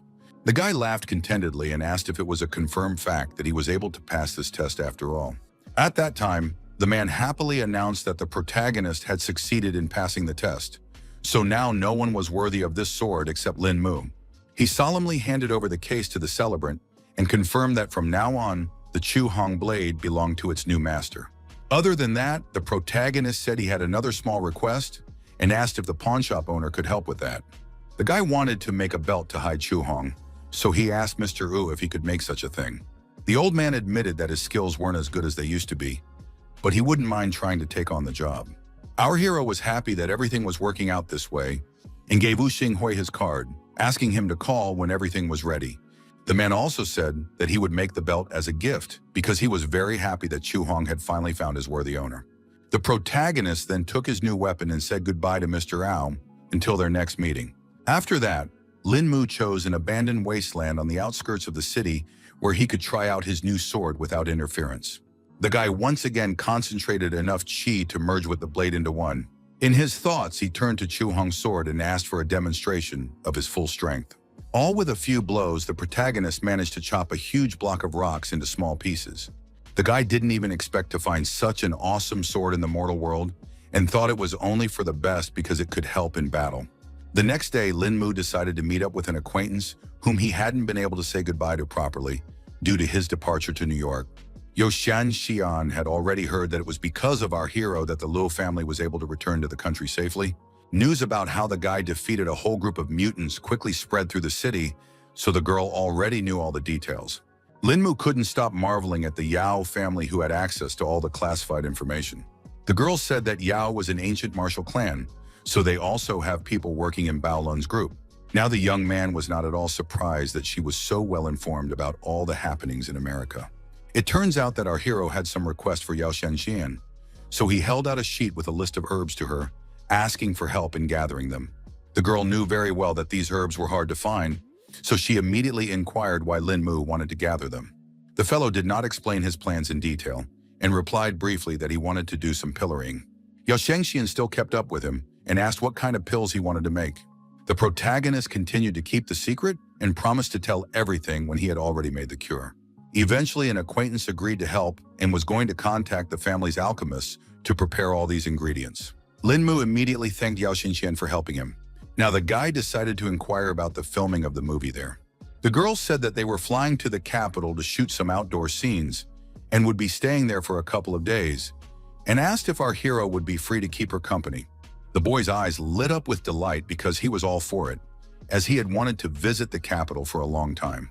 Yao Shengxian decided to end their meeting because she still has to go back to the studio, and our hero offered to give her a ride to the right place. She refused help because she could get there on her own, and quickly said goodbye to Lin Mu. Meanwhile, the protagonist decided to send a list of herbs to Ji Xinglan and Zhou Siyun so that they could help him as well. It was already evening when the boy returned to his home and began his usual training. Learning the 13th movement of Tai Chi, he noticed that the movement was rather simple and gentle, so there was little belief that it would actually make a difference. The protagonist couldn't help but feel that he was making some kind of mistake, so he concentrated more on training. Eventually, he thought the mistake might lie in the materials Mr. Liu had given him, though it was literally impossible. The young man came to the conclusion that he should look at the manual again and study it carefully because he might have missed some detail. A couple minutes later, he was already sitting at his computer and going over all the video lessons again, watching every move. In the manual, aside from explaining the various stages of cultivation, there were also only 13 simple Tai Chi movements. The protagonist continued to actively search for the problem, which still could not give him any peace. Eventually, he did manage to find that little detail that was ruining everything. The guy noticed that the creator had gone back to basics, so the average practitioner wouldn't be able to recognize what was behind it all. He realized that he had been careless all this time and was already thinking that this was a completely useless manual.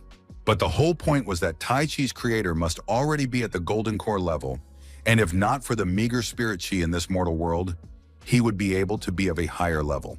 After once again scrutinizing all the techniques, the protagonist went outside again to practice. Lin Mu combined normal movements with his chi to squeeze the most out of these techniques. After a couple hours, our hero finally felt he had mastered the 13th movement. In fact, the guy hadn't even expected that practicing movements 1 through 13 would allow his chi to flow through his body without any obstacles. At this moment, he was approached by Zixi, who inquired about the last movement in his training.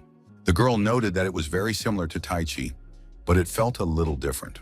The protagonist confirmed her speculation and explained that he was just practicing Tai Chi. Zixi had heard that this technique was a form of meditation, so she couldn't understand why the young man was practicing such a thing. Lin Mu then explained that if she wanted to understand the entire concept of Tai Chi, she would first need to open so many punctuation points of her body. The girl immediately guessed that our hero had already managed to pass this test, which was quite a shocking fact. The guy dismissed her assumptions because he only understood part of it all, and practice helps raise the cultivation level. Zishi, mesmerized by the skill of the protagonist, with burning eyes began to beg to teach her at least the basics of this amazing practice. To begin with, the main character decided to teach her basic movement and how to conduct chi through her body, and if she practiced with all the time, it would also help raise her kung fu level. Zixi was actually surprised that the guy wasn't afraid at all that someone would be loitering around here nearby and steal all those moves while he was training. The protagonist asked her not to worry about it, because a person who understands nothing about martial arts will never understand the meaning behind the techniques. After that, Lin Mu proceeded to train his girlfriend, who diligently repeated his every move. Thus, they practiced until the morning, and the guy advised his student to keep repeating the learned moves. As a result, our hero began to notice that Zixi was very gifted because she learned very quickly. At this point, he received a call from Mr. Ao, so the training had to be interrupted. It turned out that Chu Hong's ball strap was already ready, so Lin Mu informed him that he would be there soon. The young man explained that he had to go away to take care of some business, and when he returned, he would definitely continue his studies. It wasn't long before he arrived at O's pawn shop, where the owner was already waiting for him with the finished harness. The protagonist immediately noted that this accessory was a perfect fit for him and thanked Wu Xinghui for doing such hard work. The guy was sure that it would now be much easier to use Chu Hong's sword during active combat. He recognized that the Yu family's blacksmithing skill was simply incredible, so he was lucky that he was able to stumble upon them and find this amazing sword.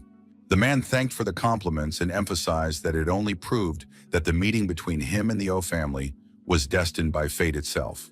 After that, the protagonist immediately went to Dragon Eye's training base to meet with his subordinates. He asked the warriors to always remember that on the path to cultivation, it didn't matter who started earlier, because the one who had already achieved something would immediately become the winner. In turn, all the soldiers were carefully absorbing all the information the protagonist was telling them. The guy also solemnly announced that from now on, everyone present would get new names. He asked everyone to remember well that their code names would now become their personal names as well. In addition, the protagonist was going to appoint 5 leaders for the teams, hoping that everyone who was interested would take part in the test selection. Of course, the soldiers appreciated such an idea because they would be able to show off their skills and prove themselves to the capital. Toward evening, Lin Mu returned to his home and started training his friend again. The girl had already repeated the desired movement many times and finally felt the right sensation. Our hero praised her for such diligence because all this time Zixi kept practicing. He decided to pick up where they left off last time and started with the first movement called Xianren Ji Lu. This was followed by a second movement called Qian Kunpan Shu. They spent all night hours in exhausting training, and only with the first rays of the sun, completely exhausted, went for a long-awaited rest. The protagonist found it amusing that his student fell asleep as soon as her head touched the soft couch cushion. The guy lamented that he didn't have a simple life like Zixi, so he had to run errands again. Quite soon, he met up with Yao Shenxian, who immediately noticed that he looked rather tired. Lin Mu already, he was beginning to feel the effects of spending his time training the Dragon Eye brothers during the day and practicing Zixi at night. Meanwhile, they have already arrived at the airport to fly from here to the capital for filming. The girl informed the director, who was still dealing with some issues, that they had already arrived on the spot. The man got excited when he saw the main actors and suggested we finally head for the plane. As they took their seats on board, Lin Mu decided to talk to Chen Chen. The guy warned that he was going to sleep a little, and his companion was not against it because she understood that our hero needed a good rest. He was going to savor this beautiful moment when he could finally rest in peace. Suddenly, Lin Mu heard some strange sound that interrupted the small rest. The protagonist was sure that a gunshot had sounded in the cockpit and began to suspect that someone was trying to hijack the plane. Yao Shenxian noticed that the guy tensed up even though he was about to sleep before, so she asked what was the reason for his awakening. The guy asked her to be quiet because someone was probably hijacking the plane. The girl could not understand where such assumptions came from, and the protagonist explained that he had just heard gunshots from the direction of the business class. Lin Mu assumed that the bandits would be here by now, so he asked Yao Shenxian to close her eyes and pretend to be asleep. Eventually, the young man's assumptions came true, and just minutes later, the intruders burst into the first classroom. The masked villain ordered everyone awake and announced that there was an airplane hijacking going on right now. He explained that they had no goal of hurting ordinary people because they were looking for a specific person. The director breathed a sigh of relief because he was sure he would not be touched now. The bandit asked all passengers to remain in their seats until boarding, until the bandits let them go. The men, trembling with fear, obediently complied with every demand of the bandits, their eyes running in terror, but they dared not disobey. Suddenly, the invader pointed the gun at the principal and once again asked if everyone understood how to proceed. The man hesitated for a second, but then quickly answered the armed man's questions. Bandit emphasized that as long as everyone cooperates, everything will be fine. But if anyone wants to play the hero, he asked not to be blamed for being ruthless. Suddenly, the main character appeared behind him and asked if he had a real gun. The intruder turned around sharply and asked how the guy managed to get here so quickly. The entire crew was shocked to see how Lin Mu decided to risk his life so much. The bandit began to shout irritably that it was of course a real gun and suggested that Lin Mu try it out for himself. Our hero pretended that he was just curious to see the real weapons because they usually use props on set. Yao Shanxian maintained an icy calmness. Her lips touched with a slight sneer because she knew for sure that the criminal had made a fatal mistake by contacting this person. Lin Mu went on to say that he was only a fan of guns and noted that the bandit was holding a limited edition Arthur revolver. This turned out to be true, and the criminal was glad that some regular guy knew about such things, explaining that it had cost him a lot of trouble to hold that gun. The guy kept playing his part and marveling that it was indeed a limited edition. Eventually, the bandit ordered our hero to return to his seat and stop talking about meaningless things. After this conversation, the main character only laughed off the fact that this bunch of idiots are trying to kidnap an airplane. Of course, the guy didn't bother to sit back in his seat and rushed over to attack one of the bandits from the back. The villain didn't expect to find such a bold person, so he didn't even react to Lin Mu's sly strike. One lightning-fast blow, and the man collapsed to the floor, his consciousness shutting down before his body even touched the ground. The director turned pale, his eyes widening in horror as he couldn't believe that someone dared to break the rules, endangering the lives of all the hostages. The main character didn't expect his boss to believe this guy's words and be so scared up. Eventually, the man admitted that maybe he had exaggerated the problem a bit. Other staff members also agreed that they did not have to sit here and wait for their fate because they could only count on themselves. The director realized that he wouldn't be able to stand up to that many people, so he asked what their plans were. Lin Mu asked everyone to stay in this classroom and watch the kidnapper, and leave all other problems to him personally. He decided to change into the bandit's clothes so as not to reveal his identity, and noticed that the outfit fit him quite well. The guy also grabbed a revolver, so he definitely didn't stand out among the other criminals. Before leaving, our hero again asked all his buddies to be good and stay where they were while he dealt with the remaining invaders. Yao Shanxian decided to point out that the guy's acting was incredible, so she believed that he would do well.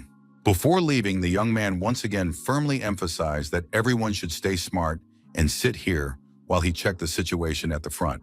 The principal decided to talk to Shanxian to find out who Lin Mu even was, that he could remain calm even in such critical situations.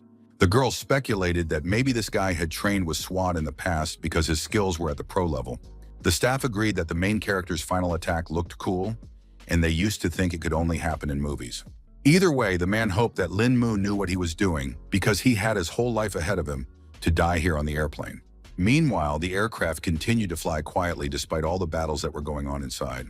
At this point, the protagonist had already reached the front of the plane to face the rest of the bandits. No one suspected a switch, so Lin Mu was asked if there were any problems, and he replied that the whole crew had quieted down after his threat. Turns out they've already taken Mrs. Wen hostage in order to wring property from her father, as well as to free all of his brothers he's arrested. The girl said that her dad, since he divorced her mother, had no longer communicated with her, so there was no way she could help the situation. The bandits were aware that Director Wen sent them money every month, so it was obvious that there was minimal communication between them. Mrs. Wen thought it was her father's responsibility because it was only living expenses for her mother, who was bedridden at home and had no income. The criminal didn't even expect that the principal was such a heartless man who refused to give up his bedridden wife, so he even had sympathy for their hostage. At the same time, he wasn't going to stop there and asked Mrs. Wen to give him the phone. The girl realized she had better cooperate, so she handed over her gadget without further ado. The bandit rummaged through her phone for a few seconds and found the information she needed. He decided to talk to Director Wen directly, so he found his contact in the hostage's phone. The perpetrator was going to recruit this man and hoped that this plan would still work. The captor assumed that the girl hadn't heard her father's voice in a long time, so he offered to listen to it together during this call. After a moment, the man picked up the phone and asked why Rong suddenly decided to call him. The bandit immediately jumped into the conversation and greeted Director Wen, explaining that he was using his daughter's phone to finally talk directly. Mr. Wen tensely inquired who he was talking to right now. Bandit noted that the man was such a busy man and recalled that the Hong Kong Police Department, where Mr. Wen worked, had recently arrested several brothers. The man asked to get straight to the point and asked what he had to do to get the criminals to let his daughter go. The gangster briefly outlined the terms, which were that the police must return all the goods to them and release all his men. Mr. Wen stressed that they must understand that he does not have absolute power in the department, so it will be a tough assignment. The bandit didn't care about that because the man was now responsible for an airplane with passengers and his own daughter. The chief of police was at the police station of X city at that moment and realized that he had no choice. Wen Qiming explained that he would need time to hand over the goods and figure out how to release people from prison. Bandit informed him that the principal only had 30 minutes to resolve all issues because otherwise his daughter would be dead. At this point, one of the officers reported that they had already managed to find the phone signal where the call was coming from. They found that the perpetrator made the call from a satellite phone using Mrs. Wen's number, and the signal came from an EC airline plane flying out of the EC toward the capital.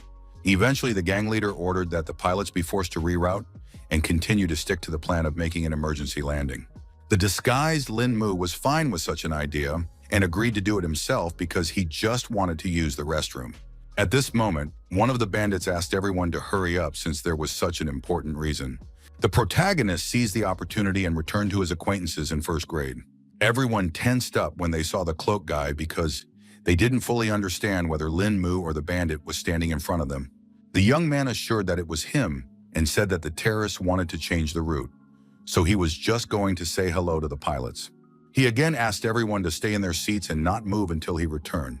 The protagonist walked into the cockpit and told the two men sitting there that he had important information for them. One of the pilots asked with a smile if the bandits were having fun while they were trying to hijack the plane. Lin Mu now realized that the pilots were in league with the terrorists, making the whole situation very complicated. The second manager asked how it went and hoped the bandits had taken care of everything. The protagonist didn't give any sign and replied that everything was under control, adding that he had come to tell about the reroute to the emergency landing site. The pilots were surprised to hear such a change because it was a little earlier than planned, but promised that everything would be fine. They began pulling the right levers on the control panel to change the route and select a new landing spot. At that time, the system reported that the route had been changed and the autopilot turned on. Lin Mu realized that it was time to take charge of the situation and knocked out the pilots with one precise strike. He reported that the pilots could now get some sleep and rest while the system did everything for them. Our hero then dragged their bodies to his acquaintances and asked them to keep an eye on the two. The director couldn't understand why Lin Mu they talked to the pilots, and now he couldn't understand who was flying the plane. The protagonist explained that the pilots were in league with the terrorists or had simply been switched even earlier. The guy said the plane was on autopilot now and promised to talk when he had dealt with the rest of the bandits. Meanwhile, the criminals had praised Lin Mu for his successful work and were now just waiting to board. Our hero didn't waste any time and also knocked out the first terrorist on his way with one blow. He wished the criminal a good night, joining the others with other allies who also lay passed out. The bandit who was sitting next to Mrs. Wen heard some strange sounds and immediately asked what was going on. Lin Mu didn't bother to explain anything, and after using a few important acupuncture points, he disarmed another bandit. The girl looked at what had been done to the terrorist, and there was at once some hope of rescue in her eyes. She gingerly looked up and asked the protagonist who he was. The guy identified himself as a mere annoying passenger and, holding out his phone, asked Mrs. Wen to call his father and let him know that the plane was now safe. The police chief was surprised when, not long afterward, Rong called him to inform him that the terrorists were already under control. He understood everything perfectly and promised to contact Jingdu International Airport right away and ask for help. The police officers quickly contacted Captain Mishima, apologizing for any inconvenience their requests had caused. The man didn't see it as a problem because he was willing to do whatever it took to save that airplane. He quickly turned to the desired flight and introduced himself as the Jingdu Airport CDC, requesting a response from the board. He was immediately answered by the protagonist, who was waiting for the next instructions to successfully land the plane. Captain Mishima asked him to follow instructions to bring the flight safely to their airport. The guy understood everything perfectly and was going to change his destination according to the pilot's instructions. The man noted that Lin Mu was doing quite well, and the flight destination was already being reconfigured. The plane is expected to arrive at Kyoto in 40 minutes and begin its descent in 42, at which time the captain will command our hero to land. At the right time, several fire trucks, ambulances, and police cars were already gathered at the landing strip, waiting for the terrorist board to land. The staff had already seen what the flight needed to board and prepared for it. The protagonist reported that the airspeed, wind speed, and angle were appropriate for the conditions, requesting the airport to land. Firefighters also began to gear up and began to notify all units that the plane was coming in for a landing. Meanwhile, Lin Mu asked all passengers to buckle up and be ready for an emergency landing. The plane was about to land, and our hero hoped that he would still be able to complete this operation. With a thud, the airplane's landing gear touched the runway, and a moment later, the hull of the aircraft smoothly froze, completing a perfect landing. The staff was about to call the CDC because they were already certain that this was the flight. The young man was happy to report that their plane had landed safely and thanked the captain for his leadership. All the pilots also rejoiced at this news because everyone was worried about the people on that board. The firefighter announced the gathering of all units and ordered the passengers to be escorted to a safe exit. Passengers were urged to disembark in an organized manner and not to panic. Meanwhile, the police were busy apprehending any terrorists who tried to hijack the plane. The captain asked if anyone knew where Mr. Lin Mu was right now, because he wanted to meet this person in person. Mrs. Wen was also looking around because she had just seen this guy, but he suddenly disappeared somewhere. Turns out the main character didn't want all this attention at all, so he quickly left for the Silton Hotel. Yu Shengxian, who had left with him, wanted to know why the guy had taken that gun that belonged to the bandits and could now attract suspicion. Our hero explained that it was a limited edition, so he couldn't part with such a treasure. The girl still couldn't understand why he needed a gun when Lin Mu was strong without it. The young man said that there was no point in it because he just took the weapon for his collection. Yao Shengxian thought that guys were very boring because they only played with guns, cars, and other uninteresting things all the time. Then the protagonist suggested that the girl see something more interesting. He quickly unbuckled his belt that had held Chu Hong's sword all this time. The girl was greatly embarrassed to see such strange actions on Lin Mu's part and thought about how obnoxious he was. The guy cut off all her naughty thoughts with his sword, which he pulled from his belt. The protagonist looked at Yao Xinxian carefully and asked if she liked this weapon. The girl was confused by the awkwardness, but still replied that the sword was very beautiful and asked to hold it in her hands. Lin Mu revealed that his blade name was Chu Hongyi, emphasized that it was unique. She was frustrated because suddenly the sword went limp in her hands, and she didn't understand why there was such a change. The protagonist said that a regular long sword would be too conspicuous, while a flexible one could be hidden behind his belt, so such a weapon was convenient for him. For all the girl knew, those who use flexible swords must have a good command of their chi and masterful swordsmanship. Lin Mu then decided to demonstrate his skills to her to prove his skill level. The young man grabbed a block of wood that was lying nearby for his demonstration. The protagonist tossed this piece of wood high and asked the girl not to yawn and watch all his movements. With deft movements, he worked the block of wood on all sides, the blade of the legendary blade easily stripping away the shavings. The girl watched all this action and couldn't believe that an ordinary person could achieve such speed and agility. Eventually, the guy managed to carve a graceful wooden statue that was surprisingly beautiful. Yao Xingxian immediately recognized that it was the heroine of the mythological play she used to act in. The main character confirmed her speculation and explained that the girl played the part so well that he really enjoyed it. The beauty didn't expect that the guy liked her acting so much, and Lin Mu kept talking about how she looked like a beautiful celestial. The young man thought that maybe the stories in the mythological dramas resonated with him in a special way, because after all, at the time he was only one step away from ascension to divinity. Suddenly, the girl said about how Lear's path would be quite difficult, repeating a line from the drama. She hugged her heroine's wooden doll tightly and continued to say her already memorized lines. The protagonist immediately remembered that this was the last thing Yuan Li had said to her husband before the heavenly abyss took her away and she had to leave the mortal world. At this moment, Lin Mu blinked and saw that they were suddenly in the cultivation realm. The girl also took on a completely different look and now looked like a true priestess. The main character, who had also changed a lot now, couldn't hold back his emotions, so he hugged Li Er tightly.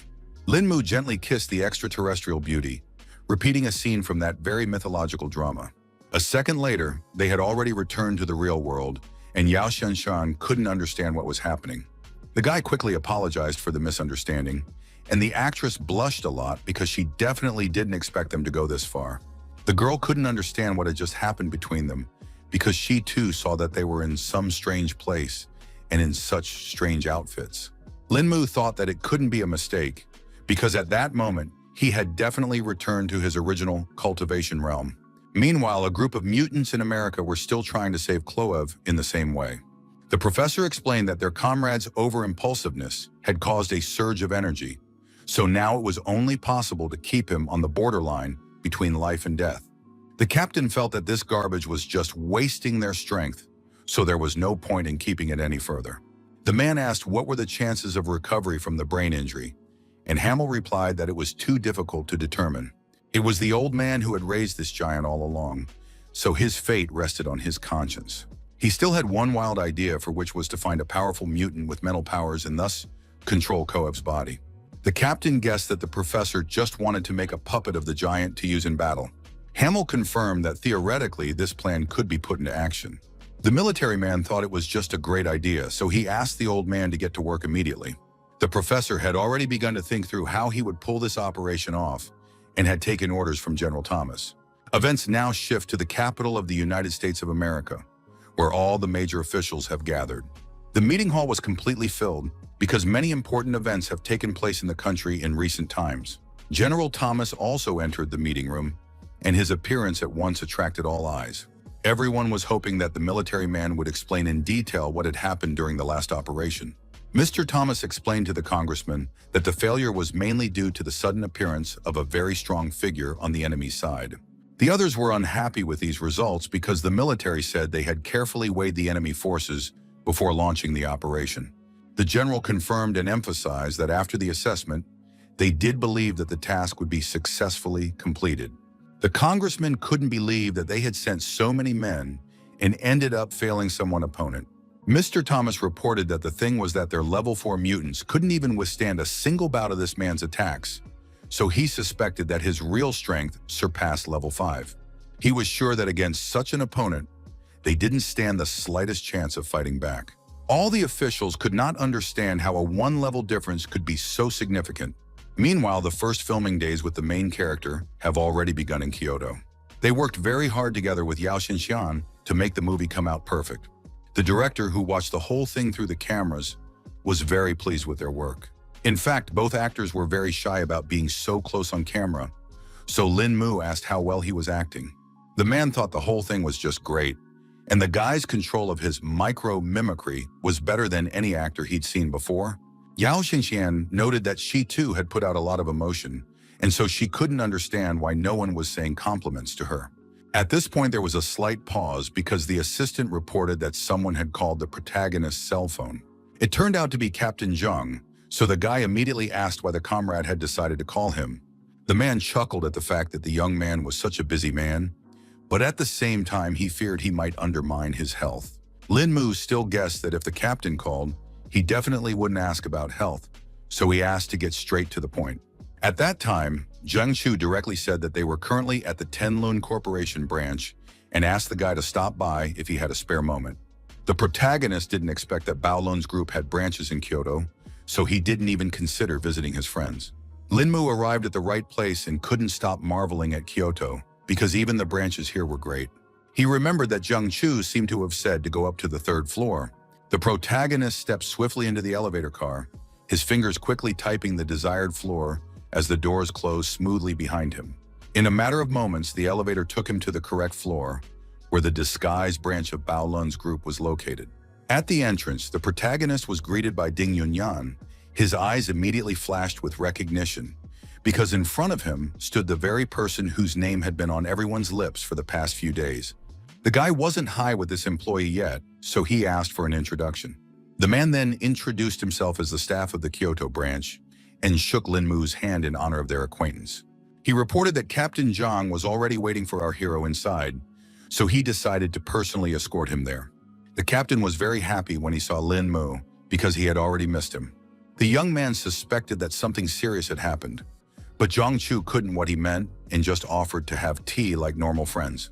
Ding Han immediately noticed that the guy was accompanied by a beautiful girl and asked if she would really want to sit with a bunch of old men. Our hero asked not to be laughed at and explained that he had come to Kyoto for work. In the end, Zhang Chu decided to cut to the chase and introduced Qiu Xinshou, the head of the Kyoto branch, and Lu Shuyan, who was a man of the same caliber. The young man immediately hurt in his hands in a respectful gesture and said hello to Principal Qiu. The man's eyes glistened with curiosity, for rumors of the young hero's exploits had kept him busy for the past few days. The protagonist asked him not to be overpraised because he thought his advantage was only that he was better at martial arts than anyone else. However, Lin Mu had already sensed that Director Q was not a cultivator, despite his sturdy physique. Zhang Chu understood that the guy didn't know anything at all about their organization, so he explained that Brother Q was the only leader from the group who didn't know Kung Fu. The protagonist didn't expect that there were even such interesting individuals in Baolun. Ding Han joined the conversation and said that Bra Q was not known for his strength, but for his wisdom, which was the reason why he was nicknamed the Sleeping Dragon. The man asked our hero to just not listen to all this flattery in his direction. Finally, Zhang Chu confessed that he had called the guy over to help them with one small matter. The protagonist kept waiting for his comrade to speak up and emphasize that he could go to him for any problems. The captain explained that the task was actually quite simple and needed Lin Mu to give them some cultivation tips. The guy thought they were joking because one could immediately tell from Brother Dean's aura that he had already reached a very high level. The man was surprised that Lin Mu had a diamond eye and told him that he was practicing the Shaolin Vajra School skill and had now reached the Jade God level.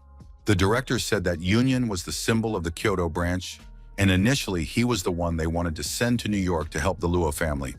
But Lu Xiaoyan strongly recommended that our hero be the one to go. Even Master himself agreed that this time, it was better for Lin Mu to go specifically because the enemies sent were very strong. Guy believed that the perfection of martial arts lay in constantly pushing the limits of the body and unleashing his potential fight, which helped him face such opponents. It turns out that the protagonist was invited here to have Ding Yunyan fight him and advance to the third level of Vajra. Lin Mu now realized that he had been entrusted with an important mission and replied that he would be honored to help the Kyoto branch. The guy decided not to put off hurting later and start practicing right now, while the rest of the group stood around watching from the sidelines. The headmaster ordered everyone else to watch carefully because it was extremely rare to observe two masters. Ding Yunyan asked the protagonist not to give in because he still wants to try to fulfill his potential after all.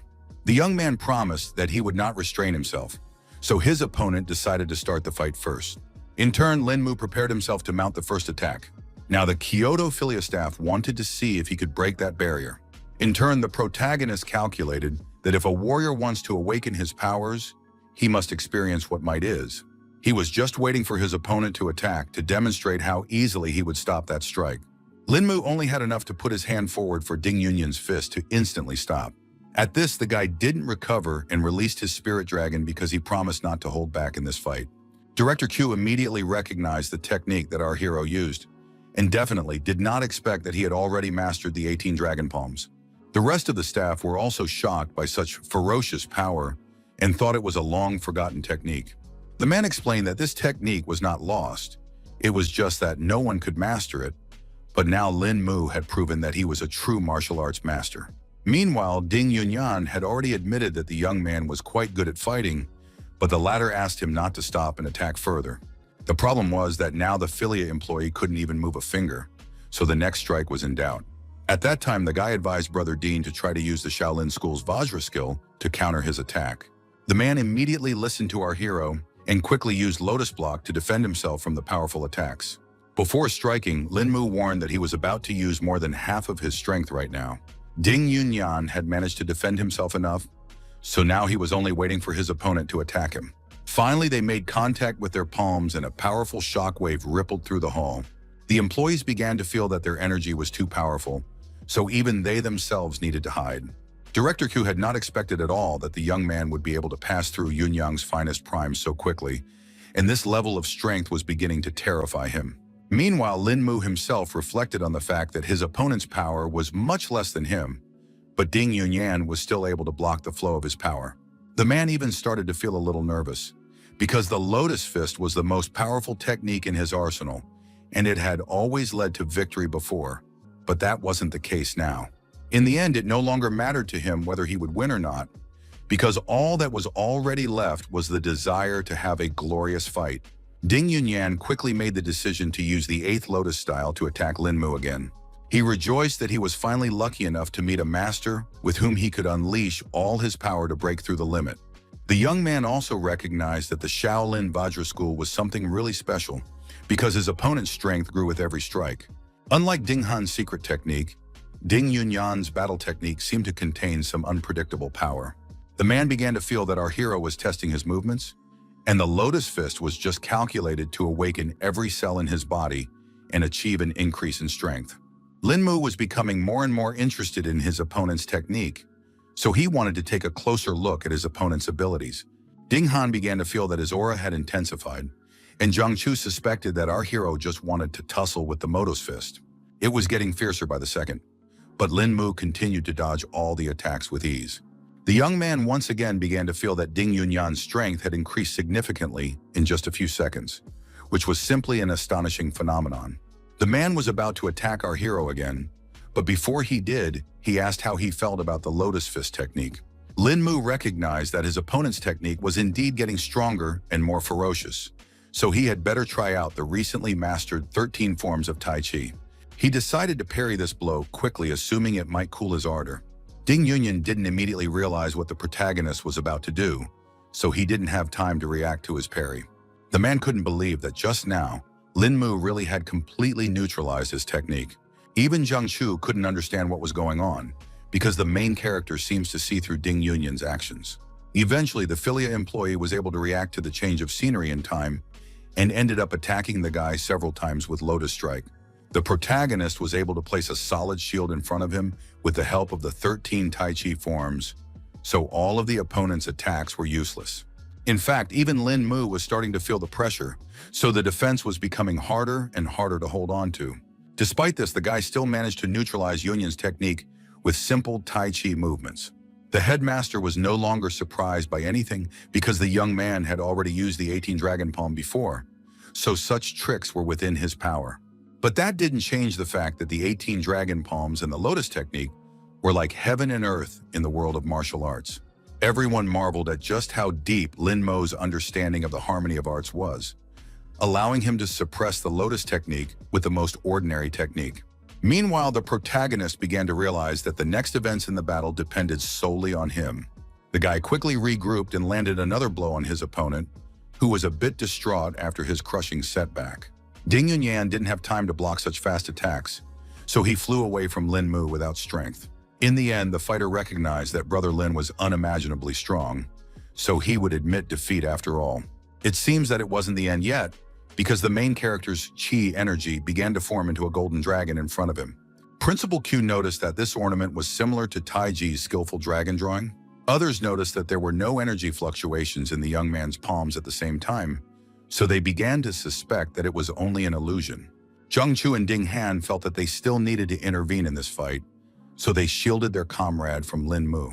Only now has the protagonist finally come to his senses and realized that something strange is going on. The young man, who had only recently mastered this complex technique, had not yet had time to learn how to fully control it, and now his consciousness suddenly shut down, plunging him into darkness for a while. He warned everyone to disperse to the sides and released the golden dragon formed.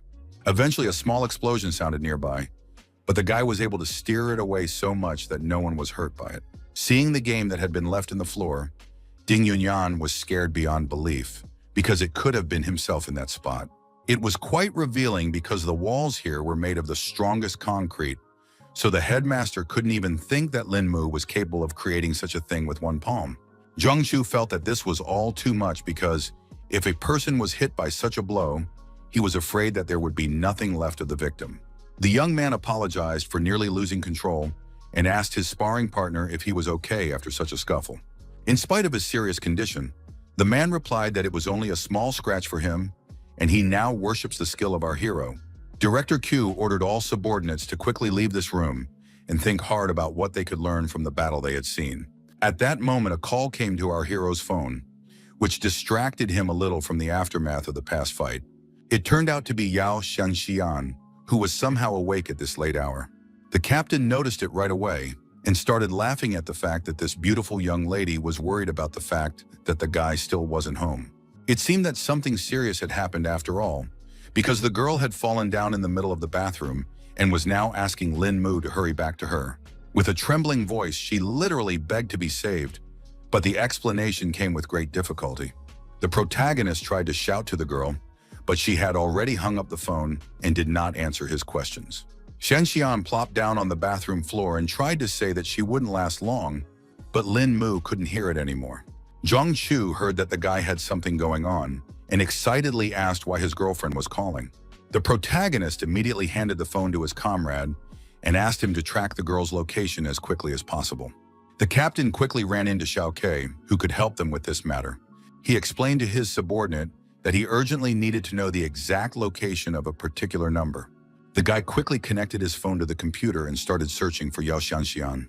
In just a couple of seconds, Xiao Ke had already received a map that marked the location of the phone. The captain asked Lin Mu to go first while he stayed at the base to relay the refined coordinates over the phone. The protagonist quickly jumped into his car, and now with all the speed he was going to help his friend, who was in trouble. Mentally, the young man asked Xianxian to hold out to give him time to get to the right place. Lin Mu finally reached the Grand Hotel where his colleague was staying. The guy started running to the upper floors with all his legs to get to Xianxian's aid in time. Out of breath, it took him a couple seconds to run to the right floor, where the girl's room was, presumably. According to Baolun's group, the victim was in a room that was guarded by a large number of bodyguards. The protagonist thought that these were the Shanxian kidnappers and was about to finish off anyone who got in his way. The guards immediately stopped Lin Mu and warned him that he had no right to be here. The guy didn't hesitate and immediately used his skills to knock out the enemies. The rest of the bodyguards immediately ran up to their defeated comrade and began to ask the strange young man what he was allowing himself. The protagonist stated that he was their forefather, and in the name of heaven, he would now finish everyone off. The bandits immediately reached for their guns because they realized that talking alone wasn't going to stop this guy. But it was already too late because Lin Mu jumped high to attack his enemies. Meanwhile, the boss who was inside with Yao Xinxian tried to sneak into her bathroom, but the door was too strong, so he failed. The man was very unhappy that he was not getting anywhere this night with this hottie who had gotten to the point of closing herself off from him. He promised that sooner or later the girl would be taught a lesson for her behavior. The lad swung the chair again to finally break the lock and get his hands on the defenseless girl. At this moment, Lin Mu finally rushed into the room and ordered the bandit to stop now. The man did stop because he was surprised that someone dared to interrupt him and asked who our hero was. The young man emphasized that it didn't matter at all who he was. What mattered was what the asshole was about to turn into. The protagonist began screaming in an intimidating voice that it was time to die. Bandit felt a chill run down his back because of such calm confidence from Lin Mu. He realized the guy didn't have the nerve to threaten him and quickly ran to grab the weapon. The gangster emphasized that Jingdu was his territory, so anyone who got in his way. The protagonist informed that no matter who dared to touch his loved ones, even the Heavenly King, he would still destroy the scoundrel. The man noted the young man's eloquence with a chuckle, but his cold gaze made it clear that all those words were not worth a penny in his eyes. Lin Mu didn't wait and made one precise strike on the pistol in the bandit's hands, slicing it in half. The criminal mastermind's face contorted with mute shock, and his brain refused to realize what had just happened. He stared in horror at the disfigured pistol in his trembling hand, in which the useless stump of metal remained. Meanwhile, the protagonist was already behind the rogue's back and confidently continued to attack him. The criminal's eyes ran from side to side. He felt like a hunted beast, unable to unravel the cunning plan of this mysterious young man. Lin Mu didn't hesitate and used his knowledge of acupuncture points to disarm his opponent. Unable to withstand the sudden tension, the fat man pissed himself in shame. His obese body shook and settled to the ground with a thud. In fact, our hero had severed several major meridians in his lower back, so now the bandit was unlikely to harm other people. He finally reached the bathroom door and tried to call out to poor Xianxian, who was inside. Lin Mu swiftly slipped inside the room, his gaze immediately falling on the motionless figure of the girl lying without any sign of consciousness on the cold floor. He quickly swept his acquaintance up in his arms and promised that it wouldn't be long before they were home. They eventually made it safely back to the Sea Hayton hotels, where they had been staying for the duration of the shoot from the beginning. Assistant Hong immediately asked what happened to their actress, but the main character did not give details and lied that the girl had a little too much to drink. In a trembling voice, the employee explained that she was overcome with mortal terror when she lost contact with them and asked the actors to be careful not to be spotted by the paparazzi. The protagonist assured that they were very careful and informed her that he needed to take Xianxian to her room. He carefully settled the girl on the cushions and finally exhaled in relief, for this time the danger was over. The guy didn't even want to think about the bad consequences because he promised that he would let more incidents like this happen.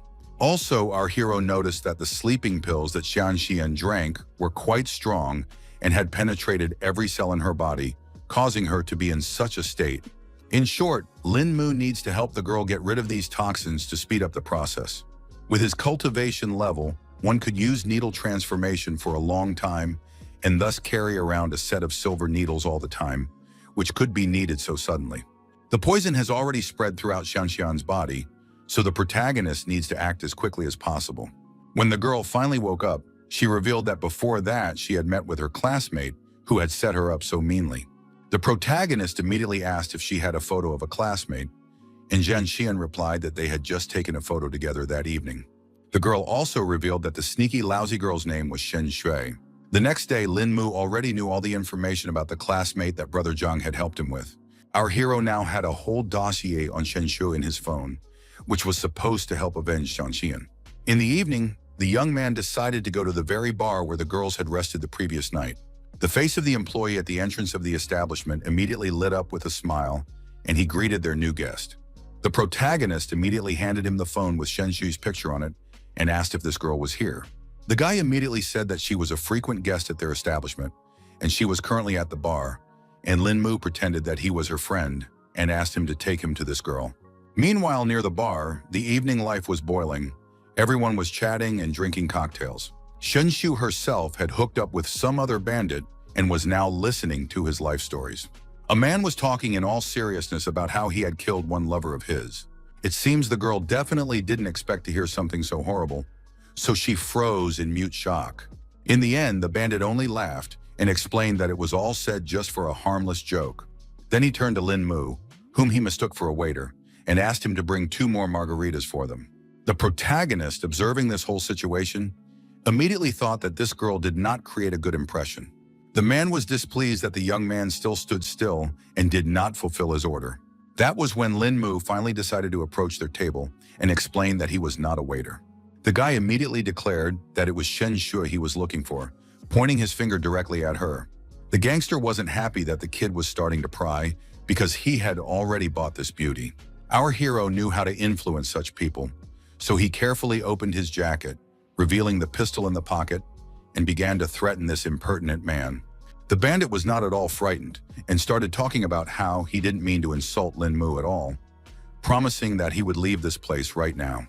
He ran with all his legs toward the exit, pushing everyone in his way so the guy definitely couldn't catch up with him. Shen Shu was also starting to get worried, so she asked what the main character wanted. Lin Mu, after demonstrating that he had all the information on the girl, emphasized that she was definitely in no position to ask questions right now, and promised that he would let her go if he got honest answers. Such an argument quickly worked on Xianxian's classmate, so she agreed to all the conditions. The first thing our hero asked was if they had drinks with his acquaintance yesterday, and Shen Shui started to tell him that they had studied together years ago, so she called her to meet here. The guy thought that such special treatment of a mere classmate was too suspicious, so he demanded that the girl answer honestly. In the end, Shen Shu admitted that she was forced to deceive Yao Xianxian by threatening serious reprisal. Lin Mu revealed that last night her friend actually could have gotten hurt, but the girl was only doing it to save herself. The protagonist asked not to push pity because it was obvious that she was the one to blame for everything, but at the same time he was going to give a chance for redemption. After this conversation, they went to the Jinting Grand Hotel, where the girl immediately called Brother Kun, her boss, to complain as if someone here was making her uncomfortable and unwilling to pay. She continued to pretend that she had gone to the restroom to discreetly call her acquaintance and asked what she should do. The boss decided to come over on his own to handle the whole situation, so Shen Shui quickly gave her address. Thus, she fulfilled the very request of the protagonist, who all this time sat next to her and quietly sipped his cocktail. In fact, Lin Mu was in no hurry to let her go so quickly because he was well aware that it could all turn out to be a deception. At the same time, Shen Shui was worried about our hero because she realized that Brother Kun was definitely no match for him. 10 minutes later, the boss was already here and pretending to check out the room. Shen Shui was startled when she realized that the bandits were already here, but Lin Mu continued to keep calm and asked her to open the doors for the guests.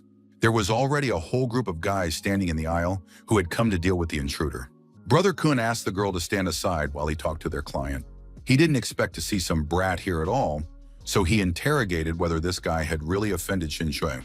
The girl immediately nodded and confirmed that it was as if it was the main character without giving away his plan. The ringleader waved a sharp knife in front of Lin Mu's face, and his hoarse voice muttered about paying for everything in this world. The young man understood this truth perfectly well, but thought that no rules were necessary to such people as these. Brother Kun immediately tensed up because he couldn't understand what our hero wanted to say. In the end, Lin Mu directly told him that these scoundrels had a debt to his girlfriend from last night, so they would pay it off today.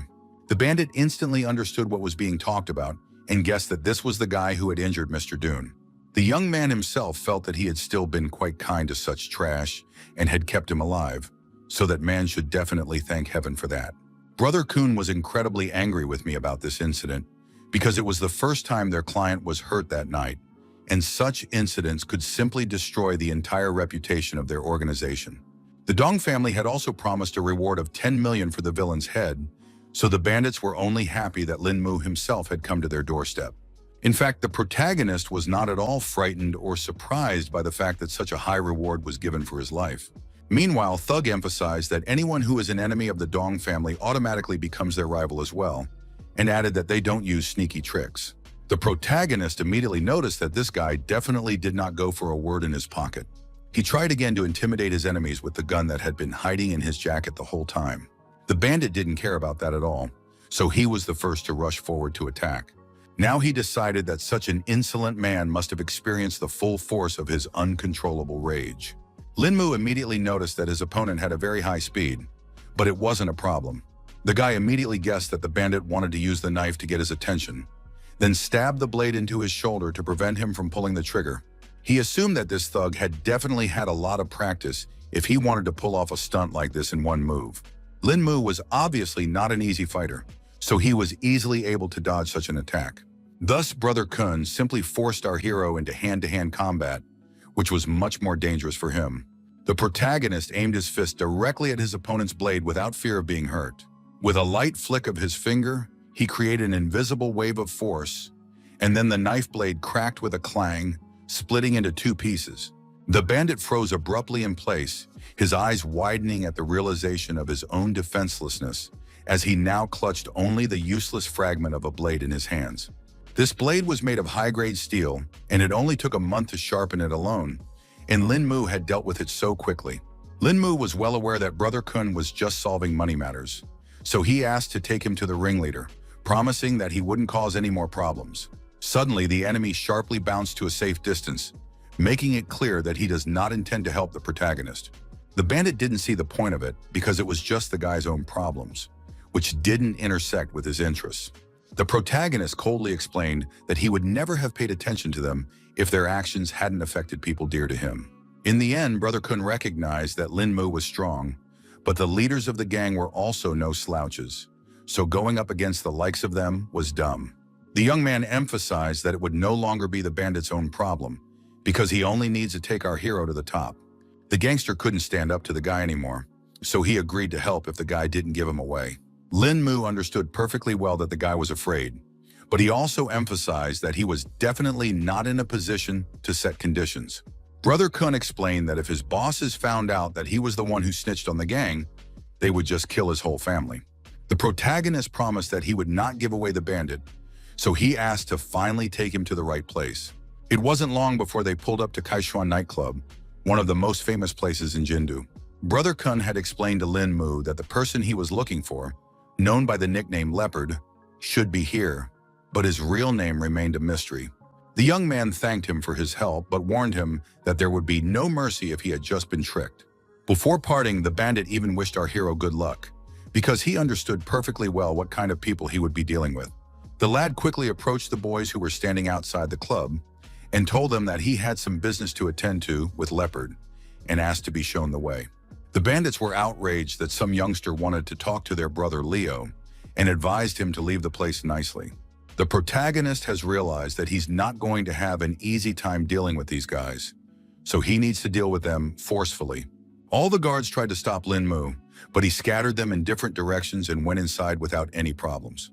In fact, The guy couldn't understand what was wrong with all the people in the club because there was a serious fight going on here, and they weren't even paying attention to it. Lin Mu realized that just his fists wouldn't be enough here, so he decided to act tougher. He decided to make a louder noise and pulled out his gun to finally get some attention. Just then the DJ finally heard some rumbling and stopped the music.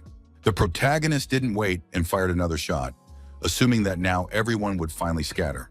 The clubgoers finally realized it was gunshots and stopped dancing.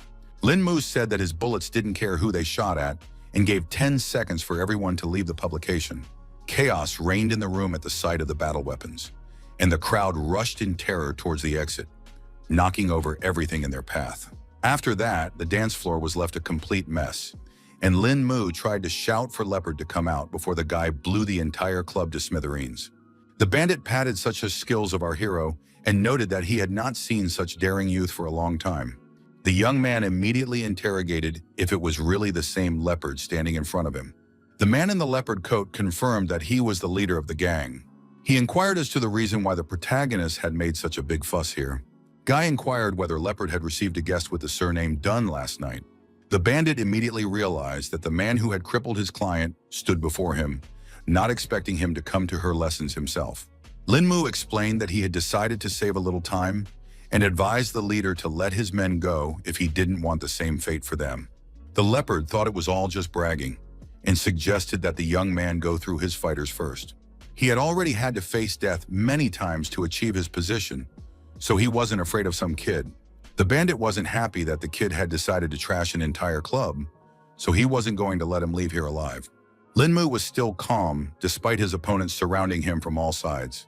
The protagonist quickly glanced around the room, noting at once that this was a very dubious contingent. Lin Mu had already attacked the first opponent and said that it was still unclear who would die today. The first bandit, of course, could not resist such a precise and strong blow, so he flew aside without strength. The bandit became even angrier when they saw what had become of their comrade, so they tried to attack the young man again. The protagonist looked around the entire crowd and asked them to attack together so as not to waste his time. Without losing momentum, he instantly switched to a new opponent, his fist already rushing towards the face of his next victim with frightening precision. The other bandit was kicked right in the chest and also could no longer continue the fight. After dealing with all the gang members, Lin Mu turned to Leopard and emphasized that it looked like he had just collected a bunch of trash. The leader only recognized that the guy had great technique and now understood why he dared to come alone. But he also reminded about the saying that says that one is not a warrior in the field and promised that today our hero will definitely learn it. Also, new warriors had already come to their aid and suddenly jumped down from the balcony. Lin Mu immediately sensed that these were more serious opponents because their speed was surprising. Other than that, they had a stacked job because the whole group decided to attack from below and above at the same time. The protagonist saw that their movement was free and their understanding was at the highest level, so they acted without any words. In any case, Lin Mu was confident in his strength, so it still wasn't enough to win. He, having slipped through all his opponents, decided to attack the first one he could get his hands on. The fighters stopped abruptly because they couldn't understand what technique the protagonist decided to use. In the end, with one strike, Lin Mu attacked 3 enemies at once, but those enemies managed to put up a block. As a result, they flew off to the side and were now asking Brother Leo to come down because they were beginning to feel that they could not handle such a strong opponent. The boss definitely didn't expect things to turn out this way because he was afraid that more of the guy himself would get hurt from such a fight. The bandits were still trying to change their leader's mind because they hadn't seen such an experienced fighter yet. Then the man called out his other armed fighters and laughed at how weak the youth were. Everyone pointed their pistols at our hero, and Leopard praised him for not being a fool and bringing a gun. But at the same time, the leader wasn't sure if Lin Mu would be able to give a rebuff to such firepower, so he advised him to kneel down and beg for mercy. Suddenly, the man noticed that while he was talking, the agile guy had already disappeared somewhere. Turns out the main character was already behind him and explained that there is a simple truth that says that speed rules all the martial arts of the world. The gang leader couldn't understand at all how such a thing was even possible and couldn't believe that there were people who could dodge bullets. He ordered his subordinates to fight to the end, and yes, still stood bravely and promised to protect Brother Leo at all costs. Lin Mu was displeased that some rascals thought that if they mastered a bit of kung fu, they could create mayhem everywhere. The guy decided it was time to use his sword, because he couldn't just bitch about insulting a martial arts principal. He didn't wait and rush forward because he wanted to teach the bandits a lesson for this attitude. Suddenly, all the fighters felt a strange tingling sensation in their limbs. Their muscles numbed as if paralyzed, leaving only the ability to watch helplessly. Everyone started screaming fearfully because they realized that they had already lost this fight. One by one, the fighters began to fall like underlings, their bodies hitting the ground hard and trying to warn the boss to run away from this place sooner rather than later. Linmu informed Leopard that he had already wiped out the rest of his subordinates, so everything else he already had to blame on himself. In the end, the bandit asked the young man to take his time like this, because he would definitely not dare to cross the path of the organization behind him. Our hero was, of course, interested in this information, so he asked the man to elaborate on what kind of power was behind his back. The leopard explained that the Yan family was behind him, and anyone in Jingdu who dared to insult any of them would turn into a walking corpse. Linmu was shocked when he heard who was actually behind the whole incident. The man realized that the kid was also familiar with the ruthlessness of this family, so he asked him to just let him go and forget about everything that had happened today. The protagonist explained that he originally wanted to keep the bandit alive, but since Yan was supporting him, this death would serve as a warning to them. The leopard started to stagger back in horror because he realized that the young man was not joking at all. Linmu announced in a firm voice that he would send this rascal to his final destination at this very moment, and his words sounded like an inevitable sentence. The man screamed and tried to prevent the inevitable, but the deadly blow could not be stopped. The protagonist did attack the bandit, but he didn't end up spilling a drop of blood. The leopard fell on his knees and started begging for mercy because he didn't want to die at all. Suddenly, he looked at his hands and realized he wasn't bleeding at all. Qiu Hong had actually struck the man's internal organs, but since the nerves were hardly hit, he wouldn't be able to feel all the pain at once. The bandit himself was confused because he was also sure that the blows had hit him, but in the end, he didn't feel any pain. Our hero advised him not to be too quick to rejoice and warned him that Leopard had only 3 days to ask for help from his Jains. The guy asked to say hello to this family and let them know that Linmu always pay their bills. They just need to wait a little longer.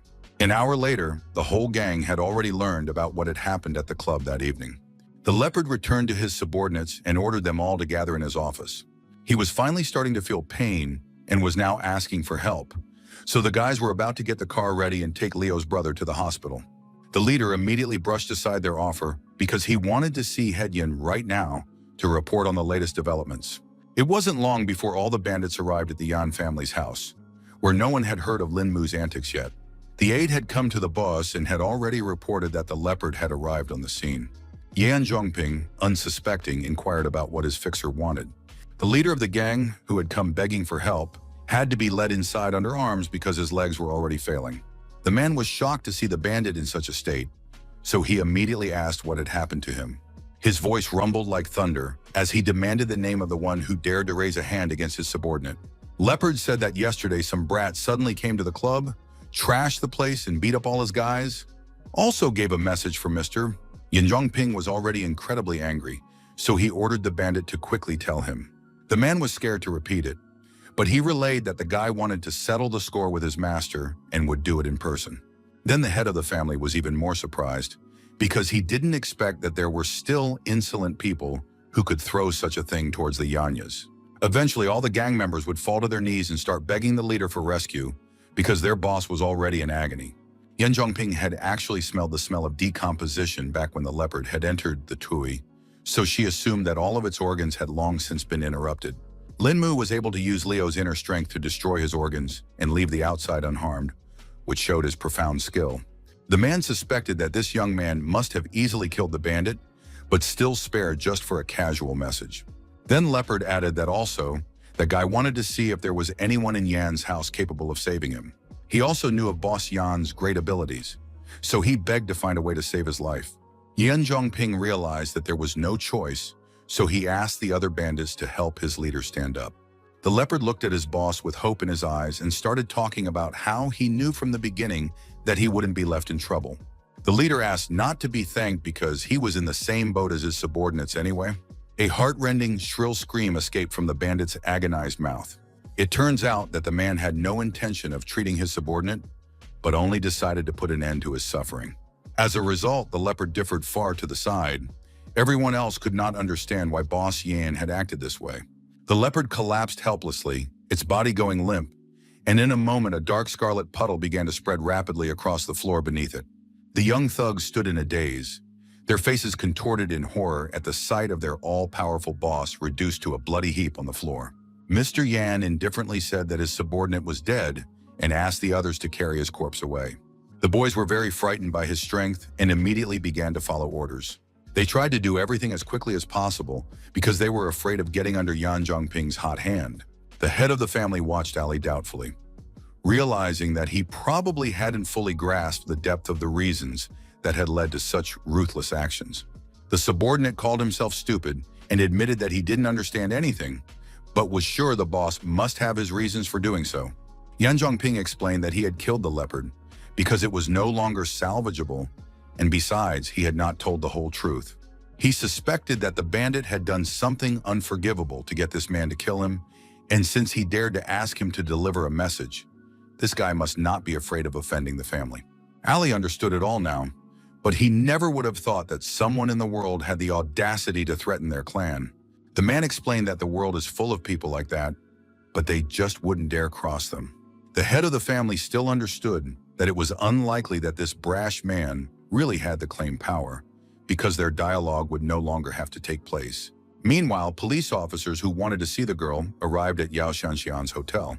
The girl asked the employee why these people would be looking for her, but he also didn't know anything. Assistant Hong immediately appeared beside her and said that she would go along with her to monitor the situation.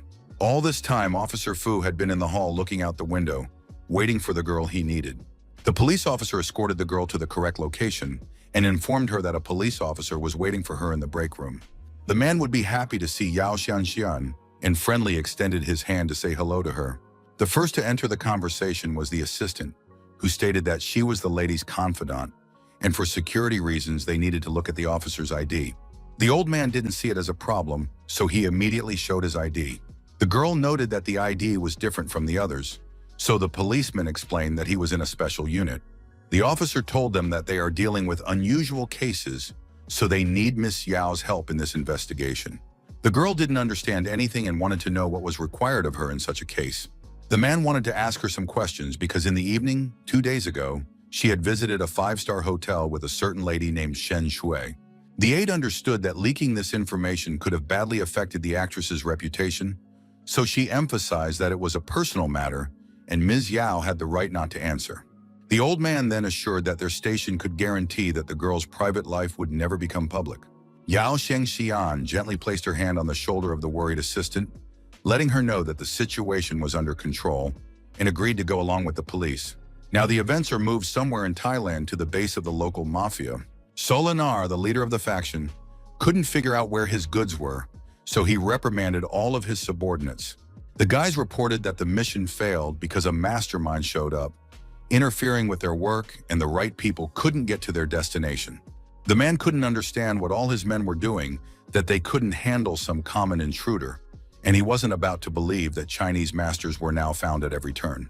Turns out this shipment was worth over $1 billion, and if the subordinate can't get it back, it's all over. This was the common cargo of the 13 factions of the Golden Triangle, which was why this assignment was so important. The boss pulled a gun on one of the guys, who still realized it was his fault and agreed that he deserved to die. The man then lowered his weapon and emphasized that he didn't care at all about other people's lives, so he ordered him to find the goods, or else everyone present would be dead. The subordinates said they had already received confirmation of the information that Yuda and his group had moved with the goods to Jindu. The boss understood that this was terrible news because the neighborhood was too dangerous. He knew that Jindu was in the sphere of influence of Chinese factions, so they would never return the party themselves. The boss then immediately ordered his assistant to contact the vultures because only they would be able to return the goods. In parallel to these events, Yao Xinxian had already told the officer that she was already unconscious at the time of the kidnapping, so she did not see the perpetrators. At this point, the protagonist has just returned, finally dealing with all the problems.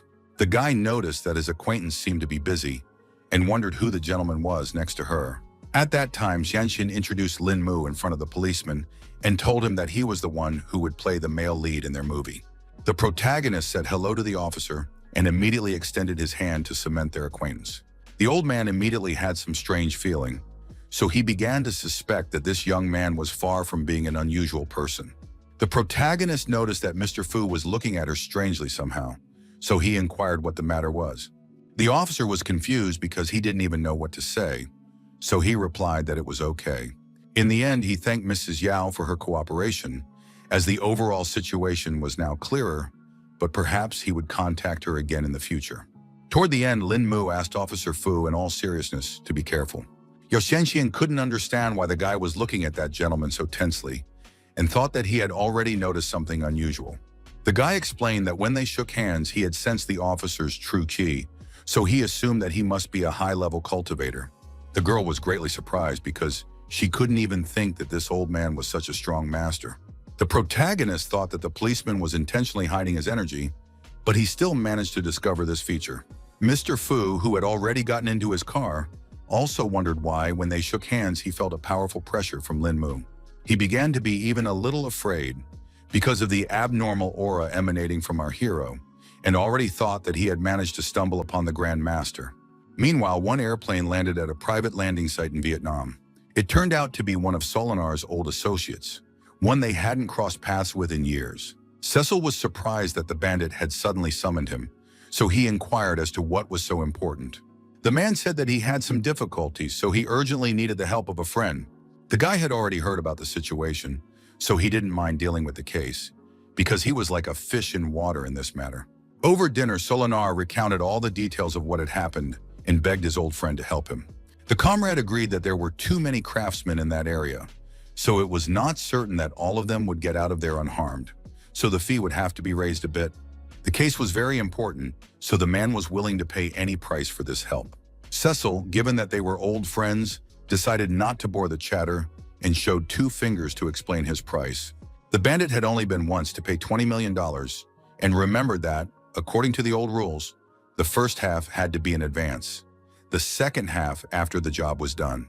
Both parties were happy to have this cooperation, so they drank to the success of their mission. Events returned to the Triumph Bar, where the protagonist's recent fight with Leopard took place. Two-Fei pulled into the parking lot next door and wanted to take care of some issues. The man approached the people at the entrance and asked where he could find the local leader. One of the bandits replied that their boss was now impossible to find because he had recently died, and asked irritably to get behind him. Without further ado, Two-Fei abruptly grabbed the guy by the scruff of his neck, his powerful fingers digging into his neck like a steel vise. He pretended he hadn't heard anything and asked what the self-righteous wretch had said. The bandit repeated again that Leopard had long been dead, so Master Chin was now running things here. The man loosened his grip a little because he realized that the leader of the gang was indeed gone. The next day, filming operations moved to Jindu International Airport. The main character masterfully got into character because of his embrace was so natural and warm. The next moment, the director's voice rang out, announcing that the shot had been taken.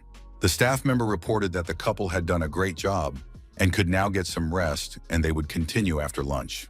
Lin Mu stepped aside and his attention was caught by some strange crowd of people on the airport grounds. Even though everyone looked like normal passengers, the guy still suspected there was something wrong with them. Meanwhile, a co-worker came up to him and suggested we go out for lunch because she wasn't ready to put up with airport cooking, but our hero paid no attention.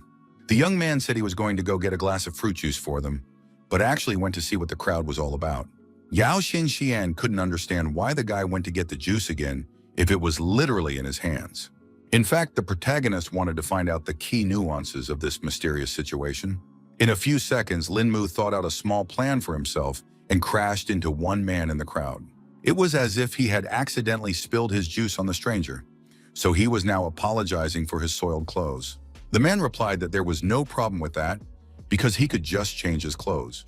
The protagonist once again asked if it really didn't bother him because he was ready to take the jacket to the wash.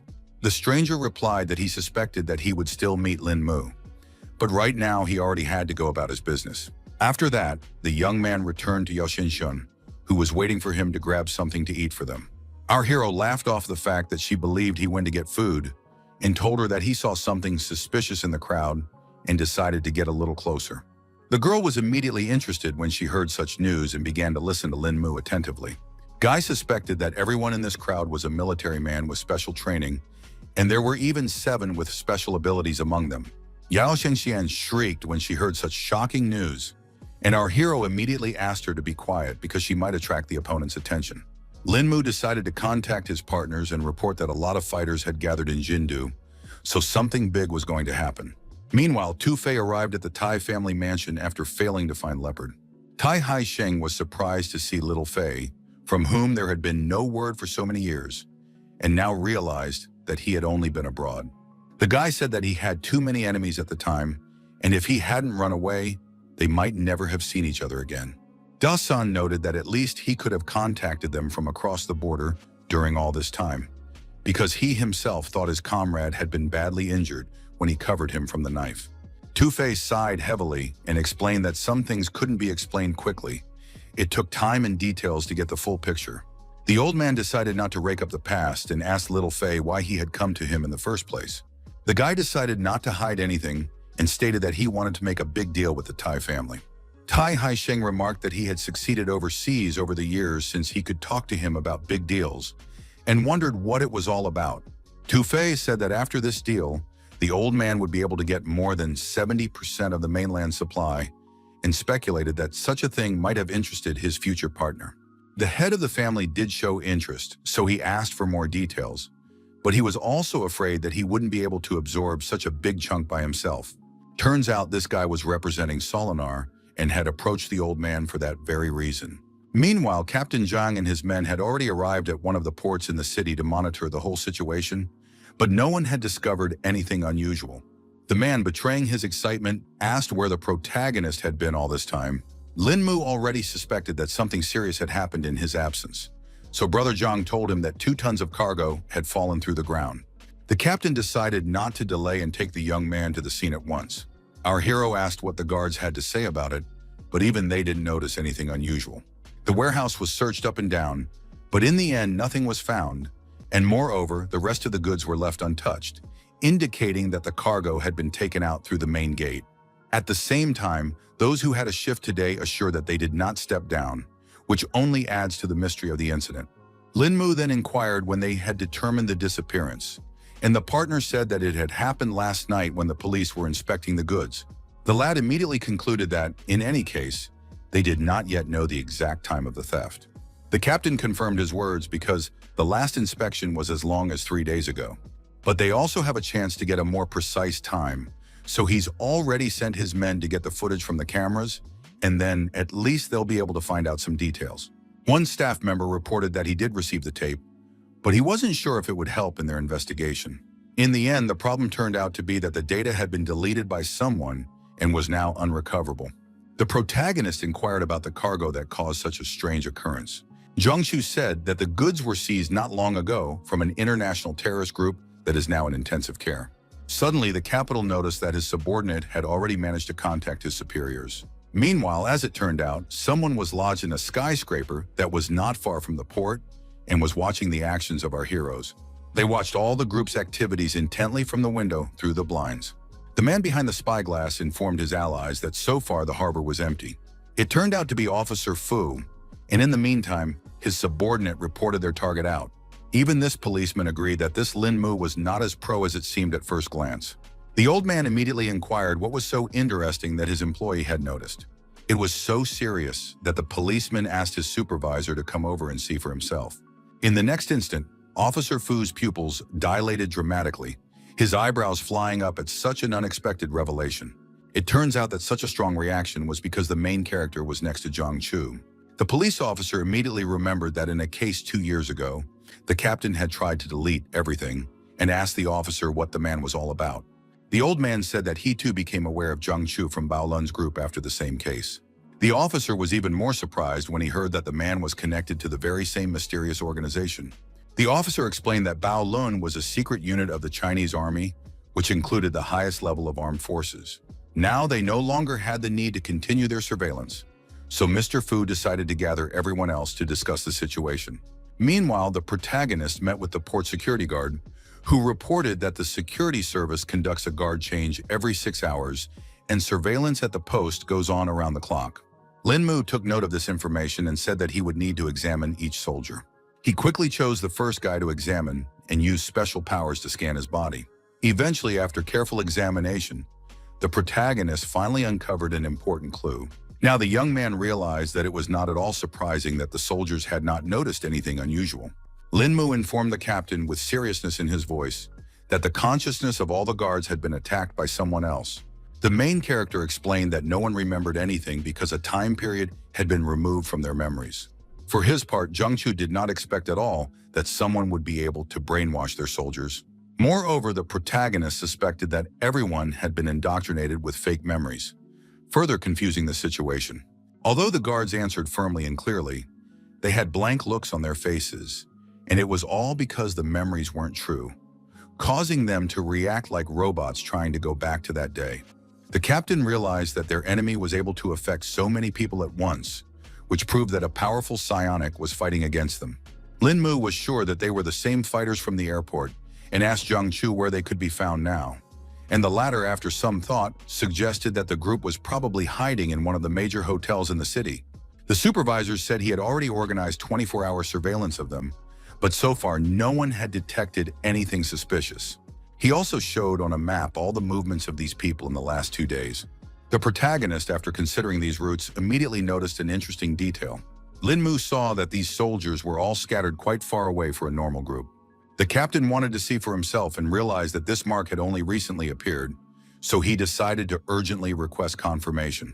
He quickly called his staff and asked what was going on at the site of the last marker. A fighter from the recon squad reported that all these people had suddenly disappeared from sight, and the protagonist was afraid that someone might have alerted them to the surveillance. Nothing was clear to the captain yet, and he decided to wait until the squad was on the trail of this group. Lin Mu was surprised and couldn't believe that these fighters had discovered that they were being followed and erased one of the scouts' memories. Zhang Chu thought it was quite possible, and then the tactical advantage would definitely not be their team's, and our hero asked if there was anything noteworthy on the enemy's route. Eventually, the commander did notice that something strange was happening in that direction. He realized that the rivals were getting closer and closer to a maximum security prison. It was now obvious to all that the goal of the enemies was to free the prisoners. Then the captain immediately recalled the very hijacking of the airplane flying to Jindu that Lin Mu had inadvertently revealed. Our hero began to guess that those terrorists were in the same group as these very robbers. Zhangju explained that the lost cargo belonged to the group of villains who had hijacked the plane, and it seemed that this time they had sent someone influential to retrieve the goods. The guy asked Brother Zhang to tell his men right now that they should immediately cordon off this building, and they needed to move out to this place right away. The events are transferred to a special regime prison, where a serious incident is about to take place. The unsuspecting guards were discussing that Area A and B were pretty quiet today. Eventually, one of them noticed that something strange was happening nearby. It turns out that one of the prisoners came out of his cell, so the guards immediately called out to him and ordered him to stop. The perpetrator laughed strangely somehow, because he seemed to be up to something. The guards again addressed him by number and ordered him to stop. Otherwise, they were going to use force, but he walked on, ignoring the threats. The prisoner asked confidently if they really wanted to use force against him. It turns out that all along he had been hiding 2 guns, which he now pointed at prison staff. Now the criminal wanted to see who would kill who first at this rate. The officers certainly didn't expect this turn of events, so they only had time to ask where he got the weapon from. While our heroes were on their way to the prison, they had already been informed of what was happening outside its walls. The captain informed Lin Mu that something had happened there. The prisoners had revolted, so the situation was bad. The guy realized that the circumstances were only getting more complicated, so he hoped they at least had time to get there. A few of the guards had already been interrupted, so the rest were about to call headquarters. Other officers reported that 2 of their co-workers had been shot in Area A and requested backup to prevent escape and infiltration. That's when they were approached by the very criminal who was standing right behind the guards' backs. He looked at them with an intimidating smile, and there wasn't an ounce of fear in his eyes. Eventually, the prisoner didn't wait any longer and fired a few more shots. The security personnel did not have time to react to such a sudden attack, so they repeated the fate of their colleagues. The criminal breathed a sigh of relief because now he had finally discovered his way out. It had been so many years since he had touched guns, and yet he was still able to deal with so many opponents. It turns out the other prisoners were also armed, so their leader signaled for everyone to come out. They weren't going to come up with some elaborate plan and decided to go straight head on. All the villains were only happy to have this opportunity because it had been a long time since they had entertained themselves in this way. The guards have seen the fugitives armed to the teeth, so such a force is simply impossible to deal with. Meanwhile, under the walls of the prison, special forces have already gathered to stop all this mob of thugs. The commander had already ordered to prepare for the attack when Lin Mu and Zhang Chu finally arrived on the scene. The SWAT chief was overjoyed when he saw that Captain Zhang had come to their aid. He said that the situation was suddenly out of control and all their attacks were unsuccessful. So far, they didn't know where the criminals had gotten such an arsenal from, so the entire group had to be equipped with precision heavy weapons to stop this escape. Even Captain Zhang was shocked at what was happening and couldn't guess how the prisoners could have gotten all those weapons. The main character intervened in their conversation, asking to be given one assault rifle and one bulletproof vest to make way for the others. Officer Liu reported that the fugitives had too much firepower, so he was afraid that a rash assault would be extremely dangerous. Zhang Chu was in agreement with his colleague and asked the guy to wait a bit while they thought of some other way. Lin Mu tried to reassure his comrades and promised that nothing would happen to him, and he would signal them after the breakthrough. The SWAT team did honor our hero's request and also asked him to be careful during this operation. Before he left, the captain asked the lad to never lose contact with them and to always be on the lookout. Over the comms, the partners relayed to the protagonist that there were 2 targets near him for 10 hours. They warned that the fugitives were armed with assault rifles, so Lin Mu should deal with them quickly. The protagonist took this information to heart and prepared for the first encounter with the enemy. The criminals who were on duty heard some rustling behind them and behind their backs, but did not pay much attention to it. The young man masterfully used the element of surprise. His first 2 attacks were so swift that the victims didn't even have time to realize what had happened. Lin Mu decided to immobilize them first and save the fugitives' worthless lives so that someone could assist in the investigation. Our hero now reported that the threat in the outer zone had already been eliminated. The leader of this coup immediately thought the guy would be the new cannon fodder. The criminal slowly raised his weapon, his scope clearly catching Lin Mu's figure, his finger already starting to smoothly squeeze the trigger. The next instant, the deafening rumble of gunfire broke the silence. Now the guy was glad he was wearing body armor, because just now that shot had almost caught him off guard. The criminal looked at the protagonist with mute shock, realizing that all of his shots had somehow missed their target. Lin Mu quickly decided to use the acupuncture point technique, and his opponent immediately let the pistols out of his hands because his hands were paralyzed. The other fugitives at the entrance couldn't understand why Kay wouldn't already order them to get the hell out of here, not realizing he had already fallen. Meanwhile, the protagonist reported to Brother Zhang that he had already reached the right point. At this moment, Lin Mu rushed forward to clear the way for his allies, so he asked them to prepare to attack. The captain took the information from our hero, who had already jumped into the air to suddenly attack the enemy. He promised to engage as soon as the young man signaled them to be ready. The fugitives, who had not suspected anything at all, saw Lin Mu literally flying out at them out of nowhere. The guy started attacking from the moment he landed and punched the first enemy right in the face. From the powerful blow, the prisoner flew helplessly to the side and was no longer a threat. The other criminals thought that this kid was just looking for his death and were about to open fire on him. A smirk immediately appeared on the protagonist's face, and he declared that death awaited only his opponents. Suddenly, they noticed that the young man had vanished somewhere, and now they didn't know where to aim. Lin Mu suddenly jumped out from a completely different place and began mercilessly shooting everyone in his path. The opponents, who were in a different position, had time to react to this attack and were now going to focus their fire on our hero. The guy immediately read what his opponents were going to do and began to run away from the bullets rapidly. No one could understand how the boy had such speed that made them unable to hit him. The protagonist thought that it was his enemies who were too slow and were already in a different location, so an opportunity for him to attack opened up. The young man was acting on his old tactics, so he attacked the hands of his opponents again to paralyze their hands. In a second, all the armed prisoners were already lying on the ground with no way to continue this fight. Lin Mu radioed that the entrance to the prison had been cleared, so the squads could begin their assault. The commander gave the order in a sharp voice, and the soldiers instantly began checking their ammunition, their movements honed to automaticity before the coming battle. He also said that the attack should neutralize all fugitives at first contact. Captain Zhang immediately found our hero to thank him for his help, because it would have been much more difficult without it. The guy also said that he smelled a strange soil odor during the shooting, so he wanted to go back and find out what it was. Zhang Chu immediately suspected that perhaps someone with superpowers had cast a curse and allowed his comrade to go to that place while they dealt with all the other enemies. Our hero started inspecting the area and saw that the cells are made of reinforced concrete, so it is not yet known where the smell of earth is coming from. The young man began to feel that the farther he went, the stronger that scent became. He finally realized that the strange smell must be coming from one of the cells. Lin Mu went inside and realized that other than the strong, earthy smell, there was nothing suspicious here, so he couldn't understand what the problem was at all.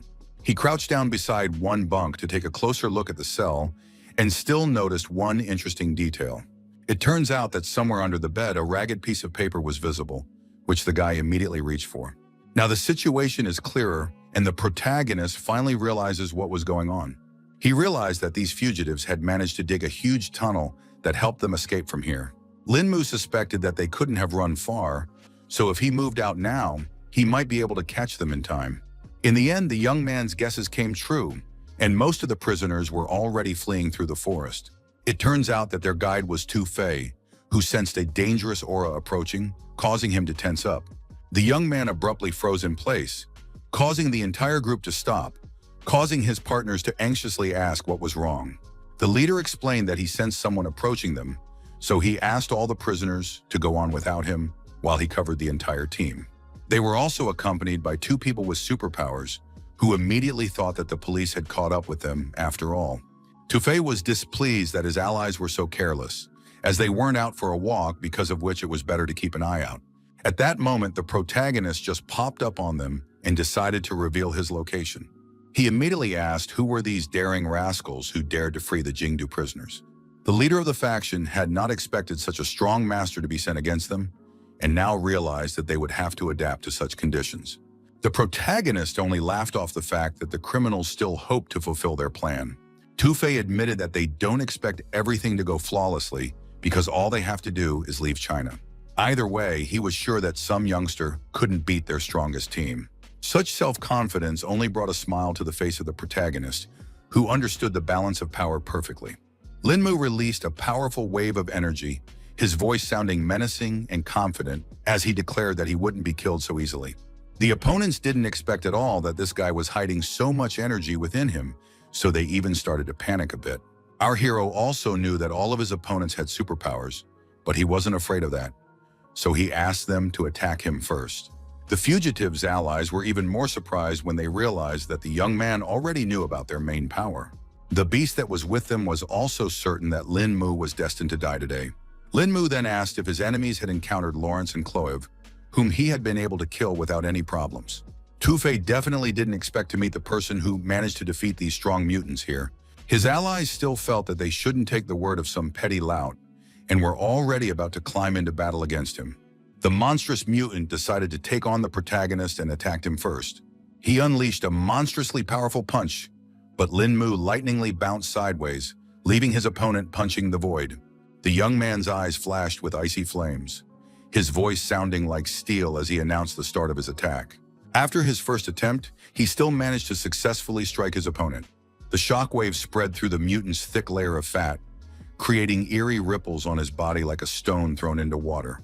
Despite the mutant's massive physique, Lin Mu lifted his huge body into the air with a powerful jerk, displaying incredible strength. In the end, the formidable giant could do nothing against our hero and helplessly resigned himself to his fate. The protagonist was still in suspense because he saw that his enemy survived even after being hit so hard.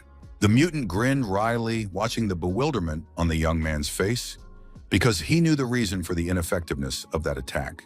In reality, it wasn't like that at all, because Lin Mu believed that his opponent had mastered a skill that allowed him to distill power from the earth and adopt its properties. His opponent confirmed his speculation and emphasized that the guy's punches were useless against the power of the ground. He tried to attack the protagonist, who continued to stand still calmly and confidently. The young man waited for the moment of impact and at the last moment bounced off the mutant's massive fast fist. Lin Mu understood that this enemy had a solid defense, but at the same time, it was impossible to fight deftly with a clumsy body. Suddenly, he saw with his peripheral vision that the other opponents had decided to attack him from the other side. The protagonist abruptly turned around and saw two deadly spheres coming towards him, one of which was burning with hellish flames and the other exuding freezing cold. The guy hadn't counted on such a combined attack, but still managed to dodge in time. The mutants were shocked that Lin Mu was able to bounce back from the deadly strike at the last moment. Meanwhile, our hero was already near his opponents and warned them that their skills were nowhere near their abilities. He quickly grouped up and used the descending dragon palm against the enemies. Only Tufei realized that they wouldn't be able to face such an opponent, so he ordered the entire team to retreat back. The leader of the group decides to take on the protagonist to give them time to escape. Lin Mu felt waves of powerful energy emanating from the guy, emitting a good amount of power. Throwing his fist forward, the mutant suddenly tore forward at the young man, who didn't even have time to raise his hands to defend himself. The main character was first hit pretty hard right in the head, despite his attempts at a block. From such a force, the guy flew a few meters away, but still managed to stay on his feet. Lin Mu was interested in this turn of events because he now felt that his opponent possessed the ancient Wushu Kuidong, which was truly a unique case. Tufei didn't want to waste time on this idle talk, so he quickly moved on to his main objective, concentrating energy in his fist. Our hero responded in kind because he wanted to see Kung Fu with superpowers. Both wars were pretty strong, so they just collided palms down. After such a powerful collision, there was a violent explosion that threw the guys off in different directions. The young man was not afraid at all and only laughed as their fight gained new momentum. Tufei abruptly changed his stance, his body moving forward like a deflated spring, trying to take the initiative. The protagonist noticed that his opponent's body was covered in pure yang, making the confrontation rather difficult. In a second, the opponent literally vanished into thin air, and even Lin Mu himself recognized that he had incredible speed. The guy immediately sensed that the enemy was behind his back, so he managed to react in time. The protagonist sharply threw his palm forward, creating a barrier that the fierce attack of the enemy crashed against with a thud. Lin Mu instantly recognized the familiar maneuver, which meant that Tufei had already started moving to escape. He finally realized that it wasn't camouflage but mind-boggling speed, allowing the enemy to instantly move into blind spots for surprise attacks. Tufei was sure that our hero would experience the full power of Kung Fu with superpowers right now. The young man had already begun to understand his opponent's tactics, so he prepared himself for his attacks.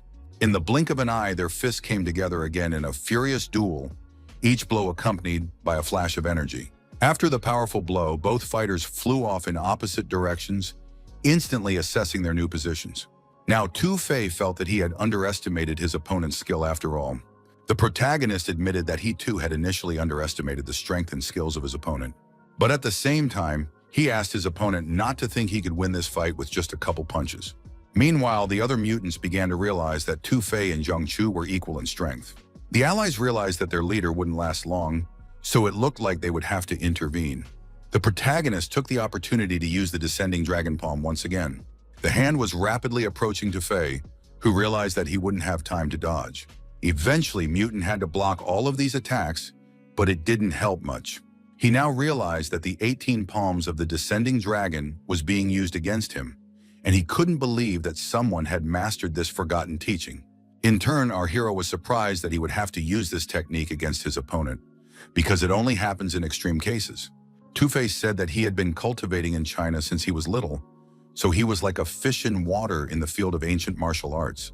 It was for this reason that he was also certain that one ancient technique was not enough to defeat him. For his part, Lin Mu stated that this was just the beginning, and now he was going to show another trick.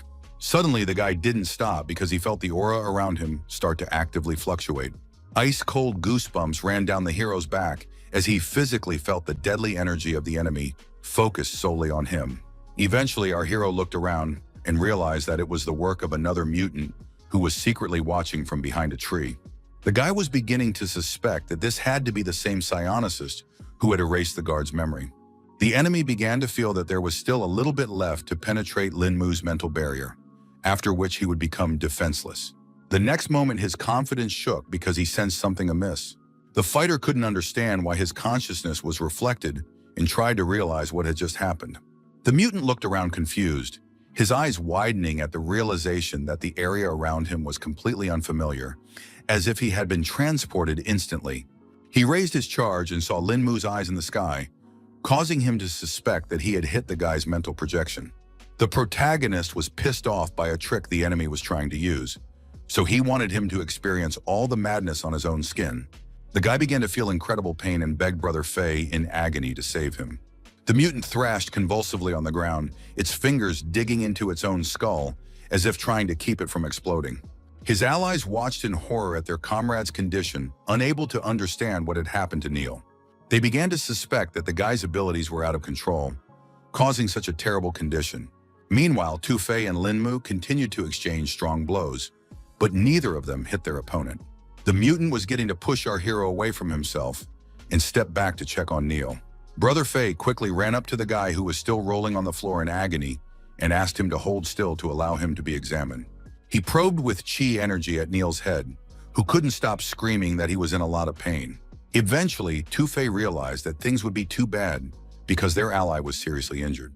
He explained that their comrade had just been subjected to a powerful mental attack, causing his spinal cord to be paralyzed. The mutant guessed that it was the main character's doing and asked him how he was able to pull off this stunt. Guy emphasized that he didn't have time to babysit his enemy and suggested that Neil might have caught up with some heavenly punishment. Tu Fei chose to believe his words because he had seen with his own eyes that Lin Mu didn't have the ability to be distracted by others. In fact, our hero's soul was at a high level even though he had lost his former cultivation, which helped him deal with the psionicist.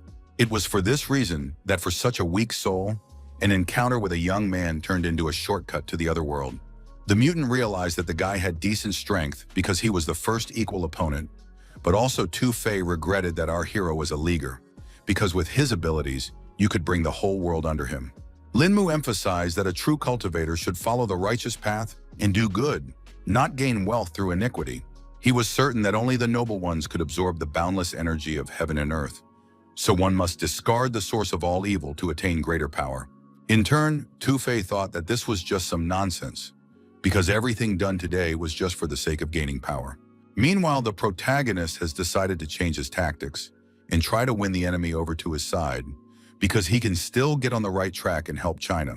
He realized that reaching the same level as himself was not an easy task, but Tu Fei could still save his future.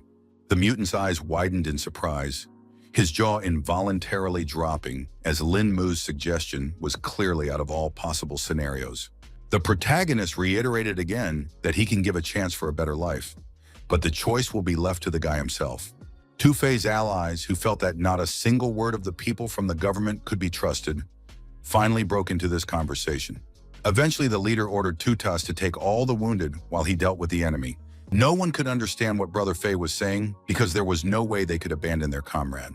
Tu Fei emphasized that they couldn't even realize this person's strength and warned that no one would be able to leave this place alive. Eventually, Tutas realized they would have to leave and hoped the leader would catch up with them after all. Then everyone quickly climbed on the giant to get away from here as quickly as possible. In an instant, the ground beneath the mutant and his companions opened up, completely swallowing them. The protagonist watched closely and realized that his opponents had just simply fallen through the ground. In truth, Tu Fei wanted to give up after such a sermon, but he was afraid that he could no longer turn from his path. The young man accepted his enemy's choice and stated that he would definitely fight him at full strength now. Suddenly, the opponent let out even more energy to show his perfect form. Lin Mu watched as he continued to increase the load on his body with superpowers, not at all afraid that it would cost him dearly. Tu Fei didn't even realize that the young man had such knowledge of superpowers. However, he feared that the protagonist had no idea how much power the mutant could hold within him. After that, the subscriber immediately attacked Lin Mu, who did not expect to see such a deadly speed at all. At the last moment, the young man still managed to put up a block, but Tu Fei's fist was already too close. Thus, the mutant was able to throw our hero back a few meters without any problems. During his rather long flight, Lin Mu had used the Nine Suns block to protect his body from serious wounds. The guy still managed to successfully bounce off and regroup, to now consider that the enemy's strength had indeed increased by several dozen times. It would take at least 5 times the force to create such a shockwave, which now looked rather amazing.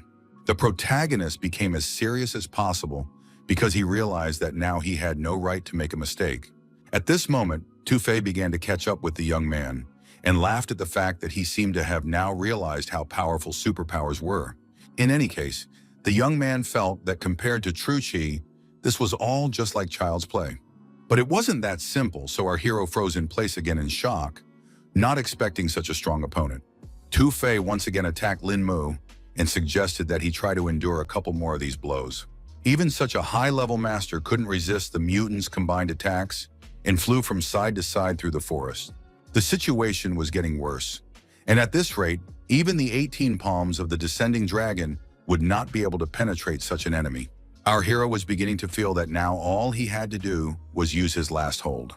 Tu Fei felt that his strength was already enough to knock Lin Mu down and reminded him that he couldn't be defeated by some kung fu technique alone. The young man agreed that now that his enemy had revealed his full power, he had nothing more to hide. In that case, our hero wanted to see a worthy enemy, so he asked Tu Fei not to disappoint him. A second later, she attacked first, so her opponent didn't have time to react to it. The mutant froze in bewilderment, his brain frantically trying to realize what unfathomable technique the enemy had just used. He recoiled in horror from Lin Mu's unknown strength and cried out slightly in pain. Tu Fei had already grabbed his arm, which was badly injured from the young man's punch. The guy finally realized that our hero had just used the bone-style Mianzhong against him. Lin Mu decided not to hide his attack and explained that this particular technique could weaken his opponent quite well.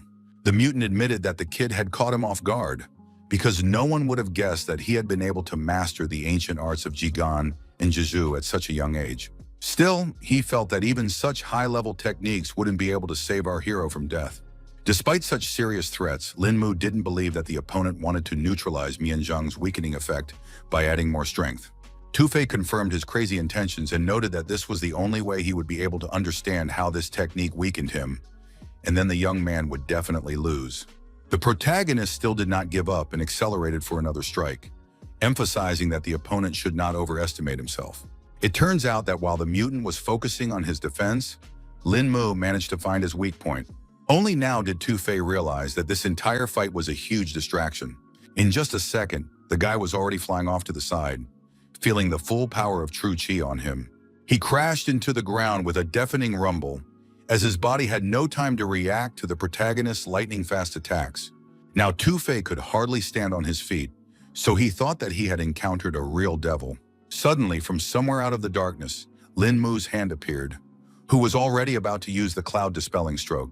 It was still hard for the opponent to realize what was being done by the protagonist, who was definitely not going to stop.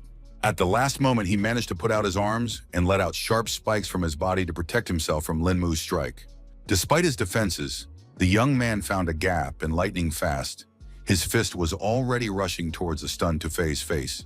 The mutant didn't expect at all that such a simple technique could release such a large amount of true chi.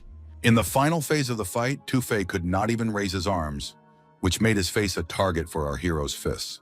The guy only managed to fly off in different directions and could not attack his opponent. He realized that Lin Mu was using two completely opposite true chi and couldn't guess how such a thing was possible.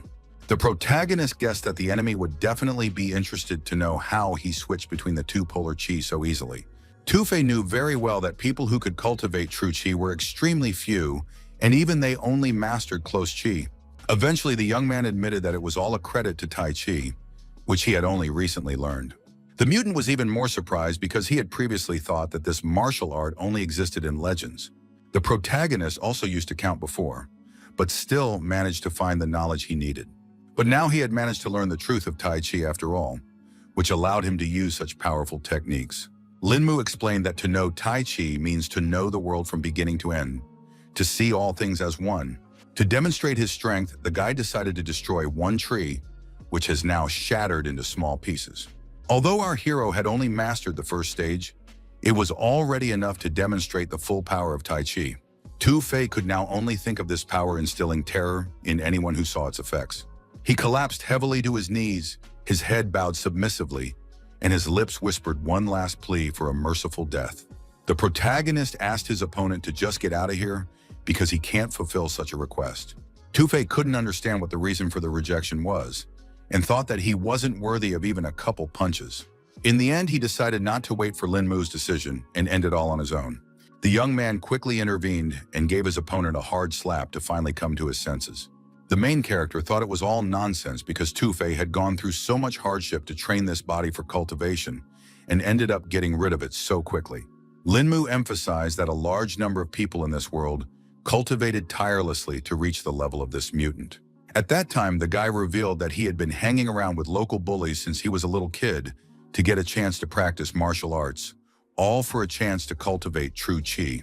But after that, those superpowers appeared, causing him to go off the path of cultivation. There was nothing in common between the ability to cultivate and the gradual development of true chi, so Tu-Fei was afraid that it was already too late for him to do the right thing. Our hero reported that he was deeply mistaken because it doesn't matter when the heart is on the right path. It was only now that Tu-Fei realized that he actually had a chance at a normal life. Linmu decided to end this conversation because the police would soon arrive on the scene and let the mutant go if he didn't want to be caught. In the end, the lad thanked the master for all these instructions, and before parting, they exchanged their names. After that, the protagonist went to the police station, where everyone thanked him for the successful completion of the operation. The young man felt that he didn't need so many thanks for him, and informed him that there was someone he wanted Zhang Chu to meet. There was a bound mutant lying on the bunk, but the captain had no idea what Linmu was up to. Our hero explained that it was the psionic Neil who was behind all of their organization's troubles. The man asked what had happened to the guy, and Linmu told him that the guy had tried to get into his head during the battle, but had failed for some unknown reason. The young man assumed that Neil couldn't handle his power and ruined his nervous system, so he became an ordinary vegetable. He also added that there were 4 other fighters with abilities with this mutant, and one of them let them hide underground, but still they couldn't get their psionic. Zhang Chu realized that this gang posed a great danger since they were able to escape right out of the hands of the protagonist. The guy also hadn't forgotten that one of the fighters appeared to be almost equal in strength to him. The captain was surprised when he heard that Lin Mu had met a worthy opponent, and immediately asked what ability the enemy had used. The protagonist revealed that he used an unconventional method and combined superpowers to advance in ancient martial arts. Zhang Shu was shocked after such news because it was the first time he had heard of such an approach, and he couldn't understand how such a thing was possible because the body should reject such a power. Lin Mu was also clueless, but he knew for sure that his opponent was perfectly fine. They decided to end the subject for now because the captain remembered that after the incident with the hijacking of the airplane, the head of Van wanted to meet with the guy. The young man was surprised because he hadn't heard the name yet, so he wanted to find out a little more information. The man explained that the gentleman wanted to reward our hero for freeing the hostages and thank him for saving his daughter. Lin Mu had learned back on the plane that things weren't going well with Mr. Wen with her daughter, so he was surprised at such a reason for the meeting. Zhangju only laughed and explained that our hero had a completely wrong idea about the chapter, so he would personally understand everything after the meeting. The protagonist resigned himself to the fact that he would need to fulfill this request, and the man informed him that he needed to pack his belongings as early as possible and head to the right place as early as tomorrow. Events then continue at the Qin family's country estate, where Tu-Fei has returned after his defeat. The head of the family at once inquired of the lad how his last case had gone. The guy said that thanks to mutual aid, he was able to avoid a lot of difficulties, so the goods and people of Solinar have already been delivered. The old man was happy about the news because the deal was a big one after all, and offered to talk it over in private. In addition to that, Tu-Fei said that he would have another small request. He handed him some piece of paper and asked the old man to look at this. It turned out to be a photo of the main character, so Mr. Qin inquired as to what kind of business he had with this young man. The guy said that this man's name was Lin Mu, and they had encountered him in a fight on this case when Tu-Fei had almost gone to the other world. The head of the family didn't expect the Chinese government to have such masters, because on the surface, Lin Mu was just a 20-year-old brat. Tu-Fei continued to say that this young man had overpowered him, but then allowed him to leave, so he suspected that this was not just an employee, because of which it was better to find information on such a person. Mr. Qin felt that no matter which way one looked at it, this young man was still helping the government, and looking for information on him would be difficult. In any case, the guy was trying to change Qin's father's mind because consider that he would be doing it for his own business. The next day, the protagonist went to Guangdong with his girlfriend and were now trying to find a cab for themselves. It only took them a few minutes to find a car, and the guy immediately asked the driver to take them to Yilin residence. Yosheng Xian wanted to know who this Principal Wen was, but the problem was that even the guy himself wasn't sure of this information. The young man immediately recalled the moment when the man's daughter had spoken to the bandit and complained about her father. But at the same time, Lin Mu remembered Brother Zhang's words, saying that our hero had a mistaken opinion about this gentleman. Eventually, they reached the residence rather quickly, which looked simply gorgeous. The protagonist immediately warned the girl that she was sure to stick close by, despite what other people would say. They were met at the entrance by a female employee who immediately guessed that these young people were waiting for the head of Wen and asked them to follow her to this meeting. She invited the dear guest to taste tea and relax in the waiting room after the road. The girl also announced that Director Wen would be arriving at their place any minute. Lin Mu, studying the area around him, sensed that two people were approaching the room, which meant that the man had come with someone else. The gentleman finally went inside and immediately apologized for his tardiness. The protagonist immediately guessed that the man in the suit who was walking in front was the very same Dire Wen. But at the same time, he couldn't figure out who was accompanying him and assumed it was a bodyguard. In addition, Lin Mu noted that this fighter had a light, almost soundless footstep, which meant that he was an unusual person. The man held out his hand to say hello to the young brave, explaining that he had been greatly delayed in his previous meeting, causing him to keep his guests waiting. Our hero didn't see this as a problem because they themselves had just arrived at the residence and didn't have a particularly long wait. In addition, the guy decided to introduce his partner, Yao Shanxian, expecting Director Wen to do the same. The girl also shook his hand and winded that she was glad to make this acquaintance. It turned out that the man was familiar with the work of the actress and singer, so immediately recognized her. Mr. Wen explained that Rongjun just loves her music and hasn't missed a concert yet. Yao Shengxian was very pleased to hear such words, and because of this, she was truly flattered. In the end, the principal finally cut to the chase and explained that there was a bodyguard named Yang Guangqing standing to his right. The protagonist then immediately extended his hand to cement his acquaintance with this fighter and introduced himself in return. Now Lin Mu made sure that he had met another master. In turn, the bodyguard could not understand how the young man was able to achieve such a high level of strength. As they shook hands, Yang Guangqing felt an incredible surge of true qi, causing his own energy to collide with it in a ferocious confrontation. Our hero also recognized that this guy was quite interesting because, contrary to expectations, he was able to skillfully suppress two true qi. The bodyguard couldn't stop thinking about the fact that Lin Mu had demonstrated tremendous control with his handshake alone, and such masters could be counted on one's fingers. In the end, he decided to say out loud that Mr. Lin was so young and had already reached such a level, and expressed his admiration for the young talent. The next moment, a crying girl ran into the hall and immediately threw herself into her father's arms because she and her mother had already missed him a lot. The main character, who was watching all this from the outside, could not understand what was going on because after the incident on the airplane, he had a completely different idea of their relationship. From the guy's reaction, Mr. Wen realized that the young man really thought he was an insensitive person who could abandon Rong and her mother. Now the girl has admitted that she purposely made a scene in front of. The director lived in constant danger as his activities made him many enemies, which led to tragedy a few years ago when unknown assailants kidnapped his wife and daughter, after which his wife became paralyzed. After that day, the man announced that he had severed his relationship with his family and tampered with the data in the system about his loved ones to keep her out of harm's way. Now everything fell into place and the protagonist realized that Director Wen only wanted to protect his loved ones, but also wanted to ask what caused Mrs. Wen's paralysis. It was hard for the policeman to talk about it, but he revealed that the kidnappers had brutally tortured his wife, causing severe spinal nerve damage. The boy continued to question and inquired how long Mrs. Wen had been in this condition. Yang Guangqing immediately guessed that the guy was asking about it, because he knows that long-term paralysis causes the muscles to gradually atrophy, which can lead to a stage where there is no hope of treatment anymore. The protagonist has confirmed that this is exactly what he meant, so he requires to find out if the woman has a chance of recovery.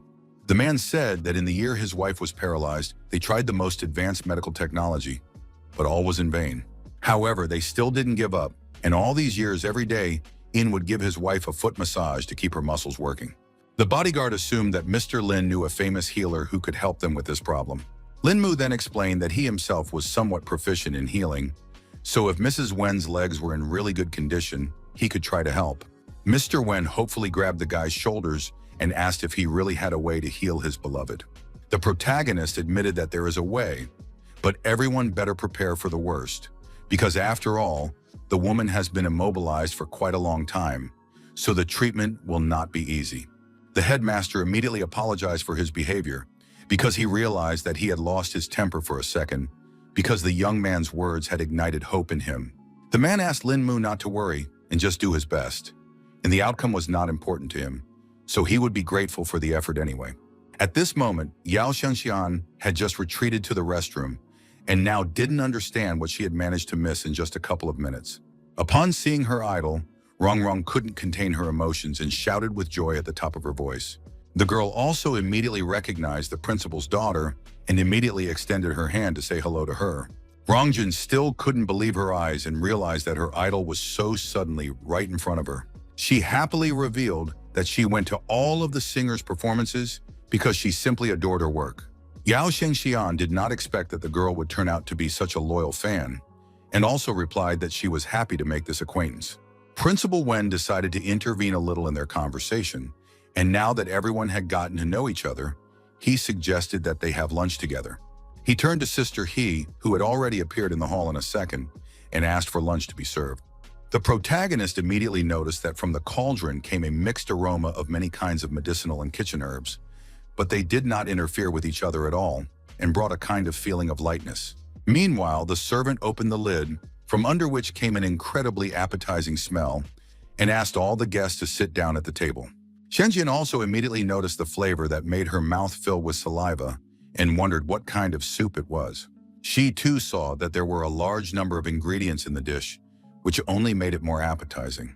Mr. Wen said that it was the pride of Yilin Residency, a tonic soup made of 10 herbs, and suggested that Lin Mu be the first to taste it. The protagonist considered this opportunity an honor and picked up the first bowl of soup. The boy's eyes widened in surprise as the first sip of the delicious broth unfolded on his tongue. He pointed out that there was a perfect combination of herbs and spices in this dish, and drinking this soup regularly would definitely help one meet old age and health. The man immediately noticed that Lin Mu was well informed and regretted that there were almost no people left in China who could make this dish. The guy also realized that to make one kitten of such a soup, it was not enough just to be a good cook, because it required a deep understanding of the properties of medicinal herbs.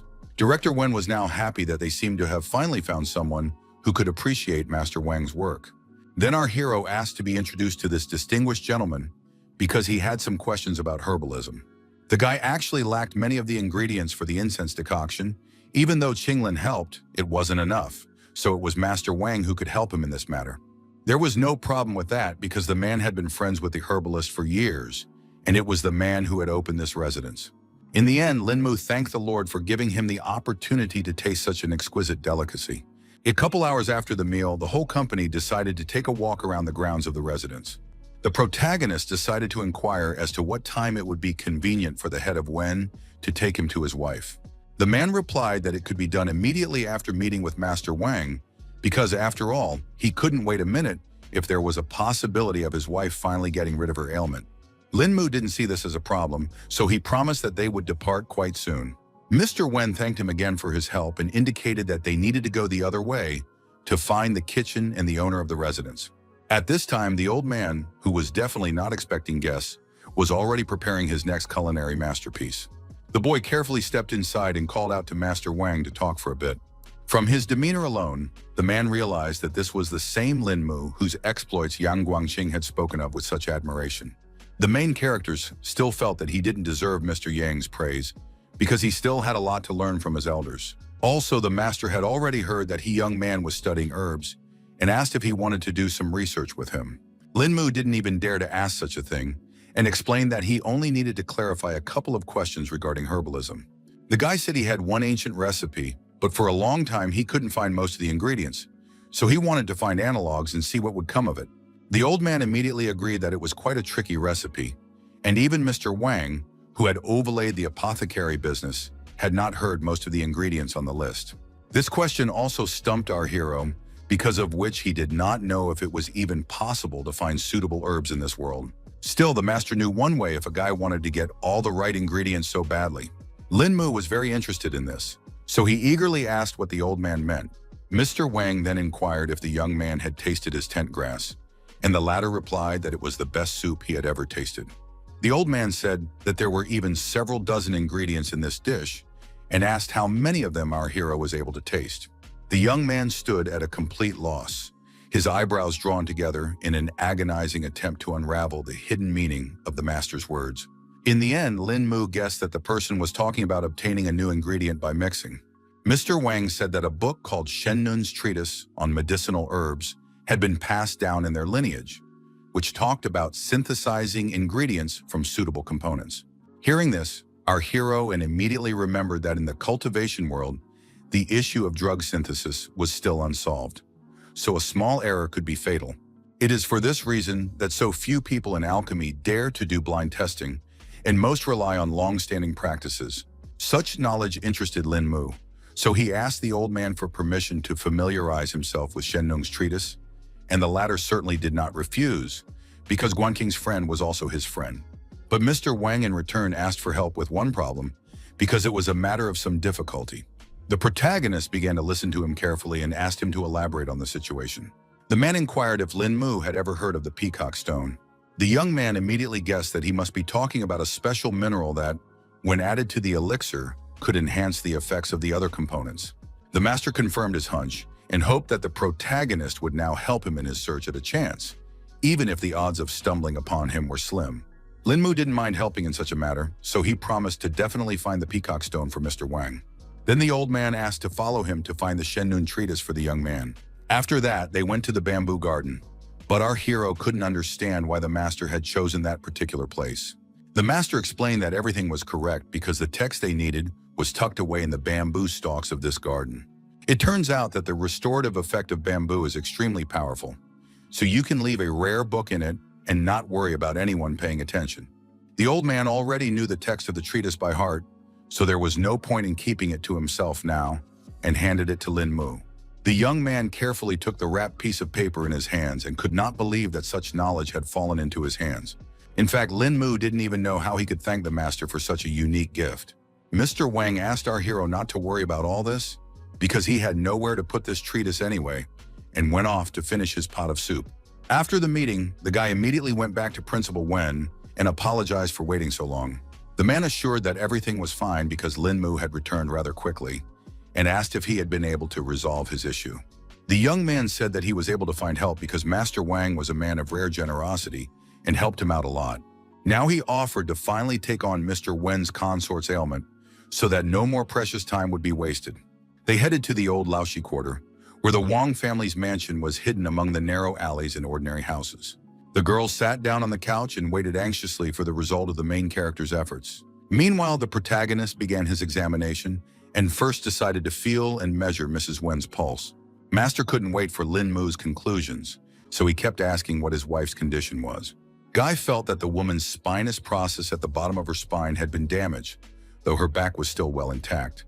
But the nerves inside had not recovered from that time.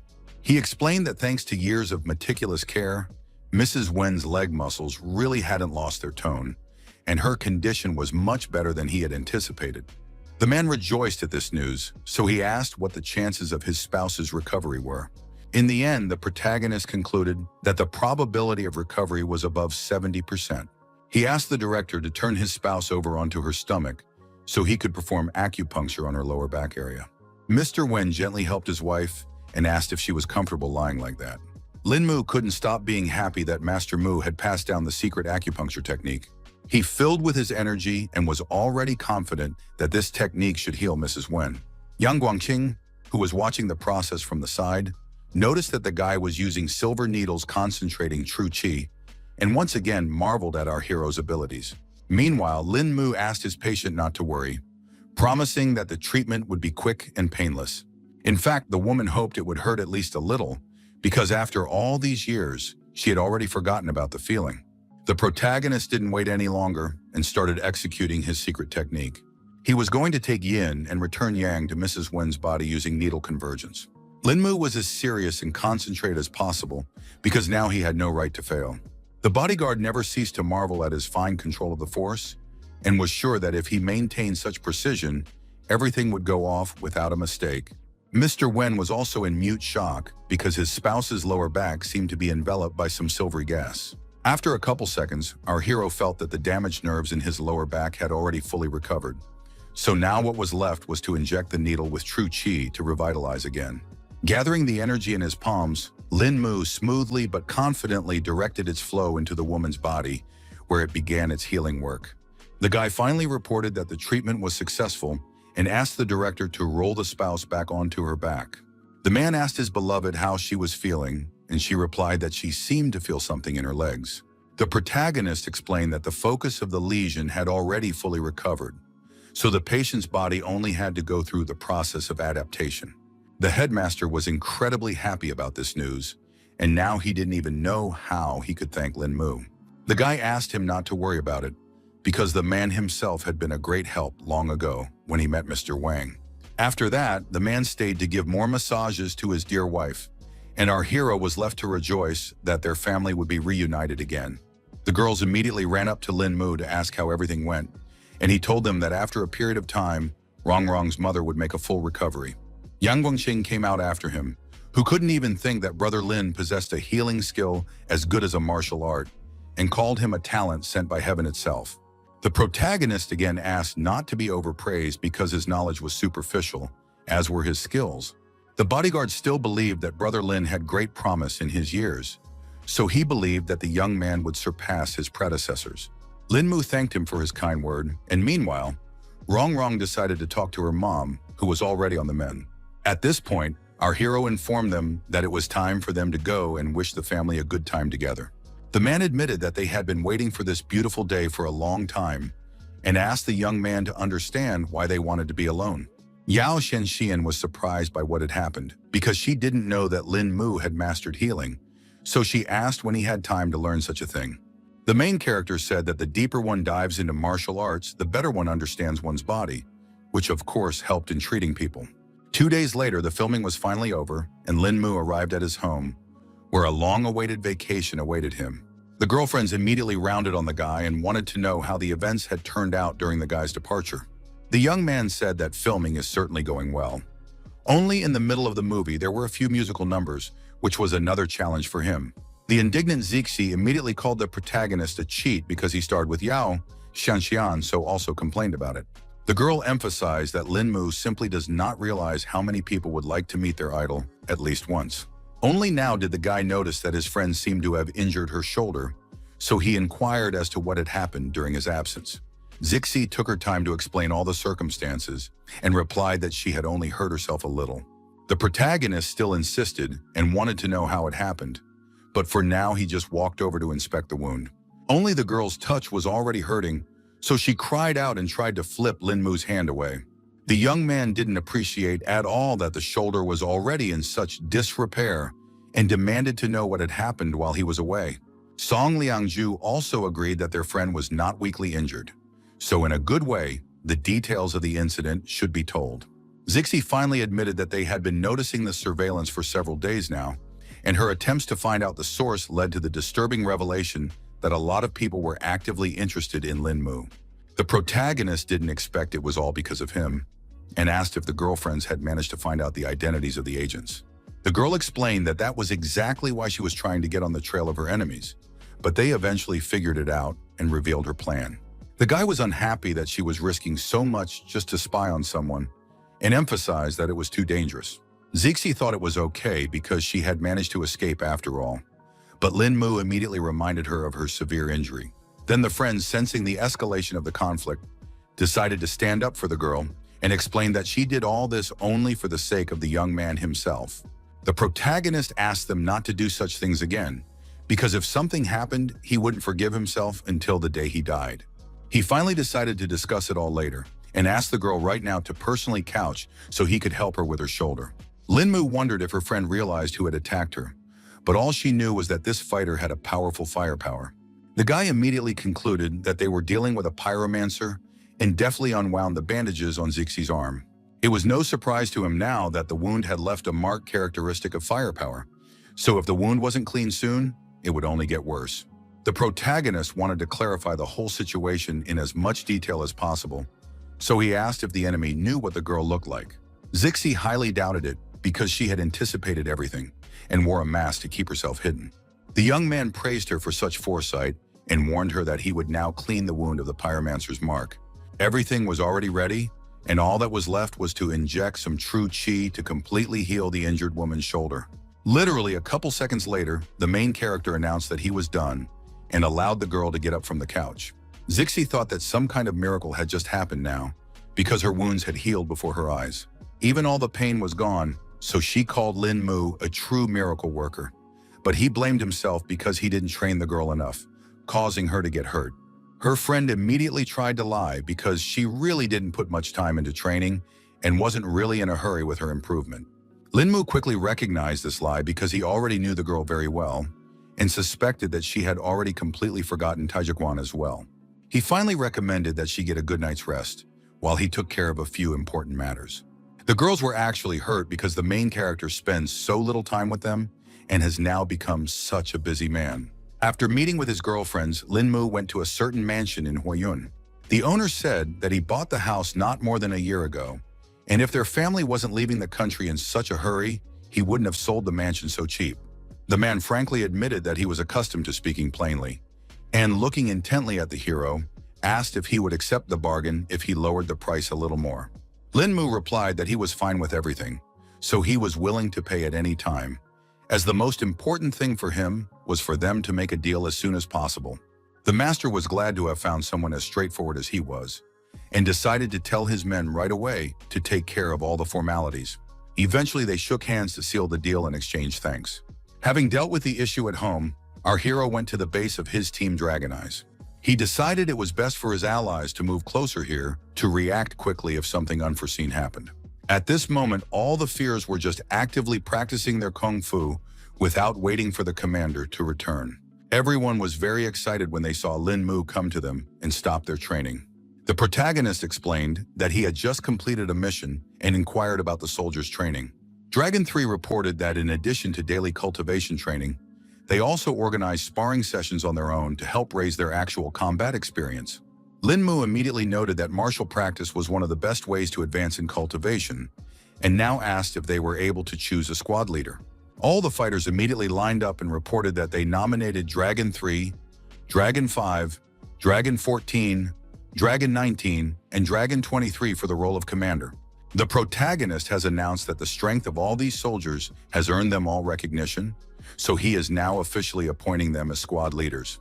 Next, he wanted to convey the plan to his subordinates and explain that their new task was to all raise their level to true chi within a year. Everyone rejoiced at this prospect and asked if they could really make a leap and overcome the threshold of true chi in such a short period of time. Lin Mu noted that it was a pretty good question and asked one of her subordinates to step out of line. He clearly stated the rules, which were that the fighter must attack him without restraint, and even a single successful hit would be considered a victory in this challenge. The protagonist didn't wait for the soldier's response and stated that they were starting right away. The subordinate immediately apologized to Captain Lin and tried to attack him. Lin Mu corrected the warrior and advised that his movements should be swift, because otherwise the enemy would quickly take his life. The soldier realized that completing the captain's task would not be easy, so he tried to think of another strategy. He tried to attack from the other side and was already swinging to try to strike once more. The protagonist was still able to dodge such an attack, so he kept yelling that it was too slow. Lin Mu coldly stated that with such slowness, the fighter was only interesting as a training target for practicing basic strikes. Eventually, the soldier was unable to resist the strength of his commander and fell to the ground. The other fighters noted that Captain Lin seemed to have overdone it with his last strike after all. The protagonist explained that in order to quickly raise his chi level, he was willing to personally conduct a real battle with each of the Dragon Eyes without sparing his strength. The subordinate reported that he was fine, and thanked Lin Mu for such a lesson anyway. After that, the guy handed Dragon 3 a list of healing remedies that he should get from the main headquarters and bring to the base as soon as possible. He also said that he had purchased a mansion nearby, so when the time came, he would send his subordinates there as guards. All in all, our hero hoped that all his allies were mentally prepared, because they would have to go through a hell of a workout from the beginning of next week. After that, Lin Mu traveled further on his business and came to Yinghuangjiaoge. The guards at the entrance immediately recognized young Master Lin, so they now let him inside without any problems. The guy inquired if Tian Ming was on the top floor because he had come specifically to meet him. The staff member at the entrance confirmed this and explained that he had to go straight down the hallway and then up the stairs. After a couple of minutes, the protagonist has already met with a man who immediately inquired about the reason why the young man decided to come to visit him. Linmu explained that he had come to get his acquaintance's opinion on the surveillance of him and to find out the information he knew. The bandit said that they had indeed heard similar rumors before and feared that this was not a simple case. Hearing such assumptions, the guy immediately tensed up and wondered why the acquaintance was talking like that. Tianming explained that after receiving the news, they had secretly sent people to reconnoiter, and as a result, they all died because of the pure and quiet work of some unusual professional. The young man realized that under the circumstances, only his acquaintance could help uncover the truth, especially if professionals were behind it. But for now, he preferred to temporarily postpone the investigation. It turns out that Linmu came to the bandit to offer to start a security company and turn his affairs into a serious business. The gang leader definitely didn't expect to hear such an offer, but our hero relied on him because he heard that there were many retired military men in Jundao. The protagonist was sure that these fighters would be much better able to fulfill their potential by providing security services and performing tasks around the globe. Tianming was still afraid that there were some difficulties in setting up such a structure, and right now every clan was secretly preparing their own personal guard units, so someone was bound to put sticks in the way. The guy was well aware of all these risks, so their company will not be registered domestically, and at first there will only be a branch of the company here. Now the man was well aware that the young man had thought it all out long ago. Anyway, our hero was already going to find people to help with overseas registration, and Tianming had to make sure to lure decent cadres to their side. Linmu had come to the important realization that relying on himself alone was not enough to have a firm foothold in this world, so it was time to create his own business and a solid foothold. After that, our hero went to Lobiyun to talk about how he wants to register a European security company. The girl was surprised at such plans, but Linmu explained to her that he wanted to do something like Blackwater. Bayun agreed that owning something like this in China was indeed unlikely, but in Europe it was a different matter. She immediately suggested choosing Italy for the case, but the protagonist did not fully understand why this country. Then the girl explained that there were only two countries in the world for this kind of company, namely Italy itself and their eastern neighbor Japan, which didn't fit all the conditions so much. The protagonist absolutely trusted the choice of his businesswoman acquaintance and chose a European country without any hesitation. Finally, Luo Biyun decided to ask why Linmu suddenly decided to start his own company. Without hiding anything, the guy revealed that Guangdong is now a complicated environment, so he has a lot of important issues to deal with, which he needs to prepare for now. The girl had agreed to help him register the company, so now the foundations had been laid. After that, the protagonist went to a military hospital to visit someone. He recalled the last conversation with Duan Fusheng, who had turned out to be a very trustworthy old man, so it would be good to have the support of such a person. At the entrance, the young man approached the receptionist to find out which room head Duan was currently lying in. On the way, the protagonist immediately crossed paths with Mr. Wang, who was surprised at such an unexpected meeting. Linmu immediately guessed that his uncle had come to check on the head, so he immediately inquired about his well-being in the past few days. The man said that the commander-in-chief had not been feeling particularly well lately, so doctors had reported several times that he was near death. It turns out that our hero has come just for the purpose of curing the head of Duan, because he has a way that can finally curb his ailment. Mr. Wang froze in mute shock because he couldn't believe that the commander could actually be cured. Meanwhile, the doctors puzzled over the fact that their patient's condition was getting worse and worse. At this moment, our heroes were passing near them, so Mr. Wang again inquired what was the condition of his superior. The doctor said that they have already done everything possible. Further, everything depends on the body of the old man himself, but he also hoped that all his loved ones are mentally prepared for the fact that everything is nearing the end. The man replied that they had already realized what the outcome must have been and asked the hospital staff to leave them alone with the patient. They quickly entered the chamber, and Mr. Wang happily informed the old man about the important guest. The commander-in-chief was overjoyed when he saw that it was young Lin and asked why the kid had decided to stop by his place. The protagonist noticed that the skin between the patient's eyebrows had blackened and the furrow above his lip had become sunken, which meant that, from the looks of it, he didn't have long to live. He didn't hide anything and directly stated that he had come here for a special occasion, specifically to cure head Duan. The old man was happy that Linmu cared for him so much, but still, he was afraid that the disease was incurable. Guy emphasized that there was no need to be confident about this outcome and promised to do his best to bring tranquility to Guangdong. Mr. Duan only laughed with such good talk from the youngster, because he didn't think that Guangdong's tranquility depended on just any one old man. At the moment, they were also joined by one of the soldiers, who inquired as to the condition of the commander-in-chief. Our hero explained that the treatment is quite successful, and now everyone can be sure that the life of the head is no longer threatened. The old man slowly came to his senses, his cloudy gaze sliding helplessly around the room, as if trying to figure out where he was and how he had gotten here. Lin Mu had been nearby the entire time, so he immediately asked how Head Duan was feeling. Now, the commander-in-chief felt that life was beating in him, which was incredible, because not so long ago, he was already waiting for his death. The young man calmly explained that he had performed a deep cleansing of his internal organs, removing years of accumulated impurities, which would now be naturally excreted over the course of a month. The energetic old man now didn't even know how to thank Lin Mu for once again saving his life. The soldiers were also happy for their leader, and Mr. Lin was described as a truly exceptional doctor. The protagonist calmed down because another problem had been solved, so now he went to the base to take care of training the Dragon Eye brothers. Mr. Wang asked the lad to take his time like this because he wanted to thank the talented master on behalf of all of Dunhai and promised that the young man could now ask for their help in any matter. Lin Mu was also extremely grateful to Head Duan and promised to check on him in a few days. Our hero was now confident that the work of his new company within the country should go without obstacle with such good support. Events are moved forward a month as the members of the Dragon Eye team continued their grueling training. They recalled how the captain had put the whole team on the back foot at the first practice, causing everyone to be treated for a week. The fighters realized that ordinary people would have died from this long ago, but they were holding on to their last breath due to Commander Lin's help. In fact, supporting the protagonist scared them the most, as everyone caught in his arms envies the dead.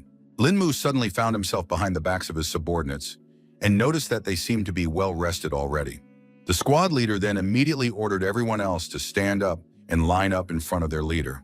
Our hero reported that it had already been a month of training, and the number of true key level Dragon Eye cultivators had increased from 9 to 14.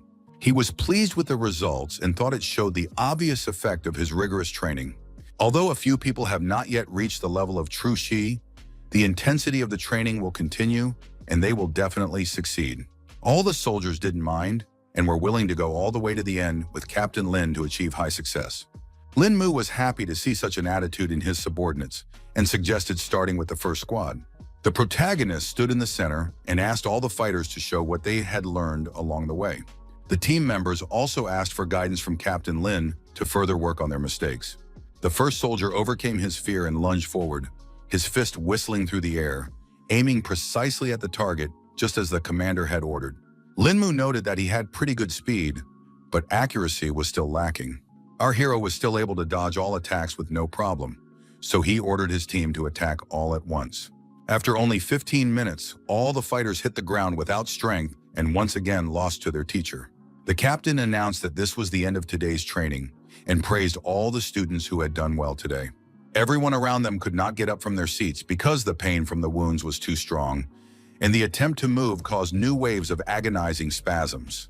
The main character realized they needed help, so he asked everyone to relax so he could heal all their bruises. Lin Mu concentrated true Qi and used the awakened spring, enveloping the entire hall with energy. He warned that for now the pain would remain, but in any case the soldiers could already at least move around on their own. The team member who was in charge of medicine said that he had already prepared the medicines, so everyone could go to the infirmary and be treated themselves. Our hero began to notice that the fighters were getting used to this pace of training and indicated that they would meet after they had fully recovered. After the training session, Lin Mu went to the office building where they were already waiting for him. Tian Ming revealed that their company had now leased this large office as young Lin had requested. The guy was satisfied with such successes, but noted that it would be possible to rent a simpler building because the Saber Group was just taking its first steps. The protagonist decided not to muse on the subject and asked how his comrade was getting on. The man said that so far everything is going smoothly and about 1,000 people want to join them, which is far beyond expectations. Lin Mu was glad that events were unfolding this way, But he also warned that the company only wanted the best of the best, so the selection should be well controlled. Ming smiled softly and reassured reassuringly that all these moments were under his watchful control. Next, the protagonist asked if they had decided on a training site because they needed to find a decent place to train so many people. Of course, the man had already given the matter a lot of thought and finally decided to stay in the Philippines. Mu agreed that the place was really not bad because it was close to China, surrounded by the sea, and the rugged terrain was suitable for fighting and training. However, the man specified that it would be difficult to train so many people because after all, each of them is an experienced retired military man, and it would definitely be difficult for ordinary people to learn anything. The protagonist asked him not to worry about it because he took care of everything in advance and specially prepared a whole platoon for this task. Ming definitely didn't expect such training from a guy and wanted to know how he managed to find so many capable people. The young man did not hide anything and said that he had beaten this team to a pulp, at the same time not allowing them to vent their anger. So now he suspected that the future Saber employees would soon have a hard time. The man only laughed in response, for he was sure his men were not afraid of hardship. Their conversation was abruptly cut short by the phone ringing, Qinglin's name glowing on the screen, demanding an immediate response. It turns out that the girl was having trouble with true ki, so our hero asked her to take control of herself and control that power. Ming immediately noticed that the leader was greatly agitated, so he asked what was wrong. The guy said that a friend had gotten in trouble during practice, so the situation was quite dangerous and required emergency intervention. The protagonist traveled to Qinglin, where he immediately began to feel a flow of unstable qi. The guy finally saw his friend somewhere down below who was in serious trouble. The girl was lying under the rock without strength, trying to deal with the surges of her qi energy. Mu was incredibly frightened and reported that he had finally come to Qinglan's aid. Despite the pain throughout her body, she found the strength to turn her head and see our hero. The qi energy was literally destroying the girl from the inside out, so she periodically coughed up her own blood. The young man asked her not to say anything so as not to stress her out, and was about to give her an examination. In the end, he came to the conclusion that the true qi within Qinglin was completely rampant, and if this continued, her meridians simply wouldn't be able to withstand it. In any case, the brave protagonist was not going to put his hands down and wanted to help his girlfriend right here and now. He made the decision to infuse his true qi into the girl to suppress her own aura. After a second, he had already started to feel that Qinglin's energy was little by little starting to accumulate. At the right moment, the protagonist asked her friend to focus her attention and take control of her qi. The girl, despite all the unpleasant sensations, obeyed Mu and did everything according to his instructions. Now the young man felt that her qi was beginning to return to normal, so he asked her to continue in the same manner. Very soon the true qi had already returned to its place, so this whole nightmare was finally over. The protagonist asked how Qinglin was feeling, hoping she was feeling better by now. The girl did come to normal, because at the very least, her qi was already under control. Mu immediately asked her to tell him how come she had fallen into a trance, because from what he remembered, her cultivation technique was purifying the mind and spirit, so she couldn't allow such a thing to happen. Qinglin herself didn't remember anything because this was the first time something like this had happened to her in so many years of cultivation. Meanwhile, our hero grabbed her in his arms to carry her away from here, and in parallel asked if anything unusual or unforeseen had happened to the girl lately. After thinking for a bit, she replied that she had recently found the root of a rare medicinal herb at home that was very helpful in cultivation and decided to take it. Father told Qinglin that this plant is called shikshin, which translates to heart eating. The protagonist was surprised when he heard the familiar name and asked again if the girl was sure. She confirmed that it was Qinglin, so the guy stopped barraging her with questions and promised to walk her home. It wasn't long before they arrived at the Ji family's house, but the girl asked Mu to stop nearby because his past visit had left unpleasant memories.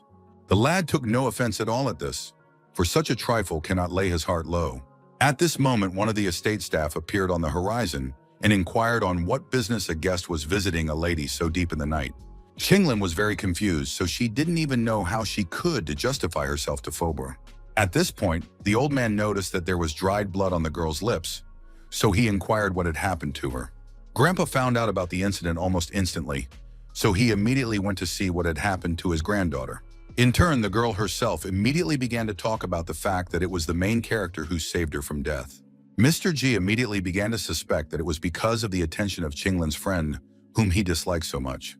The young man stood silently by, but was outraged that the old man still had the nerve to say such things about his granddaughter's savior. Meanwhile, the girl was certain that everything had only happened due to her carelessness, so she desperately tried to prove that it wasn't Lin Mu's fault. Lin Mu himself finally broke into the conflict, asking what outcome the family had expected after giving Jinglin the Shixin herb. The rest of the family, who had been silent all this time, finally made a sound because they were shocked that the young mistress had been poisoned by this plant. Our hero briefly confirmed their speculation and emphasized that one should not get into healing if one doesn't know much about it. The herbalists were still confident that this herb was used according to strict formulation rules, so they couldn't believe that somehow Shixin had harmed Madam. The girl's father also reminded that the guy was in the G family's house, so he definitely shouldn't be handing out his nonsensical edicts here. In the end, he couldn't help himself and attacked Lin Mu to teach him and the entire Lin family a lesson. The protagonist also could no longer tolerate this attitude towards himself, so he prepared to fight back. The girl raised that things would turn out badly for Mr. G, so she asked her acquaintance to stop, but he no longer listened to her. Lin Mu had already concentrated the chi energy in his hand to teach the man who dared to insult him like this a lesson. It seems that the opponent definitely didn't expect our hero to be so strong, so he just bumped into his fist.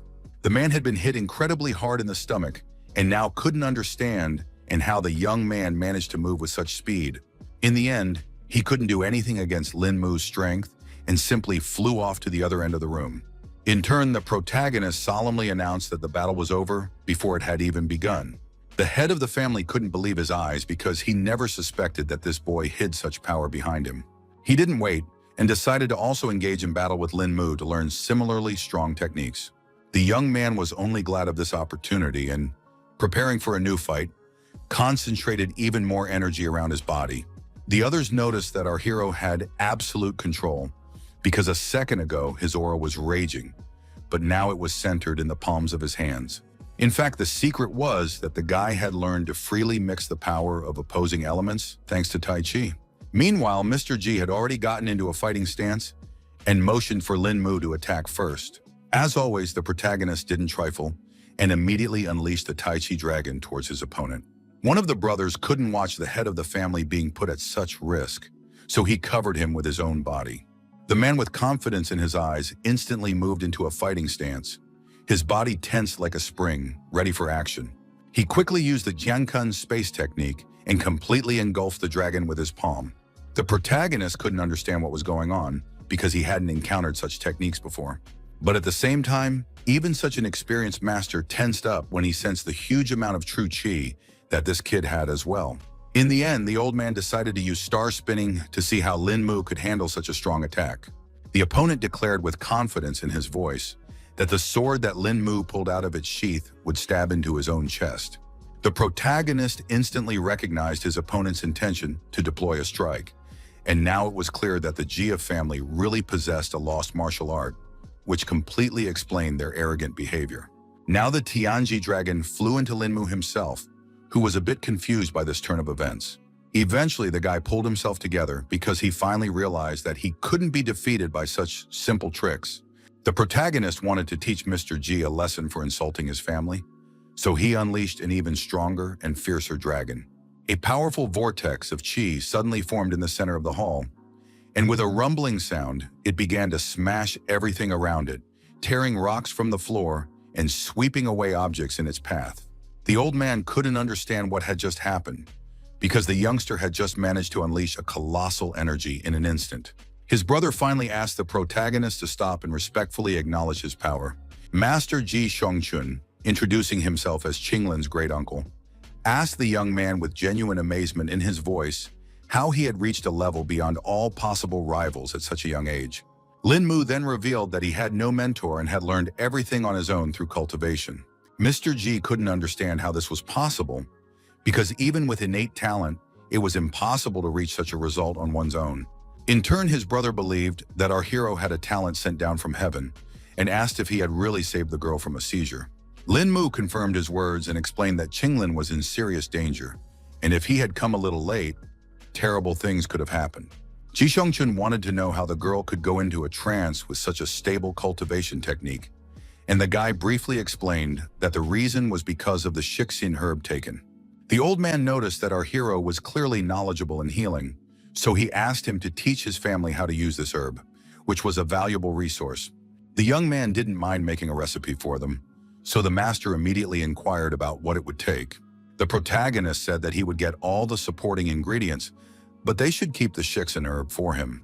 Mr. G immediately advised the guy to roll his lip, because no one would give him such a valuable resource. Lin Mu then refused to help and suggested that the family conduct this research on their own since they were such professionals. The old man was incredibly angry at our hero, so he could not restrain his emotions. Ji Chun decided to take the situation into his own hands and promised that the guy would get the rest of the Shixin herb, provided he handed over the recipe to the family. Of course, the protagonist appreciated the man's talkative nature and now asked to be taken to his lab to do some research. The master immediately turned to one of his companions and asked him to fulfill Lin Mu's request and provide him with whatever he required. When the guy stepped away, the brothers started talking about how he really isn't as easy as he seems. Ji Chun even admitted that the main character was stronger than himself, causing Mr. G to be even more surprised. The head of the family immediately recalled that his brother had studied martial arts since he was 7 years old, so there was no one more experienced in the world. The master explained that Lin Mu's body was transfused with true qi, and on top of that, he knew ancient martial arts, which made it hurt a lot. He realized that the young man must have mastered many different currents, and by comprehensively mastering them, he was able to achieve something new.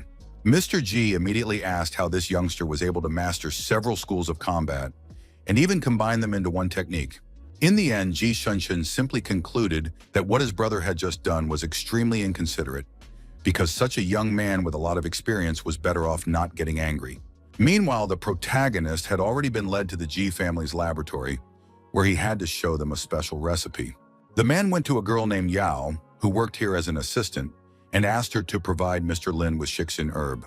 Then the employee, quickly rummaging through the warehouse, brought out a not small stalk on a tray. The protagonist scrutinized the plant and confirmed that it was the authentic Shixin grass. Lin Mu didn't hesitate any longer and immediately left a detailed recipe for the Ji family. He then handed the sheet to the female workers and asked them to gather all the herbs on the list for him to make a medicine. The helpers were happy to note that they had all the ingredients listed, so they began to prepare them. 5 minutes later, all the ingredients were on the table in front of the protagonist, so now he could start crafting. The young man used the knowledge from a passage in Shen Nong's treatise, which said that all these ingredients should be ground. Some ingredients had to be sliced, and the Shixin stems had to be separated from the flour. Next, the recipe calls for putting the parts of the ingredients into an herb vat and pouring glacial water over them, then simmering over high heat. When the water boils, add the rest of the list of herbs and further stew on low heat. This recipe had to be followed carefully because at every step in the preparation of the medicine, dosage plays a crucial role. Everyone watched this process with amazement on their faces and waited for our hero to finish. Eventually, the guy reported his success when he tried the cure, which really turned out to be a hit. He then asked Miss Yao to divide the medicine into 100 milliliter ampules, explaining that taking one dose at a time should be fine. Also, the protagonist recalled that they had agreed that he would take the rest of the Shixin grass. The man reported that he has no problem doing this because their family always keeps their word. In the hall, Lin Mu was met by Ji Chun, who wanted to know how everything went. The guy said that his medicine is already ready, so the family just has to follow the instructions as they apply it. The master thanked the protagonist again and noted that the granddaughter had already managed to tell him that Lin Mu's inner qi and her ice qi had entered into harmony, and after flowing, their energies were noticeably stronger. The young man confirmed his words and emphasized that this was one of the reasons why he and Xinglin had met, but he didn't know the reason for this phenomenon. The old man bills that the reason was not at all important, because he believed that they just needed to practice together if cultivating together had such an effect. The protagonist wouldn't mind if there was such a possibility, but other than that, he wanted to get Xinglin's own consent. The old man immediately turned to the girl and asked what her decision on the proposal was. Ji Chun also added that he was not as stubborn as his brother, so he just wanted prosperity for Xinglin. The girl ended up getting very embarrassed but replied that she wouldn't mind continuing those workouts either. Afterwards, the protagonist and the master decided to talk some more about their recent fight. The old man said that the star rotation technique had been passed down from the earliest ancestors of the Ji family and was capable of neutralizing an enemy attack. Lin Mu pointed out that the martial arts of the Celestial Empire were truly limitless, so he had a lifetime of learning to do. The master agreed with him because he knew that the Chinese civilization was more than 5,000 years old, and their martial schools simply could not be enumerated. He also noted that our hero showed simply amazing techniques, but the latter behaved modestly and did not consider it some kind of discovery. After that, the old man remembered that he had a small request for Lin Mu and directly asked if he was willing to keep his promise. The protagonist had no idea what he could ask for, so he asked Mr. Ji to explain himself. The master said that the ice chi that Qinglan cultivated was quite far from their family's school, so this was the first time in many millennia. For this reason, no one can mentor the girl, and Lin Mu had tremendous abilities that he can channel into her training. The young man realized that the old man's anxiety stemmed from fear for Qinglan's safety, as today's events could happen again at any moment, putting her in danger. Ji Shengchun also emphasized that he would not ask our hero to work for nothing and promised to give him a book of the star rotation technique for one day. Lin Mu was immediately interested when he realized that he could have such a great opportunity to improve his skills. The master assured me that he meant what he said, but the amount of knowledge the boy would be able to absorb depended only on himself. Qinglan warned that the guy might turn out if he wasn't happy with those conditions. Ji Shengchun confirmed that the girl was saying all the right things and asked what the protagonist thought about it. In the end, the boy firmly replied that he would help Lady Ji and learn a new technique in return. The old man was glad that Lin Mu was so accommodating and decided to take the young man to the library right now. The protagonist thanked the Lord for giving him such a great opportunity to increase his power level. Meanwhile, the head of the family had already learned that his brother had gone to train Lin Mu in star spinning. The man couldn't understand what Ji Shengchun wanted to accomplish because he couldn't believe that this brat liked him so much. The aide said that the old man planned to get the young man's help in order to supervise Qinglan's training. In the end, Mr. Ji relented because the main character would only get a textbook for one day, so it was unlikely that he would be able to learn anything at all.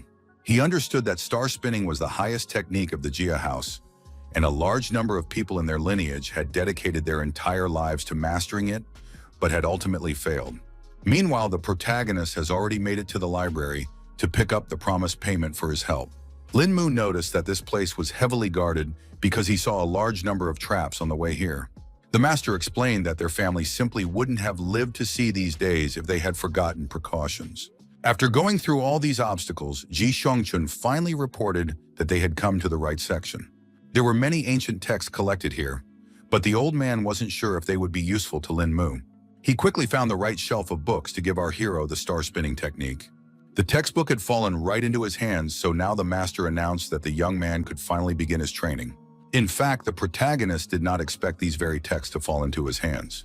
The young man froze, his eyes widening at the realization that he was holding a book on the heavenly Tao in his hands. For his part, Ji Shengchun thought that one day was too short, but the guy could still read as much as he could under his supervision. Lin Mu did not expect that the founder of this school had somehow managed to learn the secret of the heavenly Tao on Earth, where spiritual powers were so weak. The ancient text says that each type of energy has a human seal-bearer of the great power. And when two mediums want to combine their energy, it has to be by consent, otherwise mutual exclusion will occur. If something goes wrong, the colossal energy will rupture the deadly shell, and the consequences will be catastrophic. However, the rotation of the stars allows the mortal shell to be tempered as if it were in the heavenly Tao, and the resulting body will be able to accommodate any form of energy. In fact, the guy had already managed to memorize the entire content of the book, so all that remained was to gradually penetrate its sacred intent. After that, the young man closed the textbook, so Ji Shengchun thought that he had already managed to solve the entire mystery. Lin Mu pretended that he had not been so successful so far, and agreed that the knowledge of this forgotten teaching was worth its weight in gold. In any case, Ji Shengchun was happy to help in any way, and suggested that the young man take another look at the text because he still had some time left. The protagonist decided not to take on too much because he felt that when his cultivation level was insufficient, it was much better to take it easy in practice.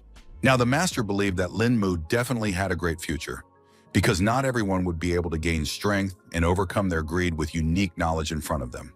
Having finished all matters with the Ji family, The guy finally crossed the threshold of his native home, where he was waiting for a long-awaited rest after the intense events. Entering the courtyard, our hero immediately felt some strange aura, so he did not hurry to go inside. Turns out there's a real craftsman here, showing up so late and uninvited. In the end, the guy saw that Zixi was communicating with the person from whom that energy was emanating. Linmu was even more interested because he couldn't understand why a girl would go out with a master for. The woman still sensed the presence of the protagonist and immediately guessed that it was the same young man Zixi had mentioned. The guy couldn't understand how this could happen because he tried his best to hide his aura. Linmu immediately apologized for following them and explained that he had just returned and had unwittingly overheard their conversation. Zixi then explained that it was her abbess who had been teaching the girl since she was a little girl. Even such an experienced craftswoman didn't expect the main character's skill to be so impressive, because of which she didn't immediately manage to locate him. Linmu finally suggested that everyone go inside and continue their conversation at home. But the woman replied that there was no need for that because she had only come here to pick up Zixi. In fact, the girl didn't want to go back to the mountains at all because it was too boring. The abbess didn't want to force her student, but emphasized that they had a serious matter to deal with. She said that Zixi's older sister was severely injured at the foot, so the mentor had no one else to turn to. The girl didn't expect it was that serious, so thankful how something like this could happen. The woman then said that one of her students was still in a coma, and even she herself had no idea what had happened that day. Zixi realized that there really wasn't any way around here without her help, so she decided to head for the mountains right now. Before leaving, the mentor told our hero that she represented the Amy school and asked what kind of teachings the young man himself was undergoing. Linmu replied briefly that he was self-taught, so he didn't belong to any school. The woman admired the guy's amazing skills and was displeased that her student lived under his side, but conducted her teachings behind her sleeves. She said that on that note they had to depart and promised to meet up in a few days. At this moment, the girl remembered that Linmu was also proficient in healing, so she assumed that he would be able to help her sister. The abbess then turned to the protagonist and asked if he really possessed the healing arts. Zixi also added that the guy was no ordinary healer and told the story of how she was shot in the shoulder. That day, Linmu managed to heal this serious wound in just a few minutes, which was a true miracle. The woman couldn't believe it was possible, but her student would never lie. The mentor immediately thanked God, who leaves ways to save her student, whose condition was already critical. The nun inferred from Zixi's words and assumed that the protagonist was cultivating the secret practice of Kungwang Doyang. Linmu was surprised at such a high skill because it was enough for her to hear just a brief recounting of his abilities. The girl immediately asked her teacher why she had never heard of Qingguan Doyang before. Mentor said that in her youth she had seen the practice in action with her own eyes and had ascertained that it was capable of healing even the living dead and returning flesh to white bones. She thought that the master had personally passed on this practice to our hero, but the latter admitted that he had mastered this skill by a fortunate coincidence when Mu Zhenqing had long since left this world. Hearing such news, the abbess was not surprised that in their time no one could find traces of the healer anymore.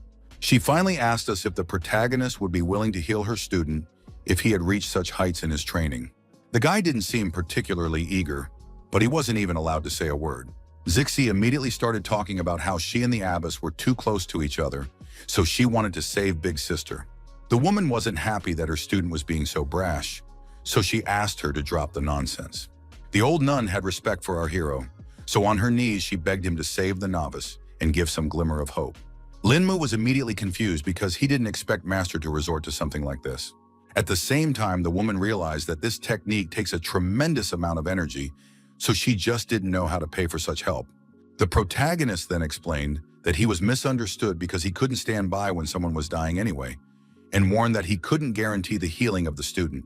The old nun asked him not to worry about it, because she would be happy even with a simple examination of the novice. And as for curing the ailment, we could leave that to nature. In the end, Linmu asked his girlfriend to pack immediately because they would be departing very soon, so they wouldn't waste time. Zixi understood the responsibility, so she promised to pack in a flash. It wasn't long before they arrived at the Dunghai International Airport to head to the mountains. The girl couldn't understand how the teacher hadn't even picked up the documents after leaving the house, but she explained that she hadn't used them in a long time, so she had forgotten where they were. The disciple then inquired how the abbess had reached Dunhai, and she replied that a layman had given her a ride here by car. The protagonist asked not to worry about this problem and promised that he would figure something out now. After all, he had arranged their plane tickets in just one call, so Zixi began to doubt if there was anything impossible for Lin Mu to do. After a couple hours, they arrived at the right place, where our hero was already waiting for a driver who would take them to Dogra Amy. The girl was even more surprised when she saw that the young man was even able to get the car ready. The driver stopped at the foot of the mountain and informed Mr. Lin that they would go no further. Then the protagonist turned to his mentor and asked her to show him the way forward.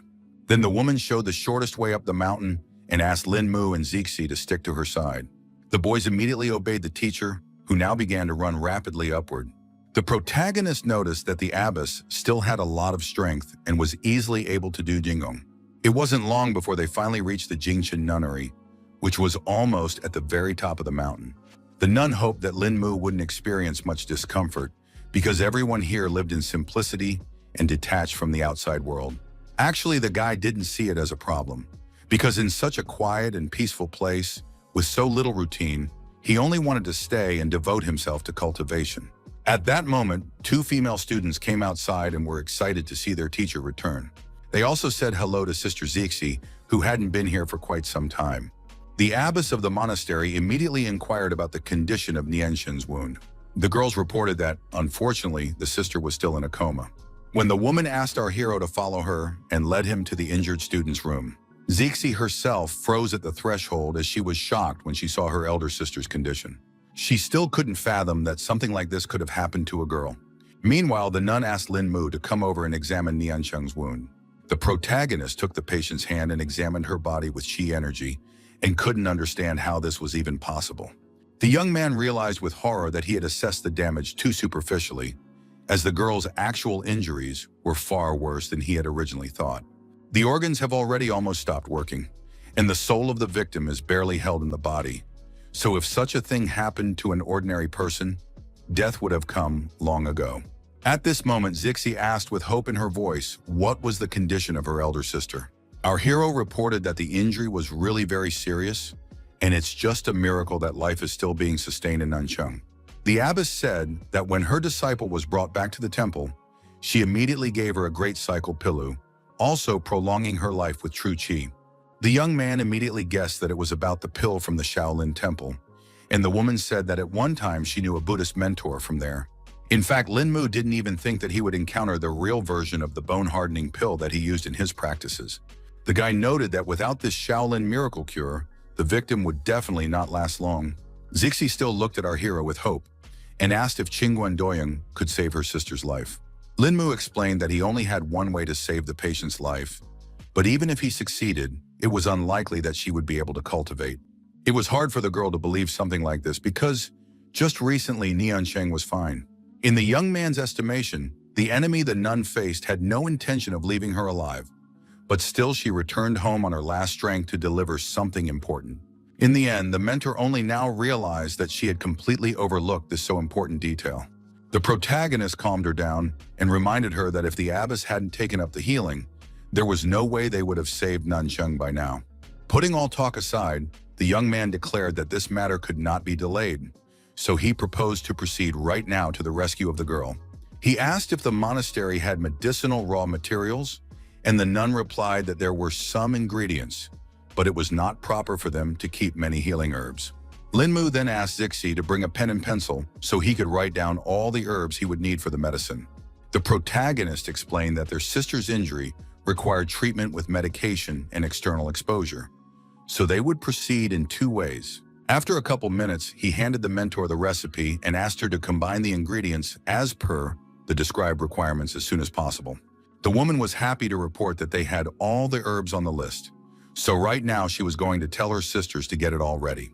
Half an hour later, the two girls had already brought Lin Mu all the ingredients he had asked for. For starters, the guy asked for help setting up a roaster to distill the medicine. It wasn't long before the helpers reported that the roaster and cooking pot were ready. After only an hour, the protagonist was carefully pouring the finished potion into a porcelain bowl. After that, he handed the bowl into Zixi's hands and asked her to give the patient 1/3 of this decoction to drink. Meanwhile, Lin Mu turned to the nuns and asked them to bring a piece of black cloth. A couple minutes passed and the girl handed the main character the piece of cloth he needed. The boy was already ready for acupuncture, and asked his friend if Master Chinghe should be called here, but the teacher said that the girl would also be able to handle the task. Then the protagonist, blindfolded, declared that they were coming right now. First, he asked Zixi to completely remove Niancheng's clothes to prepare the patient for the procedure. The aide quickly complied with the guy's request, hoping that the older sister would be able to make it through the ordeal. Linmu now asked the girl to guide him to the needle point called Shen Shiyue. It turns out that our hero only needed to find this point on the patient's body to determine the position of all the others. He calculated that in order to heal such a serious wound, all 49 needles would have to be used. Before starting the technique, Linmu carefully enveloped the girl's body in a dense cocoon of purest true qi. This will make it easier for him to not only insert the needles, but also to control the needle points. The protagonist concentrated as much as possible and warned Zixi that he was starting to inject the needles, asking her to move to a safe distance. The girl only wished Linmu good luck because he was the one everyone was counting on right now. In fact, keeping 49 meridians under control at the same time was a challenge even for such an experienced master. In any case, the guy wasn't going to give up so easily, so he did his best not to make a mistake. Zixi, who was watching from the side, noticed that her sister was enveloped from head to toe in a silver haze. It all looked as if the girl A was now in a cocoon of silver. This method of acupuncture is called huade, and the patient is given a second life by coming out of this cocoon. In the art of acupuncture, this technique is one of the most sophisticated in the world. Although the protagonist's true qi can't run out in such a short period of time, his concentration won't last long. The young man didn't even know if he could save Niancheng because it was all too complicated. Because of his worries, Linmu was a bit distracted from the process and almost made a fatal mistake. At the last moment, he almost made a fatal mistake, accidentally blocking the flow of true qi, which would have completely ruined the entire effect. The girl also began to notice that the protagonist had almost reached her limit, and now she didn't know how to help her in such a case. Linmu himself was well aware that now was the most important moment, so he tried to gather himself and concentrate on the main task at hand. The next moment, he sensed that Huade had already reached the final stage, because Shi's silver cocoon showed cracks. The last moment of leaving the cocoon was to release the maximum of true qi to fan the fire of a new life, and only in this way would the guy be able to fully open the barrier. The silvery glow around the body intensified to a dazzling glow, signaling that the treatment process was nearing its final stage. It turns out that the protagonist miscalculated after all, and the cocoon can't open in any way. Linmu realized that he couldn't give up on this, and tried once more to break the silver barrier. He had failed again, and was now beginning to guess that true qi only penetrated his hands, and that was only for a single moment, which would not be enough to open the cocoon. The young man realized that he had no more time, because if it went on like this, there would be a complete failure, and in such a situation, the only thing left was to break the road by force. The protagonist remembered that he needed to open up the paired meridians if he wanted to utilize all of his body's true qi at once. If you start at the Huiyin acupoint and go up the center straight up to Chengjiang, this is the right meridian. If you go up the back along the spine and reach the top of the head, this is the main meridian in the body. In turn, the first meridian is responsible for blood circulation, and the second for the circulation of qi. So together, they form a single stream that runs along 8 meridians that cross 100 veins. True qi will flow through the entire body along these 100 veins, and then it will be possible to break through the cocoon. The girl noticed that there were some strong changes happening inside Linmu's body, so she couldn't even guess what was about to happen. The protagonist still also realized that all his attempts to get through were to no avail, and the meridians were already at their limit. A scarlet drop protruded from the corner of Linmu's mouth, a clear sign that his energy channels were working at their limit and were about to fail. In any case, the guy thought that the consequences would not be critical for him, but at the same time, Niancheng, whose life was held by his flow of true qi, was lying in front of him. The girl began to worry about the protagonist himself, because she could see perfectly well that he was maxed out. Meanwhile, the young man was still thinking that he couldn't interrupt the flow of qi in the paired meridians, because then his patient wouldn't be able to be reborn. Despite all this, Linmu didn't lose faith and continued to stand his ground for the injured girl. Despite the obvious hopelessness of the situation, he clenched his teeth and gathered his last strength for one more attempt, refusing to admit defeat. The cocoon once again flashed with an incredibly bright light that gave a small ray of hope. piercing this darkness of despair. Zixi watched this without taking her gaze away, and at him that our hero had managed to complete the technique after all. The young man's plan worked after all, so the paired meridians in Nian Cheng's body finally came into harmony. Lin Mu began to feel countless meridians opening up all over her body, as if all the pathways had merged into a single stream, open in front of him as if in the palm of his hand. A clear path to completing the Huad ritual now lay before him. All that remained was to take the final step. The girl covered her face with her hands in confusion, as the blinding flash that accompanied the opening of the silver cocoon was so bright that it cut her eyes. Meanwhile, the other nuns stood in front of the entrance and waited for the protagonist to finish his technique. Suddenly, the abbess felt a burst of true qi inside. Things finally calmed down, and Zixi asked if the guy had managed to save his older sister. She ran closer and asked how the sister was, but Lin Mu didn't bother to answer the question and asked her to hurry up and dress the patient. The young man explained that Nian Cheng's wound had healed for the most part, but whether or not she would be able to cultivate afterward would only be decided by luck. Our hero asked his girlfriend to keep an eye on his older sister, while he himself left the room for the time being. The abbess of the temple immediately ran up to him to ask about his condition, but the lad replied briefly that he was fine. But Lin Mu also honestly admitted his exhaustion and politely asked the nun for permission to linger in the temple for a brief rest. The woman immediately turned to Wanshan and asked her to prepare quarters for Lin Mu. Afterwards, she immediately went to her student's room to see how it went. Zixi excitedly asked what condition her sister was in, while the abbess was giving her an examination. In the end, the nun was greatly surprised when she saw the results the protagonist had achieved. She saw that Nian Cheng still had tangled meridians, but all the other organs were perfectly fine, which was a true miracle. Other than that, the nun decided to guide some true qi into her body because she was about to wake up. Opening her eyes, the confused girl immediately saw the familiar face of her mentor in front of her. The teacher was overjoyed that her student was awake after all, after such a long coma. Nian Cheng couldn't endure this wave of emotions, so she immediately threw herself into her mentor's embrace. The girl also looked around and saw that even Zixi, whom they hadn't seen in a long time, had arrived here. The nun wanted badly to know how this incident had happened to her student and asked for a quick account of the events of the evening. Without wasting a second, Nian Cheng revealed that during her wandering, she had found a scarlet fruit that was over 300 years old, after which she had been attacked by a robber. She immediately realized that she couldn't defeat such an enemy, but then her opponent came out of nowhere and inflicted this serious injury on her. The abbess was beginning to guess that her student had met with a certain scoundrel she knew.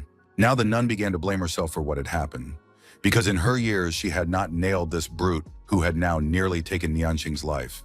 Zixi could sense that the teacher had become enraged, and she felt that her sister had been attacked by the same man who had once turned her head, which was the reason she had come to this monastery in the first place. She immediately remembered that this person was also from the Woolen school, and he and Nian Cheng had once been a happily married couple who enjoyed a free life.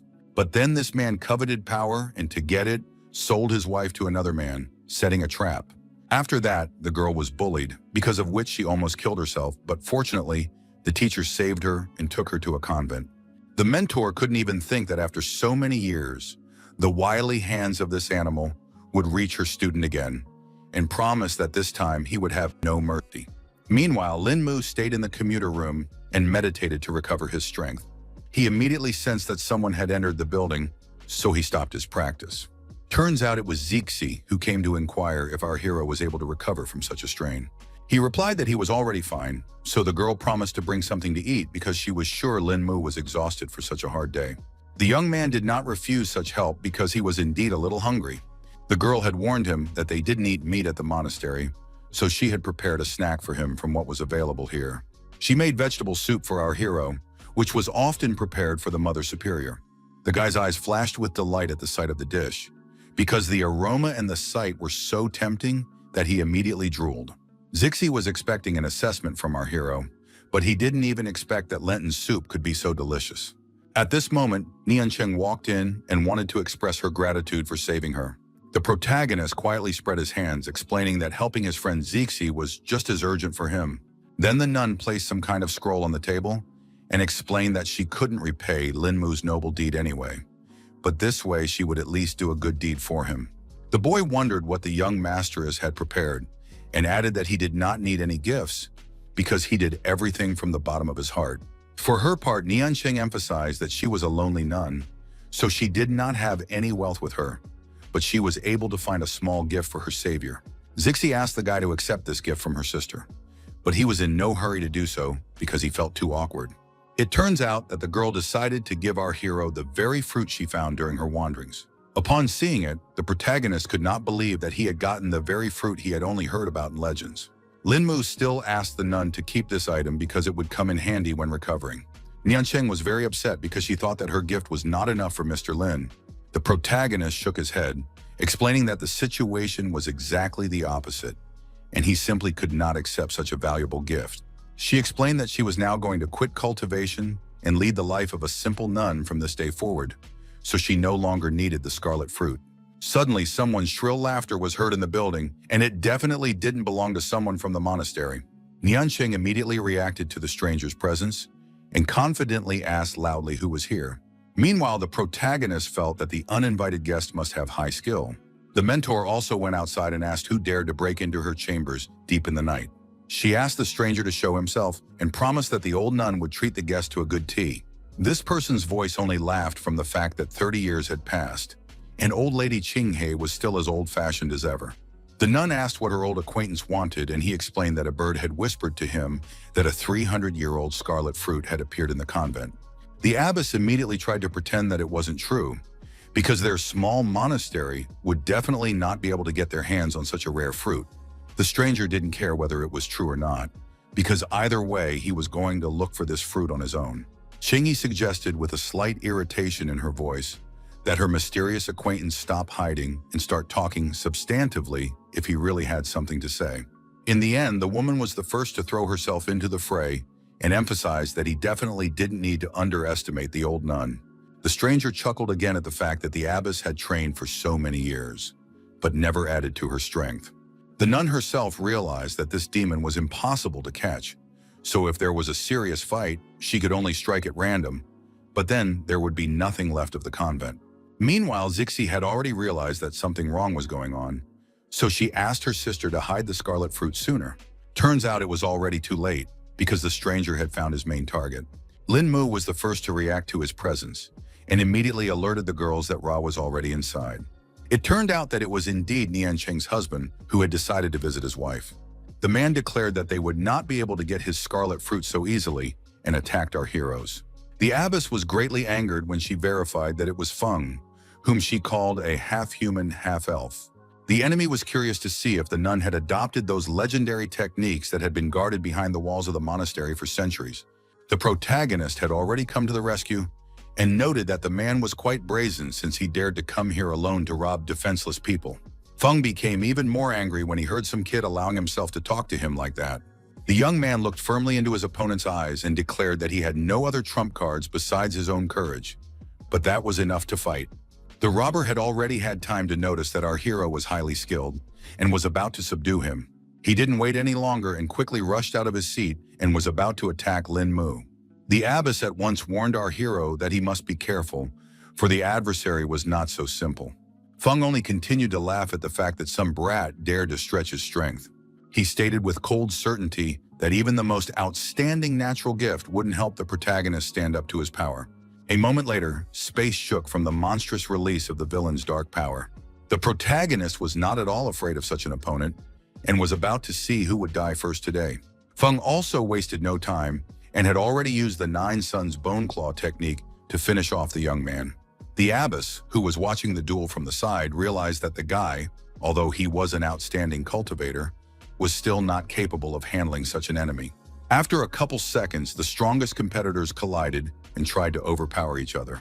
Feng didn't suspect at all that the main character would use a spirit dragon against him that would pierce through his chest.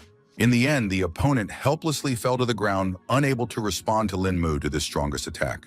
The woman could not understand how such a thing was possible and did not guess at all about the real level of our hero. Feng now realized that he had indeed been too arrogant and had simply underestimated his opponent, who taught him a lesson for it. In fact, even the young man himself didn't think that his strength threshold would increase so much after the opening of the paired meridians. Qinghe recognized that young Lin was gifted with genius, because he was able to unleash the 18 Palms dragon of unparalleled ferocity. The man also realized that some little kid was able to master an ancient, forgotten technique and applied it to this simple world to be quite a challenge. Then he decided to inquire who was our hero's mentor, and was able to impart to him the knowledge that others have been seeking for ages. The boy chuckled in response, because he really wished he had such a teacher. But unfortunately, he hadn't met such generous people so far. Feng still didn't believe our hero and demanded the name of his mentor, or he would show no mercy. Lin Mu maintained an icy calm as he reiterated that he had never had a mentor, and added that his own skill was enough to teach others. The man now realized that he seemed to have spent too much time in the mountains, causing the current generation to forget about the Blood Reaper. The nun explained that this bastard was originally a Niksham fighter until he mastered the bone claws of the 9 suns, and after only a couple years, he got such an intimidating nickname. Lin Mu instantly realized that such a nickname could only come about after many brutal murders, so eliminating this criminal would be a restoration of justice. The Blood Reaper wasn't afraid at all, because a lot of clans had been trying to finish him off for years, but until now, no one had ever found out where he was.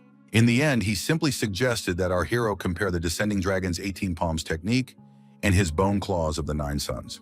The guy immediately remembered that his opponent had almost hit him with poison claws during his last strike, so he would have to fight seriously after all.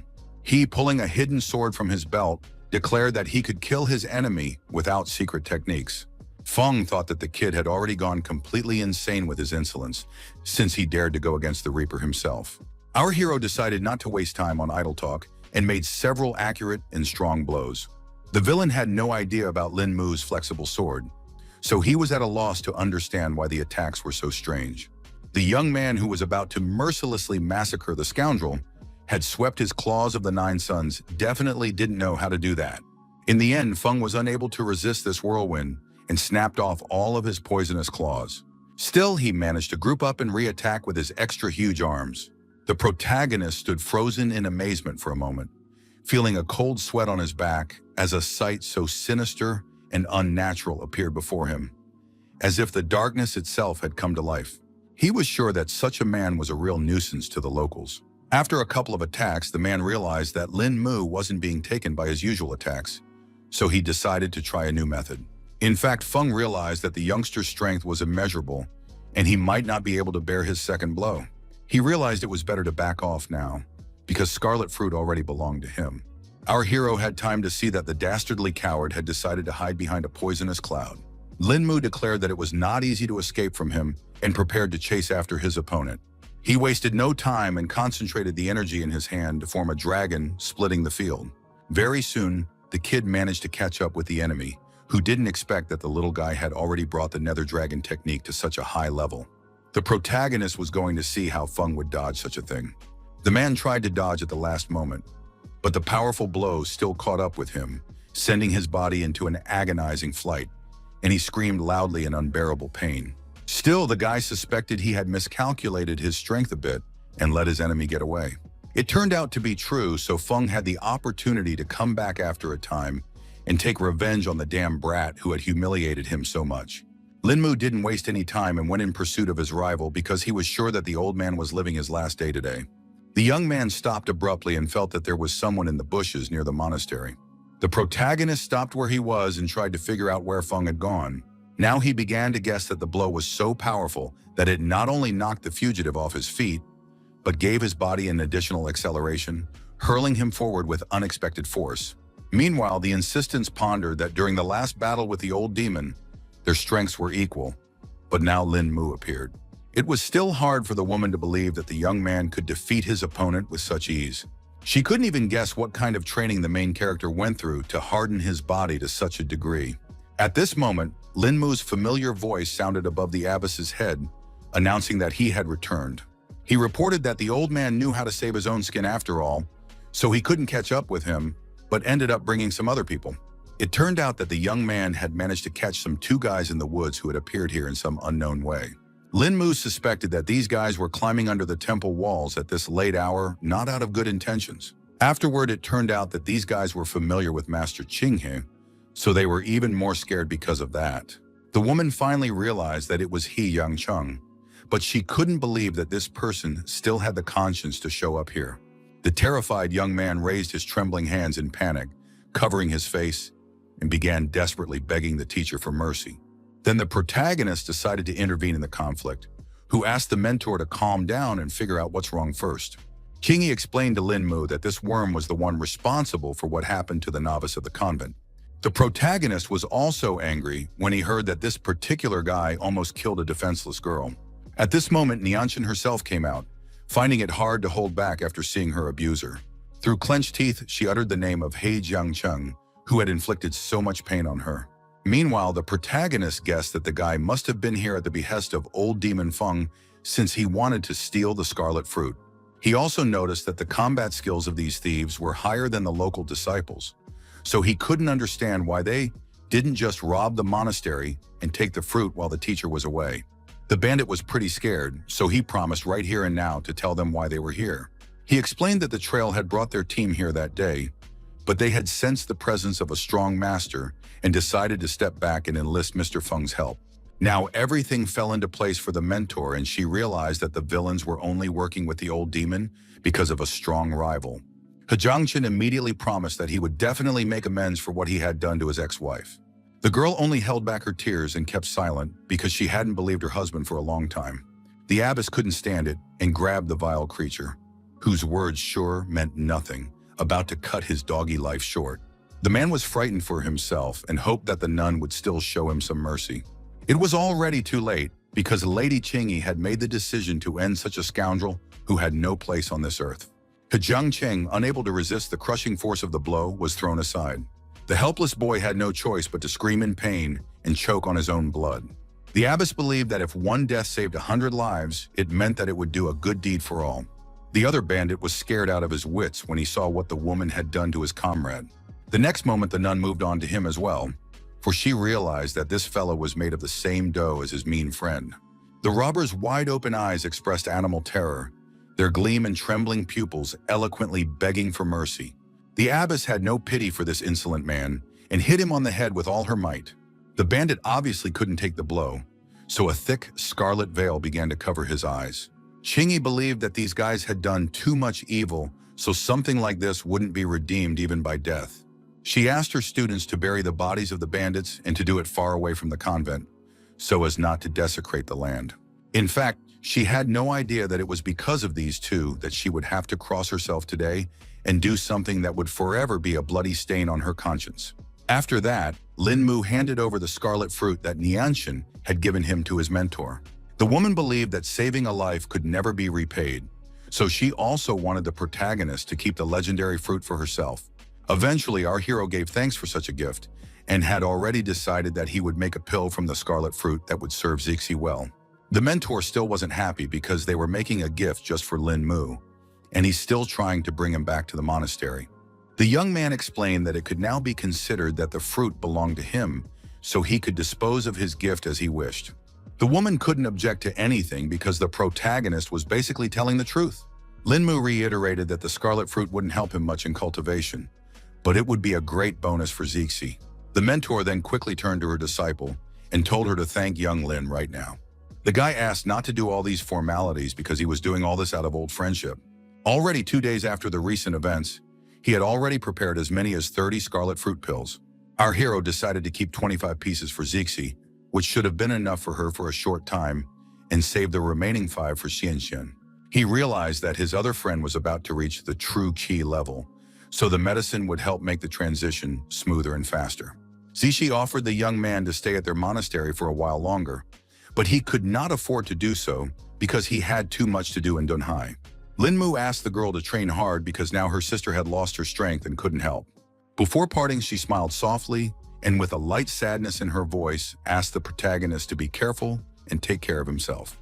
Zixi now realized that the teacher was right in saying that she needed to train hard because there would come a moment when Lin Mu wouldn't be able to be around. In fact, the protagonist wanted to take the opportunity to climb the impregnable mountain to look for rarities. On one of the rocks, the young man had at once already found an herb that should be suitable for incense. At this moment, Lin Mu looked up and saw that he still had so much more to climb. He suggested that now that he had opened his paired meridians, he could try flying. This isolated wilderness was perfect for his first attempt, so he wasted no more time. The protagonist was confident that this mortal shell, thanks to his efforts, should be able to withstand the tumultuous influx of chi he had burdened it with. The guy unintentionally tried to hold himself in the air, but the release of true ki was too powerful, causing it to be very difficult. After an update, he finally felt his energy settle, and now he could keep moving. Linmu now tried to channel the released chi to try to fly upwards, and he succeeded. Our hero rejoiced as he finally regained his long-standing sense of riding the wind and a sense of freedom. He darted quickly from side to side and couldn't stop enjoying that feeling of free flight. An hour later, the young man felt that he had almost reached his limit and realized it was time for him to land. This time the flight was stable, so the protagonist couldn't wait for the next opportunity to practice. Suddenly, Linmu heard some strange movements ahead and realized that it was the sounds of battle. He finally realized that it was Little Tang's voice, who seemed to be chasing after someone. The guy couldn't figure out how his acquaintance had ended up here, but that didn't matter for now, because he needed to get close to her first. The protagonist got closer and saw that unknown masked people surrounded some man. This gentleman was already quite battered, but he kept talking about how the great and glorious Bashu Tang family would descend to minions. The leader of the group believed that sooner or later that day was going to come because of the way the case was handled by this man. He was convinced that this family was driven by greed and lust for profit, and that their members were honing their dark skills with poisons and dubious potions, steeped in the teachings of voodoo. The mercenaries believed that the Tang family was unrivaled in the art of stealth and poisons, so they asked not to be mixed with this dark doctrine. The leader decided it was time to end these useless words and informed the man himself that he would be better off if he gave it all up and kept his life. The Lord only laughed because he was being mistaken for a 3-year-old child, and he wasn't about to believe the words of some mercenary. In the end, for his audacity, he received a shuriken to the head with no chance of escape. The leader then emphasized that this is the fate that awaits anyone who gets in Tan's way. At that point, one of the subordinates said they had been given information about the whereabouts of what they were looking for. After that, their boss did not hesitate to head to the scene, entrusting the victim's corpse to Tang Lian. The lad made no objection to this order and walked over to the breathless body. He quickly opened a bottle of concentrated poison and poured it directly on the man.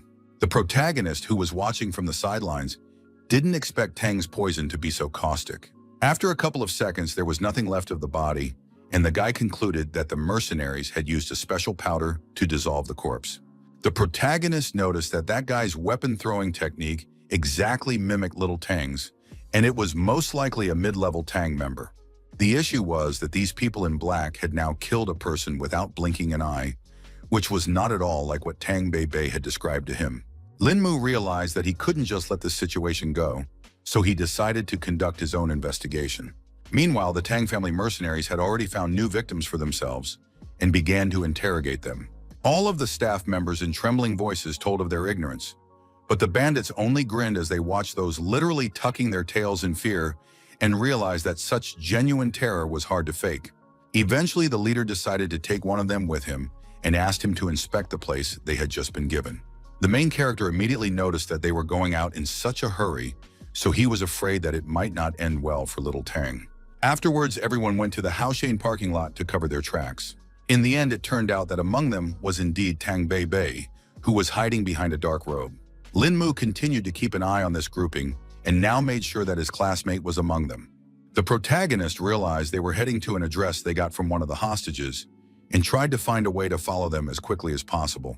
He quickly made the decision to borrow a car from the Tang family's comrades who still hadn't made it back from the forest. The guy connected the right wires to start the car and easily found the contact. Linmu quickly rushed after the mercenaries because their haste said that the matter must be quite important. He had never seen Little Tan like this before, so he wanted to know what she was looking for with her partners after all. Meanwhile, the mercenaries had already stopped near the right place and started looking for something. The protagonist had been watching from afar the whole time and realized that they had reached the designated point. Tang Bei led her group because she wanted to find the comma site faster and suggested they go inside immediately. They went onto the property of someone's house because, according to the guy, what they were looking for was in one of the rooms. The strong man didn't have to think long about how to get in there and just broke through the wall. They realized that they couldn't keep the head waiting, so they tried not to loiter here. The mercenary quickly completed the task and found some sort of sack, so the hostage hadn't lied to them after all. The guys asked Little Tan to go faster, but she seemed to be up to something and had already prepared shurikens for it. She realized that the target was already in hand, so the partners didn't need to be left alive.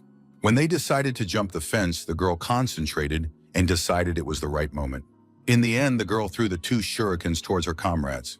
The guys immediately sensed that something wrong was going on and turned toward their partner. One of them quickly used the Chainmaster's technique and put up a shield to protect himself from the sharp projectiles. Tang Bei Bei didn't expect at all that her concealed weapon could bounce back like this. Turns out they were ready for it, because the captain had guessed long ago that the girl was going to betray Tan.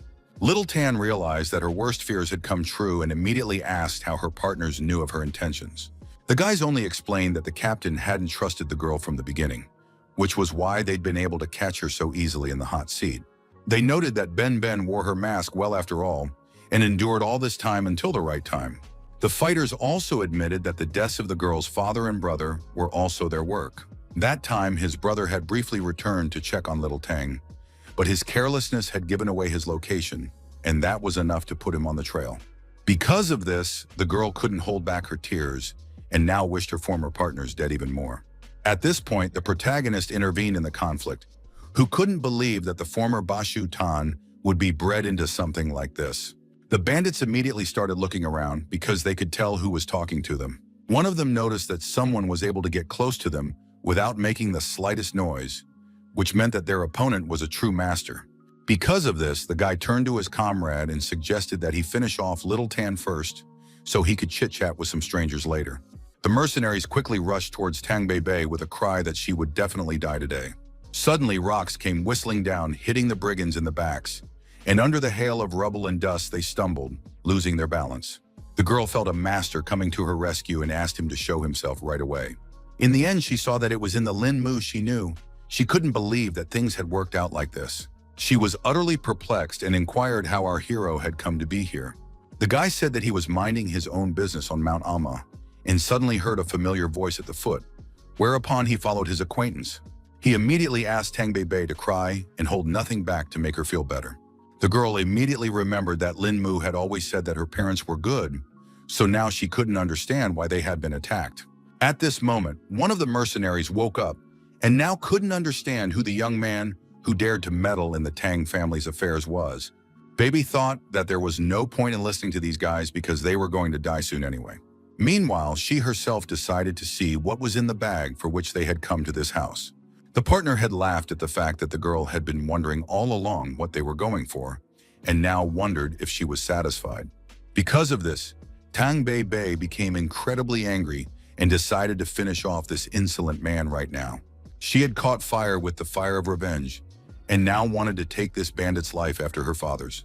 The protagonist immediately stopped the girl and warned that the blow had already ruptured the internal organs of these guys, so they would soon be able to ask for forgiveness from her father themselves. After that, they went to a restaurant where the young man decided to talk about what he felt was a disturbance in the harmony on Teng Teng's body and offered to help her. The girl then showed off the purple stain on her body and noted that she might not have long to live. The protagonist is not on a joke frightened when he guessed that his acquaintance was poisoned by someone. Little Tan explained that it wasn't just poison, but something scarier. To gain the group's trust, she began to comprehend their dark practices, using venomous creatures to cultivate. But without the secret recipe for the pill, her training came to a standstill, and her progress stopped. Also, at the same time, these people are using the pills to manipulate the younger Link, and if someone turns their back on them, they will simply lose access to the medicine. Bebe added that they combine many kinds of toxins and then use an extremely dangerous method to release their potential energy for cultivation. After going through this training, she had almost opened the Dantian points, so the level of true chi was quite close. The main character rejoiced at the fact that the girl still hadn't released her true chi and decided to watch her right away. He began to guess that the toxins in Bebe's body were balancing each other in a mysterious way, creating a balance, and they would soon cease to be dangerous. In the end, the young man reported that his acquaintance could still be saved because she still hadn't reached the highest level. At this moment, Boss Tang had already arrived at a private house in Emi City and saw that his subordinates had died 3 or 4 hours ago. In addition to that, the man saw that the guy's true chi connections in all of their internal organs had been severed. The subordinates couldn't believe that the girl was being helped by someone from outside, which meant that someone was interfering in their family's affairs. The boss also concluded that the bag had indeed once been here, but it was now in the hands of little Tang and a certain craftsman. At this time, the protagonist had already proceeded to cure Tang Bei with his pricking technique. The girl was already lying on the table and waiting for Lin Mu to finish his preparations. It wasn't long before Lin Mu commanded her to freeze and warned her that he was about to inject needles into her body. At the same time, the young man was well aware that neutralizing toxins was not comparable to the usual treatment of an injury, so there was no way to fix everything in one fell swoop. You have to go through a lot of steps of pricking it to gradually reduce the toxicity, but that takes a lot of your own energy. During the process, our hero noticed that I was also too deeply entrenched in little Tang's body, so he needs to increase the flow of energy. Then he used snow-crumbling winter plums, which was so named because during this method, many impurities of white color come out.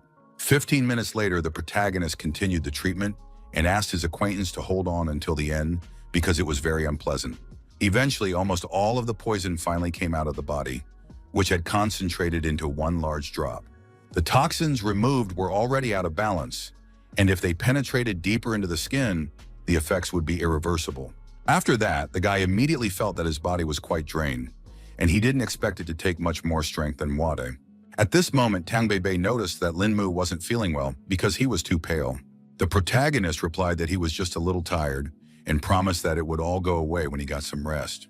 Also, the guy did not remember that he wanted to give some item for his acquaintance. He pulled a small envelope from his jacket, but ended up not being able to hand it over because he just fainted. At the decisive moment, the girl rushed forward and managed to catch the falling Lin Mu, his exhausted body unconsciously collapsing in her trembling hands. After that, she decided to see what the main character was going to pass on. Tang Bei couldn't believe her eyes when she saw what the young man clutched in his hands. After the events of last night, our heroes found themselves at Donghai International Airport.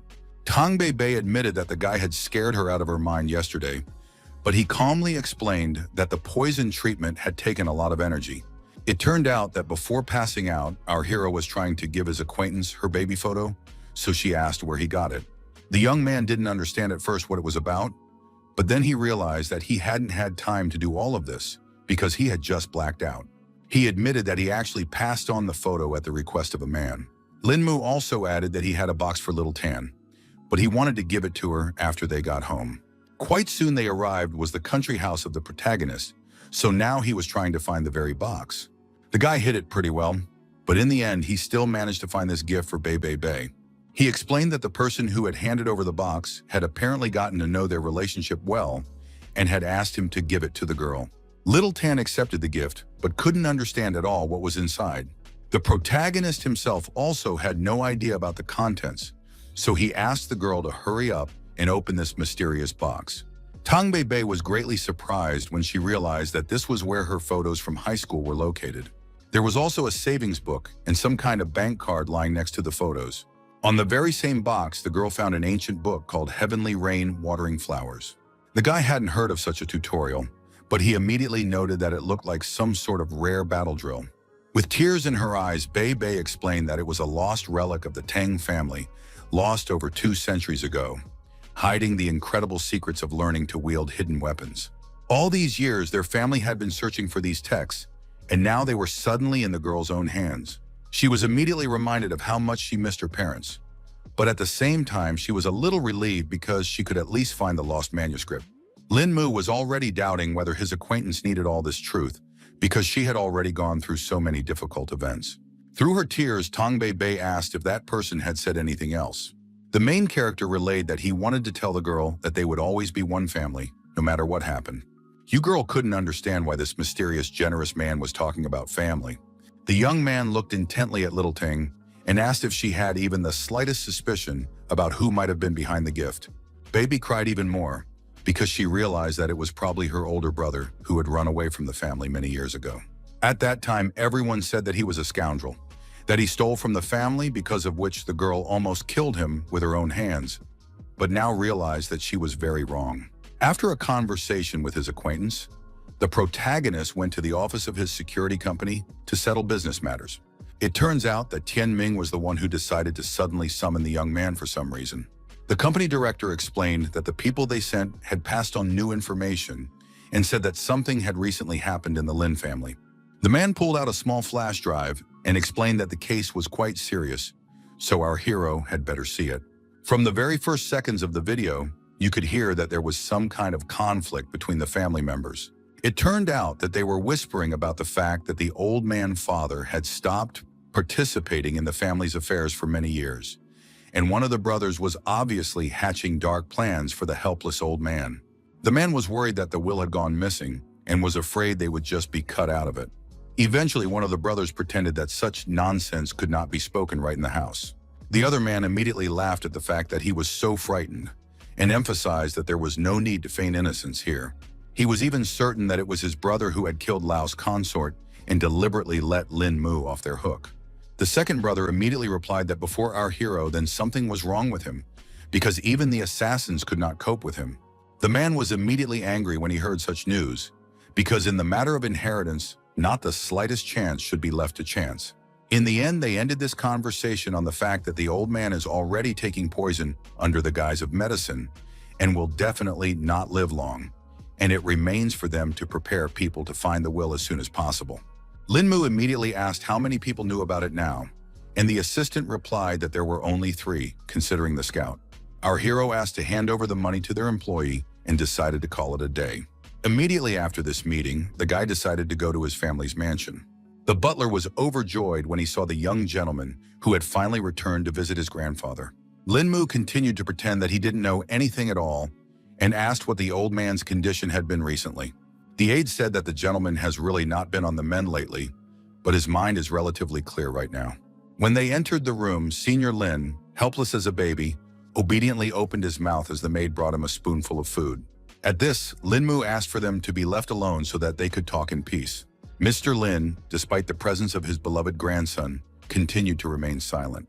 The protagonist immediately guessed that there was a camera in the room, causing the grandfather to keep pretending that he was incapable of normal conversation. The guy finally tried to wiggle it with true chi and saw a red light come on, which showed his success. Lin Mu informed his grandfather that they were now safe because no one would hear them, and they could finally talk. The young man immediately asked if the old man ate this porridge every day, as he realized that there was probably poison in it. Grandpa confirmed this and explained that his appetite had completely disappeared by old age, so he could only eat this kind of food all the time. Lin Mu then spoke directly about the danger that lurked in this harmless porridge, but the old man couldn't understand where he got the information about the slow poison from. Just then, the protagonist showed off a flash drive that held something that might disappoint his father, but he definitely needs to know the whole truth. Meanwhile, the cleaning lady in the courtyard noticed that the other servant had somehow fed the gentleman too quickly. A colleague immediately reminded me to remember to add more ingredients to the gentleman's porridge. The woman was surprised to hear this and immediately inquired who had given such an order and why so suddenly. Her colleague emphasized that it was definitely none of her business, so she should just stick to the instructions. Meanwhile, the head of the family could not contain his emotions after seeing that he had raised such scumbags who wanted to kill his own father. Afterwards, the man sat on the couch defeated and realized that this was a complete disaster for the family. Suddenly, Senior Lin's body shuddered, his eyes unnaturally widened due to the sudden pain. Eventually, he began coughing violently and choking on his own blood. The protagonist reacted quickly because he realized his grandfather's body was crumbling before his eyes and engaged the main punctuation points. After that, the old man was immediately able to regain consciousness and stop panting. Lin Mu immediately asked if Mr. Lin was all right. The latter replied that he felt fine. The old man immediately asked his grandson to hand over the certificate to the police, because he wanted all his sons to spend the rest of their lives behind bars. Lin Mu thought that they would get off too lightly then, asking them to wait for him to punish them himself. Grandpa asked our hero not to do anything stupid under any circumstances, because then the brothers could ruin his future. The head of the family recognized that he was already too old, so he wouldn't ask too many questions, and simply asked the young man to preserve the Lin clan and do the rest at his own discretion. At that moment, the butler entered the room and said that the CCTV repairman had come here. Lin Mu didn't care about this at all, so he ordered his assistant to go right now and disperse all the servants. The man was surprised to hear such confident orders from our hero and tried to find out what he was going to do. Then his voice fell to the head of the family, who was informed that from this day forward they all obeyed Lin Mu Kama, in whose hands was the future of the House of Lin. The butler was only glad that the gentleman had come to his senses and agreed to fulfill the request of the protagonist. The servant was very displeased that he had been given such an order and could not understand what the reason was. Just at this moment, the protagonist and Mr. Lin entered the courtyard to deal with all the subordinates who were not as loyal as expected. The guy asked to listen to him carefully and firmly stated that from this day forward, everything in the Lin house would only happen on his word.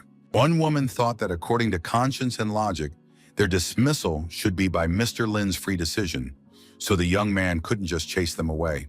Meanwhile, the protagonist didn't hesitate and directly told the servants that they already knew that the workers dared to take advantage of Lin Yitai's kindness and secretly spy on him.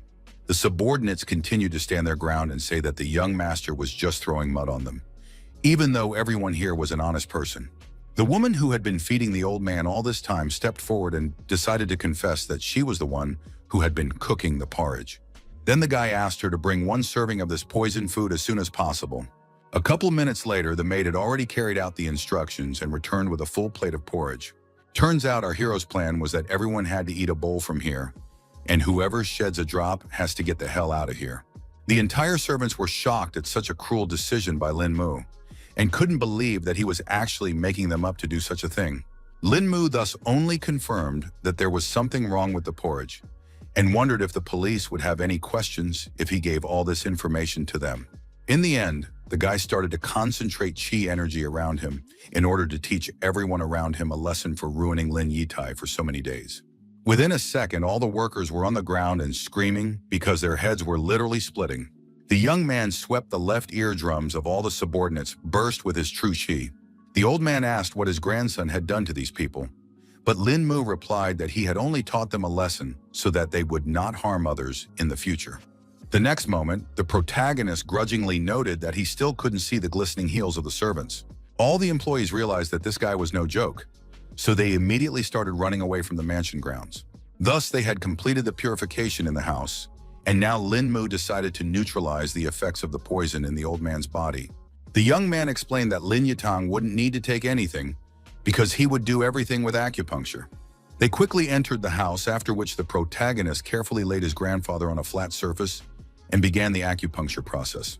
Before this, Lin Mu had already gained experience when he had removed the toxins from Little Tang's body, so now he would do everything simply and quickly. The protagonist realized that a technique called Snow Sprinkles Winter Plums could also help Grandpa go on the mend. After a few minutes, he pulled all the toxins from the old man's body and transferred them to a small bowl. Lin Yitan asked at what point his grandson mastered acupuncture after the operation was completed. The guy said that it was as if he got interested in it when he was discharged from the hospital, and then at the right time he met an experienced fellow student who imparted the right knowledge to him. He also emphasized that he was doing it from his heart, so people praised him and said he had an unearthly talent, which only made his grandfather happy. After dealing with Mr. Lin, our hero decided to leave the manor, but in return he sent his men here for protection. The old man couldn't stop being happy that Lin Mu was such a savvy guy, so he could be calm if the Lin house passed into such safe hands. The butler wasn't completely confident that the youngster could handle this duty, but Lin Yatan didn't worry about it because there was simply no other suitable person in the family. On the second day, the main character decided to meet Yao Shanxian, who was just at a photo shoot. He immediately noticed that the rising star is not lacking in diligence because he just finished shooting in the movie and already poses for a new advertisement. The girl was surprised when she saw that her filming colleague had decided to pay her a visit. She asked why Lin Mu had come here, and he replied that he just wanted to see her. To talk privately, they went to a cafe nearby, and our hero explained his absence by saying that he was helping Sister Zixi at the Imi Monastery. Also, the guy mentioned that he was told that for the past few years they have all been preparing for some big gathering. Yao Shengxian was surprised and froze when she heard about this unexpected news. Turns out she guessed right away that this was the House of 1,000 Swords, a hero's reunion that takes place every 30 years. The girl explained that this was the Lu clan from Fengmen village, whose masters were countless and no one could compare to them in the teachings of stealth. She said that their teachings included the secret knowledge of the clans. So many schools send students to the meeting, which caused Lin Mu to get interested and want to go himself. In addition, Yao Xianxian revealed that the first three at the Heroes Gathering would be able to choose one book from the Sutra Vault. This meeting is held once every 30 years to test the strength of the younger generation, so only those under 30 can participate. The protagonist agreed with this because the first 30 years were the most favorable time for cultivation, and if one didn't manage to reach a certain level during this time, then the chances only drop further. The girl herself had heard that in her years her grandfather had been fortunate enough to participate, but had lost to some 19-year-old young man from the Lu house. Even Lin Mu was surprised when he heard that the teenager was able to fight with a more experienced master, which proved his high level of skill. Suddenly, the young man remembered that he wanted to ask how his girlfriend's training was. Yuan Xian was confused and began to explain that she works all day, so there is only time to practice in the evening, so she doesn't know when she will be able to gather true qi. The protagonist was well aware that being a big star was hard, so he came to deliver the cure for her. Of course, the girl was surprised, because she couldn't understand what the point was if there was nothing wrong with her health. Lin Mu explained that it was not a medicine for her illness, but to help her cultivation. He said that he had made this potion from the 300-year-old scarlet fruit and a dozen other ingredients, so it had quite a strong effect. The girl did not expect to receive such a valuable gift at all, so now she did not know how to thank the hero's head. After meeting his friend, Lin Mu immediately went to his family's mansion. The new guards at the entrance now kept out anyone who was involved in the plot against the Lord. The guards said that this was now Mr. Lin's quarters and no outsiders were allowed to enter. The man couldn't believe he was being treated like this because he actually belonged to the clan. He thought Junior couldn't manage the house comma and still wanted to get in. Eventually, the staff began threatening Big Brother with weapons because young Lin had told them to eliminate all intruders.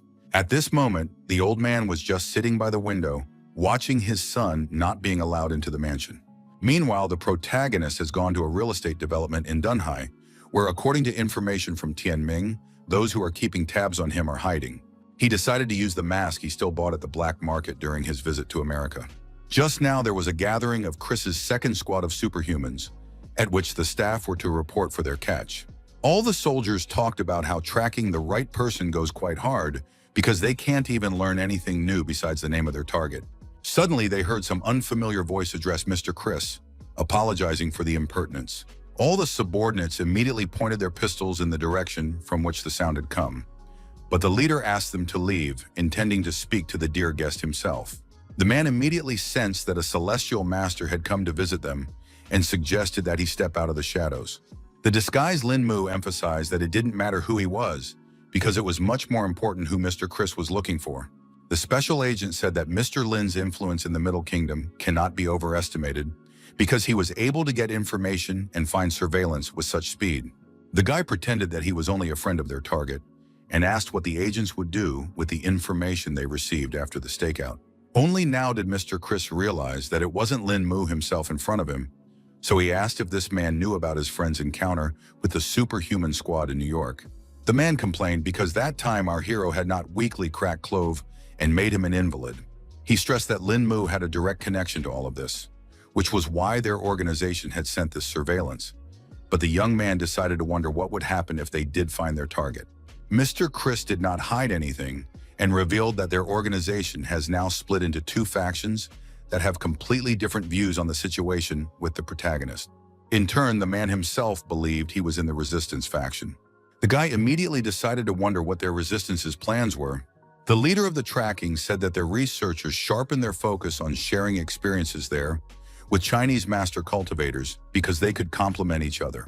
After listening to Mr. Chris, the protagonist immediately noted that this was a perfectly reasonable position, but at the same time he realized that the superhuman device did not match at all with the ancient Chinese martial arts. The Americans originally thought the same, but they recently discovered that ways to enhance the physical abilities of superhumans could also apply to cultivators. In the end, the guy took note of this information and promised to pass it on to Lin Mu, still also not giving away his disguise. Lastly, the man handed over his business card, hoping that an opportunity would open up for them to reach new heights of cultivation. After that, he immediately contacted the Bureau of Superhuman Research in the United States and reported that he had managed to meet someone who had contact with Lin Mu and promised to consider their proposal. Dr. Hamilton was delighted at this news, but still wary, for he realized that the young man was not so simple. At this moment, Yang Guangqing arrived at the Dragon Eye base and apologized for his impertinence and explained that he was looking for Lin Mu. The guards immediately warned that here was an important strategic point of the organization, so they could not let anyone through. The bodyguard realized he wouldn't be able to get through here that easily, but continued to stand his ground. Then the main character finally came out of the base, who immediately recognized his acquaintance and asked why he was here. Also, the young man asked everyone to relax because it was his friend who could be here with no problem. Yang Guangqing noted with a smile that he had some rather challenging subordinates who had almost all reached the true Qi level. Our hero suspected that his acquaintance already knew about his new status if he had come to this very place. The guy realized that the bodyguard had come all this way for such a long trip, only out of a good reason, so he offered to come inside and discuss all the details. It turns out that the main problem was that someone dared to kidnap the head of Wen. Yang Guangqing said that he left work early yesterday, and he had no idea that such an incident could happen. Our hero realized that the crime was committed extremely quickly, and it was definitely carefully planned. The man added that the kidnappers were working at the request of the Golden Triangle Mafia, who want the confiscated goods back. Then the young man inquired if the keeper had any clue as to the kidnappers. The bodyguard admitted that he had no solid information yet, but that the first thing he did after the kidnapping was to shut down all land and air routes. He also asked some of his friends for favors, so at the very least it was known that the kidnappers were still in Guangzhou. The protagonist still couldn't understand what the problem was, because the criminals could have been dealt with long ago since they still hadn't traveled far.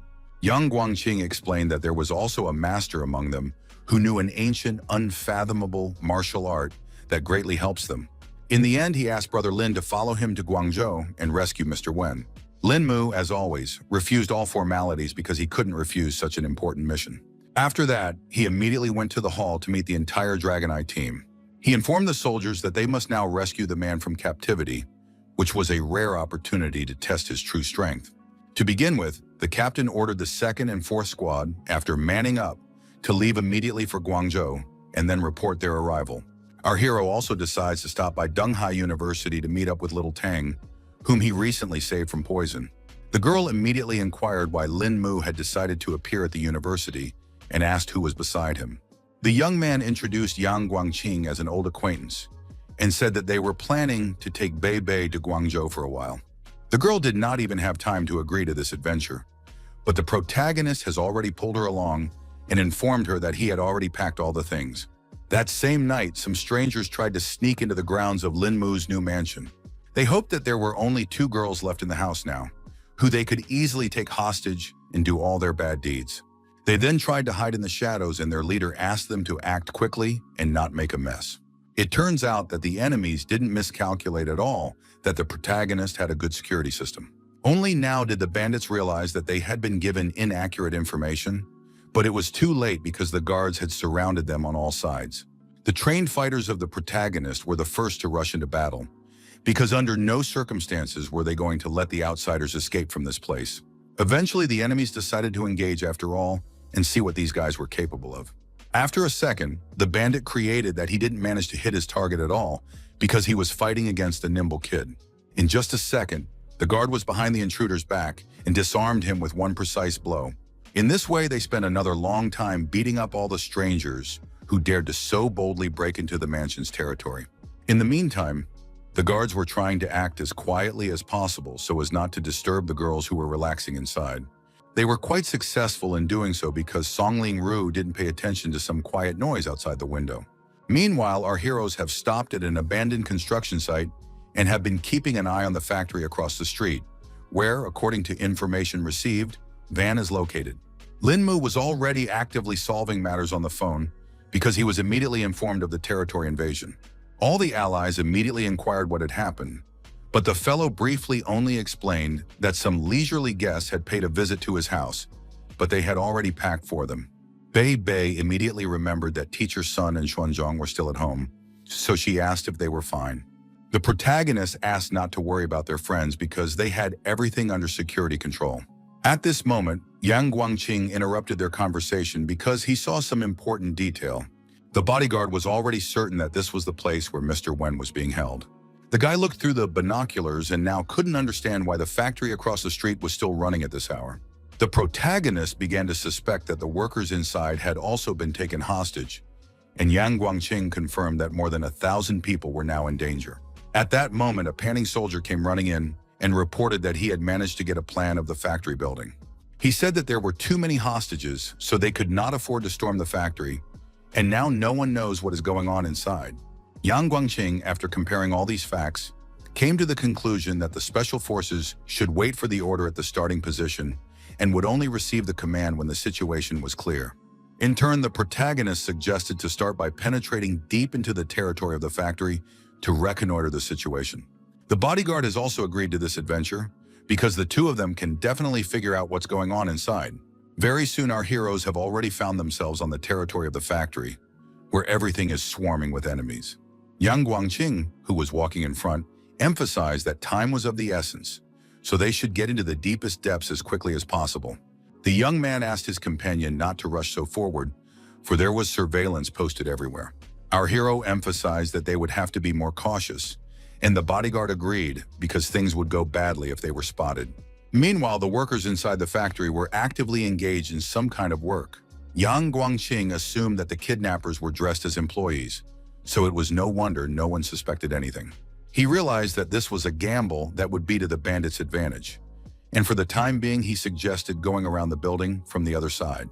The protagonist immediately calculated that there were 54 kidnappers disguised as workers along the road and memorized the position of each of them. Yang Guangqing said that there was only one warehouse left that they hadn't looked at, and that was most likely where Wen was being held. The young man was about to go there, but for some reason he asked his partner to wait a bit. It appeared that Lin Mu had sensed the fierce qi energy emanating from there, so there must have been two masters there at once. In the end, our hero sensed that there was someone else there whose qi was very secretive, so he missed him. The bodyguard also sensed that there were as many as 3 masters there, and our hero began to fear that their actual power might have been far greater than his own. He thought it all seemed too strange because they were using 3 such strong fighters to protect some ordinary principle. Anyway, the situation was that they had learned the kidnappers' location around the factory, so now it was better to go back and think about the whole plan of action. They quickly returned to the observation point, and opening the map began pointing out the areas that needed special attention because there was a large group of bandits concentrated there, hiding among the workers. Eventually, our heroes laid out everything they'd managed to scout and began to plot the course of the operation. Bei Bei wasn't standing idly by, so she asked if she could borrow a sniper rifle from one of the SWAT team. The bodyguard was surprised to hear such a request and wondered why the girl needed such a serious weapon. She replied that she was only doing it to help and said that in conditions without wind, she could hit a coin-sized target from 5 kilometers away. The soldiers were shocked by such a statement and thought that Little Tan had decided to play a joke on them. Yang Guangqing also agreed that there might be difficulties here, but Bei Bei asked him not to forget that she was from the Tang clan. With confidence in her voice, the girl stated that the entire team could count on her skills. The bodyguard saw that she had a lot of confidence, so he decided to rely on her gut. Before the operation began, the main character filled that their goal was to save the head of Wen, so all the soldiers must carry out the capture in the shortest possible time and avoid casualties among ordinary workers. He emphasized that they cannot give the enemy the slightest chance, because then the whole operation would fail. Yang Guangqing lastly said that the code name of their operation would be Pull the Piles. It turns out that members of Baolin's group had also arrived on the scene and decided to help with the operation. The bodyguard hadn't even guessed what kind of people were standing in front of him, so he asked Lin Mu who they were. Our hero reported that it was Zhang Chu and Ding Han, and explained that he had asked for their support to eliminate the slightest possibility of failure. The man had heard of these heroes Chu and Han before, but the two had asked not to overpraise them because they thought they were just minor sleuths in this city. Eventually, the guy offered to put all pleasantries aside and save Wen for starters. Lin Mu quickly established communication with the Dragon Eye squad, giving a brief command: check his watch as the operation would begin in exactly 5 minutes. Meanwhile, the bodyguard contacted the special unit and also informed them of the start of their mission and warned of radio silence. The protagonist, before starting, also contacted Little Tan, who was now in a sniper position. The girl took up a position on a lighthouse nearby the plant and reported that she was ready. She had already assumed a fighting position, so she could open fire on the enemy at any moment. Meanwhile, the workers couldn't understand why they had left them to recycle all night out of the blue. Suddenly, one of the men froze abruptly when he heard a suspicious creaking sound in the far corner of the shop. He thought it was some kind of bottle that had broken, so he went to check it out for himself. The employee didn't understand why he had to do all this anymore, but he still went downstairs to check it out. His hunch proved to be true, so he saw in the middle of the room only a pile of broken glass. The plant employee noticed that no one was around, but a bottle had come from somewhere, which looked rather strange. It turned out to be an ambush from the main character's team, so that's when one of the special agents jumped out of the shadows. The cloaked bandit only had time to raise his head to see the figure that would fly straight at him. His companions immediately noticed the disappearance, but thought the man had done it to slyly shirk work. Meanwhile, the soldier had already reported to the captain that he had managed to neutralize the first target. He then reported that he was already preparing to attack the second target and proceeded to execute the plan. At this point, the masked workers began to suspect that something fishy was going on, so they noticed the fighter. The young man froze like a hunted animal for a moment, feeling the heavy glares of his enemies. The employee attempted to radio that an intruder had broken in, but it was too late. The next second, a bullet flew lightning fast near his hand, blowing the device into tiny slivers. Bebe herself, upon seeing the result of her work, only laughed at the fact that her opponent was so badly unlucky. As a result, the man's hand began to bleed profusely, but the employee was still unable to realize what had just happened to him. The remaining agents immediately seized the opportunity and attempted to finish off the third enemy in their path. Eventually, they cold-bloodedly scrambled over their opponent's head to disarm him for sure. The fighters exhaled when it went like this, because it could have ended badly on the third enemy. Baby smugly informed her comrades that she would definitely ensure the success of this operation in any case. After a while, the agents were already reporting that they had managed to neutralize as many as 54 targets. After a couple more minutes, the operation reported that all guards had been completely eliminated. Then the protagonist asked them not to hesitate and right now to vacate the territory of the factory, after which they had to wait for the next orders. After that, Linmu turned to his longtime comrades from Baolun and Yangguangqing and emphasized that it was time for them to take the stage. The bodyguard was charged with fighting spirit, so he was already looking forward to meeting the other masters. Meanwhile, the kidnappers sat quietly in the factory warehouse and chatted with Mr. Jiang about coming to the rescue this time. Gu at the same time put a large number of people in danger. Goob was also unhappy that his partners were prying, though he too knew the pitfalls in China. John Changlin recalled that they had negotiated the price in the beginning, so he couldn't understand why the fighter was so unhappy with his small fee. The man then explained that the situation had already changed a lot, because the plan was for them to have already left China, but in the end they were still sitting in the factory. And the bandits agreed that it smelled like kerosene, because they demanded a raise for such a dangerous job. Zhang Qinglin didn't expect things to turn out this way at all, so he asked the other to give his opinion. The man confessed that he too wanted Boss Chin to raise his salary and figure out a way to quietly get out of here. The gentleman was well aware of this attitude of the workers about the whole thing, so he promised to raise the pay and not disappoint them. For his part, Goob understood that everyone had long since heard that Chin didn't want money and stressed that just a word from Mr. Yang would be enough to turn the tide. Suddenly, everyone felt that a criminal had sneaked into the area and immediately forgot all questions about money. The next second, the protagonist, accompanied by his legendary team, burst into the warehouse, and Zhangchu wondered why Qing Haisheng's right-hand man was in Jingdu, Guangzhou. Linmu finally made sure that the enemy's strength was not inferior to his own after all, which made everyone tense up. In turn, the man was also surprised that he had not sensed this young man's qi until now. The guy did not hesitate and said directly that these people kidnapped his manager in China and openly and brazenly in the center of the city. Obviously, this was all to bring back the very same party and gang people. But Zhang Changlin had no idea that he would meet such a young man here who was able to achieve high skill at such a young age.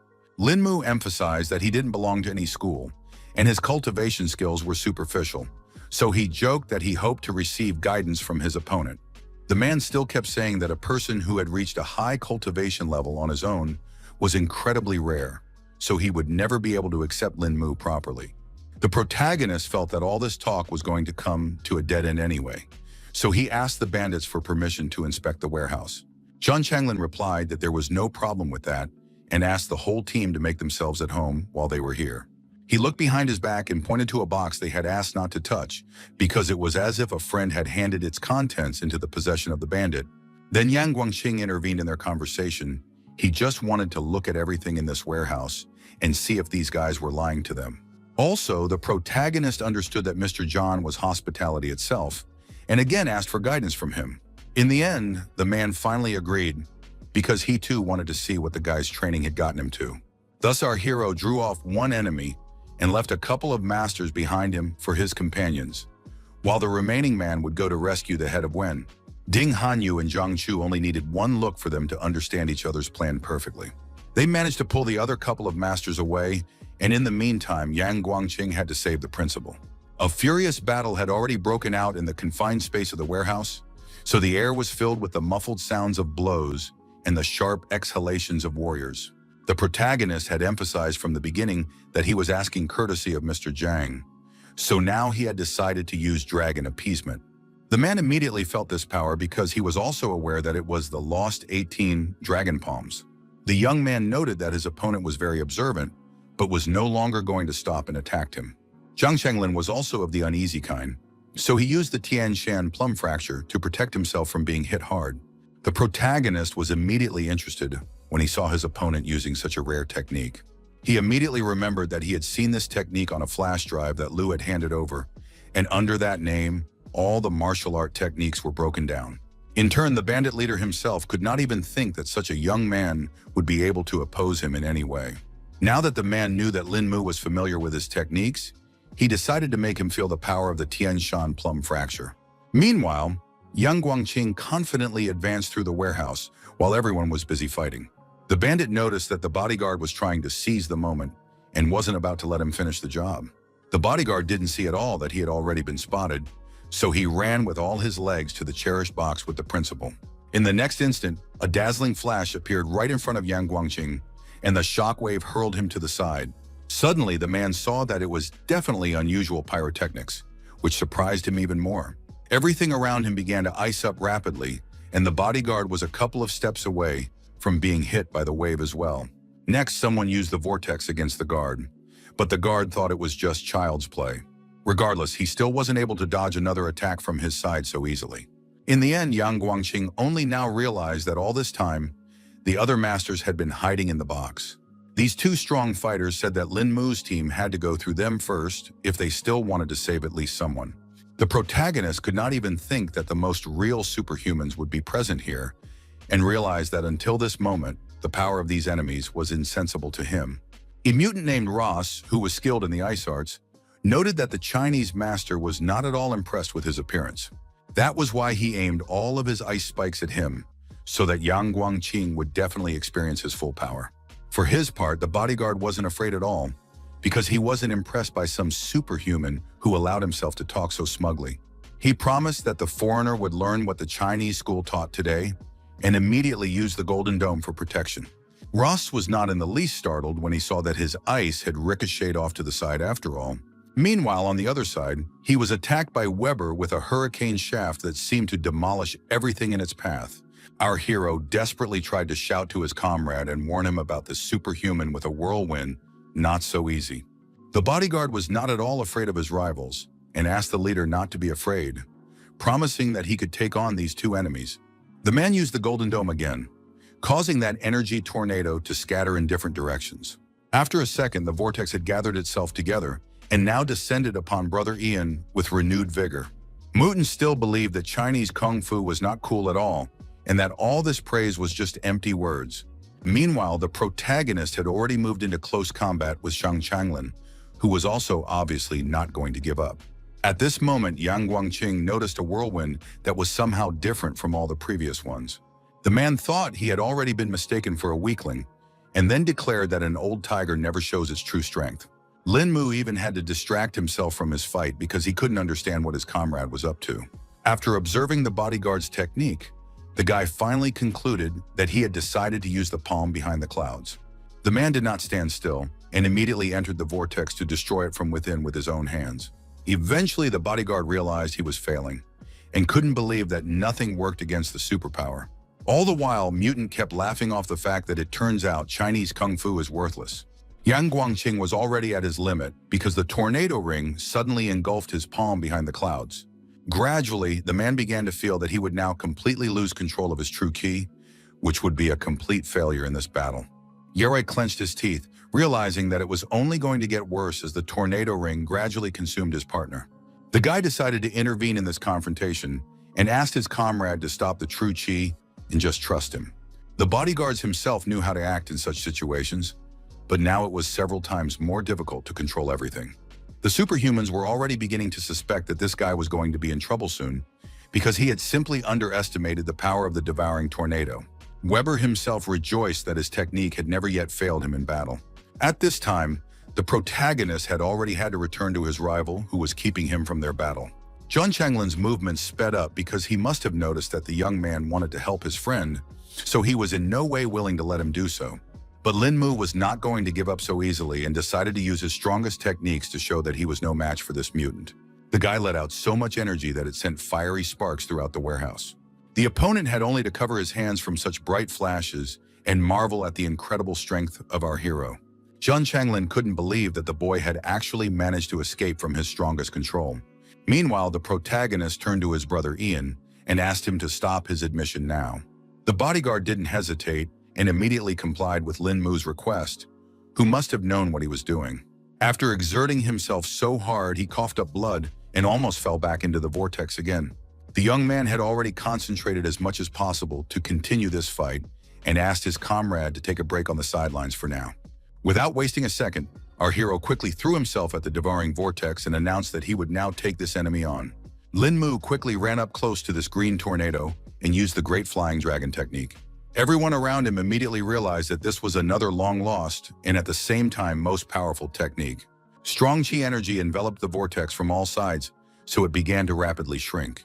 Weber had a hard time believing what was happening because all he could see was that some strange gimmick had ripped his engulfing tornado to shreds.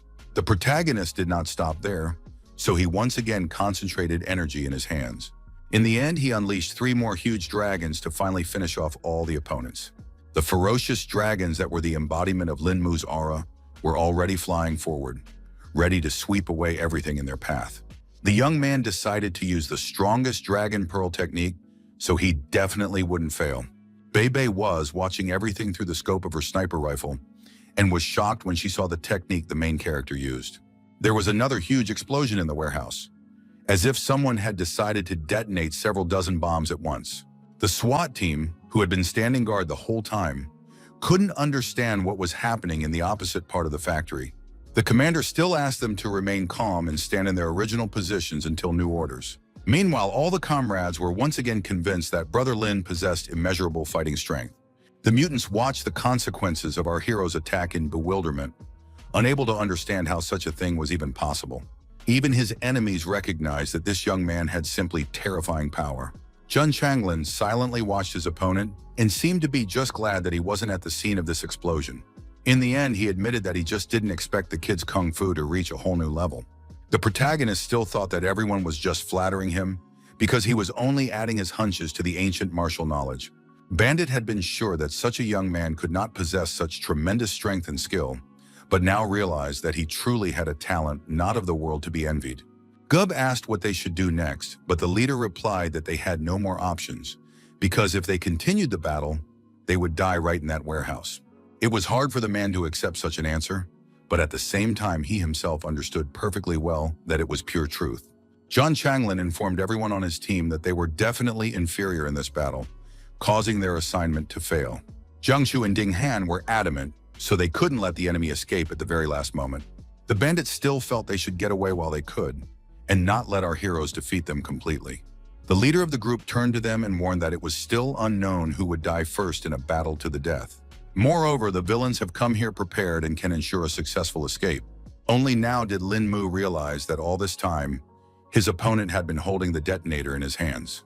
Then the bandit emphasized that this plant has 1,000 people each, so he asked what would be more important for the guy. In the end, Yang Guangqing still let his opponents go, but he couldn't understand what guarantees there were that Zhang Changlin wouldn't pull the trigger when he left the factory. With a smirk on his face, the man replied that he didn't have any guarantees.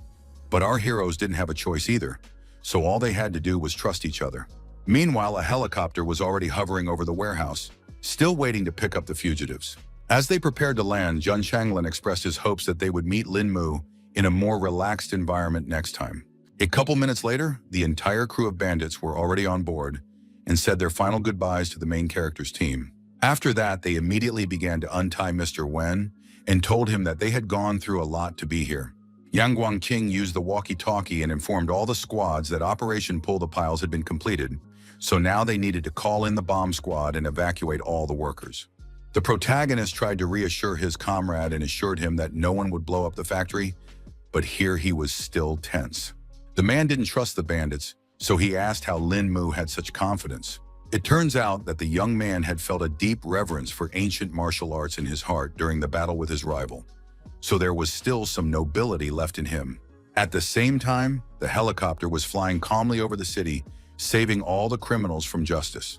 During the flight, Zhang Chenglin thought about the fact that there was finally someone with the power to unite ancient martial arts, and speculated that Lin Mu might have been that heaven's chosen warrior from the legends.